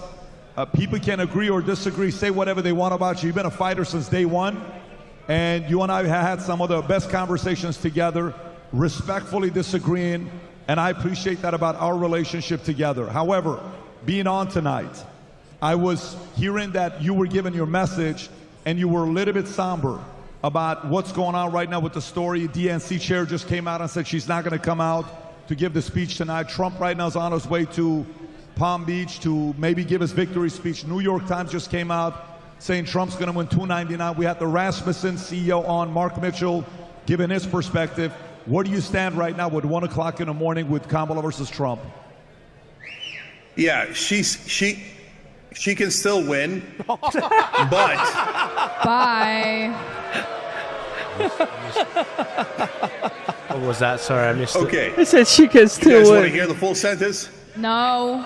But she is still losing, and Donald Trump is likely to win. So, look, on the Young Turks, we're honest. And so we've been covering it honestly the whole time. I said that Donald Trump had a better chance of winning about a week ago. But I've been saying it for about a month. At the end, a bunch of polls that came out said that Kamala Harris was likely to win, but it looks like they were wrong. And so right now, as things stand, I just came off the Young Turks show where I lit into the Democratic Party. As usual. Bunch of losers, corporate Democrats. I hate them. They've cost us election after election. Yeah. They're corrupt. And they lost, it looks like, to a syphilitic clown, total moron, con man, Donald Trump. So, if you lose to a buffoon like Donald Trump twice, what does that make you? So let me ask you. Hang on, guys. Respect to Guys, Cenk, honestly. I got an echo, by the way. I want to ask you a follow-up question because can you listen? Hang tight. Cenk, question for you. Truly a question that you're a business guy. You've been running a business for a while. You're not with one of these mainstream guys. You're not MSNBC. You were in the past. You came from you left. You said you're going to do your own thing. Young Turks, it has a history of doing great things, millions of subscribers on what you've been able to pull off. But let me ask you, are you at a point where maybe the American people are just sitting there looking at a few policies being presented by the Democrats saying, this is just weird? Are you at a point that you're willing to accept that some of the directions the party's gone, they're losing Democrats? Democrats are leaving the party because it just doesn't sound like the John F. Kennedy Democrats from 50, 40, 60 years ago. It's just a very weird party today. Is that where you are, or no, you're just think they have bad leaders? So it depends on which side of the policy you're talking about. So if you're saying economic policies, our economic policies are super popular. So paid family leave, which most Republicans agree with. Higher wages, most Republicans agree with. Money out of politics, most Republicans agree with. But when you talk about some of the social issues, I warned some of my leftist friends, do not go too extreme. So I believe in trans rights, but saying that trans detainees should get taxpayer-funded surgeries makes no sense, and I knew that it would be deeply unpopular. But leftists sat there and said, no, we know everything, Cenk. You've been on the air 22 years, you've got 27 million subscribers, but you don't know anything. This is going to be super popular. So my leftist friends, how'd that turn out for you? So we are honest on the Young Turks. So you've got to be keeping it real. We're populists. But hear me now, and you'll quote me later. Donald Trump is a crook, and he's going to rob you guys blind. Dave, let me ask one and it'll come to you. Let me ask one, I'll come to you guys. Cenk, we have Dominic Tarczynski here and Dave. They have a question. They'll come to you here in a minute. But let me ask you this question. Your opinion about Trump, you and I talked about it when you were on the podcast last time. You said you thought you were a better businessman than him. What has he done in his life? We had that conversation. I totally get it. I even brought it up on Rogan's podcast that I don't agree with you there. But it's your position. I totally understand. Here's a question I got for you. Your show with Anna Kasparian, the two of you guys together. I've been watching Anna closely, and a lot of people have. She's kind of right now like, dude, what the F is going on? This doesn't make any sense. Why are you attacking me? There is a major community that is thinking Anna, who went from the position she had 5 years ago, 7 years ago, some would have called her maybe a socialist. Where she is kind of like right now, maybe even becoming a libertarian. I'm not saying a Republican or a conservative, but maybe a little bit of a libertarian independent. You're around her the most. You're seeing that taking place. Why do you think she is moving? How are they losing someone like Anna Kasparian, who's very talented, very capable, very formidable? Why do you think? So again, it depends on if we're talking about economic issues or social issues. So in economic issues, she still believes every single thing that she believed. On crime and homelessness, I would argue, and I have argued with her on air, that we haven't changed our position at all. What happened was the Democrats did a switcheroo in California. So we voted for a ballot measure where they didn't tell us that they would take some felonies and move them to misdemeanors. Well, if you don't put it in the ballot measure, how the hell are we supposed to know? So now California is reversing that tonight. Because you know who likes crime? No one. No one. Okay. So if you're a leftist out in California and you pretend there is no crime and we should move like domestic assault into a misdemeanor, we disagree with you, but we've always disagreed with you. So I think that it's really the Democratic politicians that are corrupt and a few leftists online that have gone too far. But when you talk about the core of the Bernie Sanders economically populist positions, they are still massively popular, and tons of conservatives agree with them. Yeah, I'd like to ask the question. Hi, Cenk. Nice to see you. It's Candace. Hi, Candace. So my question for you would just be, I mean, I think we can all agree that this is a tremendous referendum on the left, right? I mean, you brought out Taylor Swift, you've brought out Beyonce, you've brought out LeBron James. You guys have used every vocabulary word available to you to explain to the American people that Trump is a dictator, he's literally Hitler, and the American people seem to be rejecting that resoundingly, right? Does that at all signal... Let me just ask you blankly, what does that signal to you as someone who I think has contributed to that rhetoric? Is it a signal to you that just all the American people support a dictator, or does it maybe make you go, maybe I'm missing something here? Block this, Tony Burke. Block this. Yeah, I'm not missing anything.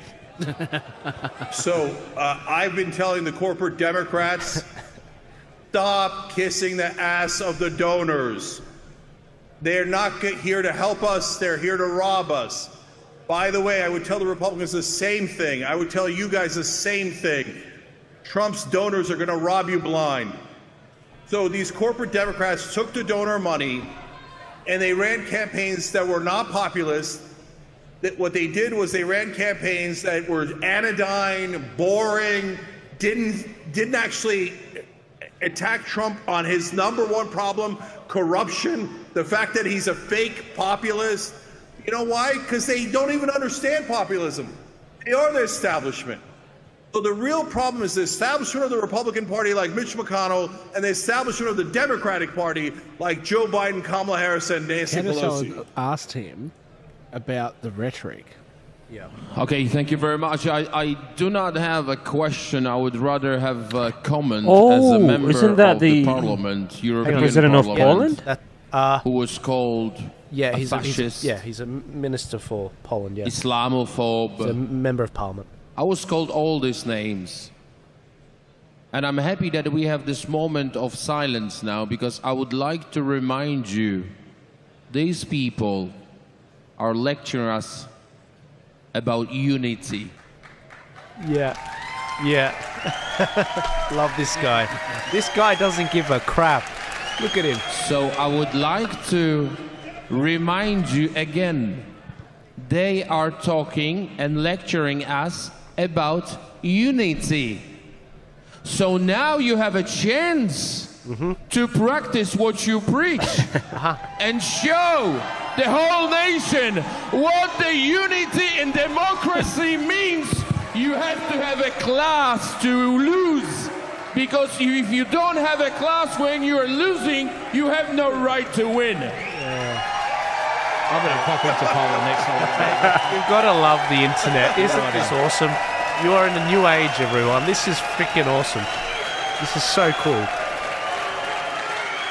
Credit where credit's due. It's big of Cenk to come out there. 100%. This is why I still somewhat respect the guy. I think it's crazy. He's got guts. He won't back down either. Yeah, no, I respect that. I actually absolutely respect that. Yeah, 100%. Cenk, go for it. Go ahead, Cenk. Yeah, this brother isn't even American. What's that got to so do with I don't know what the hell dude? he's chanting USA for. I'll chant USA, not you, okay? And so, second of all, you're talking about losing with class when that bitch Donald Trump tried to steal an election, set to terminate the Constitution, set off a riot. That he didn't mind if his vice president was murdered, bum rushed the Capitol, tried to destroy our democracy. He's the very worst in losing with no class at all. Give it to us, Cenk. I'm telling you that I think the Democratic Party did it wrong. I think they ran a wrong campaign. They're relying on the donors. They've got the wrong strategy. So we are honest about what goes wrong in the Democratic Party and what goes in the Republican Party. Are you guys honest about the fact that Donald Trump tried to steal an election? He's got no class at all. Patrick, if I may, just one sentence. Cenk, go for it. Okay. Dominic. Guys, if I can ask you for another moment of silence. Who the hell is this guy? He's a member of parliament from Are you Viktor Orban's cousin? Yes, I'd like to have a conversation. I would like to answer. You asked me why I am in US now. Because I was invited and I came here with my passport.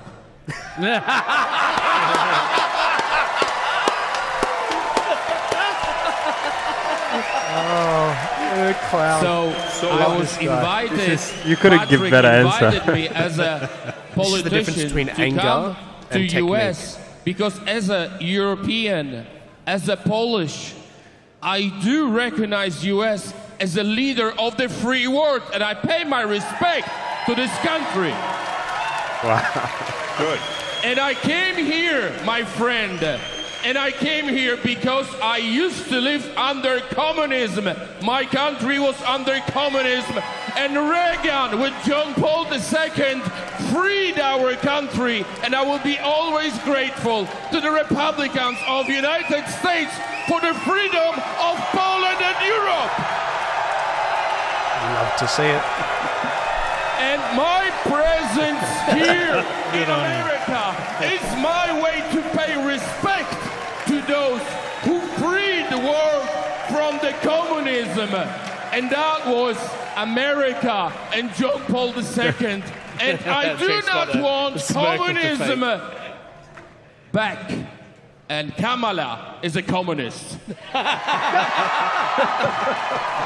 This is just good to Let's see what Cenk says about this. Kamala Harris is a corporatist. He's laughing. We're going to have to change the stream Her soon. problem is the exact opposite. She'll do anything for a corporate donor, which, by the way, she shares with Donald Trump. All right, guys, we will come back to this. I'm sorry, I have to go to this other stream right now because we have some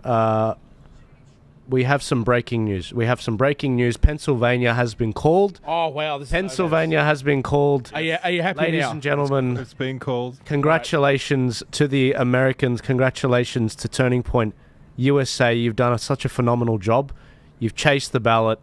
This is the reaction of Charlie Kirk and his team when they find out the news. Who trying to kick Trump off the ballot. I'm not sure. Said that she's not counting they'll anymore announce after it here 23% live in Maine because he's going to win. So Glory to this God. is going to the be a highest. big win. This is going to be a large win. This is going to be a resounding win. You love to see it. That gives. And then they're basically waiting for Alaska to call it for Trump, but it's done. He's going to win Alaska by 10 points. Nothing out of the ordinary there. They always do that. They're like, oh, Alaska can swing. Charlie, can I get ahead on this? What's the next battle? Where do we go from here? No, we just. I'll tell you later, Cliff. Yeah, not now, guys. There is no next battle. We just. Cliff, I'll tell you tonight. You got it. It's in January.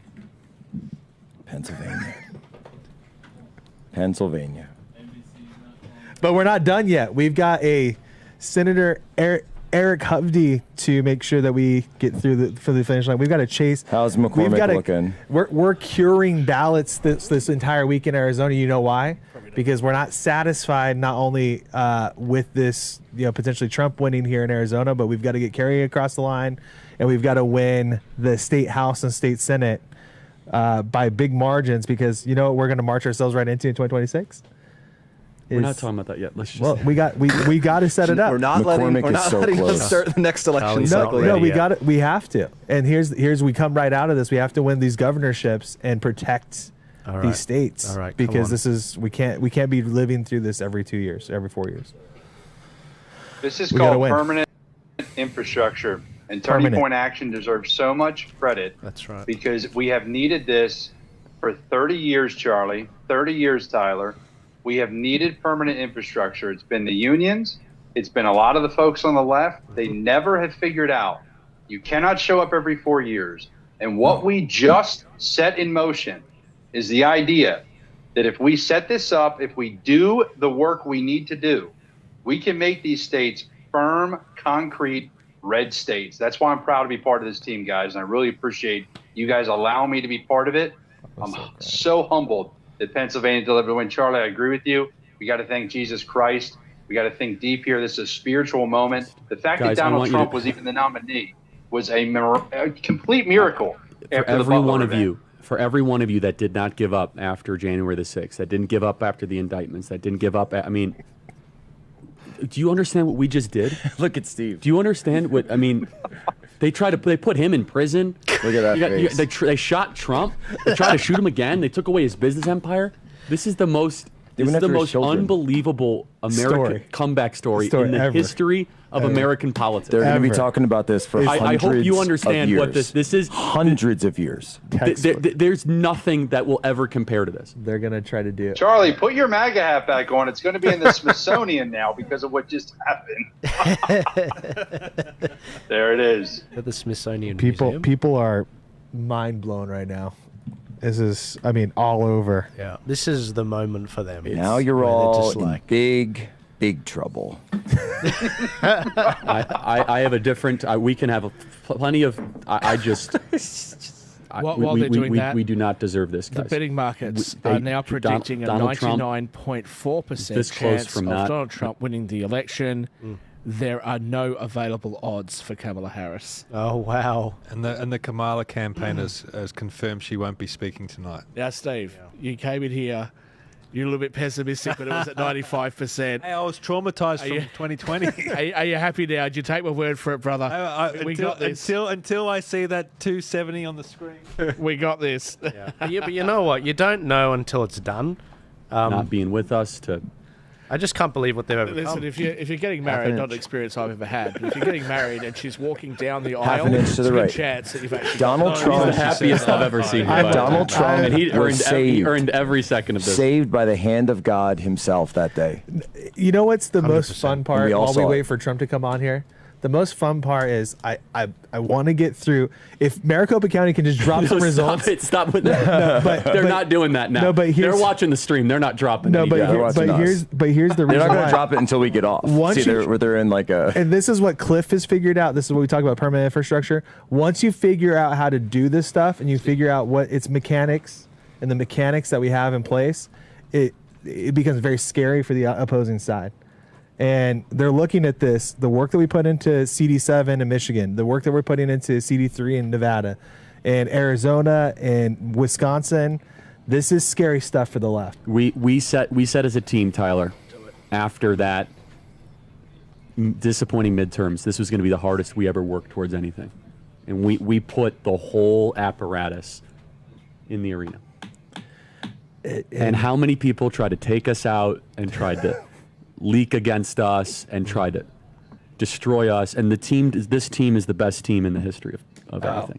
And the team at the turning point, everyone. We've got this is the greatest political victory in American history. The thousands of people, the good people who have dedicated their lives, again, people from 49 this is states. awesome. Oh, you love to see it. Coming here, doing this. Guess what? That's all replicable. That's all we can do. We can scale this thing, and we will.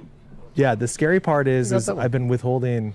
You know, we're gonna be able to lay out a highway. Which one is that? That goes directly to getting to the electoral results that we need in every congressional district that has a feasible Moneyball equation in front of it that works. You hear that, Democrats? The architect is laying down the gauntlet right now. This is the greatest. I just want everyone to go back in time.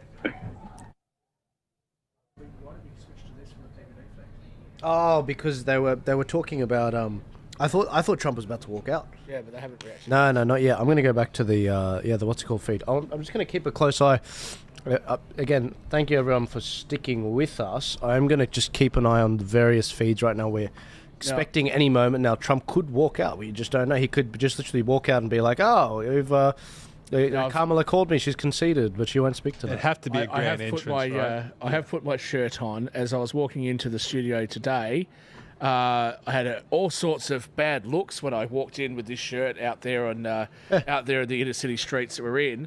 So I thought I'd better put my American flag shirt on, but I'm going to do the dance. Oh God, that's good. That's good. All right, let's go back to Cenk. This is Cenk debating right there. And by the way, I came here and my family came here because we love America, and I'm always going to fight for America. Cenk, what do you love about America the most? When you say I will always fight for America, what is America to you? So it's freedom, it's opportunity, it's justice. We lived across from a place called Fair Chance Farm, and that is the essence of America. All we want is equality of opportunity for us to have a shot and our kids to have a shot at the American dream. That's why I'm a populist. I believe in the average American, not in the donors class, not the billionaires. And I got news for you. Elon Musk is the richest man in the world. He's a giant billionaire. He's not a populist. He's not for the average American. He's going to get more tax cuts. He's going to get deregulation. They're going to rob this place blind. You can disagree now, but you will agree with me later. Wow. Because we've always been fair. We've always been honest. And those guys are going to do nothing but deliver for themselves and not for you. We should be delivering for the average American. Our housing prices are through the roof. Why? Because of Wall Street. Because of the private equity guys buying off all of our homes. You should be fighting against that, not helping support billionaires rob the place blind. But, you know, Cenk, there's a part of it that you're right. We talked about that earlier, where we said 4 years ago, it took $75,000 your salary to buy a house. Right now it's $120,000. But that happened under Harris and Kamala, Harris and Biden. So, I mean, these are some of the things where even right now Powell is lowering the rate. Nothing's happening. Interest rates are not dropping. So the average person is just sitting there saying, look, we gave you guys a shot. I thought he was going to be the unifier. I thought he was going to be the peace. I thought she was going to fix the border. She never once visited that place until it was too late. Don't you just look at this and realize they just didn't deliver on their promises and the ideas are outdated and doesn't work? Are you able to say that, or no, we just need a different leader? Again, same question. Yeah. So, Patrick, you know that I fought tooth and nail against Joe Biden. I even ran against him in the primary. Mm-hmm. And I called out everybody who was pretending that he was young and dynamic. And I said he's not on the right track. So the problem isn't Democrat versus Republican. And a lot of Republican voters understand this, and they call it the uniparty. Corporate Republicans and corporate Democrats are on the same team. And I appreciate right-wing voters who realize that Mitch McConnell's a crook.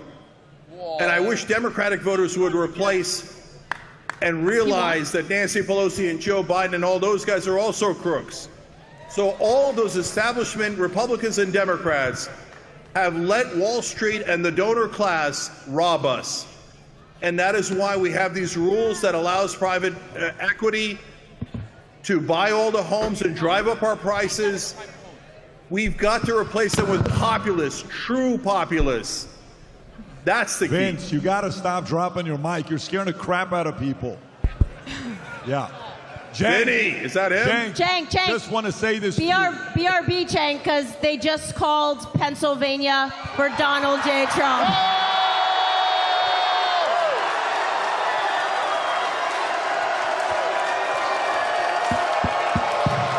Yeah, he's like, oh, she could still win. Yeah. Mute it, bro. Unmute me. She can still win, guys, though. Perfect timing. The audience. I love it when they take it to the audience. These awesome people. God bless them. And there's one other and. By the way, there's one other and. You know what the other and is? Tom just told me they also called Alaska. Well, Tom is saying that's going to be done with. So at this point, that's it, man. Officially That's over. it. Donald Trump's It's president. over. That's a wrap. It's over. It's over. Wow. Mr. 74. It's just funny that Cenk's the One one last taking it. though, He doesn't guys. deserve the hate.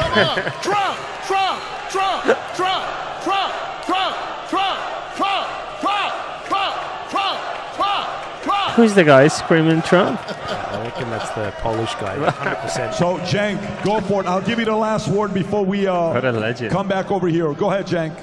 Yeah. That's so good. So, guys, I love that. There's still I a love chance that though. USA chant. Keep that loyalty to America, not to politicians. Yep. So I have no loyalty to any Democratic politician, and you shouldn't have one to Republican politicians. So hold Trump accountable. Please be honest. And if he does right, then I'll say it. But if he does wrong, please, for God's sake, value America more than any politician, including Donald Trump. Thank you, guys. Please turn him off. Thank you for joining us. I appreciate you, buddy. Thank you, Cenk. Thank you, Cenk. Thank you. Do you know All what right, Cenk so, has? by the way, listen, let me tell you. Can I tell you guys something real quick? Let me tell you one thing real quick. Watch what happened here. Just think about the list of people that were willing to come and talk here tonight. Unbelievable. Not everybody agrees. I mean, this was not a fight, but we're able to have these conversations in a place like this. This is what America's looking for. Are we able to get people to talk? And then you get to decide. I disagree, I agree, great. That's what's working right now, and I'm happy to see that take place. Tom, And also, by Tom, the way, are you guys, do you have any other update except for Pennsylvania? Go ahead, tell us what you got here. Hello? By 5 million. Look at this, Candace. Yep. Oh, wow. He's done. Oh, my He's already God. won it, yep. The future looks Go ahead, bright. Tom. We have a winner. By the way, that chick in the red on the left is Aussie. Mike's. She's got a weird Mike's not Aussie on, mics are not on, guys. American accent. Tom, grab my mic. Here. Recognize. And he's also, for everyone to just make note No, of, we're he's there. also still up in the popular vote as well. That's incredible. Who's that? I recognize him. It is a mathematical impossibility at this hour for the few votes that are left in Pennsylvania, if they were won entirely. All right, guys, let's bring it back to us. I wanted to just double check, have another look at this particular map.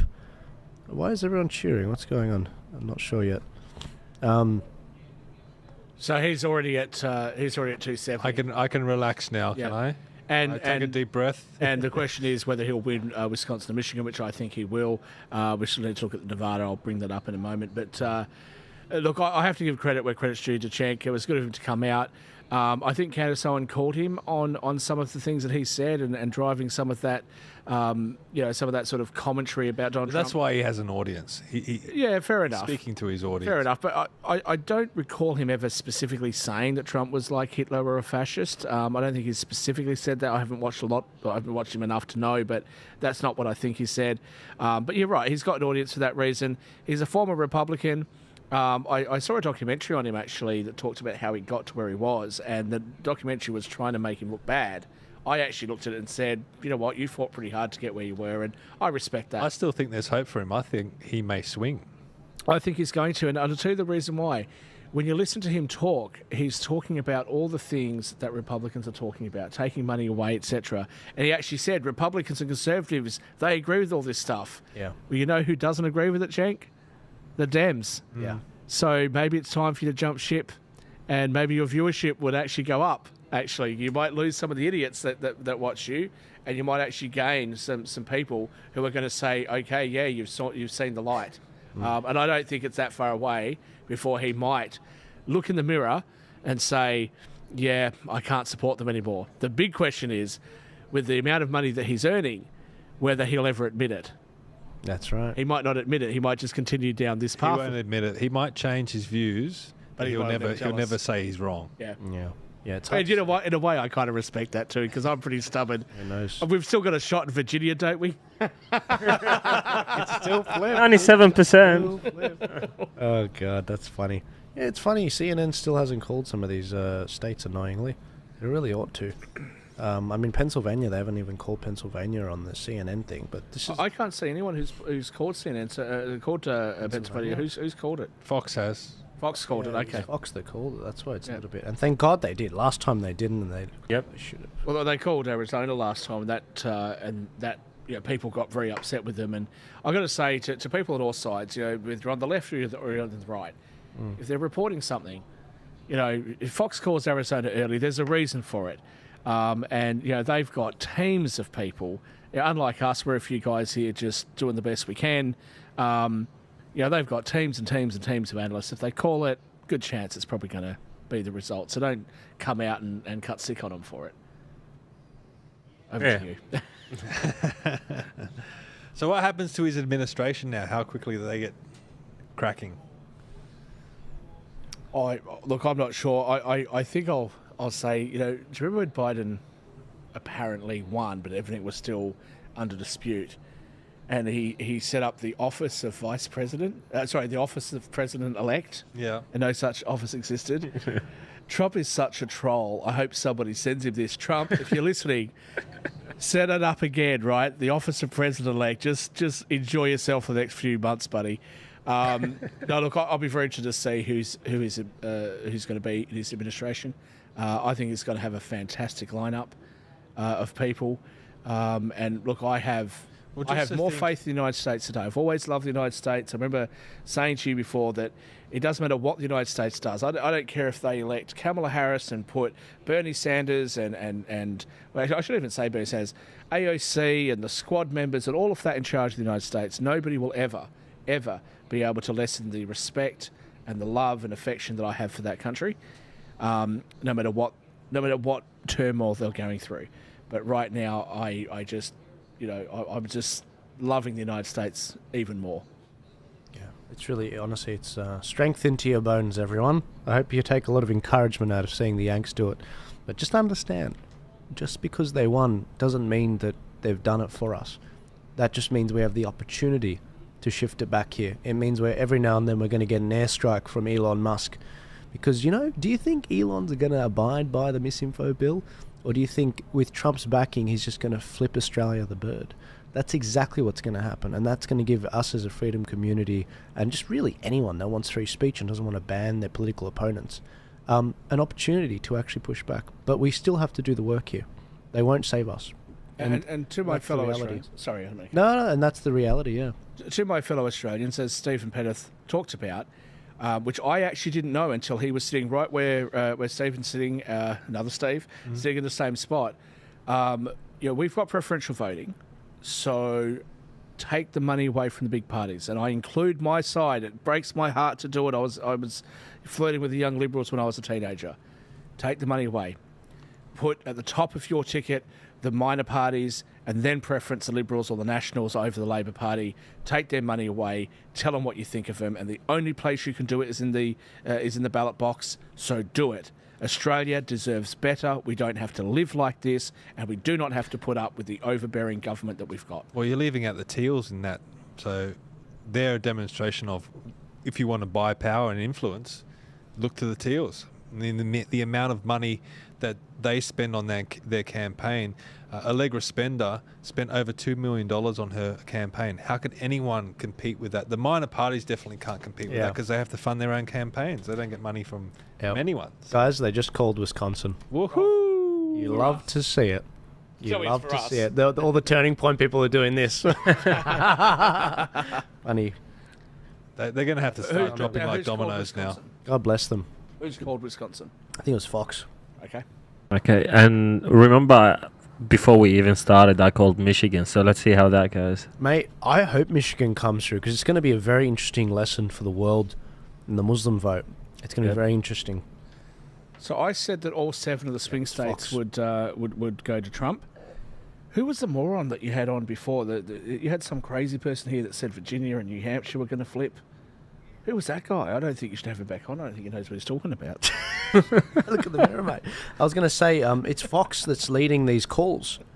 Fox, it's almost like they're rebuilding their goodwill. They're the ones that are calling Pennsylvania first out of the networks, and Wisconsin. Guys, again, Pennsylvania and Wisconsin, they weren't meant to win these. They were not meant to win these, and they've done it. They've practically done the impossible. Trump needed 1 of these. They've delivered 2 of these. It's insane. Lot. He's taken the lot. So why is it that that the AP and New York Times and CNN are not calling it yet? Once Fox has called it, they're all the same. Just call it. Yeah, what are you waiting for? And the popular vote, Trump is still ahead by far. See, that's 5 million in the popular vote. That's the big story. The fact that he's won the popular vote, you can't take this away from him. Exactly. And because they used to say, maybe we need to look at the Electoral College, Ruth Bader Ginsburg, Hillary Clinton. They're like, well, I think we should take another look at the it should be the popular vote, not the Electoral College, which stops the popular vote from running over states' rights. And it's like, well, you lost both now. Yep. And that's why I really laugh when I see that last tweet, of that, people melting down on Reddit saying, maybe we did steal the 2020. And it's like, you think, guys, how many dead people voted? Anyways, It'd be very interesting if you could ever have a, like a referendum style thing, or just a poll result, and say, do you believe that there was something untoward in the 2020 election? How many Americans would actually say, yes, I do? I would like to ask Democrats this question. Would you have preferred, now knowing that Trump's won in 2024, would you have preferred to see him win in 2020 and then got him out of the way? Because if he'd won in 2020, he'd be finishing up his term now. It'd be the end of Trump. Now they're going to have to go another 4 years, whether they like it or not. And now, because he's a bit wiser to the system, and he's got his contacts, he's weeded the chaff from the wheat. Is that the saying? The wheat from the chaff? Along those lines. Yeah, along those lines.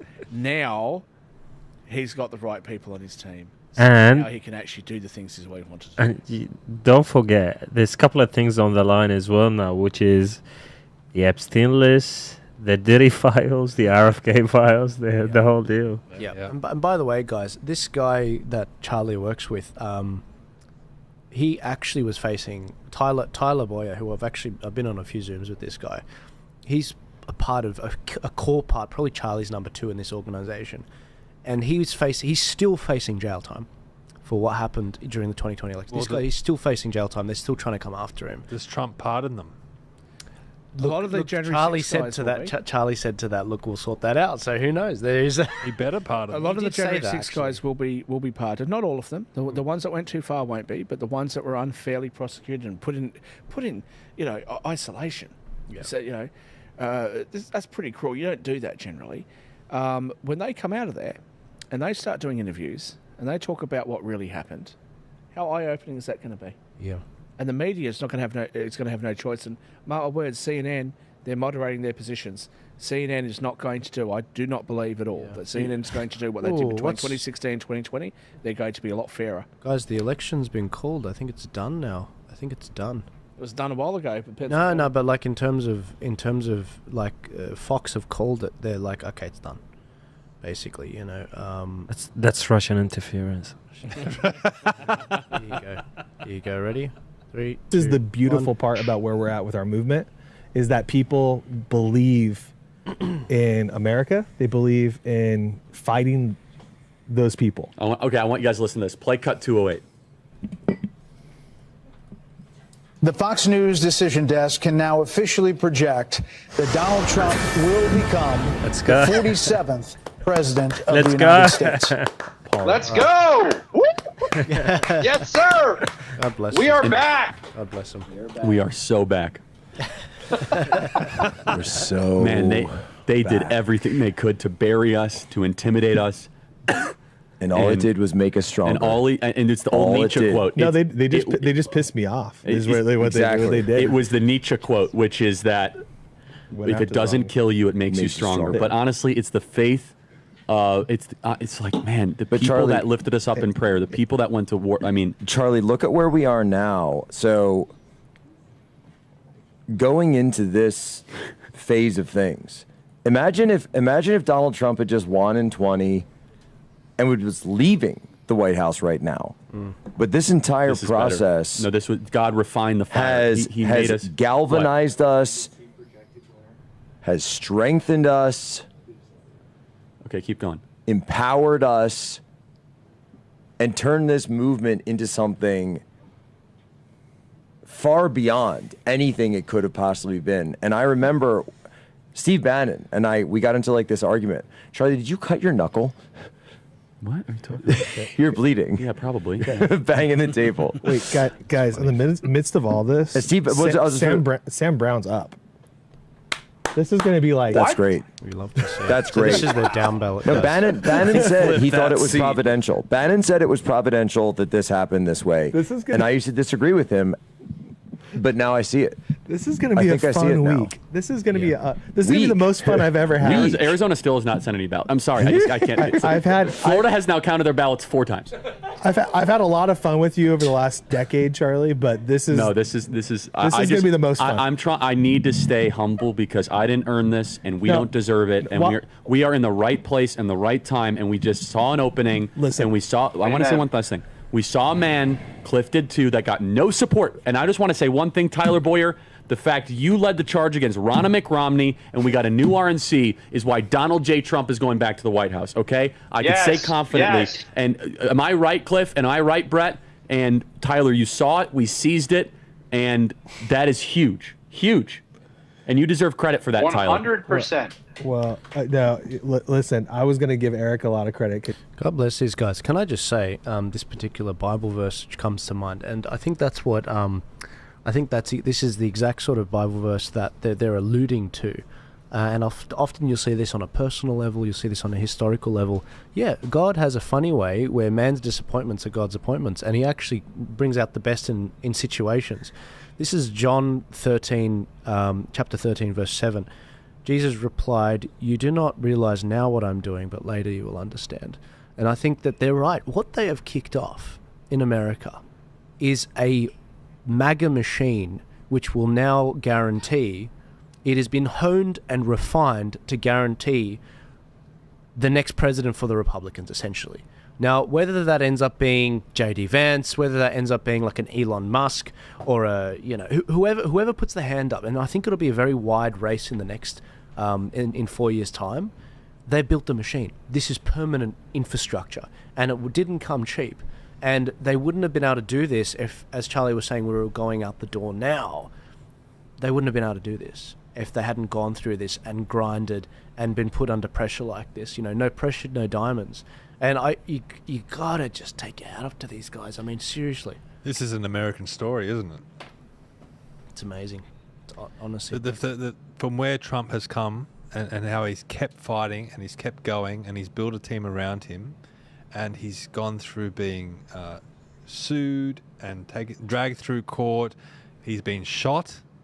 I mean, to have a bullet go through your ear, I mean, that's something. And the fact that he got up and went fight, fight, fight after getting shot, how many of us could say that we would do the same thing? Imagine if that was Kamala or Biden, they would have pulled out. No, and But that story would have continued on. Legacy media would have just kept amplifying that story. They really didn't. They had a second attempt. There's apparently a third attempt that was thwarted.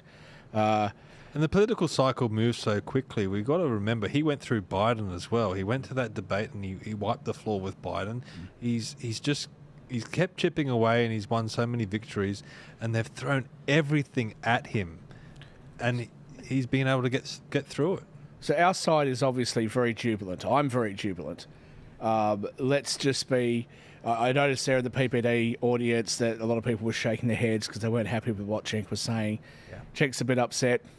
Maybe he's not. Maybe he's play acting. Maybe he voted for Trump. Yeah. Right. Yeah. No. But well, Harris said what happens in the ballot box is a secret. You know, so go in there and vote the way you want. Maybe Anna did, but not. No way, Cenk. No way, Cenk. But look, well, Leopard doesn't really change his spots. Maybe he's been a secret Republican the whole time. He's just in there to stir up the dams. But look, let's be a little bit kind. When they go off their heads and they start saying all the crazy stuff that we've all heard before, we've been hearing it for a decade now. Smile, be kind to them, let it be water off a duck's back. We know that we stand on the side of the angels, right? We can be rest assured that our morality, what we believe in, is right. Yep. Standing up for family values, telling government to get out of the way, leave us alone, let us live our lives, is the right way forward. America has just confirmed that for us. Not as strongly as I would have hoped, but they have confirmed that. So let's just be the bigger people.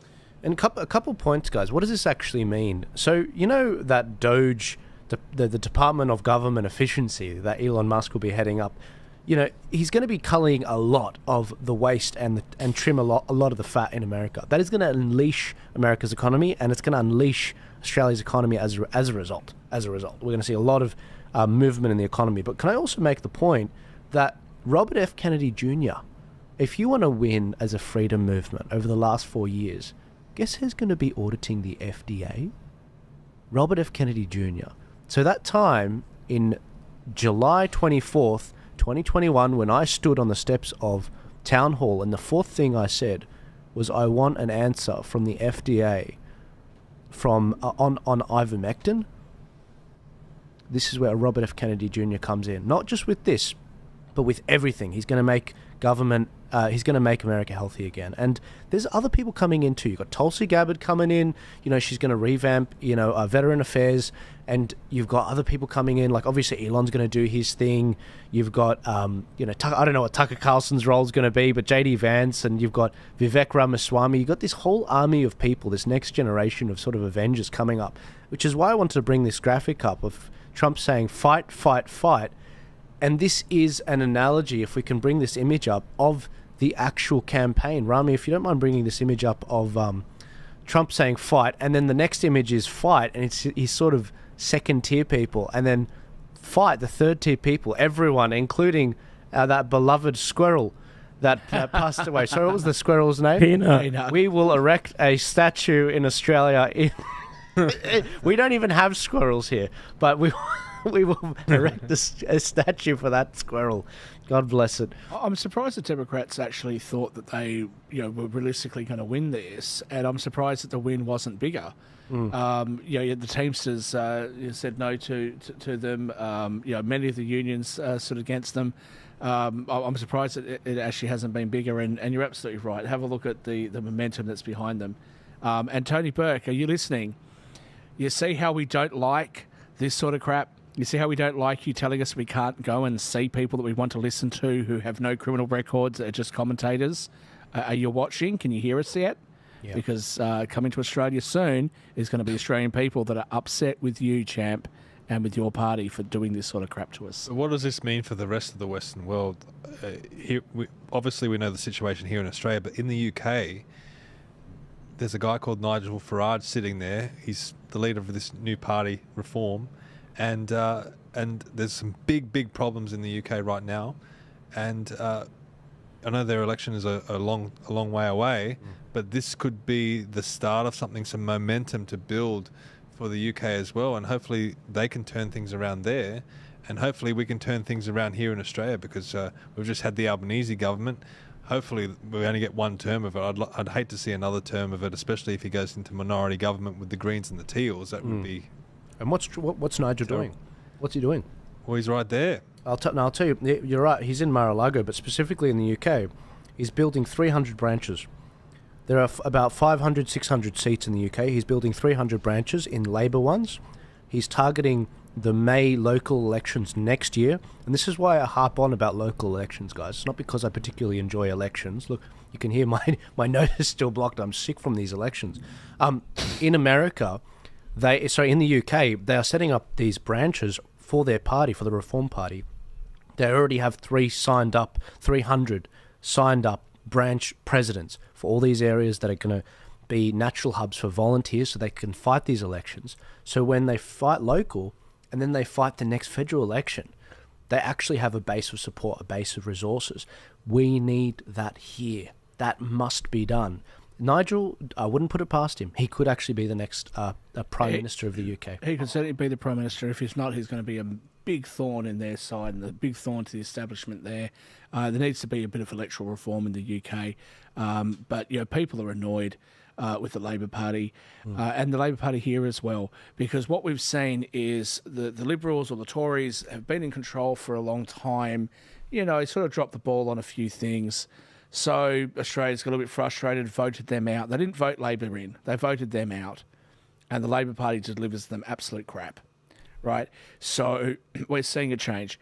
Justin Trudeau, I don't even think he's going to contest the next election. I think they'll replace him. They're gone. Okay, so we're going to see the Conservatives in Canada win. We've just seen the Nationals win in New Zealand. I'm hoping. I really do hope. I don't think that Peter Dutton is the best pick, but he's good enough.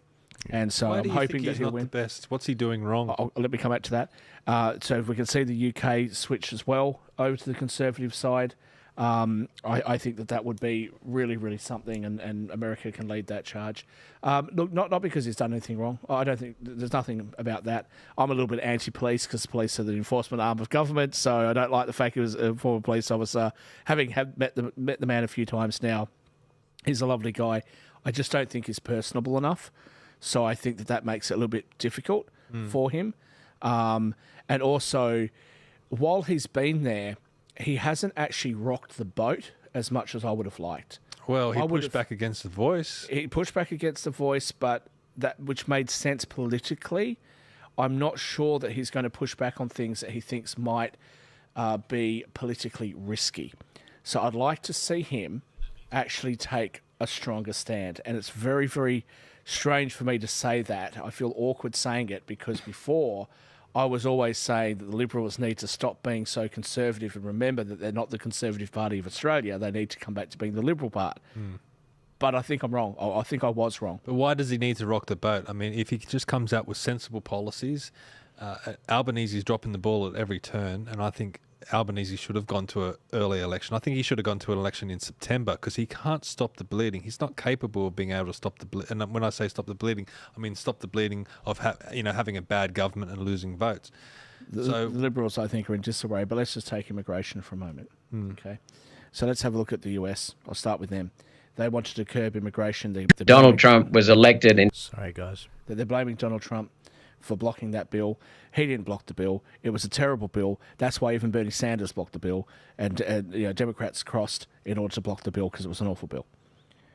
He's saying, okay, yeah, immigration's a problem. So what we'll do is instead of having 500,000, we'll have 250,000. No. Australians don't want that. Take the hard line, which is actually reflective of what this country wants. Okay? Let's talk about the lockdowns. Now, I'm not an anti-vaxxer. But I've had to have the vaccines because if I didn't, I wouldn't be able to go and visit my grandmother before she passed away. So I'm very angry that I was forced to do it. I have to be honest. I think there are a lot of people out there that feel exactly the same way as you. Now, I've got to be honest. Even if I wasn't forced, I think I probably would have had it.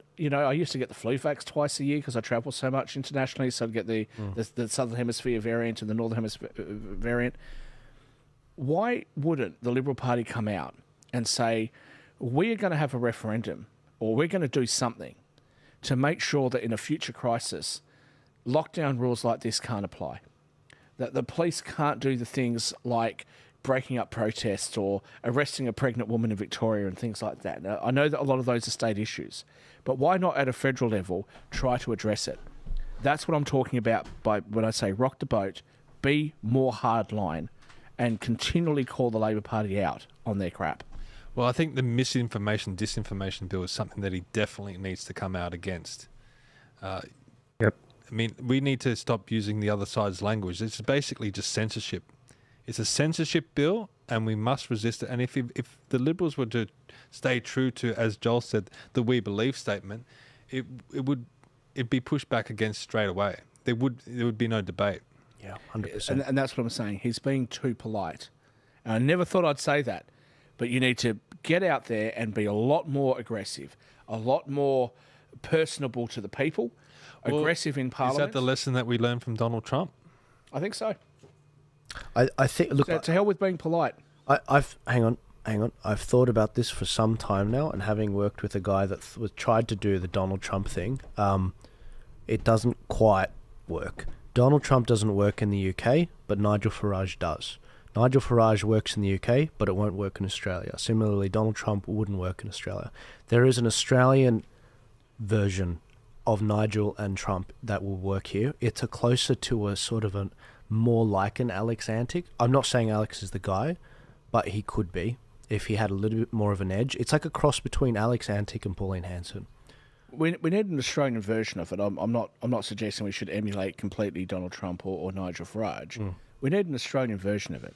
Let's take someone like Steve Irwin if he was still alive. Say he came out and said, "I've had enough of all this woke stuff," right? And stood up, and he's well liked. He's not a silly person. He's out there, with crocodiles and all the wildlife and things like that, right? I think he'd get a lot of support. That's what it's a bad example, but what I'm trying to say is someone that speaks to the culture of Australia. Exactly. No, I totally get the larrikin Australian. What happened to that? See, Australians have been told for so long, and Australian men have been told for so long about our toxic masculinity and all the rest of it. I'm 40 years old. I turn 41 next month. Okay, I know what some level of racism's like. I grew up in a semi-rural part of a relatively remote part of Australia. I was the only person in my whole area that wasn't white. And there were some opportunities in Western Australia that, I didn't get or I didn't feel I was particularly well accepted. Now, I'm almost 41, and before, it was that I wasn't white enough. Now, at almost 41 years of age, now I'm too white. Yeah. Okay? And I've had enough. And I will never, ever forgive the centre-left parties of the world for dismissing the things that my family's been through, for dismissing what we have fought to achieve, and then trying to make us feel bad for wanting to wave an Australian flag on Australia Day or wanting to wave an American flag on Independence Day. Okay? We fought to get to this country. Australian history matters. The larrikin behaviour of Australians matters, and they need to back off. Yeah. So I've, this is no secret to you and many people that I work with. I personally believe that guy's not here yet, or that girl's not here yet.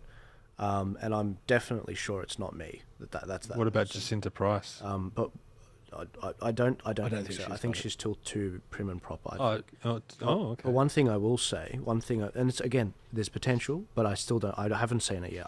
There's a lot I need to see. But again, that's not my focus. It's not to find the Messiah, because just like with this election, the Messiah isn't going to save you. Jesus died for your sins, 2,000 years ago. If you're looking for a Messiah, there's your Messiah. But in terms of politics here in Australia with these political problems, one thing I'm dead certain about is what Charlie has built, this infrastructure. Even if we had a Nigel Farage, even if we had our version of Donald Trump, we couldn't win because we haven't built the infrastructure. So that's what I'm going to focus on. Yeah, that's why we're doing the Light Australian newspaper. That's why we're doing the podcast. That's why we're doing the election stuff through Turning Point Australia. It's so that we can build that machine to get our Trump elected. Yeah, but unfortunately, I don't see that guy yet. And that doesn't mean that we can't focus on good candidates that can run in seats and everything. But yeah. We're going to have Stephen Pettis. Look, I wouldn't mind Stephen. I like Stephen. Yeah? I like Stephen. Are we putting too much emphasis on the one person, or is it more of a team?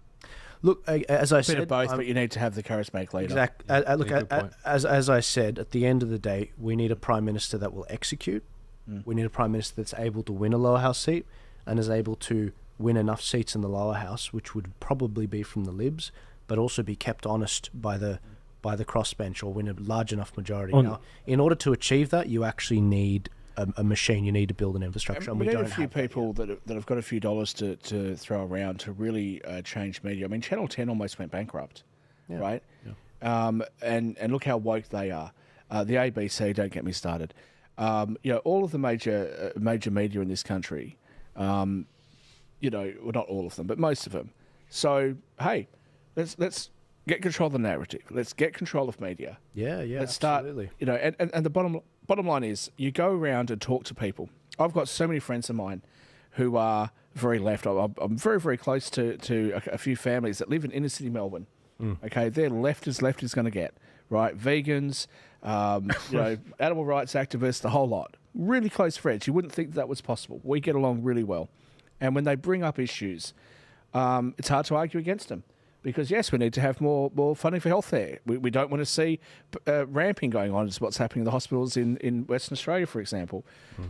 We don't want to be inhumane to people that come to our country the wrong way, but they're coming there because they're desperate. We don't want to be too inhumane to them. There's all sorts of things that we need to do in this country. I don't disagree with them. I think when you look at the United States, you look at Elizabeth Warren. Elizabeth Warren is talking about private equity and what private equity is doing to destroy the country. She's right. I agree. I never, ever thought I'd say it, but I actually agree with her on that. Yeah. And what's really interesting is on the anti-corporate sentiment, which is what you just heard from Cenk before. You know what? That is the sentiment of the Republican Party today. Not the Republican Party of 20 years ago, but the sentiment of the Republican Party today. And the Liberal Party in this country and the Nationals have the opportunity to do that. We are seeing the same sort of crap they've got over there. You've got 5 countries that control the food supply and are punishing the farmers, and the farmers are earning absolutely nothing in the US. That's what's going to happen here. Not to mention BlackRock, who's like...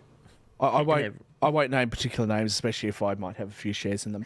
But absolutely. But there are other companies, KKR, Blackstone, all these companies. They're not doing anything wrong as such, right? They're abiding by the laws, but the laws are designed in such a way that small people and small businesses can't survive, right? We were just talking about that Amish farmer.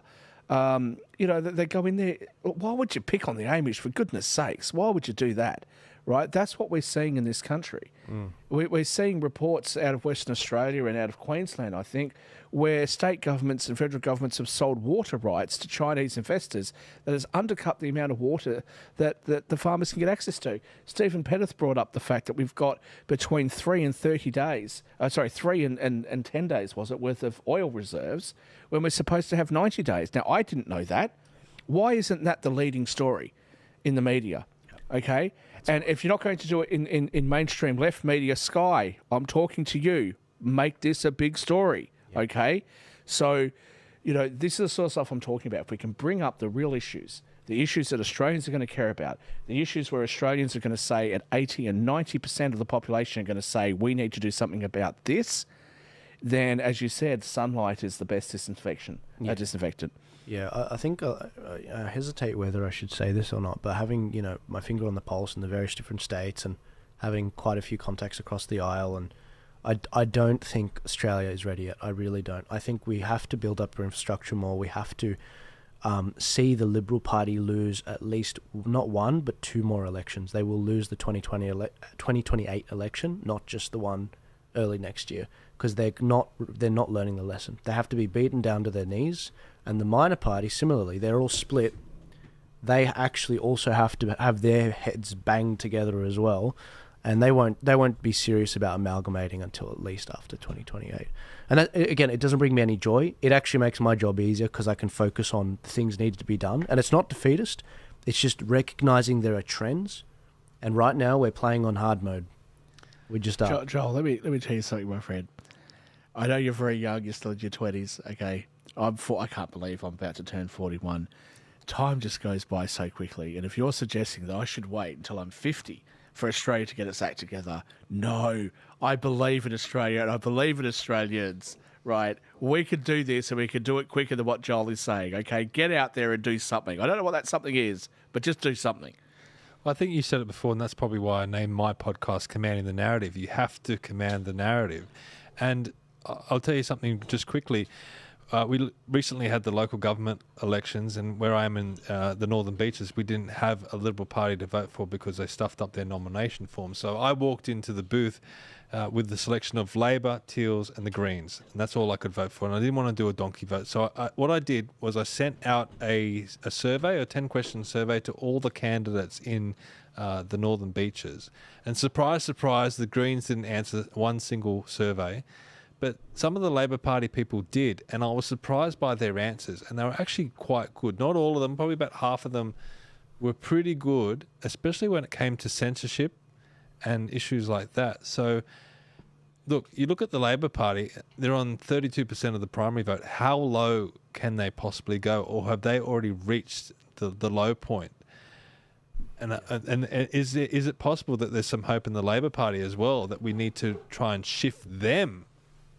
Not only shift the Liberal Party, but shift the Labor Party over to, a more conservative line of thinking. Because you've got to remember, when Hawke was around, when Keating was around, they were Labor right. Now, Labor right is not that prominent anymore. Does that exist anymore at all? Is there any possibility? Could it come back? We've just seen Trump come back. Look, if we can see a Hawke, I wasn't alive when Hawke first became the Prime Minister, I don't think. Became the Prime Minister in 81? I'm very similar age to you, so I only ever remember Keating. Yeah, I'm the same. Yeah. But look, I think I would have voted because I'm pretty annoyed, and I'll always be annoyed with my side, with Liberals, over the sacking of Gough Whitlam. I look back at the historical account. I've heard what Bronwyn Bishop has to say about it. Nonetheless, I think that was wrong. But again, I'm a Republican, so... Hang on, but they always say he sacked Whitlam. All he did was... he sacked him as Prime Minister. But then they went to an election. I don't care. And then he lost the election. I don't care. The Australian people got rid of Gough Whitlam. I don't care. I'm sorry, I don't care. And then he went to the next election after that, and he lost in a landslide again. Exactly. Look, I don't care. I just... I'm not trying to say anything against the former Prime Minister, but... I don't care. Going to Cowardly Cur and that whole coup, I don't like it. I am just, I think it's wrong. So, be that as it may, okay, I think that I would have supported Bob Hawke. I certainly, because I was quite young at the time, and I really liked Paul Keating, and I still do actually. I still do like Paul Keating, right? Paul Keating's another bombastic character that doesn't back down. Exactly.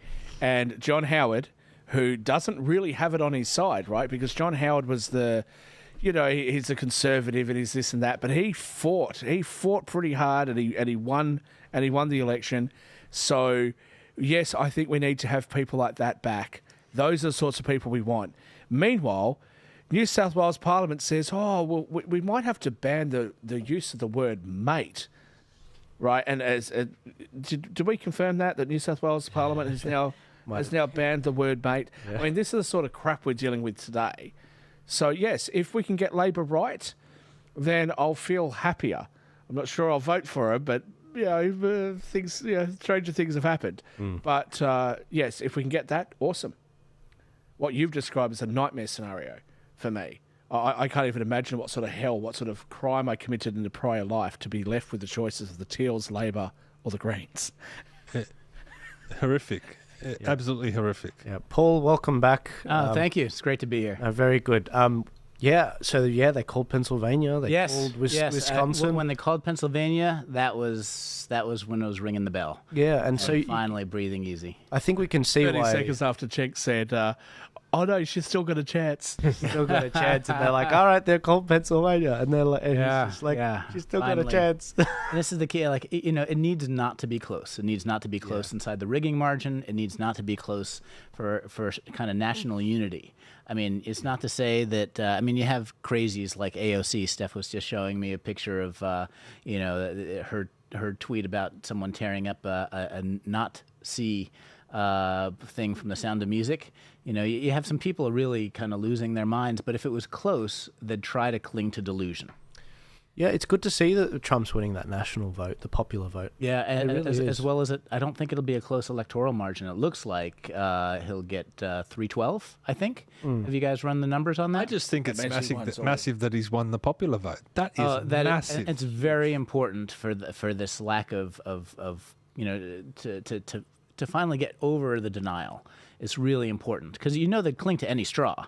You know, if he didn't win the popular vote, then they'd try to say, "Oh, well, it's the Electoral College's fault," and they'd try to blame it. You know, they need to look inward. Do you think it'll be 80 million votes again? I don't. Hang on. Is Trump coming up? Is that Trump? It's Trump. Enjoy this. Let's say Trumpy. All right. Oh, love man. to see it. The hero's journey. What are they feeding his son Barron? By the way? You love to see it, guys. Let's try and keep the. If he's about to speak, yeah, be quiet. What a great man.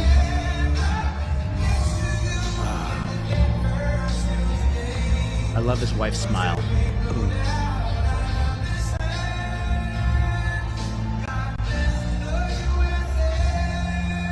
Dana White. Yeah, even Dana White is on the stage. Dana's been adopted. Wow. I just saw everyone's phones come out. I was like, oh, he's wearing a red tie. No. That was in a betting market. Yep. Children, grandchildren. Dana. No. Wait, no, Dana. Sorry. Dana doing? Dana. Please tell me Elon's going to be there. I think if it wasn't for Dana, he wouldn't get Joe Rogan. There's all those women that aren't strong and aren't intelligent, right? Yeah. Oh, there's weak women. All these weak women the Democrats were saying. God bless these guys. Cometh the hour, cometh the man. Now, God's been working on this dude for a while. By the way, you know, sometimes God's got a funny way of bringing up people for the exact right time, and that's exactly what he's done with the Trump family. I want to see Jason Miller. I've just been sent this. This is an example of our media here in Australia. Apparently Channel 9 are saying that he's the first convicted felon to be a president. And you know what? Under our laws, he wouldn't be allowed into Australia. You're kidding. Good on you, Channel 9. That's the best you got, isn't it? Yeah, let's see you deny Trump access to Australia. Idiots.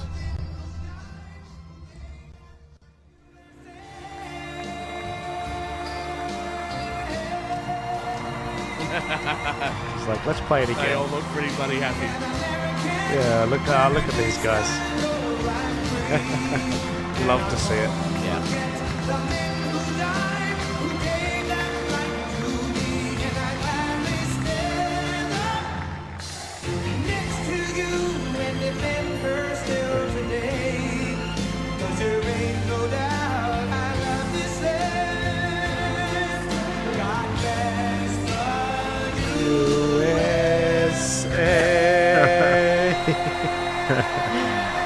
You love to see it.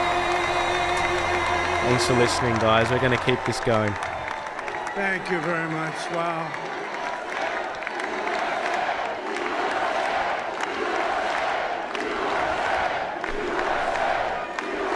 Well, I want to thank you all very much. This is great. These are our friends. We have thousands of friends on this incredible movement. This was a movement like nobody's ever seen before. And frankly, this was, I believe, the greatest political movement of all time. There's never been anything like this in this country, and maybe beyond. And now it's going to reach a new level of importance because we're going to help our country heal. We're going to help our country heal. We have a country that needs help, and it needs help very badly. We're going to fix our borders. We're going to fix everything about our country. And we made history for a reason tonight, and the reason is going to be just that. We overcame obstacles that nobody thought possible, and it is now clear that we've achieved the most incredible political thing. Look what happened. Is this crazy?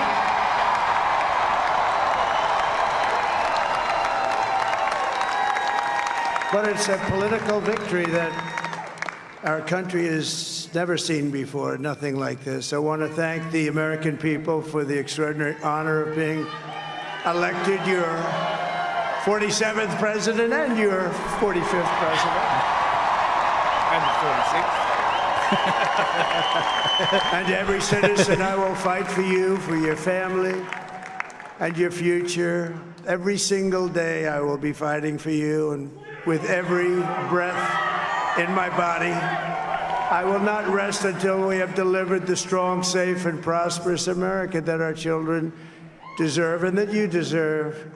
This will truly be the golden age of America. That's what we have to have. This is a magnificent victory for the American people that will allow us to make America great again. And in addition to having won the battleground states of North Carolina, I love these places, Georgia, Pennsylvania, and Wisconsin, we are now winning in Michigan, Arizona, Nevada, and Alaska, which would result in us carrying at least 315 electoral votes. But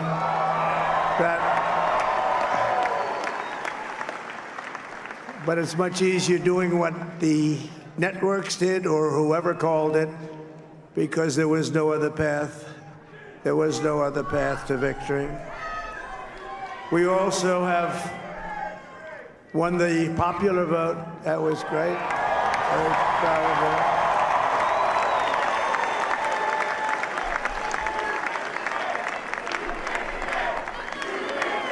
Thank you.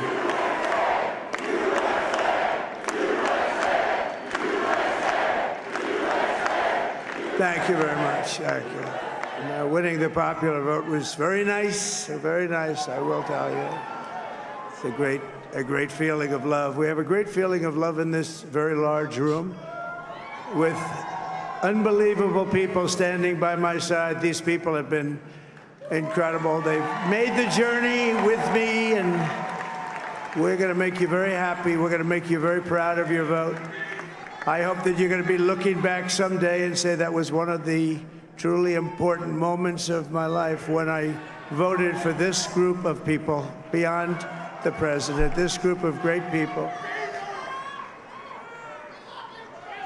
America has given us an unprecedented and powerful mandate. We have taken back control of the Senate. Wow, that's good. And the Senate races in Montana, Nevada, Texas, Ohio, Michigan, Wisconsin, the great Commonwealth of Pennsylvania, were all won by the MAGA movement. They helped so much. And in those cases, every one of them, we worked with the senators. They were tough races, and I mean, the number of victories in the Senate was absolutely incredible. And we did tele-rallies. We did tele-rallies with each one of them. And sometimes we did 2 or 3 and it was amazing to look at all of those victories. Nobody expected that, nobody. So I just wanted to thank you very much for that. And you have some great senators and some great new senators. And it also looks like we'll be keeping control of the House of Representatives.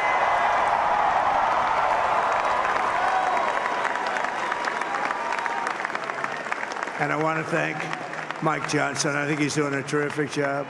Terrific job. I want to also thank my beautiful wife, Melania, First Lady.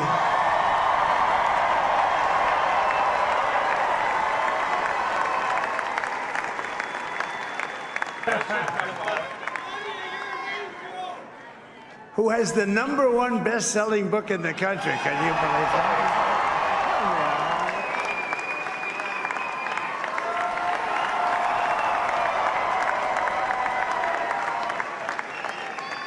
Oh, no, she's done a great job, works very hard to help people.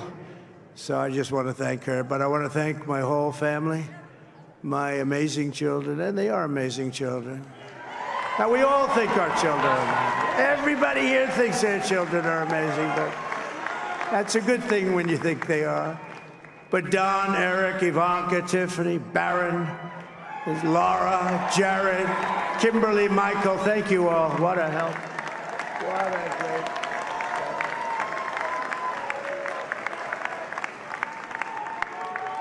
My father-in-law, Victor, is tremendous, and we miss very much Melania's mother, Amalia. We miss Amalia, don't we, huh? She would be very happy right now, standing on this stage. She'd be so proud. She was a great woman, that one. Beautiful inside and out. She was a great woman. I want to be the first to congratulate our great, now I can say, Vice President-elect of the United States, J.D. Vance.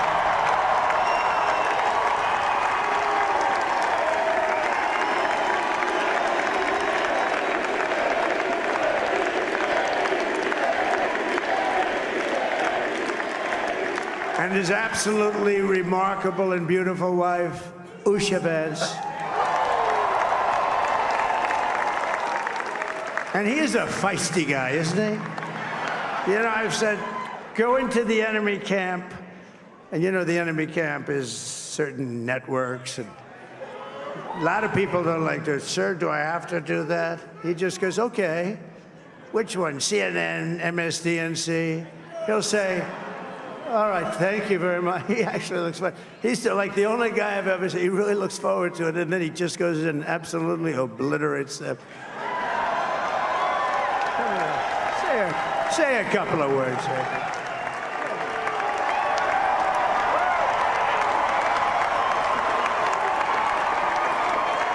Wow.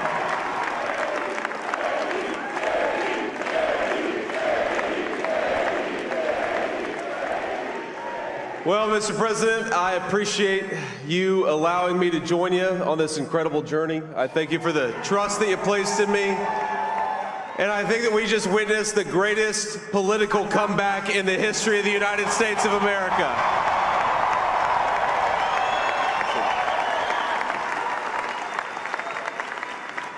And under President Trump's leadership, we're never going to stop fighting for you, for your dreams, for the future of your children. And after the greatest political comeback in American history, we're going to lead the greatest economic comeback in American history under Donald Trump's leadership.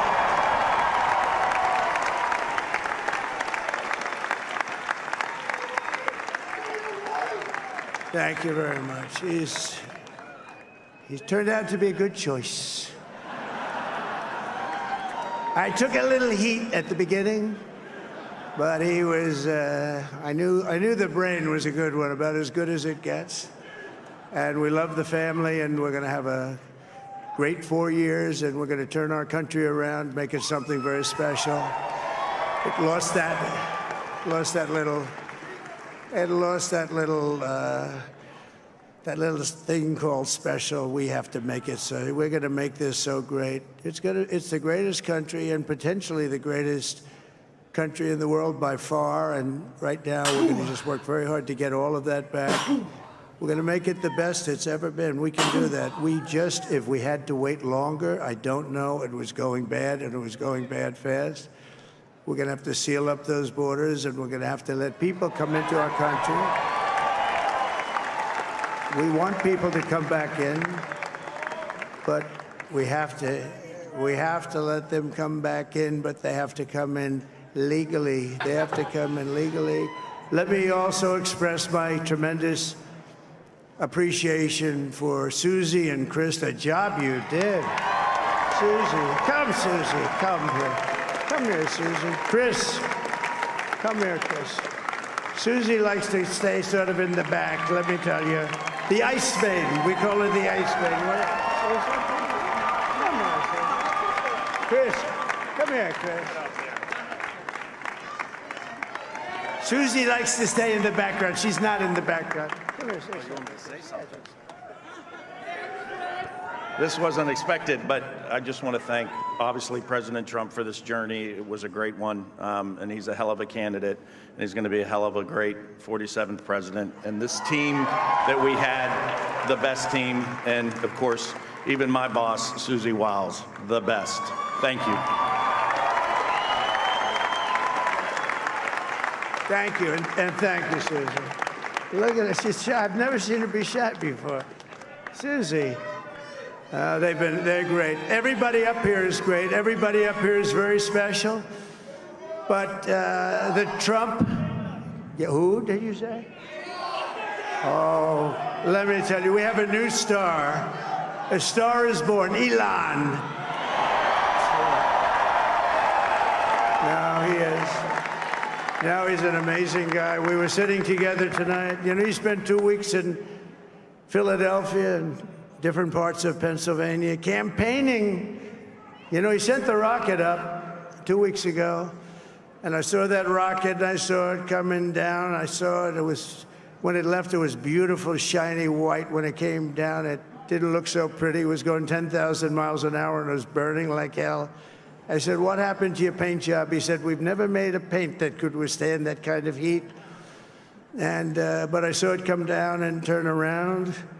And it was, you know, it's like 22 stories tall, by the way. It looks a little smaller than that, but it's big. And it came down, and you saw that fire burning. And I'm saying, only Elon can do this. It must be an Elon. And I tell the story. I told it last night. I had a man on the phone. I had the screen muted, no sound. I was talking to a very important man, happens to be here. And that very important guy, one of the most important people in, I would say, the country, actually. But, you know, I was president, and now it looks like I was going to be maybe president again, so I figured I could ask him to hold. So I asked him to hold. And because, especially because you're going to be president again, they hold. So I took the phone down, and I'm looking at the screen. I'm seeing this crazy thing that's going around and coming down. It looks like it's going to crash into the gantry. And I said, oh, no. And I said, do me a favor. Do you mind holding for a couple of minutes? I want to see this. I thought it was a space-age movie or something. I put the phone down. Bad part, I didn't pick it up for 45 minutes, and he was holding.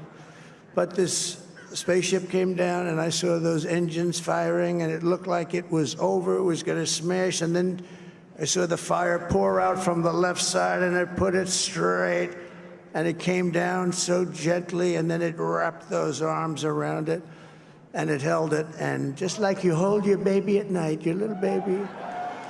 And it was a beautiful thing to see, and I called Elon. I said, Elon, was that you? He said, yes, it was. I said, who else can do that? Can Russia do it? No. Can China do it? No. Can the United States do it other than you? No, nobody can do that. I said, that's why I love you, Elon. That's great. And you know, when we had the tragic Hurricane Helene, and it hit North Carolina, they were really devastated, the water. This was a big water, as big as we've ever seen, water hurricane. It built lakes out of nothing. Fields became lakes, and the danger was unbelievable. And the people from North Carolina came to me and they said, would it be possible, at all possible, for you to speak to Elon Musk? We need Starlink. I said, what's Starlink? It's a form of communication. So I called Elon. And I'll tell you what, he had, and it was very dangerous. People would die. They had no communication. All the wires were down. I called Elon Musk. I said, Elon, you have something called Starlink. Is that right? Yes, I do. What the hell is it? He said, it's a communication system that's very good. I said, Elon, they need it really, really badly in North Carolina. Can you get it? He had that there so fast. It was incredible. So, and it was great. It saved a lot of lives. He saved a lot of lives. But he's a character. He's a special guy. He's a super genius. We have to protect our geniuses. We don't have that many of them. We have to protect our super geniuses. I want to thank some of the guys. You know, we have up here today the U.S. Open champion. He's a fantastic golfer, slightly longer than me. Hits the ball a little bit longer than me, just a little bit. Bryson DeChambeau is up here someplace. What happened to Bryson? Where is he? Bryson. Oh, he was shot. He's hitting balls. Oh, he's on the way. He's hitting balls. Bryson. Oh, look at him.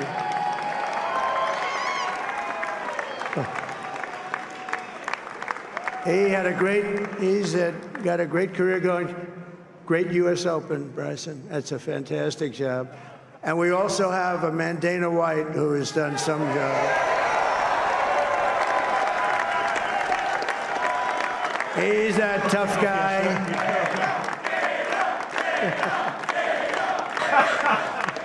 So Dana started UFC and came to me, do you mind if I use your... Nobody wanted to give him a rinse because they said it's a rough sport, a little rough.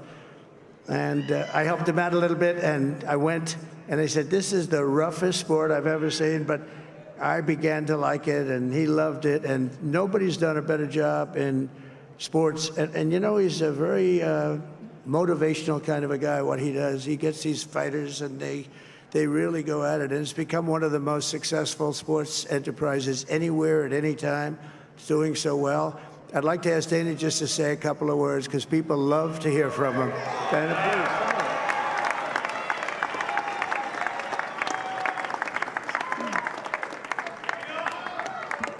Nobody deserves this more than him, and nobody deserves this more than his family does.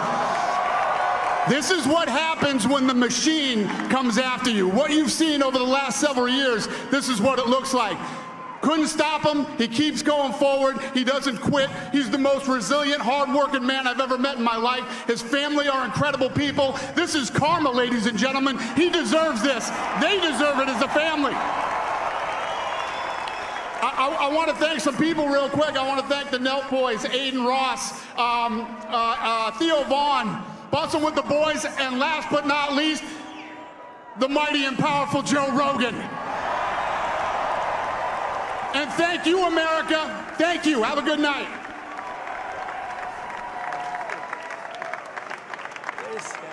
that is a piece of work. No, he's really an amazing guy. But most of all, I want to thank the millions of hardworking Americans across the nation who have always been the heart and soul of this really great movement.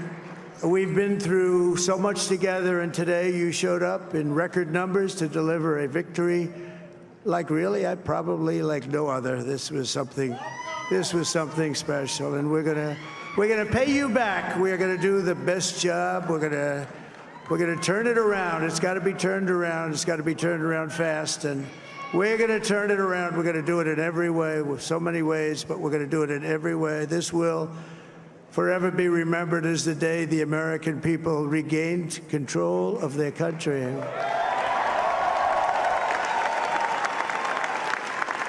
So I just want to say that on behalf of this great group of people, these are hard-working people. These are fantastic people, and we can add a few names like Robert F. Kennedy Jr. He came in. And he's going to help make America healthy again.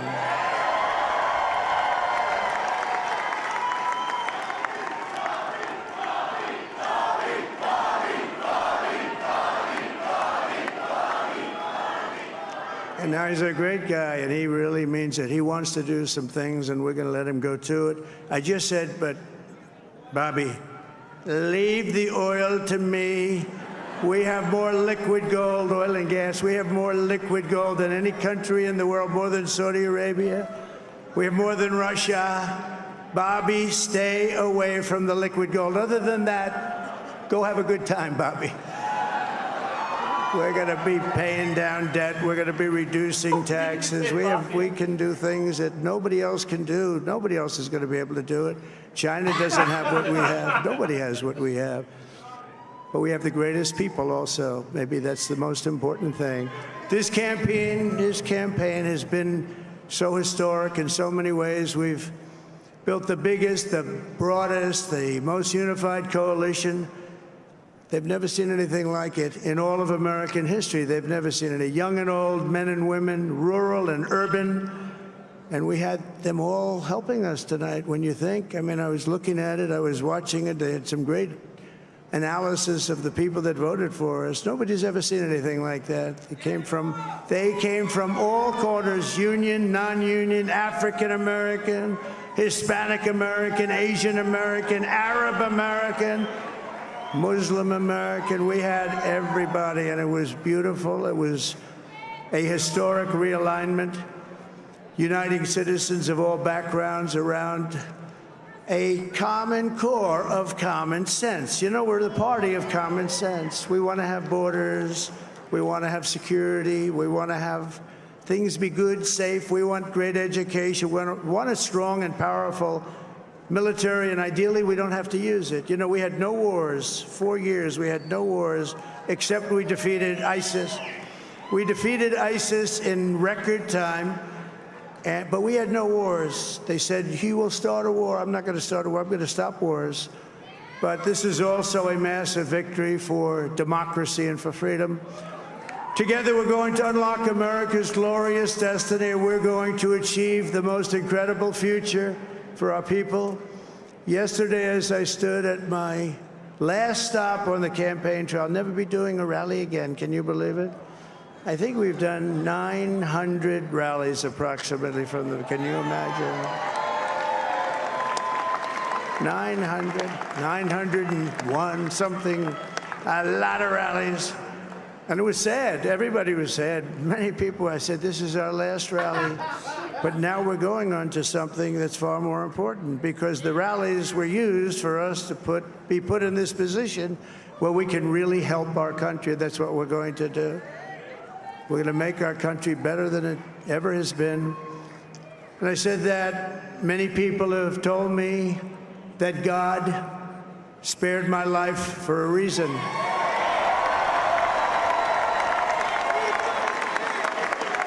And that reason was to save our country and to restore America to greatness. And now we are going to fulfill that mission together. We're going to fulfill that mission.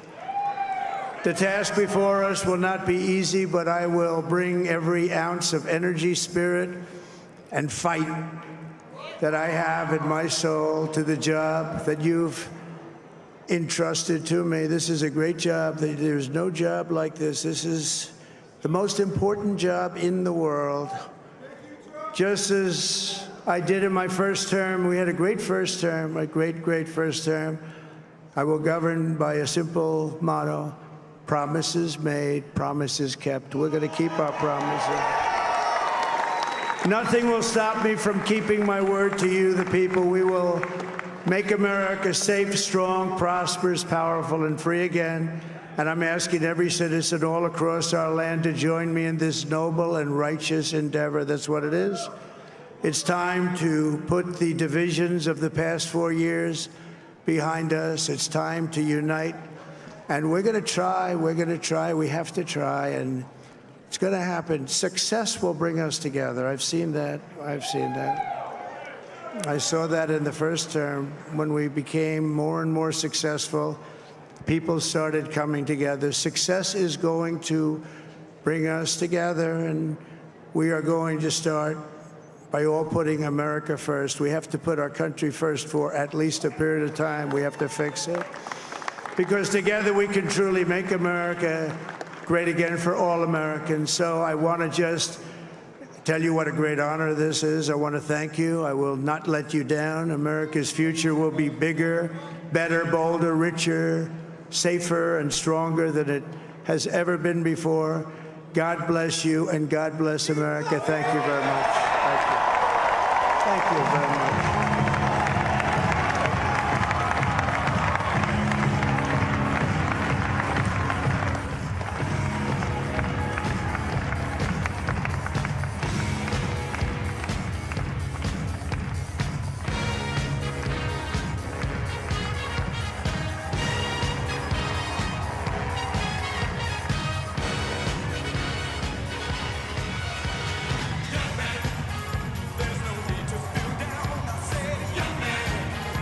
I know, but that's what they do. They go with the technically true. At least it wasn't like Donald Trump.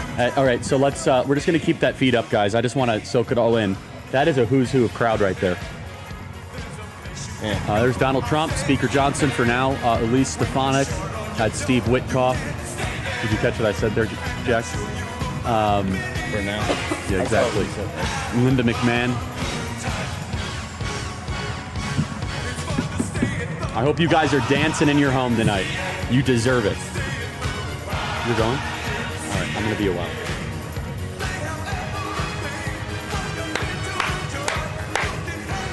Oh, man. It has not set in.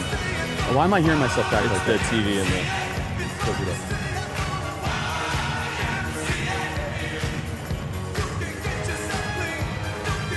Man. So that happened. Yeah. That... Since oh, look, Rachel Maddow's still going, man. She's going strong. Since we Some last sort of cool therapy they got him. Look, you got Jared, you got Witkoff, Speaker Johnson released Stefanik. I think is Elon up there? I don't know if he is. I don't know that he's there actually because he was pictured there earlier. No, he was pictured at Mar-a-Lago. You know who deserves credit is Trump's pollster, man, Tony Fabrizio. Can we let Tyler in? We're up 31,000 now in Arizona. Yeah, they got another 1% in it. Current rates of growth. What'd you say? What's your great news? All right, you see that guy there? We have these what's his great name? microphones. Jason Miller. He's one of the advisors for Trump, right there. Yeah, he's a great guy. Yeah, there you go. There you go, guys. It's that's a wrap. So I've smashed the chocolate. Smashed it. I promised you during that debate. I said if Trump wins this, a beautiful old lady, she gifted me this Did you at eat an it all? event. Because I haven't even had a slice. I've saved you a piece, of course, Shaquille. I didn't want to break your heart, but look, I'm on a diet too, but I'll have one today. that's a wrap. Wow, that is the biggest comeback in American history with regards to elections. That's crazy. That's insane. I'm very eager to see how the next few weeks pan out, how the next 2 months pan out before the 20th. And the chocolate was better than I thought it'd be. The chocolate's lovely. Don't cut to me. Rami's just going to get a close-up. It's a chocolate eating ad. And so what else is there to say, guys? What else is there to say after this? I mean, I think your mic's muted. Can we? Has it been nine just hours? to wrap up on a high note, can we see Rachel Maddow? Because you just said that she's still carrying on. Where would I see I think that? we should check in with her and see if the oldie is doing okay. Where would I even see that? It's actually insane the numbers people are getting right now. The viewers have been with us for a 9-hour marathon now, so they've just kept it on, and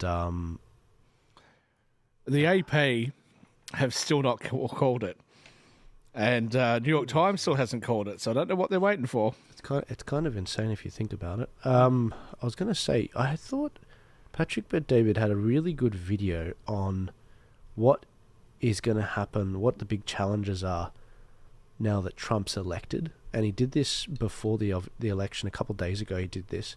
I thought it was brilliant, but I don't want to bore you guys with it. And obviously, I'm sure some of you are eager to wrap this up. But I thought it was very fascinating in terms of what the next challenges are, who the potentials are for the potential number twos are to take out. They're going to less be concerned about Trump, and they're more going to be looking at, okay, who's the number two? Who's the new number one after Trump leaves, basically? Who are the main ones we have to take out? I've just got to read this message that was put onto the chats on Polymarket from a Kamala Harris backer. I'm letting my Kamala shares expire worthless. Worthless like Americans' general sense of decency and common sense. Yeah, come on, we're all trash, remember? Yeah. You lot are the cesspit of democracy. Everything is so effed. Your idiocy may just condemn many in Taiwan and Ukraine to tyranny, and you won't care. You have no concept of rationality and complex thought.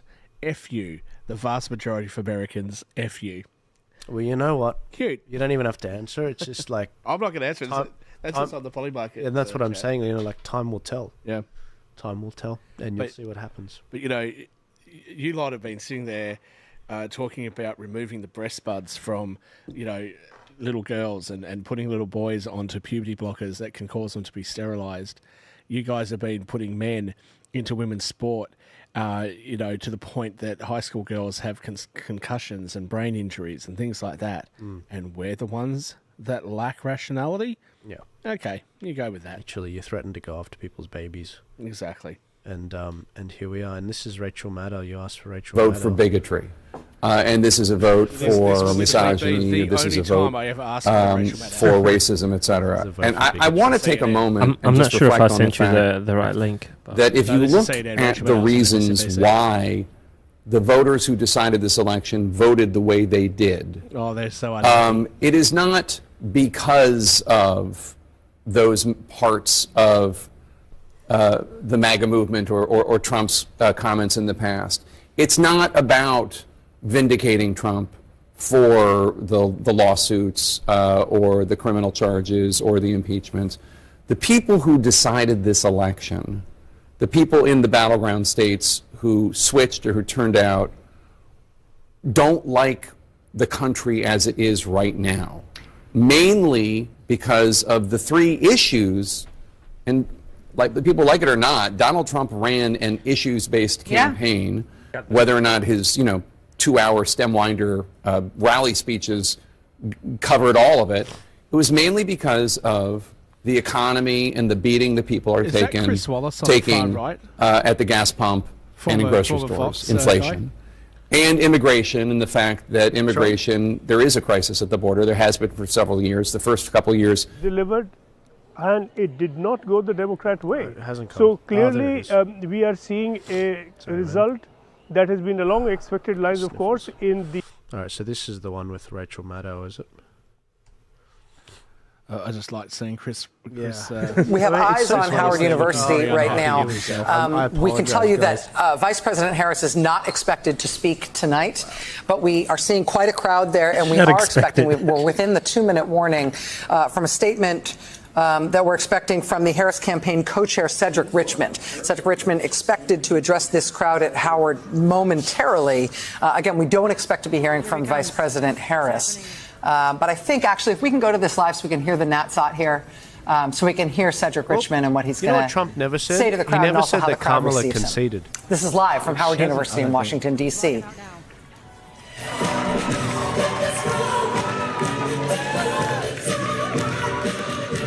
Okay, everyone cheer for him.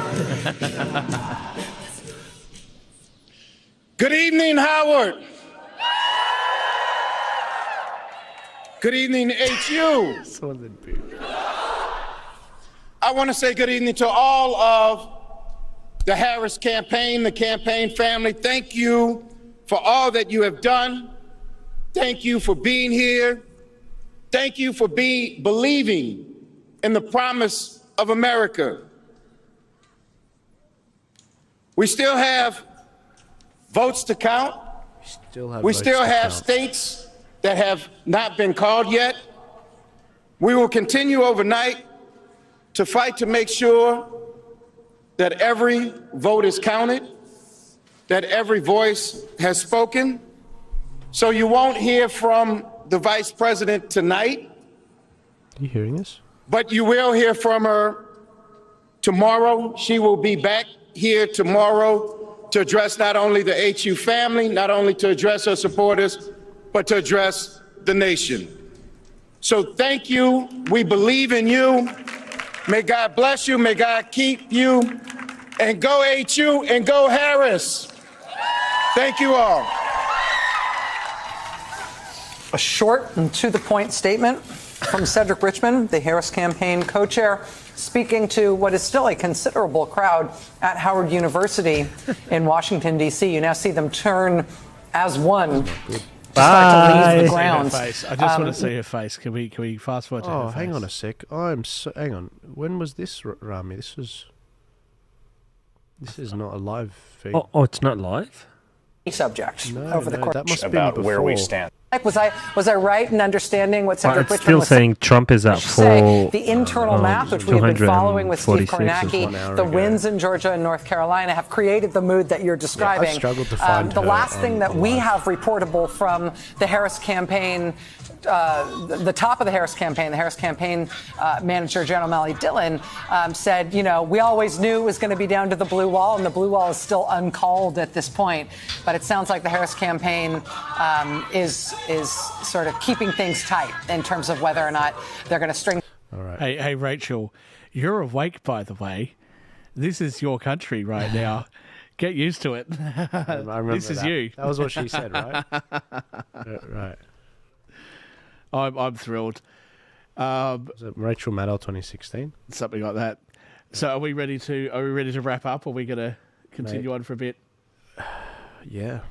Yeah, I guess so. I'm happy to hang around if you guys want, but I'm sure our audience after 9 hours are cracking their champagne and are very excited about it. People are still on. I mean, this is what Barack Obama tweeted, just so you guys know.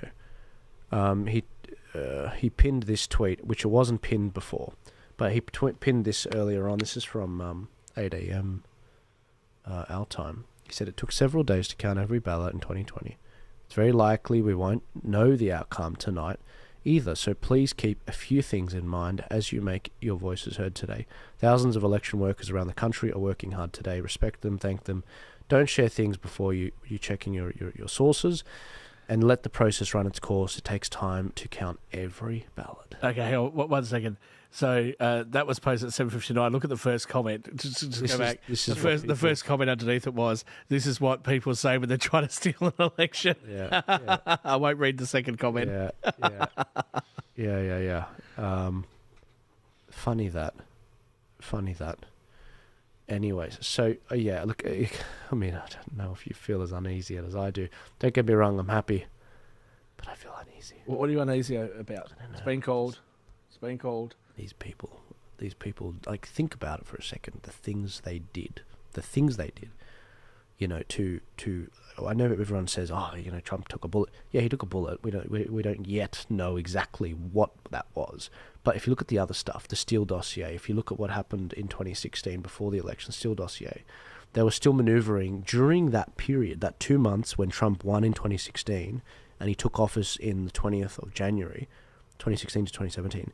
That 2 month period, there are those emails that got out from the Obama administration, and they were actively laying these landmines. What's going to happen as well in 2016 when Hillary won? Sorry, when Hillary didn't win, a lot of the Democrat members, they were trying to campaign so that the electors were never sent to Congress, which is exactly what the Republicans wanted to do in 2020, but she was doing it in 2016. I'm just thinking through these things, and I'm just like, if there's one thing we learned about the left, these people we're dealing with in every country, just like with the voice referendum, they do not stop. They wait until, they're cracking the champagne bottles and they're watching and this and that, they're not watching us anymore, and then they do their thing. And that's, I don't know, it's just, call it some kind of PTSD from 2020, but I think this is why Charlie Kirk is not stopping. So, Joel, you're what, 28 years old? So you were 20 in 2016? Yeah. Right? I don't know, even toilet trained at 20? I don't know. You were very young. Look, you can be a little bit restrained, be jubilant, take the win. We've got it right now. And let's just hope and pray that the future's going to be much better. Yeah. But we've gotten over the first major hurdle. We're on the winning track right now. Okay? So be jubilant. No, audience, be jubilant. Relax. This is a good thing. I'll tell you what. I can relax because I know that they're guys like Charlie Kirk and Turning Point USA, and I'm not blowing smoke up their butt. I've seen what they've been up to for the last 4 years. I've seen their plans with regards to, because they share with their audience really transparency the things that they're doing. I can rest easy because I know what they're doing, and I'm like, all right, it's out of our control. It's these guys have got it. God bless them. To my fans up in far north Queensland, I'm getting fans. See, I didn't want to come onto your podcast because I was afraid of I'm this. surprised how quickly that was. Yes, to my fans up in far north Queensland that have messaged me, I don't know how you got my details. I see them. Well done. I hope you're celebrating. One of them has apparently gone ballistic with how happy she is. And I don't know, should we be making plans to head to the inauguration? Mate. I like the sound of it. Yeah, well, you know what? I would love to be there. If I could be there, I would love to be there. If it's in the budget. But again, if you want to support this content, donate to the link in my bio. If I have the budget, heck, I'll fly all of us over. To be fair, if they can upgrade Elbows, surely Qantas could throw us a few tickets. Yeah. Well, Part of me thinks that they won't because they were flying the yes vote, the yes campaigners around for free, if you remember. And then charging the no vote. Yeah, yeah. Premium. Nothing's sus. Anyways, guys, I think we should probably call it there. Thank you so much. God bless you all. Again, forgive my my exhausted demeanor. I am a little bit sick right now, but it's because we're winding up the year and we fought so many elections this year.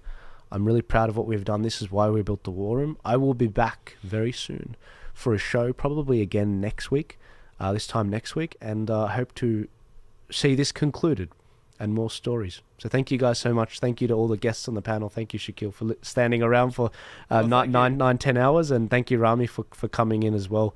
Thanks for inviting me over here and asking me to make sure I'm here for the election coverage, and thank you for the audience as well that have stuck with us for 9 hours. So absolutely fantastic. And to the Yanks, God bless you. I salute you. Talk soon.